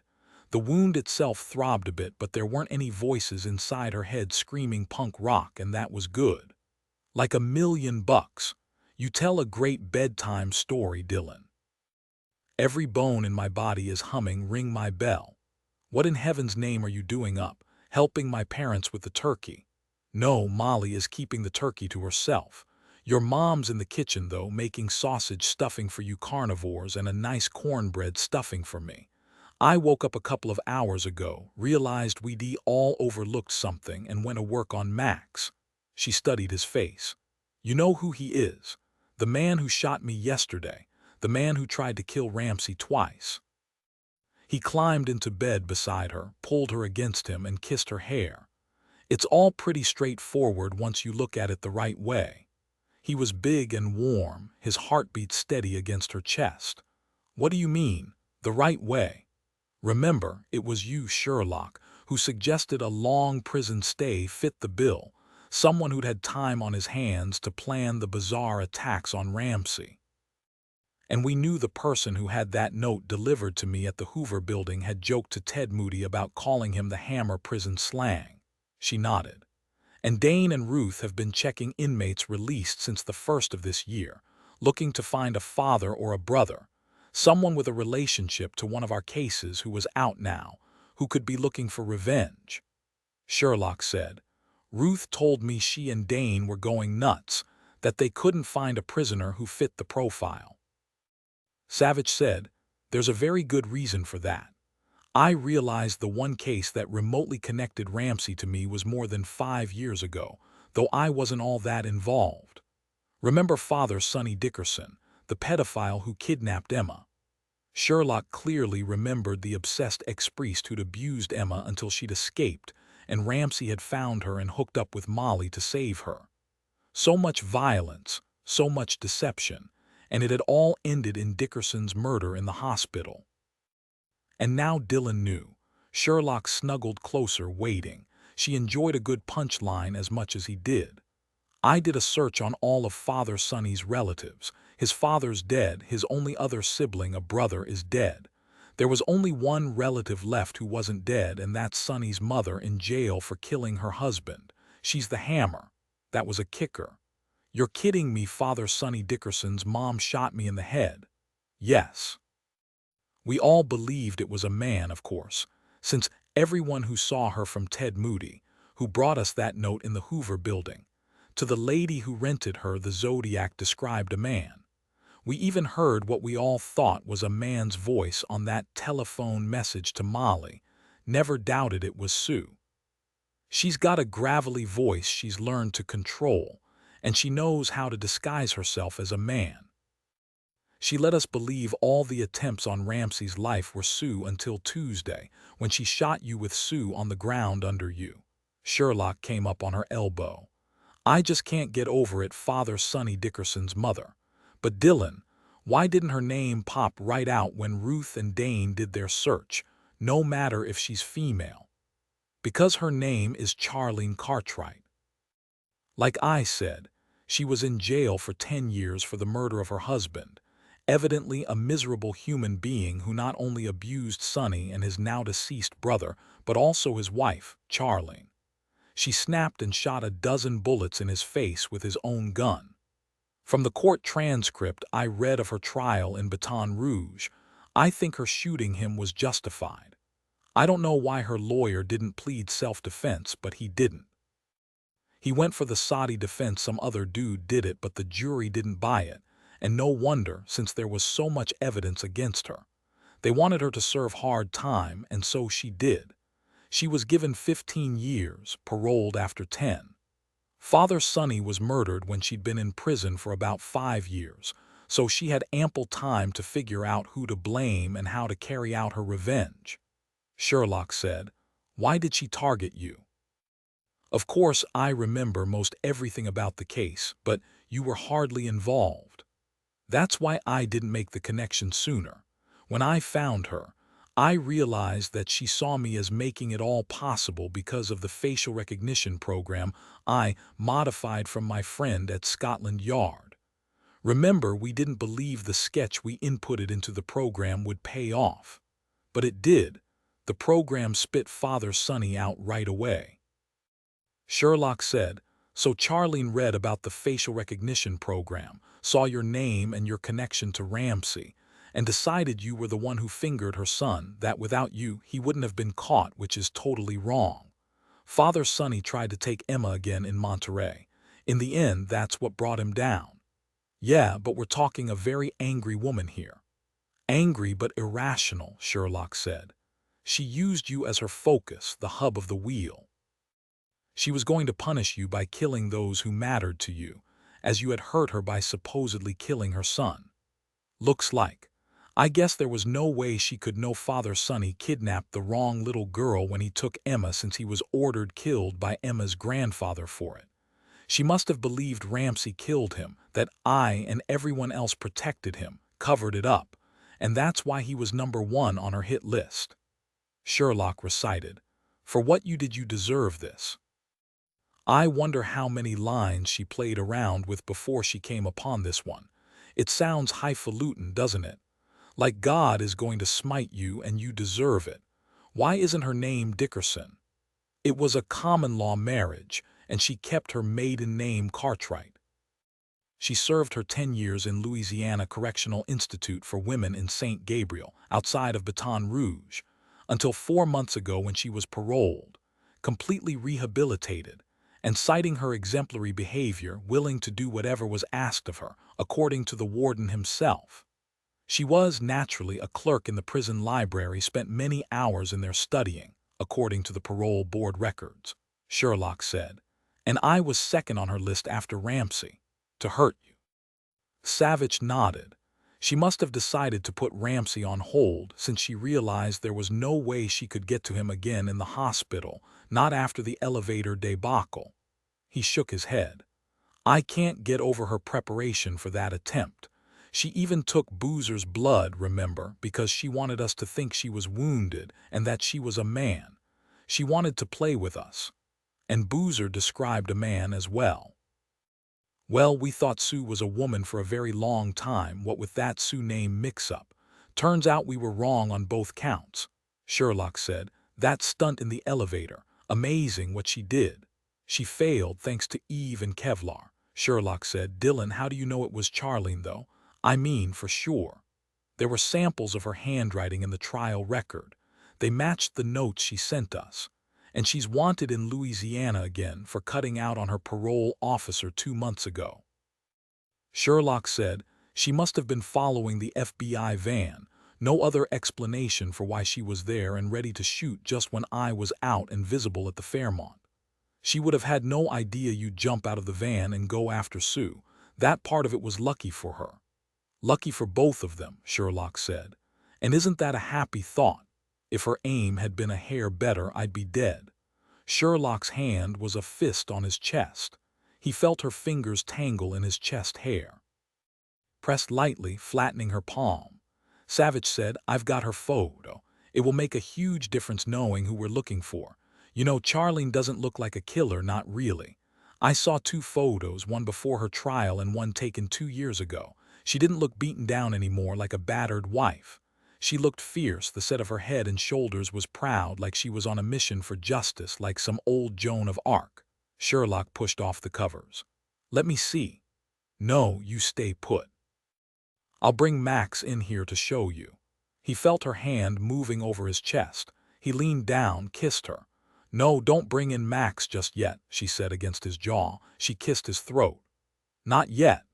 San Francisco General Hospital Judge Hunt's room Thanksgiving nurse Natalie Chase was divorced. Even though her ex was a real loser, she'd loved his name, and since she didn't have any kids by him, she'd kept it. Thank heaven his gene pool wouldn't continue through her. She had no close family, only a couple of cousins who lived in Boston, so she always volunteered for holiday shifts. She liked holidays. There was usually something special going on, and she didn't have to be alone. This year she'd been invited to a Thanksgiving feast like no other she'd seen in a patient's room, with Judge Hunt and his crew. They were breaking more visiting rules than she cared to think about, but nobody was worried about it, not since it was Judge Dredd and it was Thanksgiving. Sure, she had to keep an eye on all her other patients, but most of them were with family, chowing down on turkey and dressing if they could. Even her elderly patient with Alzheimer's was with his daughter, who was snacking on turkey and stuffing while she kept vigil. No one was alone today. It baffled and angered Natalie that someone would want to kill Judge Ramsey Hunt. He was genuinely nice, a treat to the eyes, and like everyone else taking care of him, she was thankful today of all days that Judge Dredd was doing so well. Another 3 or 4 days, she thought, and he should be well enough to go home. Home, maybe, but not back to his normal life. Not while there was a killer who might try for him again. She couldn't imagine living with that, couldn't imagine what his family was going through, knowing that a madman was still out there, waiting for another chance. At first, the TV news had showed a picture of a man, Joe Keats, who'd escaped from the Fairmont a couple of days ago, as the man who'd shot Judge Hunt. And today they were showing the picture of a woman instead, who was supposed to be the shooter. She looked, Natalie thought, a bit like her own mother. Would there be another picture tomorrow? The news didn't seem to have any idea why she tried to murder Judge Hunt and the FBI agent, but she knew that by the end of the day there would be talking heads arguing over every detail on TV and plastering the internet with so many opinions even the mullahs in Iran would see them. She could already recite the words. Anyone with any information about the whereabouts of either of these people. SFPD officer Gavin Hendricks waved his hand in front of her face. You look 1,000,000 miles away. Another slice of turkey. She shook her head at him, smiling. He'd been guarding Judge Hunt for the past 3 days. He was a tall black man with a pitiful excuse for a goatee, she'd told him, and he'd laughed and said it was his father's fault. She said, if I eat any more I might pop a button and that wouldn't be cool at all. What if an emergency turns up? What if a patient sees me with my pants button popped open? It wouldn't inspire much confidence. You're sure, Natalie? Molly Hunt called out. We've got lots. Thank you, Molly, but if I ate another bite I'd have to find a bench to sit on because my butt would be too big for a chair. Gavin laughed. Natalie saw Molly turn to her husband and touch his arm and then his cheek. She did that every few minutes. A lioness always watching. The room should have been pandemonium with all the visitors, 4 guards, Judge Hunt's family, 3 kids, and a slew of FBI agents. They'd wheeled out the second bed and taken advantage of the largest patient room in the hospital to set up several folding tables provided by the cafeteria, spread a tablecloth over them, and crammed in a dozen chairs. It was a wonder to see in a hospital room, Natalie thought. The table looked like a family dinner, with everyone in fine spirits, except that many of them were wearing guns and darting their eyes to the door if anyone approached. Agent Sherlock, the FBI agent who'd been her patient just yesterday, was forking down some of the incredible sausage stuffing, laughing at something her husband said to her. Lucky, lucky woman, Natalie thought. Did she realize how near she'd come to death? Not the time for grim thoughts, Natalie told herself. She looked back over at Officer Hendricks. He was coming her way, 2 slices of pumpkin pie on small Thanksgiving paper plates with whipped cream on top. "I've decided both of us will trust our buttons not to pop," he said, and held a slice of pie out to her. She considered turning it down, but naturally she didn't. "Thank you, Officer Hendricks. Make that Gavin, ma'am. And you can call me Natalie." He sat down beside her and they ate pumpkin pie and chatted about nothing in particular until the football game came on. Gavin forked down another bite of pie, closed his eyes, and hummed. "Oh man, that is fine. I hear Emma Hunt made the pie." "Emma's a whiz on the piano and a good cook. I'd say the kids got it made." They looked over to where Emma sat beside her father, her small white hand on his forearm. Her 2 little brothers, Cal and Gage, seriously cute identical twins, sat at the large table, currently hemmed in by 3 large adults and another little boy, Sean Savich. He would grow up to be as handsome as his dad, Natalie thought, looking from him to his father, Agent Dillon Savich. "Emma Hunt's playing with the San Francisco Symphony next Wednesday," Gavin continued, took another big bite of his pumpkin pie and shook his head. "Hard to believe. Look at those small hands. What is she, 11, 12? "She's 11, Judge Hunt told me. He's so proud of her he would pop his own buttons if the hospital gown had any. All he can talk about is being well enough to go to see her perform next Wednesday." "He'll make it," Hendricks said. "The man's strong, he's got an iron will. I've gotten to know him. You know, I keep seeing him jumping down from the judge's bench in his black robes, flattening those yahoos who invaded his courtroom." "I remember that.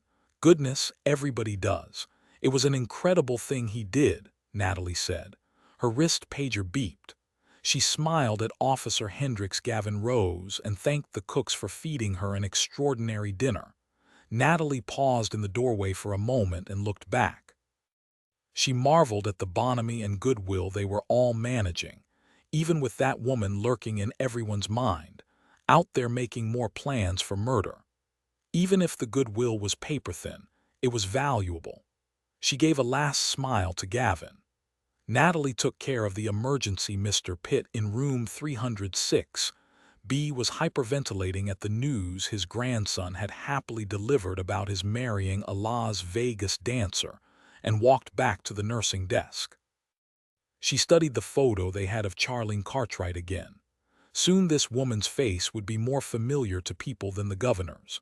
The woman had once been pretty, Natalie thought, but now she was beyond that, an odd thing to think, but it was true. She touched her fingertip to the smoker's lines fanning out from her eyes, the deep scored lines about her mouth. There was a message in the woman's eyes, wide pale green eyes, flat as a stagnant pond. Those eyes scared Natalie to her toes. The message was, quite simply, both the promise of death of anyone she wanted gone and the acceptance of her own death, should it be demanded of her. She realized she'd seen eyes like Charlene Cartwright's once before during a 6-month stint in a psych ward. She hadn't wanted to think about what was going on behind those eyes. Ramsey was asleep, finally, an exhausted sleep that worried Nurse Natalie Chase a bit, but then she managed a reassuring smile at all his family hovering around his bed. "Don't worry. His vital signs are fine. His football team lost, that's what flattened him. They all smiled and eased. When Dr. Kardec came in a moment later to have the small slice of pumpkin pie he'd been promised, he looked down at the sleeping Ramsey. I'd say he had too much fun. He looked over at Sherlock, lifted her hair off the butterfly strips she'd pressed over the sutures, and thankfully left them alone. Still feeling well, I take it, Agent Sherlock? Fit as a fiddle, she said then. I always wondered why a fiddle was fit. I mean, what does health have to do with a musical instrument? And Dr. Kardec, forking down a bite of pumpkin pie, swallowed and smiled. Not a clue. He looked one last time at the sleeping Ramsey, nodded to the rest of them, and left. Sherlock was tired. She wished she could curl up next to Ramsey and take a nice long winter snooze, but she knew it wasn't to be. Savich said, "You look burned out, sweetheart. You ready to go home to bed? Are you offering another bedtime story, Dillon?" He lightly touched his fingers to her cheek, studied her exhausted face.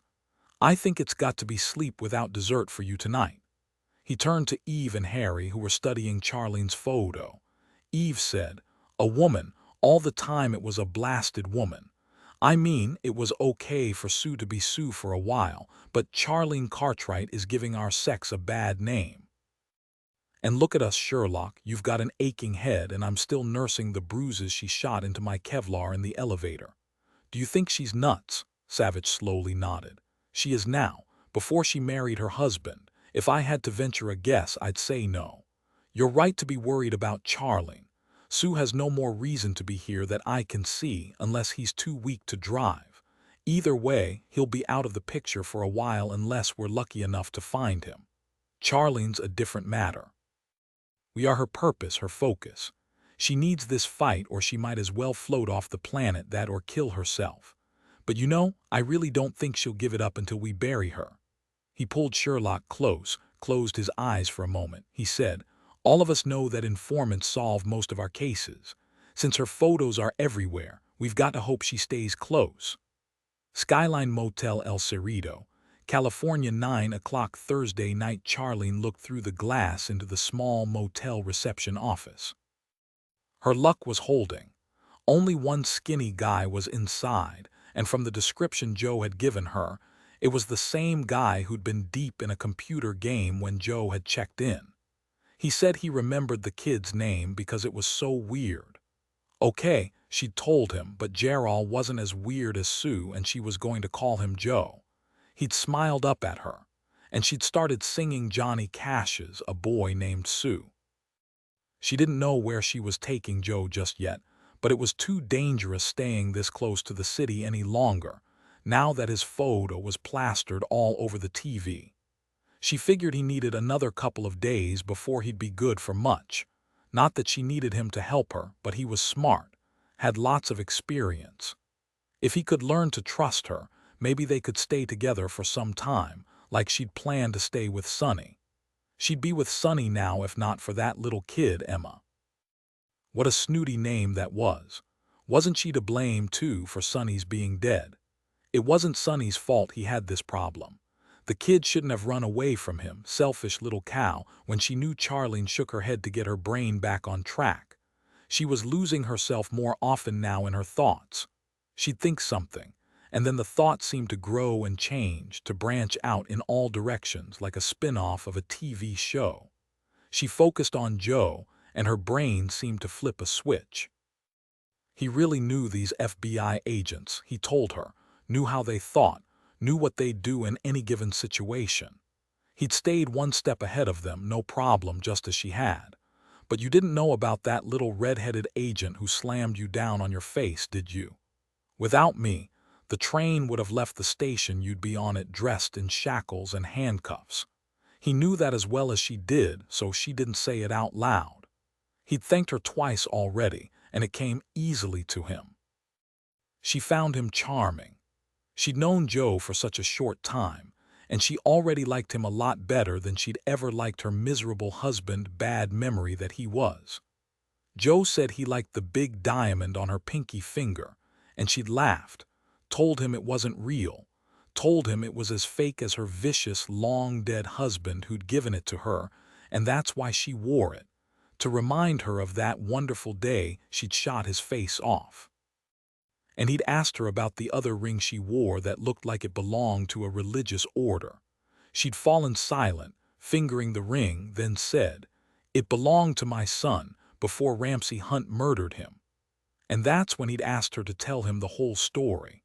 When he'd finally fallen into a restless sleep last night, she stretched out on the bed beside him and listened to him breathe. She realized she hadn't slept beside a man in a very long time. It felt strange to hear another's breathing so close beside her.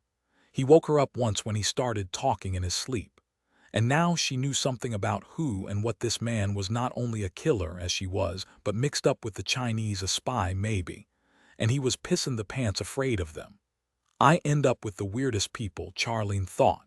Her son was kind of weird, of course, but he wasn't stupid. He was off. He hadn't deserved to die, hadn't deserved to be murdered by that miserable judge. Her familiar rage kicked in, made her mind hiss and crackle. It wasn't right what happened to Sonny. What had happened to him was the real crime. Imagine a federal judge murdering a man in his hospital bed, and every one of those crooked cops had covered for him. Nothing but sympathy for him because of pathetic little Emma. Emma. Charlene hated that name now. She figured the kid and her mom had moved to a safe house after she'd left that phone message for little Molly, since when she'd last driven by, the house was empty. She'd find them, follow the kid from school maybe. Emma, Emma, Emma, the name drummed louder and louder in Charlene's brain. Get it back, focus, focus. She blinked again, focused on Joe. He'd been thrashing around, a fever, and she'd fetched him 3 aspirin and some water and cupped his head. He never opened his eyes, but she already knew his eyes showed a life ancient with violence, far more than she could imagine. As she looked down at him in the dim motel room light, she realized he might have made a fine son. There was something about Joe Keats, whose real name was Sue, maybe his will to survive. She wasn't sure, but he impressed her. Regardless of what he was or what he'd done, he was a man who didn't whine or complain or strike out. Well, she'd see about striking out. He healed amazingly fast, she'd thought, when she'd tended his wound earlier. The flesh around the wound was pink and healthy looking. She hadn't seen any blood crusted around the stitches. And now Joe was sleeping. He'd sworn to her he could drive. She'd told him he should get rid of that blue Honda he'd lifted in Sausalito. As soon as they were away, he'd told her best not to leave it at the motel. Well, if he got himself killed because of that stupid car, it was his business. She was driving her own car, bought and paid for in Stockton from a little old man going into a nursing home. The bell tinkled when Charlene pushed open the door and strolled into the motel office, cash in her hand. Gerald was sitting behind a counter loaded down with piles of brochures for local sites. Joe was spot on about him. Gerald was playing a computer game, all his attention on some military figures fighting on the screen, its gunshots, loud bangs and booms punctuated by his grunts and cheers. Joe's Beretta was snug against her side, just in case, since you never knew when some snake might up and try to bite you. She spotted an ancient TV propped up on a portable serving table. It was tuned to a local news channel. The weather report was segueing into the news. The spit dried in her mouth. Her photo appeared on screen, followed by Joe's. The volume was turned low, but she could hear the newsman talking about Joe. Hurry, get checked out, or the moron might look up, see the photos, and call the cops. She moved to stand squarely between the kid and the TV. Hey, I was looking at that bad guy on TV. Well, that settles that, she thought, feeling the Beretta warm against her palm. No choice now. She smiled and said, her voice loud to drown out the TV, "Hey, do you have any brochures on Six Flags Discovery Kingdom up in Vallejo? That's the new name of the place, right? I'm thinking my friend and I would like to check it out tomorrow." "Who's your friend?" Gerald idling said, his voice impatient. He'd been close to scoring another 100 points and needed only one more good kill, but he'd happened to look up at the TV when she came in, and there was a photo of some guy and they were blaring how dangerous he was, how he'd set off the Fairmont fire and murdered some people, and the weird thing was, the man looked familiar. Gerald knew he'd seen him, but where? Charlene studied his face as she said, "My friend's name is Joe," she stalled. What had Joe called himself when he'd checked into this place? Cribbs, that was it. "I'm with Joe Cribbs. He's in 217. Gerald wanted to see the man's photo again on the TV, but this woman was standing right in front of him. Mr. Cribbs didn't say anything about a friend coming. His mom hated guests coming in unannounced ever since 6 college students had snuck into one room to spend the weekend. He'd been only 17 at the time, but he still remembered the mess they'd made. Not that this old lady was likely to make a mess, not like those beer-guzzling yahoos, but still. "When did you show up?"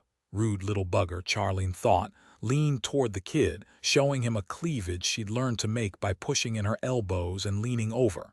She could push them nearly to her tonsils, and there weren't that many wrinkles. The 2 truckers in Bakersfield she'd tried it out on were distracted quickly enough.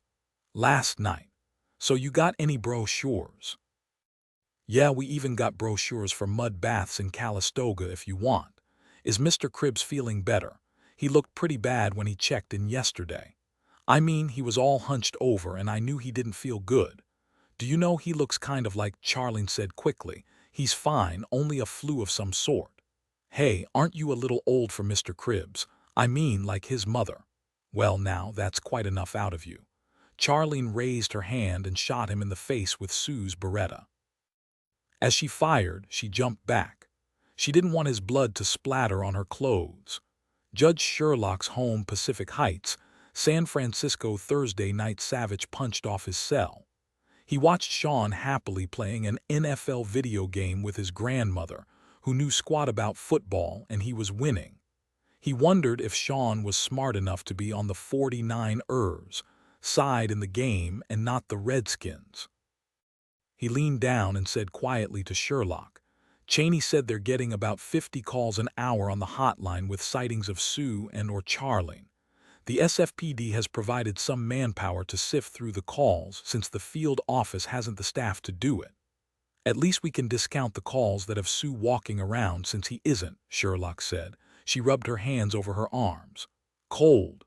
No, I guess someone walked over my grave. I wonder where that saying comes from. It's pretty gruesome. But descriptive. What did you feel?" "I'm worried that something bad's going to happen, Dillon, soon." He didn't say anything. He pulled her to her feet, then sat down and brought her down on his lap and held her. He knew she was right. Something bad had to happen with 2 armed and desperate people out there, their pictures all over TV. After they got Sean bathed and buttoned into his Spider-Man pajamas, they got him down, but unfortunately not out. He couldn't stop talking. He was too excited about how he'd stomped his grandmother at NFL football. He had, to Savich's surprise, gone for the Patriots. Savich finally sang him his favorite song of all time, guaranteed to put him out by the end of the first verse, "You've Got a Friend in Me" from Toy Story. Sherlock was grinning when Sean's eyes closed. "Every time," she whispered. They were getting ready for bed when Savich's cell rang. "Savich here." He was quiet, listening, his expression unchanging, but Sherlock saw his eyes darken. The bad something had happened. She looked down at her watch. It was an hour and a half short of midnight on Thanksgiving night. Skyline Motel, El Cerrito, California. Friday, 1 minute after midnight. Eve looked at the cluster of cop cars surrounding the motel office, parked at all angles throughout the lot. The few motel guests were grouped together, talking, probably trying to figure out what had happened. They knew enough, Eve thought, looking at the Emmy's white van. They just didn't know who had shot Gerald. After they'd spoken to Mrs. Idling, Eve and Harry had come outside, primarily to get out of the way of the El Cerrito forensic team and the ME. She said to Harry, "I hate this. That young man is dead because he must have recognized Sue on TV. But what I don't understand is why Sue came back to the office and shot him. Why not simply leave? Why even come to the office in the first place? Harry said maybe Sue couldn't be sure about him, didn't want to chance him making a phone call. The kid was another loose end. He watched them wheel young Gerald idling out, already zipped into a green body bag. Savich and Sherlock and Cheney followed. They were speaking to the El Cerrito police chief, Glennie Sayers. Eve said to Harry, when Chief Sayers's detectives arrived at the scene, they found the name Joe Cribbs with the license plate number that Gerald had written down for him next to it. When they matched it to the blue Honda that was stolen in Sausalito on Tuesday, they called her. Bless her, she called Cheney right away, so it's thanks to her we're in the mix at all. They watched El Cerrito police officers crowding around the chief, one of them with his arm around Mrs. Idling's shoulders. She was plastered against him. They could hear her sobs from where they stood. Life can be snuffed out from one moment to the next, Eve thought. It was horrible and scary and true for each and every human being on this earth. Harry nodded. There isn't any doubt it was Sue. Everything fits. Mrs. Idling never saw him, but she knew a guy had paid cash to check into room 217 on Tuesday. Gerald told her the guy seemed sick, favoring his arm when he checked in, said the guy seemed really out of it.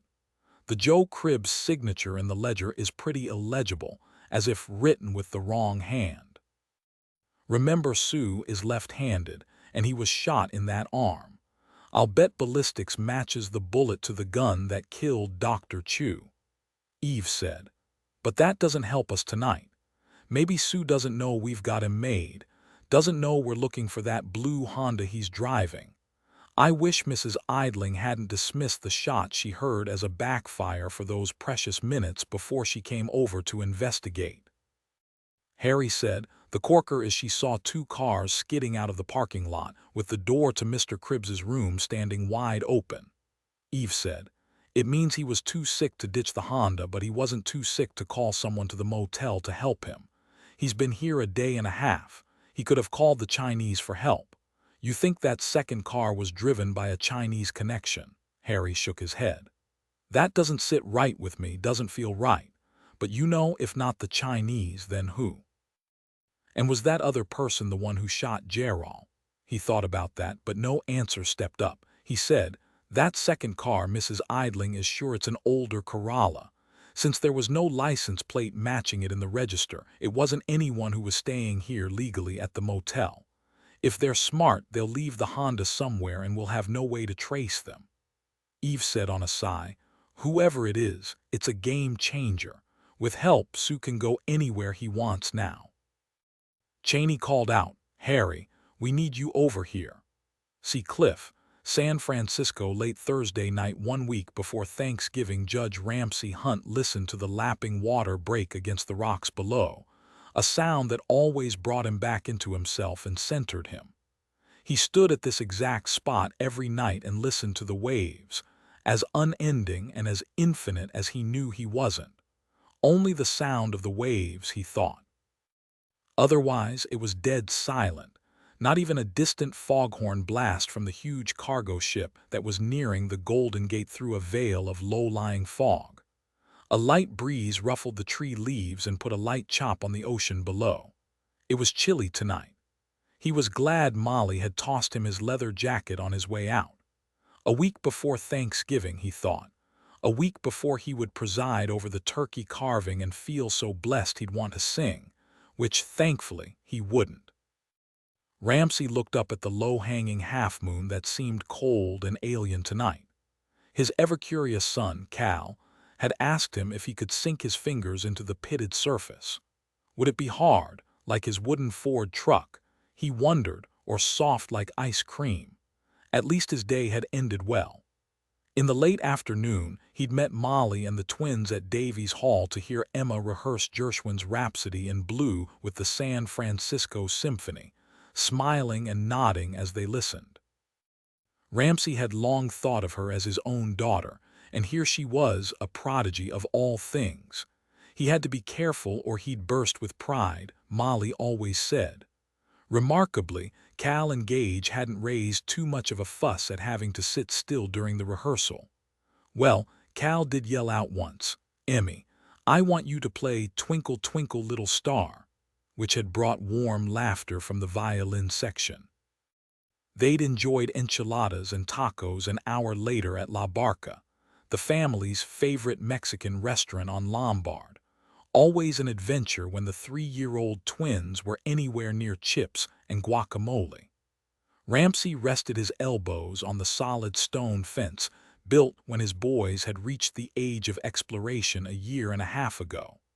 Better than nightmares about them tumbling off the 60-foot cliff into the mess of rocks and water below.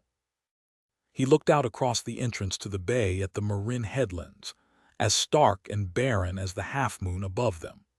Soon the winter rains would begin to green things up, as green as Ireland in some years, his second favorite place on Earth after San Francisco.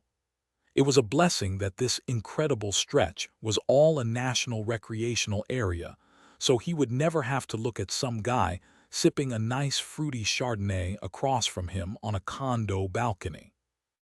He noticed a Zodiac sitting anchored below him, nearly as still as a small island in the ocean. There were no other boats around it that he could see. Who would be out so late, anchored in open water? He saw no one aboard, and for a moment he felt alarmed. Had someone fallen overboard? No, whoever motored over in the Zodiac could easily have swum or waded to the narrow beach. But why? Not to get a suntan, that's for sure. He wondered if he should call 911 when he heard Molly open the family room door behind him. "Goodness, it's cold out here. I'm glad you're wearing your jacket. Is your favorite sea lion talking to you again?" Ramsey smiled. Old Carl, that was the name he'd given this giant of a sea lion that liked to laze about in the water below. He hadn't seen old Carl in several days now. He called back. "He's probably at Pier 39, stretched out on the barges with his cousins." "What's up?" "Gage had a nightmare. Can you come and tell him the spinach monster isn't lurking in his closet? He doesn't believe me." He turned to her, grinning. "Be right there." Molly heard a shot, cold and sharp as the moon, and saw her husband slammed violently forward by a bullet. Molly's scream pierced the night. Harry Christoph's house, Laurel Heights, San Francisco, Saturday morning. Eve kicked back, put her booted feet on the ottoman. She was wearing the same clothes she'd worn yesterday, and she felt grungy. She leaned her head back against the sofa back and said, "My head hurts." Harry stood over her, a cup of coffee in his hand. "You ate breakfast an hour ago, so it's okay to drink another cup of this fine brew. Then we'll talk." Talk? That opened her eyes. What did he mean, talk? Eve didn't want to talk a guy talk about two adults enjoying being close and no commitment. No, that wasn't Harry. Harry was honorable to his feet, like big Statue of David feet. No, Harry felt guilty because he'd been close with her, and now it was morning, and somewhere along the line he'd realized she expected more from him, and so he regretted ever pulling down her blue bikini panties. How was he ever going to explain that to her so she didn't shoot him? She stared at him, unblinking. He hadn't said a word while he'd chowed down on his cereal, one of those health food brands she'd never heard of, while she'd slathered strawberry jam on her toast. Not a single word about how incredible she was, and it was the best night of his life, and how about now let's get close right here on the table. Would she climb up on the table? Yes, she would. She continued to stare at him. To her eye, Harry radiated guilt.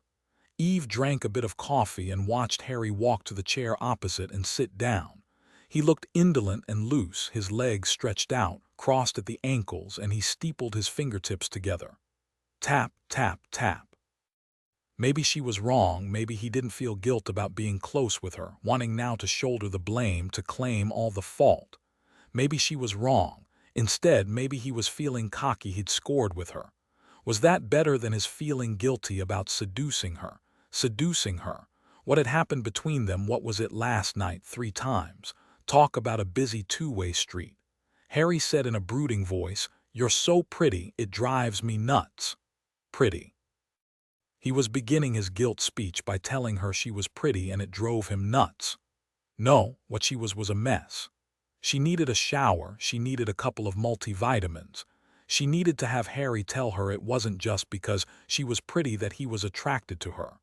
What she wanted him to say was something very different, like it was her insides that turned him on, and he didn't for a single instant feel guilty about being close with her. And he wanted more. He wanted Eve pulled out her cell. "I want to speak to my dad." "Why now?" His left eyebrow shot up. He still looked, she thought, loose and relaxed, indolent as a lizard, and she wanted to smack him. She managed a credible sneer. "What do you care? Oh, I see. If Daddy asks me where I am, I'll have to confess to him I'm currently only 20 feet from a guy's bedroom, wherein lies a rumpled bed, and the guy's name is Harry Kristoff. And sorry, Dad, he's not in the U.S. Marshals Service. He's a dippy FBI agent." Harry grinned at her. "I love to listen to you spit out 100 words without taking a breath. Actually, I'd like to speak to your dad. Don't you think it's about time? He really doesn't like FBI agents. About time. To apologize to him for being close with his daughter, but hey, it happened, so let's move on." She studied his face, took another slug of her coffee, and carefully set the cup down on a magazine to spare the shiny wood surface. He wasn't smiling. In fact, he was holding himself very quiet, his eyes focused on her face. No way was she going to let him speak to her dad. She said between seamed lips, "I was thinking you don't really like women except to be close with them to add another notch to your belt. But that's not it. You feel guilty, right? You're sorry you were close with a colleague. Were you thinking about apologizing to my dad? And then you'd like me to just go away so you can forget it ever happened?" Harry couldn't help himself. He smiled at her. What was her idiot talk about his not liking women? About his feeling guilty he'd been close with her. He felt calm and steady, better than he'd felt in so long he couldn't even remember when or why. "Well, Eve, the truth is being close with you made me remember that life is really a very fine thing indeed. You think I feel guilty because I was close with a colleague. Don't you realize you're my entire bloody army of salvation? Bring on your daddy," he said. "I'm now a reformed git. Here's to the power of the ponytail." He picked up his coffee cup, said slowly, feeling his way, "You think I took advantage of you?" She thought about that for a moment. She had to be honest here. Maybe not every time.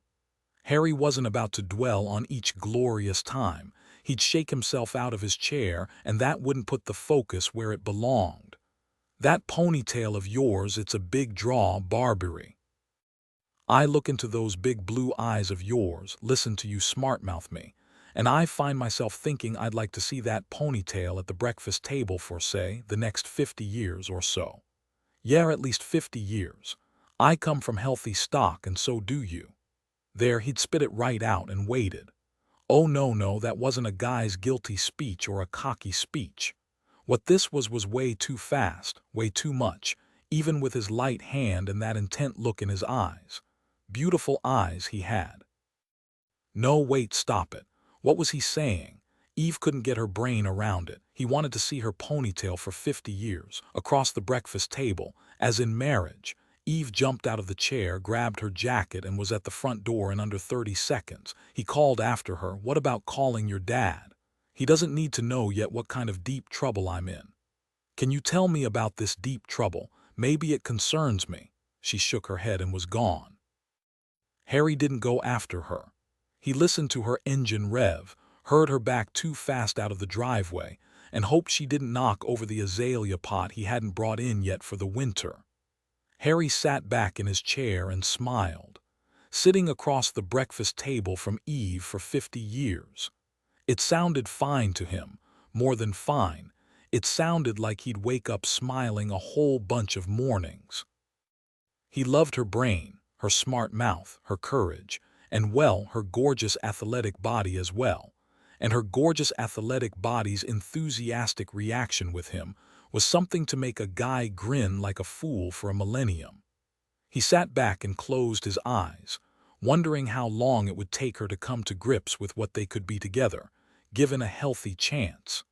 She'd thought he was going to give her the guy talk about not wanting it to be more than being close. How could she ever think that? "Well, there's your history, stupid." He drank the rest of his coffee, set the cup on his knee. He closed his eyes and leaned his head back. He caught himself when Sue's face intruded clearly in his mind's eye. He was not that far away, and who was with him? The El Cerrito police had found the Honda downtown, but no trace of Sue or his companion. There had been hundreds of calls yesterday, but nothing helpful in finding Charlene Cartwright either. It was a manhunt now, pure and simple. Until the end played out, Judge Hunt, Savich, and everyone in their path was in danger. He had to get showered and shaved, get himself to the hospital. As he lathered his face, he wondered what he could do that would really count. Other than chase Barbary down and kiss her silly and convince her it wasn't only about being close for him. He thought he'd ask Savich to write a country and western song about a girl with a swinging blonde ponytail and shit-kicker black boots. Time to get yourself together, Barbary. San Francisco General Hospital Saturday morning. Dr. Cardex straightened over Ramsey and nodded, looking, truth be told, very pleased with himself. "You're healing very nicely, Judge. Your tube tract is closed and your lung sounds good, barely a crackle or two left. You're very lucky that bullet didn't wreck your lung or worse. I see you've cut back on your pain meds and you're smiling. I couldn't ask for more. Our chef said you were eating more of his wonderful meals. All in all, you keep improving like this, and you're going to have a front row seat at Emma's performance next Wednesday." Maybe not front and center, Dr. Cardex thought, though he didn't say it aloud. With any luck at all, Ramsey should be able to sit upright for an hour or so. Ramsey heard a cheer from the guards at the window as Dr. Cardex left. He grinned over at them. Both of them spent Thanksgiving here. In fact, they had both been with him for more than a week now, and he'd been cogent for at least 4 of those days. He knew just about everything important about all the people who were taking care of him and was wondering how he could pay them back. SFPD officer Gavin Hendricks and nurse Natalie were really hitting it off, and maybe he'd played some part in that. They made a nice couple. He felt clear-headed again. He felt in control. He was able to think in a straight line without having to deal with pain trying to jerk him off the path. And his thoughts led him right to Father Sonny Dickerson's mom. Her name was Charlene Cartwright, and she had to be in her 60s. What kind of a person that age could hatch a plot like this and execute it? He tried to imagine her motoring a Zodiac to his beach, being a good enough shot with a sniper rifle to have killed him dead if he hadn't turned, and then using that slingshot with that absurd photo of Judge Dredd attached to it. Harder still to imagine her climbing down on the roof of the elevator, pulling up the ceiling hatch and firing down at him, and escaping. She must have kept herself in very good shape in prison. Her audacity amazed him, even as a mother avenging her son. Father Sonny was a son who didn't deserve even a passing thought, much less a full-blown vendetta. Didn't she know full well that he'd been an obsessive, insane pedophile? The fruit must not have fallen far from the tree, he thought. Charlene had to be as crazy as her son in her own way. He opened his laptop and began researching Charlene Cartwright's criminal record. He wanted to know everything about her, her murdered husband, and her children. She'd planned and plotted for 5 years. Amazing. Thank the good Lord she'd failed, at least until now. San Francisco General Hospital Saturday morning. Sherlock sat in Dr. Cardex's small office on the 5th floor, waiting for him to return from morning rounds and give her a final check. Thankfully, she didn't have to worry about having the stitches snipped out of her head, since he'd told her they would resorb by themselves. She'd sent Dillon on to see Ramsey, saying, "I'll be fine. There's no reason for us to sit here and twiddle our thumbs together. You've got a lot on your plate, go deal with it. Send up a guard if someone's bored. Otherwise, I'll come to Ramsey's room when I'm done." Savich had gently lifted her hair and lightly touched his fingertip to the small bandage. "I'll send a guard. You will not go any place without someone covering you like a blanket." He'd stared at her for a moment, kissed her hard, and left. Sherlock knew he was still reliving those moments when he'd thought she was dead, but what could she say? She refused to think what she'd feel and do if Dillon had been the one shot. She pulled out her cell and called Ruth, who was in Maestro, Virginia with her husband, Dix, and her two stepsons on this fine Saturday morning. Ruth said, "You guys have sure got yourselves in the middle of a big curdling mess out there. You swear to me you're all right, Sherlock?" "Yes, don't worry, it was only a little tap on the head." "Talk to me, Ruth, about Charlene Cartwright. What do you know?" "Dane flew to Baton Rouge last night, then drove to the Louisiana Correctional Institute for Women in St. Gabriel this morning. He said the warden was goggle-eyed to hear what sweet, good-natured Charlene had done. He had to admit that, yes, it was true. Charlene had worked out in the gym like a trooper for the past 5 years or so, and was in excellent shape for any age, really, and remarkable for someone ready for Medicare. Dane didn't tell the warden she'd styled herself the Hammer. He should be about through with his interview with an inmate who was supposedly Charlene's best bud, so you should call him in a couple of minutes. You swear you're okay?" After reassuring Ruth about herself and Judge Hunt and how he and his family were holding up, Sherlock dialed Dane, who answered on the third ring. "Hi, Sherlock.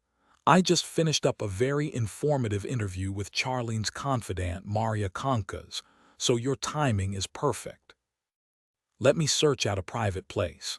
He came back on a couple minutes later. "I'm in a supervisor's office. Maria's a piece of work, in prison now for 8 years for shooting her neighbor for looking in at her sleeping through her bedroom window, or so she claimed. And I was naked, the nasty peeper, quote unquote. Maria put the guy in a wheelchair for life with a bullet in his spine. Her punishment is another 2 years, after which she can waltz out of here on 2 strong legs. Moving right along." Maria and Charlene spent long hours discussing life and men, and how the big bad brought you down until you took charge and decided to do something about it. Maria said Charlene wasn't shy at all, in fact, enjoyed talking about what she was going to do to FBI agent Dillon Savich when she got out. She called him hateful bastard, the one who was responsible for her boy's death, namely, Sonny Dickerson. Do you know she made Maria call her the Hammer? Said Charlene could turn so mean it scared her to death, but never in front of the guards. Now, I wondered why Maria was so eager to tell me everything about Charlene's plans, since she had been, supposedly, her best friend. Maria told me she looked up Father Sonny Dickerson in their newspaper files and found out what he'd done 5 years ago before he died, well, before he'd been murdered. Good riddance, she'd thought. She couldn't believe Charlene wanted revenge for that crazy pervert, as Maria called him, even if Charlene was his mother. She told me she knew to her gut after reading about Sonny and what he'd done that Charlene had to be mad as a hatter to want to avenge him. Charlene said this to Maria, and I wrote this down. I'm going to get it done. I blew off that vicious jerk's head who made my son the way he was, didn't I? She was talking about her husband. Maria said she believed her, and we should too. I asked her if she knew about the note Charlene sent to Savich. She laughed, said Charlene worked on different wordings for 3 months before she was happy. Maria recited the note in a dramatic voice, "For what you did you deserve this." Maria said she even tried her hand at some variations, but Charlene didn't like anything she came up with. Maria shook her head and said to me, "I mean, who would take that idiot threat seriously? Talk about sappy," Sherlock said. So she said Ramsey's name. Yes, Maria said Charlene told her about some nasty bugger, judge she was going to kill too. Was there anyone else on her hit list after she killed Ramsey? Had to be someone close. I mean, to make Dillon pay a stiff price, this person had to be close, right? I'd say so, Dane said, since it was you, Sherlock. I know we were all hoping it was random, that any FBI agent would have filled the bill, but it wasn't random, and I doubt you really thought that for a minute, not really. Charlene wanted you dead because you're Savich's wife, the most important person in his world, just as Sonny was to Charlene. Yes, I know it doesn't make much sense, since Savich was 3,000 miles away when Father Sonny was killed, but Charlene didn't care. If not for Savich and his fancy technology, her precious boy would never have been caught. She thought Sonny would still be flying high and free, and she would be there with him, together again. Sherlock said, "Dane, even if there hadn't been a match in the facial recognition program, Father Sonny wouldn't have cut his losses, disappeared, and flown free. He'd have done just what he did do, gone after Emma again, and that's why he was caught. Identifying him through the sketch was only a shortcut, and not a very important one. Didn't matter." Maria said when she pointed out to Charlene that Sonny had to get caught sooner or later. Charlene threw a 10-pound free weight at her. Maria gave me a manic grin, said she'd never argued with Charlene again after that. I wanted to ask her why she hadn't figured out sooner that Charlene was off her rocker, but I didn't, since Maria's train isn't exactly running on the tracks either, Sherlock said. But that whole deal at the Fairmont, how could she possibly have found out I'd be there? She paused, added, I just gave myself a head slap. She was following me, of course. Yep, probably for a couple of days, waiting for her chance. She must have thought God was in her corner when you leaped out of that FBI van and took off after Sue. I'll bet she was already in position and she took her shot. I never saw her, Dane, never noticed. How good an agent does that make me? Have you forgotten that no one even considered there was another shooter besides Sue out there, and certainly not an older woman? You know Charlene was very careful. She knew you were in the surveillance van, knew something was going down at the Fairmont. How long was she out of prison before she shot Ramsey, Dane? Nearly 6 months. Maria told me Charlene planned to rob a couple of stores to get herself a big enough stake, then she was going to take shooting lessons. This probably all went down close to St. Gabriel, but far enough away not to connect her. When she was ready, she skipped out on parole. I'd have to say she got good at the firing range, but not good enough to kill you. With me, that's true, but with Ramsey, she wouldn't have failed with Ramsey if he hadn't been just plain lucky. Is there someone else on her make Dillon pay list? She realized Dane didn't want to say the name aloud. She could hear it in the pulse of silence. She felt her heart speed up because she knew, of course she knew. She waited. Finally Dane said, after you, Maria said Charlene was going to kill Sean. An eye for an eye, she told Maria. She wanted Savich to suffer as much as she'd suffered. A son for a son. And that's why I was going to call you right away if you hadn't called me first. Dr. Kardec walked in, smiled and apologized for making her wait, but Sherlock was already on her feet, halfway out the door. I'm sorry, but I can't stay. Later, doctor. And she ran out of his office. She heard him call after her. I guess if you can sprint like that, I shouldn't be too concerned about you. 2 hours later, Corman and Evelyn Sherlock and grandson Sean were in the Sherlock's SUV, headed for a visit to Yosemite National Park. San Francisco General Hospital Saturday morning. Harry wasn't at all surprised to see Eve sitting next to Ramsey's bed when he arrived at the hospital. He hadn't had a chance to speak to her since she'd taken off like a launched rocket out his front door that morning. His first thought was that she looked gorgeous wearing her signature red and black, her U.S. Deputy Marshal badge sparkling on her jacket whenever she moved, her blonde ponytail swinging. Harry couldn't seem to remember the last time he'd felt, well, this light, like gravity wasn't quite pulling him down to the ground. Despite all the scary violence going down around them, despite Eve's wariness of him, and of them that morning, Harry realized he was grinning like a loon at the 2 guards who'd seconds before looked ready to tear out his throat before they'd realized who he was. He looked at Molly and Emma sitting on the other side of Judge Hunt's bed, all their focus on husband and father. The 2 guards, at ease now, moved again to stand in front of the big window. Eve, who'd been speaking to Judge Hunt, looked over at Harry, saw him smiling at her and froze like a deer in the headlights. She rose, her black boots bringing her nearly to his eye level to make herself more of a force, Harry thought, and she snarled at him. A little late, aren't you, agent? She got a surprised look from Emma. Harry, all bonhomie, said, I finally came to see if Judge Hunt is ready to bribe me to take him home. I'll get my wallet, Ramsey said, pretending to reach for it. He caught a brief punch of pain in his chest and laid his head back against the pillow again. Maybe tomorrow morning would be good. I'll have to make sure Molly doesn't steal my money, though. I have your wallet along with your vast fortune of about $60, Molly said. You can forget any bribes. No one take that pitiful amount of money, not when they'd have to face Eve. And me. Maybe I can pay in favors, Ramsey said. Yeah, Eve said. Like anyone in this room is going to end up being tried in front of a federal judge. He laughed, regretted it immediately, and felt Emma grasp his hand. Emma said to Harry over her shoulder, Dad says he's going to be at my performance next Wednesday even if they have to helicopter him in. If need be, I'll fly the helicopter, Harry said, patted Emma's shoulder, nodded to Molly and walked past Eve over to the guards. SFPD Officer Gavin Hendricks and U.S. Deputy Marshal Jimmy Purcell looked alert and serious as a gun barrel staring you in the face. You couldn't ask for more than that. Everything quiet. Yeah, Jimmy said. Believe me, anything on two legs gets past the two guys outside, we'll throw them to the floor, strip search them, male, female, you name the species, we'll strip it. And search it, Gavin added.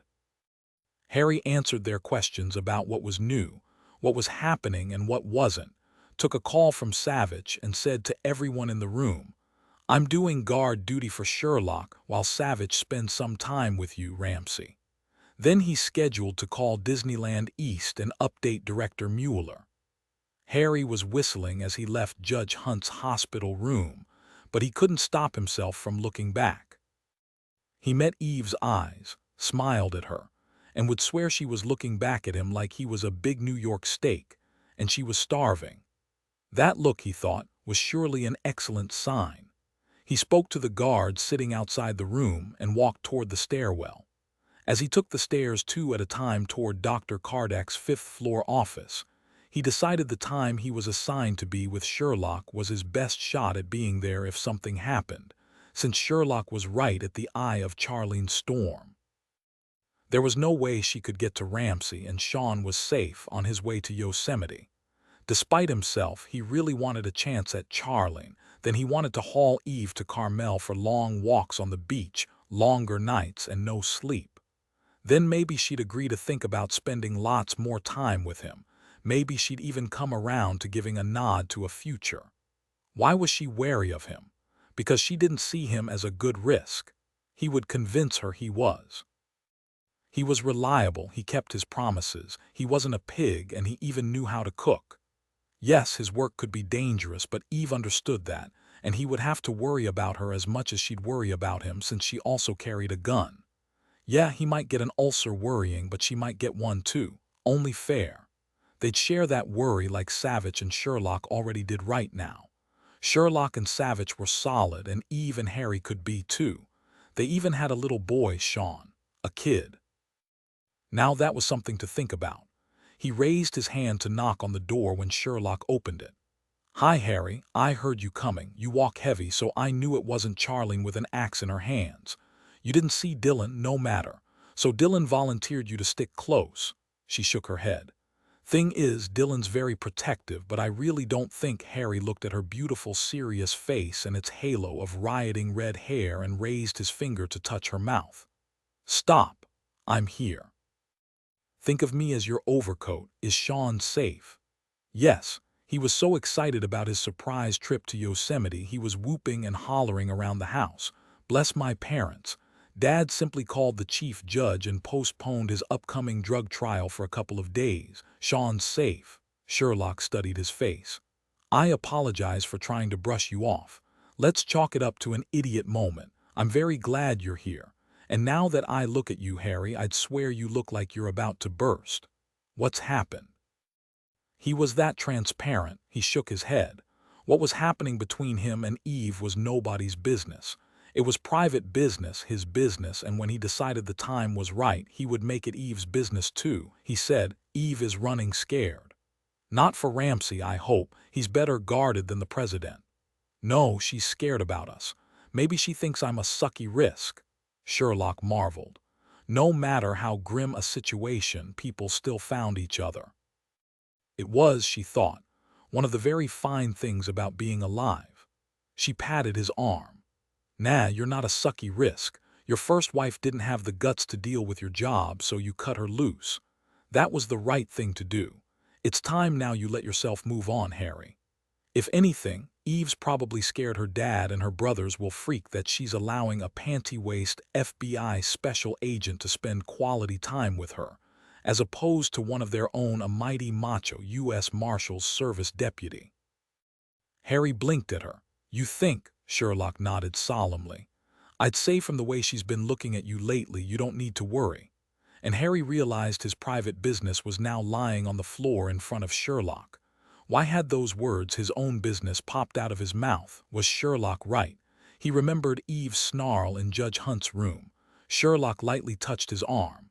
Nice jacket, she said. Harry, stop worrying, it'll work out okay. I've seen that look before. All of us panty-waist FBI agents will write you references for her family if you need them. Eve's something else, isn't she? She really impressed Dillon in those 2 Cahill interviews. He didn't want to say anything more, he'd said too much already. His lips were now zipped. He said, Savich was right, she's sharp, she's intuitive. I love her cheerleading ponytail, Sherlock, and her big heart. She's got a huge heart. Do you know, after my divorce I swore off women for as long as I drew breath, and would you look at what happened? I'm thinking about long walks on the beach a week after first seeing her. Is that insane or what? Sherlock wanted to laugh, she really did, but she saw he wasn't joking. She said calmly, all I know is both you and Eve are smart and honorable, and that your heart's as big as hers. You've got a lot going for you. She wants you, Harry, and one reason is because you're sexy. And look at that Shelby you drive, that car's nearly as sexy as you are. Seriously, Eve will be fine. She just needs some time. Like you said, it's only been a week. Her family will be ecstatic once they meet you. You know that as well as I do.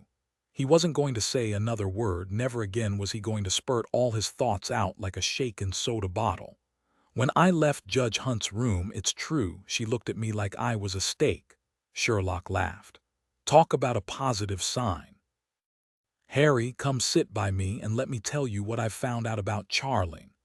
Dr. Kardec came in 10 minutes later to hear Sherlock say, You wouldn't believe Sean, Harry. He made his grandparents both promise to let him use their cell phone cameras so he could take lots of photos of El Capitan in Yosemite to show his 3 girlfriends. Hello, Dr. Kardec. Sorry for the delay. I'd like to meet this pistol, Dr. Kardec said, waving away her apology. I hope there aren't any more emergencies, Agent Sherlock, and you won't be herring out of here again. Harry rose to excuse himself, but Sherlock smiled up at him. Nah, Dr. Kardec won't make me take off my clothes to see a head wound. Harry, please supervise, make sure he does things right. And so Harry watched Dr. Kardec push back Sherlock's hair, remove the small bandage with a light hand, and probe around the stitches. He did a quick neurologic exam, asked her a few questions, and pronounced her free of him. He looked down at his watch. That took all of 5 minutes and no emergencies to interrupt either of us.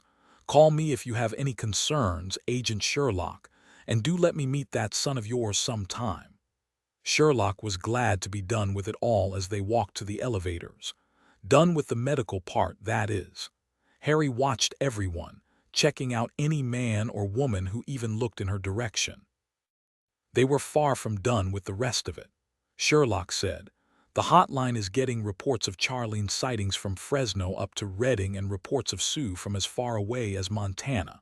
They're following up on as many leads as they can. One thing worries me, though, worries me a lot. We still don't know who was driving that second car that screeched out of the Skyline Motel Thursday night. Harry had fretted over this loose thread as much as Sherlock had. Everyone he knew was thinking about it. No. We don't have a clue. According to Maria Conca's, Charlene is a guided missile. My gut says she won't stop until she's shot down. Probably she couldn't call a halt even if she wanted to. She's got herself hardwired, Harry said. Charlene Cartwright's crazy. Sue isn't. I don't know who's more dangerous. I guess I'm more afraid of crazy, since Charlene's the one who shot me and Ramsey. Sherlock saw the same tech who'd had the misfortune to come into the CT waiting room on Wednesday walking toward them, whistling. He saw Harry, who was staring at him as if he was measuring him for a hole in the ground, and stopped in his tracks. What was his name? She finally remembered. Mr. Lempert, it's okay. This is Agent Kristoff. Harry, this is Mr. Lempert. The thing is, Harry, last Wednesday Dillon was a little hard on Terry. The use of his first name brought him back, and he even managed a tentative smile. He came one step closer to her, shot a glance at Harry, and cleared his throat. You're looking good today, Agent Sherlock. You must have come from Dr. Kardac's office. He darted a look at Harry. I'm not a killer, well, unless I feel threatened, that is. He cleared his throat when Harry didn't change expressions. That was a joke, Agent. Really. And a good one, Terry, Sherlock said, and patted his arm. I've got to tell you, I sure hope I don't have to see you again for a while professionally, that is. She spotted a women's room near the elevator and excused herself. Harry, maybe you want to message Deputy Marshal Barbery. See if everything's okay on the stake front, he grinned. I'll message Eve after I see you're safe upstairs. He stuck his head in the door, didn't see anyone. He walked in, looking beneath each of the 3 stalls. He saw 2 feet in sandals with bright red toenails, young feet. He watched one of the feet tap to the sound of music he couldn't hear. Okay then. When he came out, he said, I'll be right here if you need anything. As Sherlock stood at the counter washing her hands, a woman came in. Sherlock automatically went on alert until she got a look at her. She was older, quite heavy, a scrub nurse in a loose green top and pants, down to the green booties covering her shoes. A surgical mask hung by its ties around her neck. She wore a name tag. Harry wouldn't have let her in otherwise, Sherlock thought. A green scrub hat was perched on her thick black hair. She wore black-framed glasses. Hey, the nurse said, looked around, then walked toward a stall. The nurse was suddenly behind her. Sherlock felt a gun pressing into her back. A deep voice hissed hot rage in her ear. How did you find me, bitch? This wasn't Charlene Cartwright. She knew her photo as well as she knew her own. She willed her fear and her pounding heart to the back of the bus. Sue, I can't believe you came here. Why, are you trying to get your manhood back? She felt her breath clog in her throat. Was this the way to play him? What would he do? She heard a sneering laugh. I wondered if I'd ever get the chance to be alone with you with that big guy outside following you around. But you had to visit the bathroom, didn't you? The only reason you got me on the ground was because I was hit real bad. Good, he was talking to her, trying to justify how she had gotten him down. She sneered back. Yeah, an arm wound's all you had, nothing to write home about. And you're still whining. I thought above all, Sue, that you were a professional, that you were doing only what you had to do to clean up the mess you'd made. But look at you here trying to show me up. His left hand moved up to grab her throat.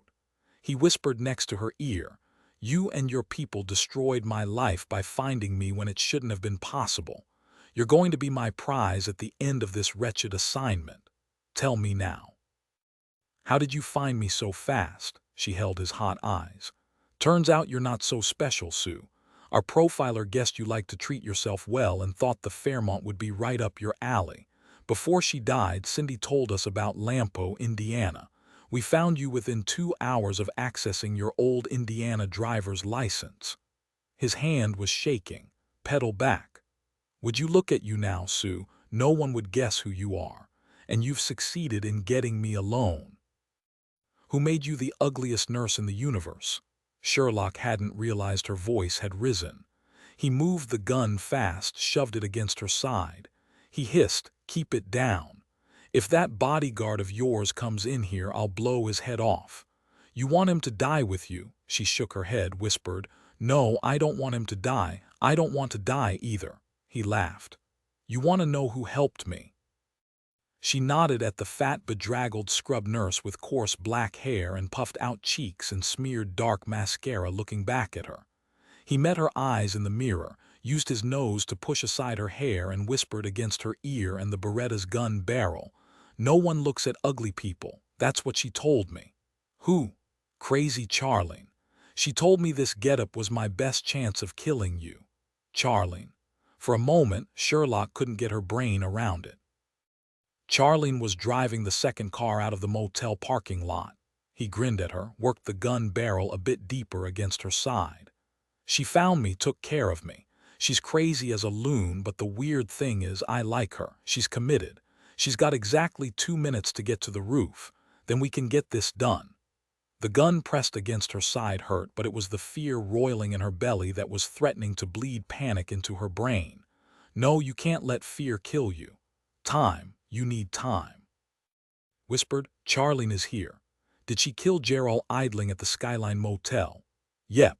That gunshot brought down the house, and so we had to move out fast. I thought my arm was going to fall off running to the car.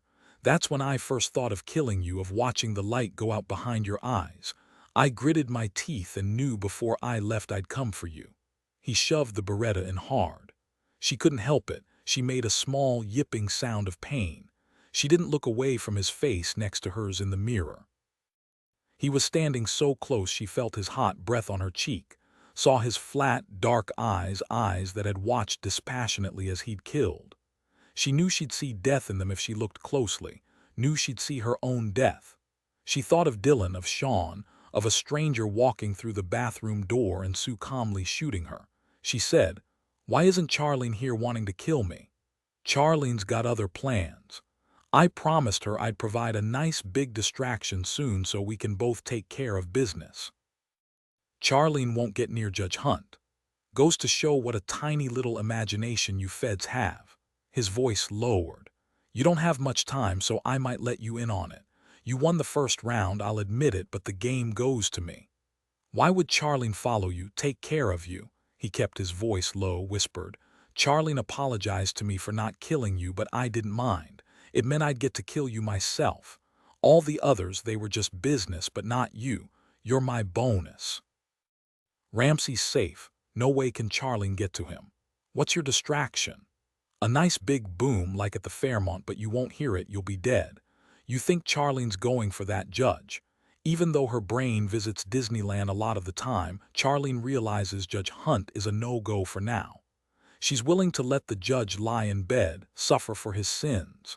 She's going to kill another man she blames for her son's death, and that's Agent Savich, your husband.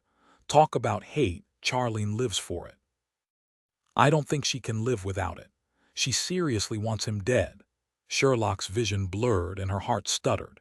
She felt Sue's hand touch her hair. A pity this pretty hair will be covered with your blood and your brains soon. Say goodbye to your hubby if you want. You think Charlene's telling him right now to say goodbye to you? Savich was leaning against the corridor wall, a couple dozen feet from the guards outside Ramsey's room, speaking on his cell to Jimmy Maitland at the Hoover building. Maitland put him on hold to connect him to the director, who wanted a status report directly from Savich. Great, Savich thought, and what am I going to say? All I can tell you, sir, is that everyone you're worried about is still alive and at large, but there are lots of dead people. 2. One of them a doctor who never hurt anyone in his life, and one a young kid who loved video games and worked with his mom in a motel. As he waited, Savich decided that as soon as he finished his attempt at raising Director Mueller's spirits, he would put an extra guard on Emma. They had kept Sean safe from Charlene, and he would make sure she couldn't turn her attention to Emma. At least right now, she was safe in her father's hospital room. He just finished giving Director Mueller a rundown when a skinny tech came slouching toward him in a long white coat and high-top sneakers. He had thick blonde hair on the long side and a stethoscope around his neck. Savich registered in that second that something wasn't right. Despite all that blonde hair, the guy was older than he'd originally thought, lots older. The man looked at his watch and Savich saw his wrist. It wasn't a man's wrist. He wasn't fast enough. The man already had his gun jammed into Savich's side. He leaned close. No, Agent Savich, I don't think you want to do much more than breathe and accept that your trip through life is coming to a dramatic end. Long overdue, I'd say. Savich didn't move. He said, hello, Charlene. Pretty good disguise, except that all that hair doesn't match how old you are. Why didn't you wear a white wig?" The gun shoved hard into his side. "Smart mouth on you, but you're right, I could have done better than this wig, but I didn't have much time." Turns out it didn't make a lick of difference now, did it? I might be older than you, baby boy, but I've got lots of experience handling punks like you. "No," Savich said, "I don't think you do." She gave a low laugh as she jerked his cig out of his belt clip and slipped it into her coat pocket. "Now, don't you move or you're dead where you stand." She leaned closer. "I can tell you want to have a go at me. I read all about your martial arts demos and how everyone oohs and ahs over you, but you move a muscle and I'll shoot you. And then I'll kill those guards in front of Judge Hunt's room, then all the nurses down at the nurses' station. If one of the guards shoots me, who cares? I don't." The gun jammed hard again against his kidney. Savich didn't make a sound, even though the shot of pain nearly sent him to his knees. "Now, you and I are going to take a little walk to the stairs at the end of the corridor. We're going to walk up those stairs to the roof. I've given this a lot of thought, and I decided I'd like to see you do a lovely swan dive from 7 floors up." She moved behind him, kept the gun pressed into the small of his back. "Don't forget, I can pull this trigger faster than you can do any of your fancy kicks. You're real quiet, aren't you? You're thinking about going for it. Be my guest. At the very least you'd be strapped in a wheelchair for the rest of your days." "That'd be okay, but I'd rather see you lying splattered on the ground 7 floors down. You want to know something really ironic? Yes. Your little wife is enjoying herself with Joe Keats, you call him Sue, I think. Only he doesn't look like Sue right now. No, he's a butt-ugly scrub nurse with lots of black hair and glasses. I even put some lipstick on Joe, stuffed his cheeks to fatten them up, strapped a pillow around his middle, smeared on some eyeshadow. Think it'll fool your little wife?" Savich lost the spit in his mouth. "No, Harry will take care of Sherlock. No one's going to get past Harry, but Harry isn't expecting Sue. No, let it go, focus. You've got to get out of this alive before you can get to Sherlock. Pay attention." "Yep, Joe called me a few minutes ago.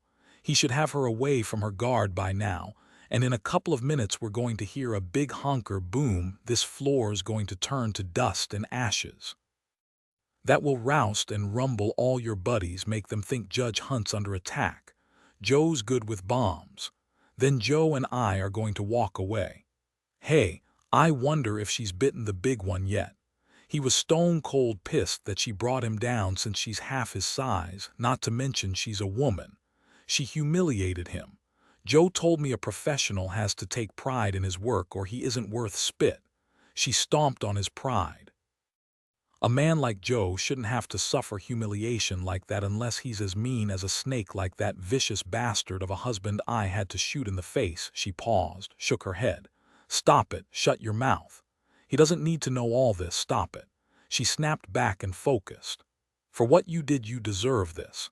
I'd say that sounds real good, don't you? Has a real ring to it. Killing you is going to beat shooting that judge who murdered my boy because you're the one who made it happen. Keep walking." Up the stairs, boy, move out. A nurse called out, "Agent Savich, wait a moment. Judge Hunt asked to speak to you." Savich saw the gun jerk in her hand and wondered if he or the nurse would be dead before he could answer her. A toilet flushed. Both Sue and Sherlock froze. The stall door opened, and a hugely pregnant woman squeezed out the stall door. She was pulling out earbuds, blasting the end of Baronached Ladies. "Twins," she said. "Isn't that?" She saw Sherlock, saw the gun, saw the ugly guy who was dressed like a woman and a nurse, and she opened her mouth and screamed as loud as she could, and didn't stop. Sue's gun jerked toward the woman. Sherlock pivoted, brought up her knee hard in his crotch, and slammed her fisted hands down on his wounded arm as the bathroom door burst open and Harry came flying through. The woman didn't stop screaming, she kept it up, a lovely ear-splitting blast, but those screams were lovelier than the Hallelujah chorus to Sherlock. Sue was trying to raise his arm from the floor to shoot Sherlock or the pregnant woman or Harry, she didn't know which. She kicked him in the head and stomped her boot heel down on his hand, heard the bones crack. The Beretta clattered across the linoleum. Sue was cursing her, an odd mixture of Mandarin and English, and she kicked him in the ribs. Harry fell to his knees beside Sue, turned him on his stomach and grabbed his hair, only to have it come off in his hand. Sue's hand came out of his pocket fast, a knife clutched in his fingers. He slashed out at Harry once and again, trying to break free. Harry wanted to kill him, wanted it very much, but instead he jumped back and raised his cig. "Sue, if you don't throw that knife away and put your hands on your head, I will shoot you in 1 second." Sue froze. He didn't release the knife. "You die holding a knife, that's rich." Harry brought his cig down against Sue's face. "Hey, you got another flash bang with you," Harry smiled. 3, 2, Sue let the knife fall. Harry kicked it against the counter. Harry was cuffing Sue as Sherlock grabbed her cell and punched in speed dial. Dillon's cell rang once, twice, and kept ringing 4 times until it went a voicemail. Charlene had him, otherwise he would have answered.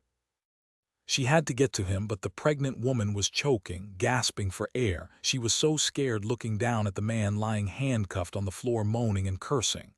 She grabbed Sherlock, hugged her as hard as she could, and began, of all things, to pat Sherlock's back. She cleared her throat.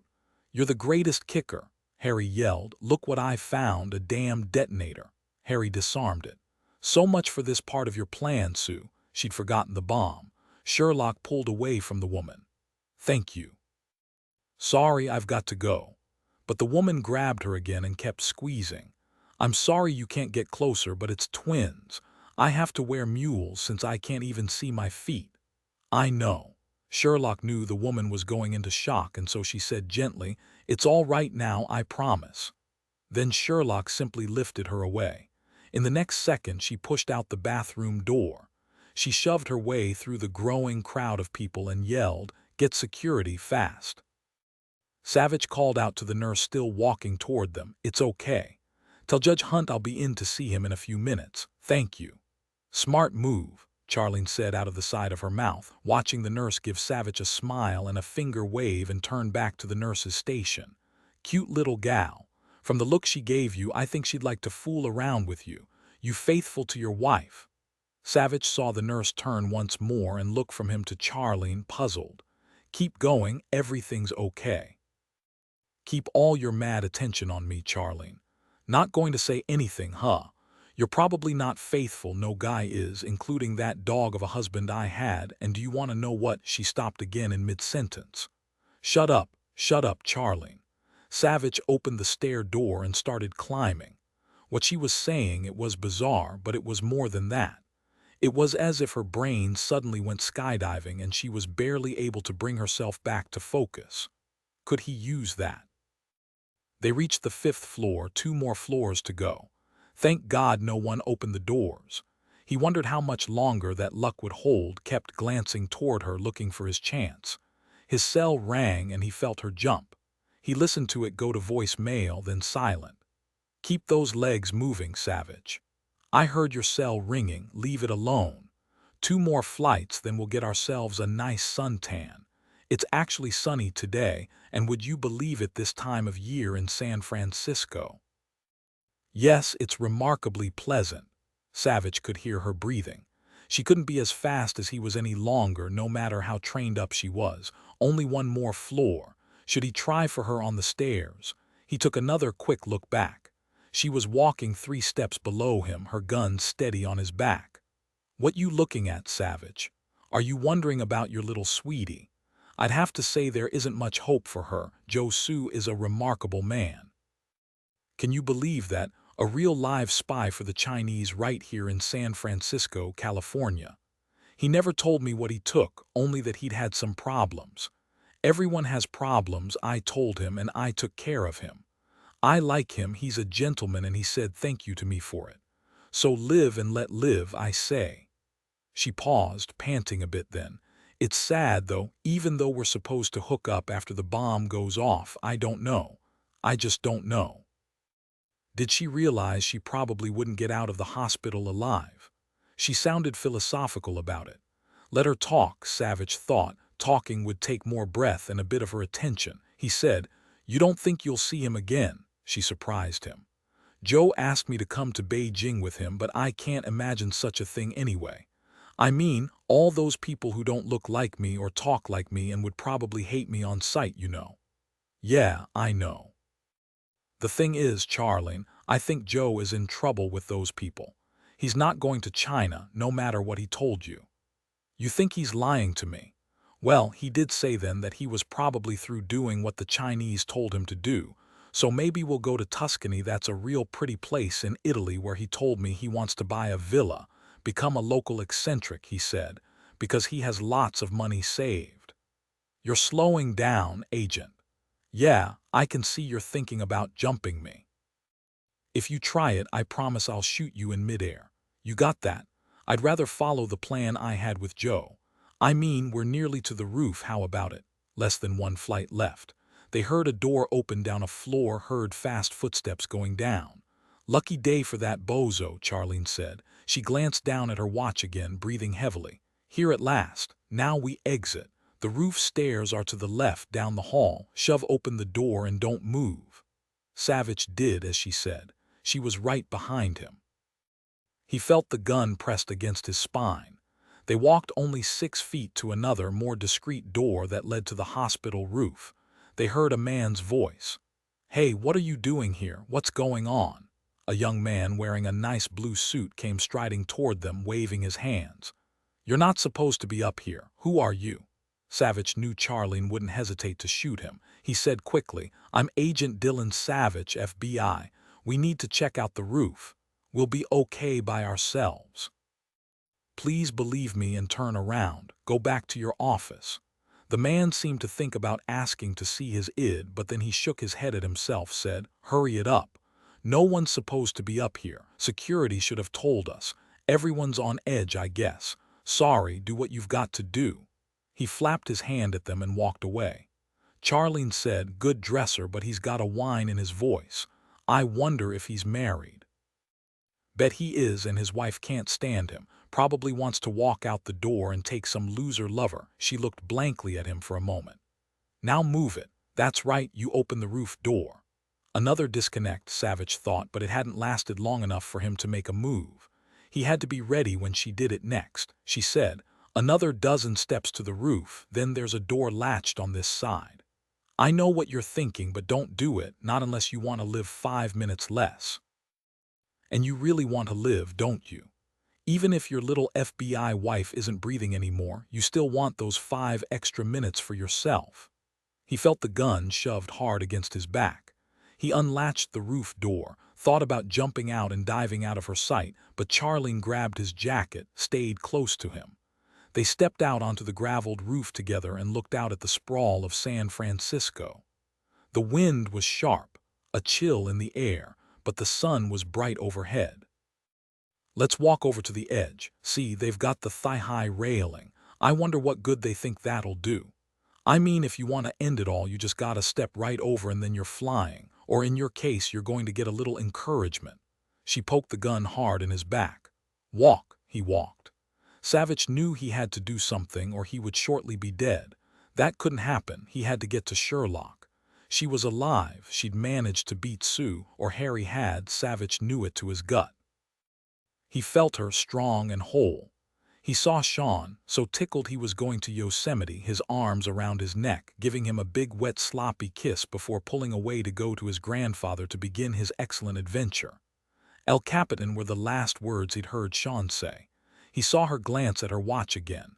The explosion had to be overdue. How long would it be before she realized it? Sherlock threw open the hallway door on the 7th floor. "Hey, who are you? You've got a gun." "FBI." "It's all right," she called to the young man who, after seeing her sig, stood stock still. "Did anyone go up to the roof?" "Yes, another FBI guy and some sort of tech. The roof door's right there." She ran to the door and pulled it open. Sherlock took the stairs 2 at a time, unlatched the roof door and forced herself to lift it slowly. She saw Charlene, wearing a blonde wig and dressed like a tech, standing not a foot from Dillon, her gun aimed at his chest. He was too close to the edge. "He's alive, thank you, God." Sherlock climbed out onto the roof, trying not to make any noise. She quietly eased the roof door back down, keeping low. The wind was strong up here, but she could hear Charlene saying, "I can put a bullet in your face and push you over if you'd prefer." "Which way do you want it, Agent Savich?" Dillon said. "Would you like me to tell you who murdered your son, Charlene? Whether it was you or it was Judge Hunt, it doesn't matter. You're both murderers, and you should both be dead, and you will be." She shook her head, and in that moment Savich saw Sherlock, fell and rolled as Sherlock yelled, "Charlene!" Charlene whirled around and fired, but Sherlock had already dropped to the graveled roof behind a ventilation shaft. Sherlock fired 3 fast shots, and one struck Charlene in her side. She yelled and leapt back. Savich was on her. He kicked her in the stomach, sending her wheeling backward, but she didn't let go of her gun. She was wheezing and couldn't catch her breath, but somehow she managed to raise her gun and twist around to fire again at Sherlock. Sherlock fired. She didn't miss. Charlene Cartwright fell onto her back, breath huffing out of her mouth, blood splattering from her chest, spewing out around her. Savich came down on his knees over her. "Judge Hunt didn't kill Sonny. Neither did I." Charlene stared up at him. "Is Joe dead?" Sherlock said, "No, he's not, but I imagine he'll end up on death row where he belongs. He's not the man you think he is, Charlene." "He should have been my son," Charlene said, and she stopped breathing. Savich said slowly, "When they do the autopsy, I'm thinking they'll find a brain tumor. She wasn't right, Sherlock." He rose, gave her a hand, and pulled her up hard against him. "I knew you were okay. I knew I would have known it if you weren't. Harry's all right." "Yes." She began feeling his chest, his arms, dropped to her knees and felt his legs, saying, "I had to get to you. The nurse on Ramsey's floor said you and another guy had gone into the stairwell. I came up as fast as I could. I'm all right, thank you for coming in time." He pulled her to her feet.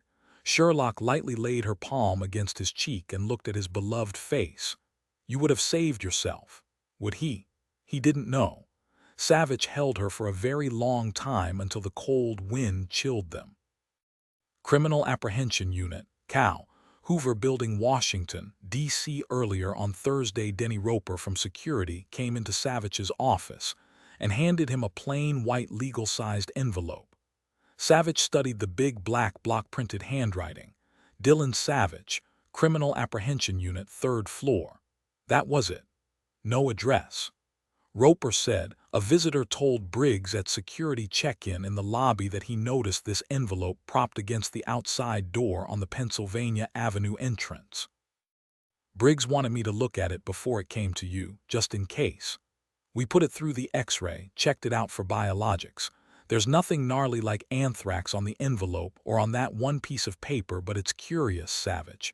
The person who sent it knows not only the name of your unit but your location, 3rd floor." Savich unfolded the single white sheet of paper. "The same black block printing. For what did you deserve this? I hope you've got some idea what that clown is talking about." Savich said, "Not a clue. Tell me you have the visitor who handed over the envelope to Briggs." "No, the guy walked away while Briggs was looking at the envelope. You know there are lots of tourists coming in this time of morning. Briggs called out, but the guy was gone, disappeared in the crowd. But we've got lots of good camera coverage of him, a close-up when he's speaking to Briggs. You think he was the one who wrote it? Since it isn't possible to get into the lobby without a thorough security check, why not do it this way? Hey, I found this envelope, not a clue what it is or who left it." Roper said, "Would you like to have a look-see at this surveillance video?" Savich nodded. "Since he spoke to Briggs, we also have his voice on tape, nice and clear. He looked and acted like an ordinary guy, according to Briggs, but I wanted some of you experts to double-check it for us." Roper paused, looked up at all the faces focused on him and Savich, not more than 2 feet outside of Savich's office. "It looks like your people are already interested. I'll get things set up in the conference room," and Roper walked out, waving the disc at the agents as he passed them. Savich read the note again. For what did you deserve this? He sat back in his chair, closed his eyes, and thought. What had he done? Exactly what did he deserve? It was clearly a threat, but from whom? It had been only 2 weeks since they'd brought down Ted Bundy's mad daughter, Kirsten Balger. There was her mother, her stepfather, and her Aunt Centra to think about. Anyone else? Well, there was the family of her lover and partner Bruce Comerfield, but both families were solidly middle class, with a great deal to lose. When he'd met with them after Comerfield's death and Kirsten's capture, they'd been in a state of shock. Sometimes shocks like that upended a person's whole world, but no, those folks just didn't seem likely. Who else? Behind his closed eyes, Savich saw a kaleidoscope of tumbled vivid memories of blood and death and brutal faces, too much and too many. We're a failed species, he thought, not for the first time. He opened his eyes to see his wife, Sherlock, standing in front of him, her eyes on the open sheet of paper. Sherlock said, "Denny's got the DVD ready, said we might all want to see it." "What's going on? What's in that letter?" "It's a weird threat. What I don't like is that it was delivered personally. Come on, let's have a look at the guy who gave it to Briggs in the lobby." He watched Sherlock shove a thick corking curl of hair behind her ear. He'd give it 2 seconds before another curl worked its way out of one of the clips and sprang forward. The clips never seemed to work very well. She said, "Everybody watched Denny come in and give you this envelope. Good thing you're involving all of us or you'd be mobbed in here."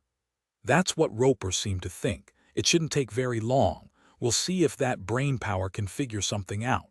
She gave him a long, assessing look, then turned and walked out of his office. He watched her walk in that no-nonsense stride, a traffic stopper in those sexy black boots of hers. She was wearing her signature low-cut black pants and white blouse. He felt his heartbeat quicken. Could Sherlock be in danger because of something he'd done? When Savich walked in with the envelope, Sherlock said, "Okay, Dillon, tell everyone what's in the letter before we watch the video." Savich unfolded the single white sheet and said in an emotionless voice, "For what you did you deserve this. That's it, nothing else. Now let's see what we've got, Denny." There were 9 agents, including Shirley, a gum-chewing grandmother and the unit secretary, with bright red hair this week, and one of the 2 unit clerks who would bet on anything with you and usually win. Denny Roper hit play and they all leaned forward to watch the sharp, high-res picture. Lots of tourists in the security line, all of them talking, dozens of conversations overlapping. The 2 security guards behind plexiglass greeting and questioning everyone, handing out IDs, a smooth, practiced routine. Roper paused the DVD. "It's exactly 9:15 this morning. Here he comes." A man or a woman, it was hard to tell, came through the Pennsylvania Avenue entrance ahead of a dozen or so tourists. He stood in line, speaking to no one. When he reached the plexiglass, he handed the envelope to Briggs. He was wearing loose jeans, an FBI hoodie pulled up over his head, and sunglasses, all of which would have had to come off if he went through security, which he'd had no intention of doing. He or she, Roper said, "I had them filter out everything but Briggs's voice and the man's. Listen again. What can I do for you, sir? I found this envelope propped against the glass right outside. I brought it to you before it got trampled or tossed or whatever." A low voice, not particularly deep but clear as a bell. A nice voice, really calm, unhurried, and young. Briggs accepted the envelope, studied it for a second, and the man blended into the group of tourists behind him. They saw him walk out the Pennsylvania Avenue exit and disappear. Roper said, "All slow and easy, not a care in the world, and that's it." Roper turned off the video. Dane Carver said, "You figured out his size." Roper said, "He's 5'8", weighs about 135 pounds. "So what do you think?" Ruth Warnicki Noble said, "I'd like to watch this a dozen more times, but first impression. He's slight for a guy, but I'd say he's male, 20 to 25. Dane said, "Or a pretty average female, but I agree the walk makes you think man, but who knows? He never took off his hoodie and sunglasses." Savich said, "We'll get the DVD to operations technology at Quantico. They'll enlarge, enhance, depixelate the face, do some reconstruction for us. The lab at Quantico can work on the audio recording." There was a knock on the conference room door. It was an audio tech, Chuck Manson, who swore every single week he would have his name changed, but he never did. Savich suspected it was because he really enjoyed the attention. 98% chance it's a man and under 30, Manson said and disappeared.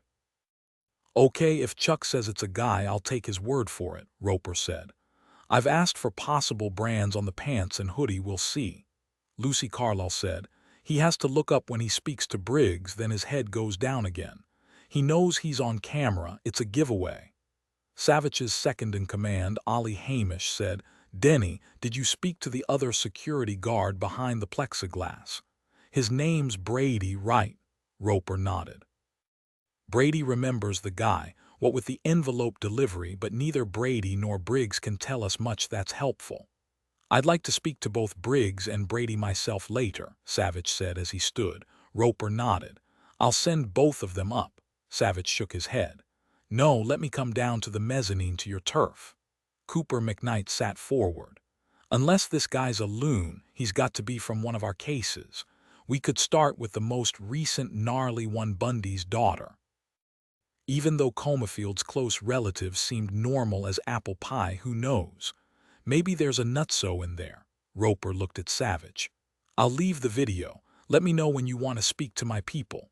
He paused in the conference room doorway, a big man built like a thick, knotted rope, Savich had always thought, and added, I don't like this punk coming into our house like that.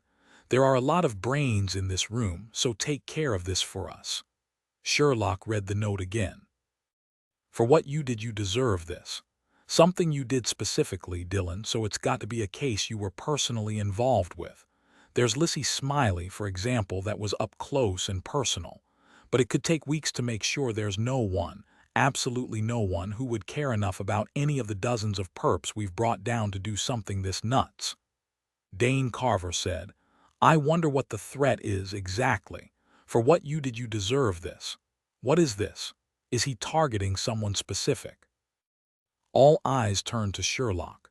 Sherlock splayed her hands in front of her. It doesn't have to be me. All right, I'll be really careful. We've got the guy on camera, we'll get a good facial reconstruction. It's our best lead. Savich saw everyone was looking at him now. He tried to keep his face blank, but it was hard. He realized he was clutching his pen too tightly. It was Sherlock. He simply knew the threat was directed at Sherlock. Who else? He wanted to say something, but nothing came out. He couldn't stand himself. Get it together, he said, his voice sounding calm and in control. If any of you come up with anything we haven't mentioned, let me know.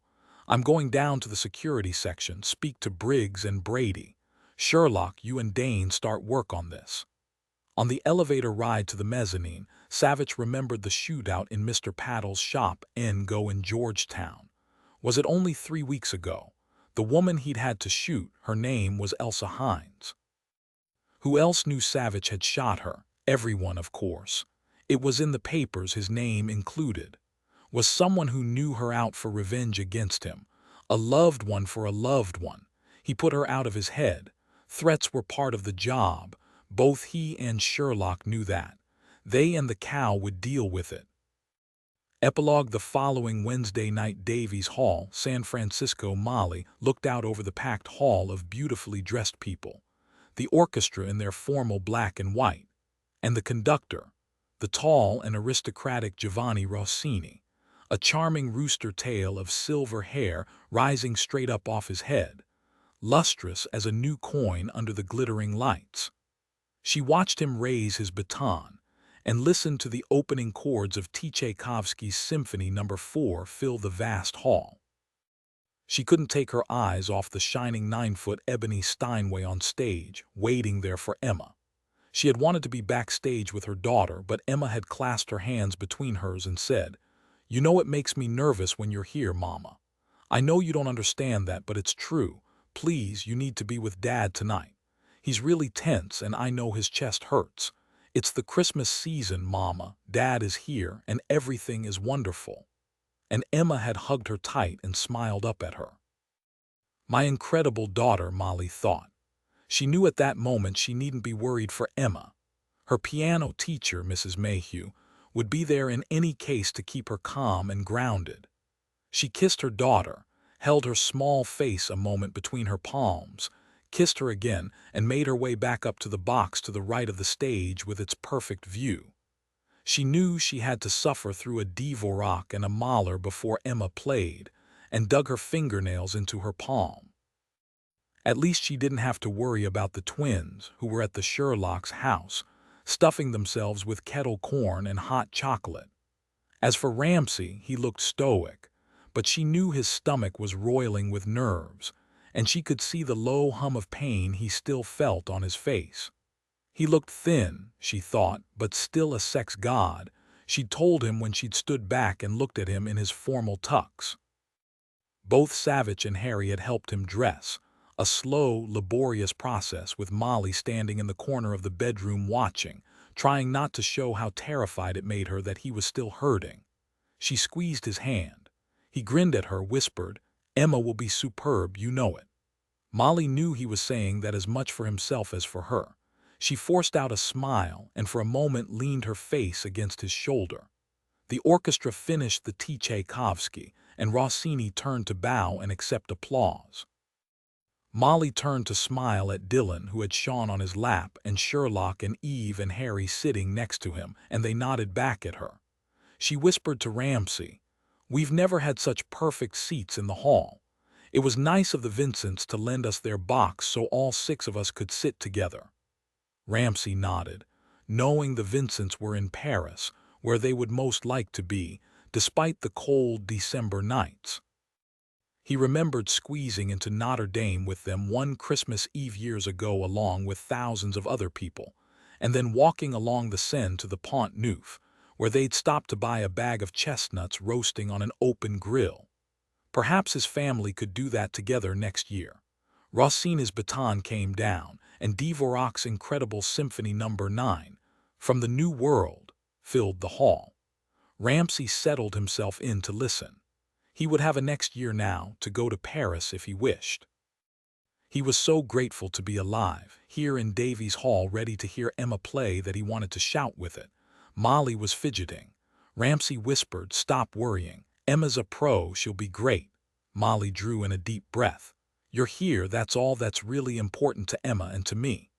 The orchestra moved on to play Mahler's Symphony No. 5 in C-sharp minor, and it seemed to go on forever. Molly would have kicked poor Mahler if he'd been there. Why was he so long-winded? Then it was over, finally. When the applause died down, Rossini turned his charismatic smile on the audience.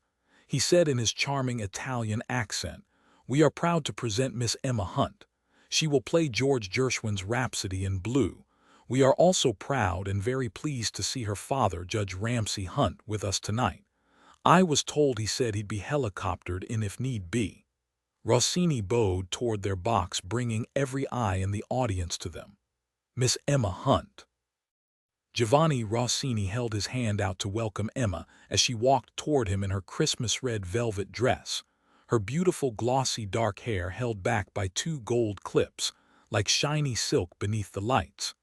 She wore black ballet flats on her small feet. Her only jewelry was the locket Ramsey had given her for her last birthday, a photo of her and her mother on one side, Ramsey and the twins on the other. Molly could never adequately describe her feelings when her daughter walked onto a stage. Usually it was a strange mixture of so much pride she could burst with it, and such throat-clogging terror she thought her face would turn blue, and such elation, she thought, that she knew she could leap off the box railing and fly, and finally, utter blank-brained amazement that she'd given birth to this incredible being. She watched Emma take Rossini's hand and smile up at him, then turn to walk to the Steinway grand piano, shoulders straight, lightly running her fingers over its glossy black finish. She sat down in front of the keyboard, moved the bench an inch to the left. Before Emma lowered her hands to the piano, she looked directly at their box and smiled. She began to play Rhapsody in Blue, Gershwin's magical, exuberant, full-bodied, passionate masterpiece. No one who heard it would think an 11-year-old girl was playing. Slowly, drawn inexorably into the music, Molly began to breathe again, and she wondered if maybe she couldn't fly after all. She knew every chord and every run by heart. She'd heard Emma play it so many times. When Emma struck the final chord, she sat quietly for a moment, something Mrs. Mayhew had taught her to bring her back and calm her racing heart, before she eased off the piano bench and turned to face the audience. She bowed. Molly leapt to her feet, clapping madly, hearing the audience's huge applause as they rose in a standing ovation. If Ramsey had been able to, he would have jumped to his feet along with his beaming wife, and Savich, with a wildly clapping Sean in his arms, Sherlock and Harry and Eve. But he knew he'd probably tip right out of the box and make a mess of it on the people below. Emma bowed again as the applause continued, with shouts of encore. She seated herself again at the Steinway. She played variations on a medley of Christmas carols she herself had written, from "Oh, Come All Ye Faithful" to "Silver Bells," which lifted every spirit in the house. When she stood to bow again, the audience rose once more to applaud. Rossini presented her with a deep bow and red roses. Emma looked directly at her father, held out the roses to him, and gave him a bow. As if choreographed, everyone in the audience turned to look up at his box. The applause, if possible, grew even louder. When at last the audience settled into their seats, there was a single stark instant of complete silence. Sean's little boy voice rang out, loud and clear, from the last seat in the mezzanine to the dressing rooms behind the stage. "Emma, you've got to marry me." P.S. Within an hour of the end of the concert, photos and videos with sound appeared on YouTube showing Judge Ramsey Hunt's box in Davies Hall in San Francisco, Sean in his father's arms, nearly falling over the railing in his excitement, yelling to Emma. Within hours it went viral. To escape the media, Savich and Sherlock took Sean to Disney World in Orlando. Unfortunately, a little girl recognized Sean, jumped up and down, and screamed, "Marry me, Sean." And it started all over again. Click here for more books from this author. Also by Catherine Coulter, the FBI thriller Split Second, 2011, Twice Dead. Riptide and Hemlock Bay, 2011, Whiplash, 2010, Knockout, 2009, Tailspin, 2008, Double Jeopardy. The Target and the Edge, 2008, Double Take, 2007, The Beginning. The Cove and the Maze, 2005, Point Blank, 2005, Blowout, 2004, Blindside, 2003, 11th Hour, 2002, Hemlock Bay, 2001, Riptide, 2000, The Edge, 1999, The Target, 1998, The Maze, 1997, The Cove, 1996, Georgetown, Washington, D.C. Friday morning 5 a.m. Sean leapt impossibly high, caught the football from his mother, and took off toward the end of a park that was really a baseball field, with Savich on his heels. Savich couldn't catch him because Sean's legs were stilt-long, eating up huge swathes of ground, and he was rounding bases for some reason, clutching the football tight to his chest, heading for home, and John Lennon was suddenly singing into Savich's left ear in his flat, whiny, smooth voice about imagining people getting along, like that would ever happen. Savich reared up in bed and automatically looked at the clock. 5 a.m. not good. No telephone call was ever good at 5 a.m. He picked up his cell. "Savich. Dillon, you've got to come quickly. It's bad, it's really bad, I'm afraid." Molly Hunt's voice, choking and thick with tears and fear. Dillon thought not little Emma, who'd survived so much. "I'm putting you on speakerphone so Sherlock can hear you. Tell us what's happened, Molly." Sherlock was leaning up beside him, her face pale in the pre-dawn, her hair tangled wildly around her face. "Someone shot Ramsey in the back. I don't know if he's going to make it. He's in surgery. Everyone's here, but I need you and Sherlock. You've got to come and find out who did this to him. Please, please, come quickly." Ramsey shot. Savich couldn't get his brain around it. He hadn't seen Ramsey for 6 months, since he, Sherlock, and Sean last visited San Francisco. It had been more than 5 years, he realized now, since Ramsey had saved 6-year-old Emma's life and hooked up with her mother, Molly.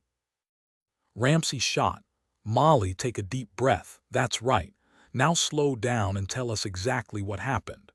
But he was thinking, why Ramsey? He's a federal judge, removed from that sort of violence, but a man who judged others was a man who gathered enemies. He's in surgery, Molly said again. The nurses say they don't know anything yet, but I know it can't be good. He was shot in the back, she said, and broke off. He heard her breathing, harsh and fast, and then her voice choked, frantic. Please, Dillon, you and Sherlock, you've got to come. Savich and Sherlock both asked questions and let her ramble, knowing she was trying to get it together. She told them Lieutenant Virginia Trolley was there with her, and they realized she was probably listening to their questions and Molly's answers. They'd met Virginia and her husband a couple of times when they'd visited San Francisco over the past 5 years. Molly, let me speak to Virginia. Virginia came on the line. Dillon, the SFPD, responded and arrived at Ramsey's house right after midnight. I arrived 10 minutes later. Since it was dark, we didn't bother to look for footprints while I was there. No one wanted to mess up the crime scene bumbling around with flashlights. Have you spoken to Cheney? Virginia said.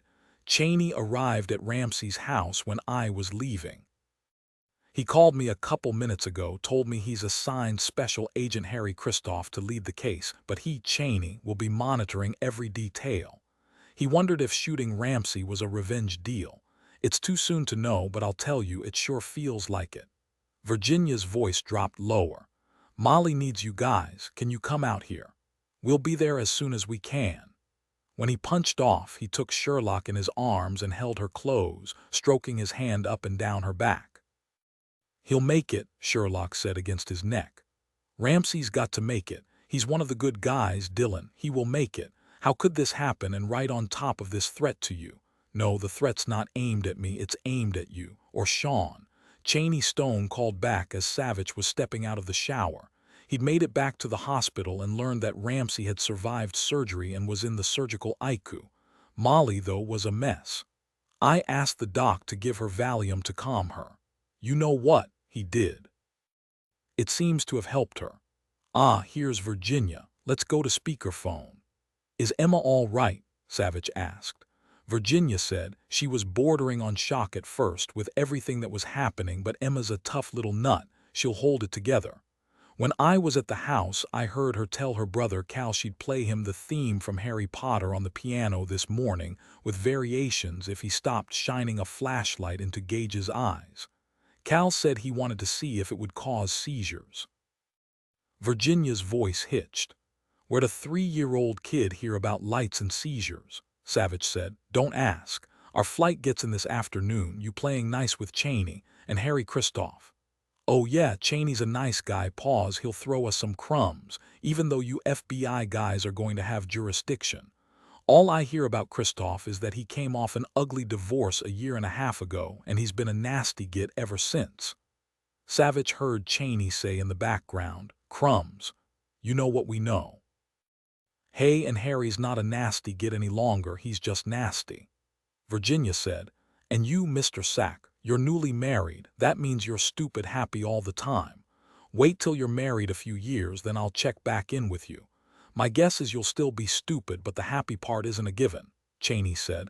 I'll be sure to pass that along to Julia. Stupid happy. Savich liked the sound of that.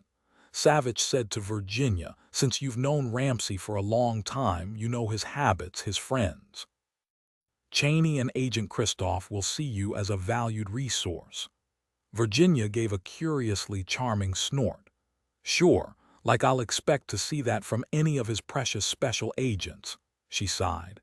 Every single cop in San Francisco wants to help get this crazy craftfed Dillon. You know Ramsey's a hero. Even after 5 years, he's still Judge Dredd to all of us. Savich remembered how Ramsey had been dubbed Judge Dredd by local and world media after he jumped down from the bench, black robes flying, and single-handedly took out the 3 gunmen who'd invaded his courtroom with guns and violence and death. He said, keep repeating that to Cheney and Christoph. Just saying, Dillon. This is tough, really tough. It's personal, not only for me but for most of the force. We'll get the crazy Crawford together then, Virginia, Sherlock said. See you later today. Ramsey, Savich thought, who did you push over the edge? And then he realized he and Sherlock would be 3,000 miles away from the guy who'd written the letter to him, and they could take Sean with them to stay at his grandparents'. That was a relief. Cheney called again when they were on their way to Dulles. Here's what I know so far. Ramsey postponed a hearing at a trial yesterday morning because he believed the federal prosecutor wasn't conducting the case properly, that he might have been threatened. He met with the federal marshal and the U.S. attorney, who are all in the same building with us, as you know. Now the prosecutor is a 12-year veteran assistant U.S. attorney Mickey O'Rourke. Ramsey had asked to speak to him in chambers, naturally, after he came to suspect Mickey might be purposefully jeopardizing the case. Mickey made an excuse. According to Olivia, Ramsey's secretary, Ramsey told O'Rourke he wanted him and his people at the meeting he was calling.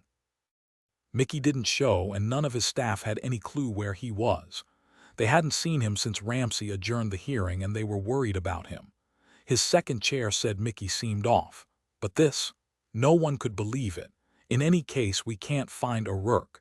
He's now officially missing. There's quite an uproar, as you can imagine. The name of the defendant. There are two co-defendants, Clive and Cindy Cahill, up for the murder of a rich software geek here in Silicon Valley. Either the Cahills have lots of money stashed offshore, or they have some rich friends because they have hired a first-rate counsel. But once the prosecutor was suspected, Savich thought, what would it matter which judge presided anymore? And O'Rourke's disappearance would mean only a delay. None of it made sense yet to Savich. He asked, why are the Cahills a federal case? Cheney said, because there's espionage involved, that's why. The murder victim, Mark Lindy, was working on a top-secret project for the government and was probably murdered because of it. That's why the FBI handled the case and not local law enforcement. We've got the Cahills pretty cold on the murder, but we could never find out the particulars of the project Lindy was into because it involved national security. You know the CIA, they refused to tell us anything at all, even with CIA operations officers out here digging around. Even if a foreign government did set the Cahills on Mark Lindy, I don't know which one.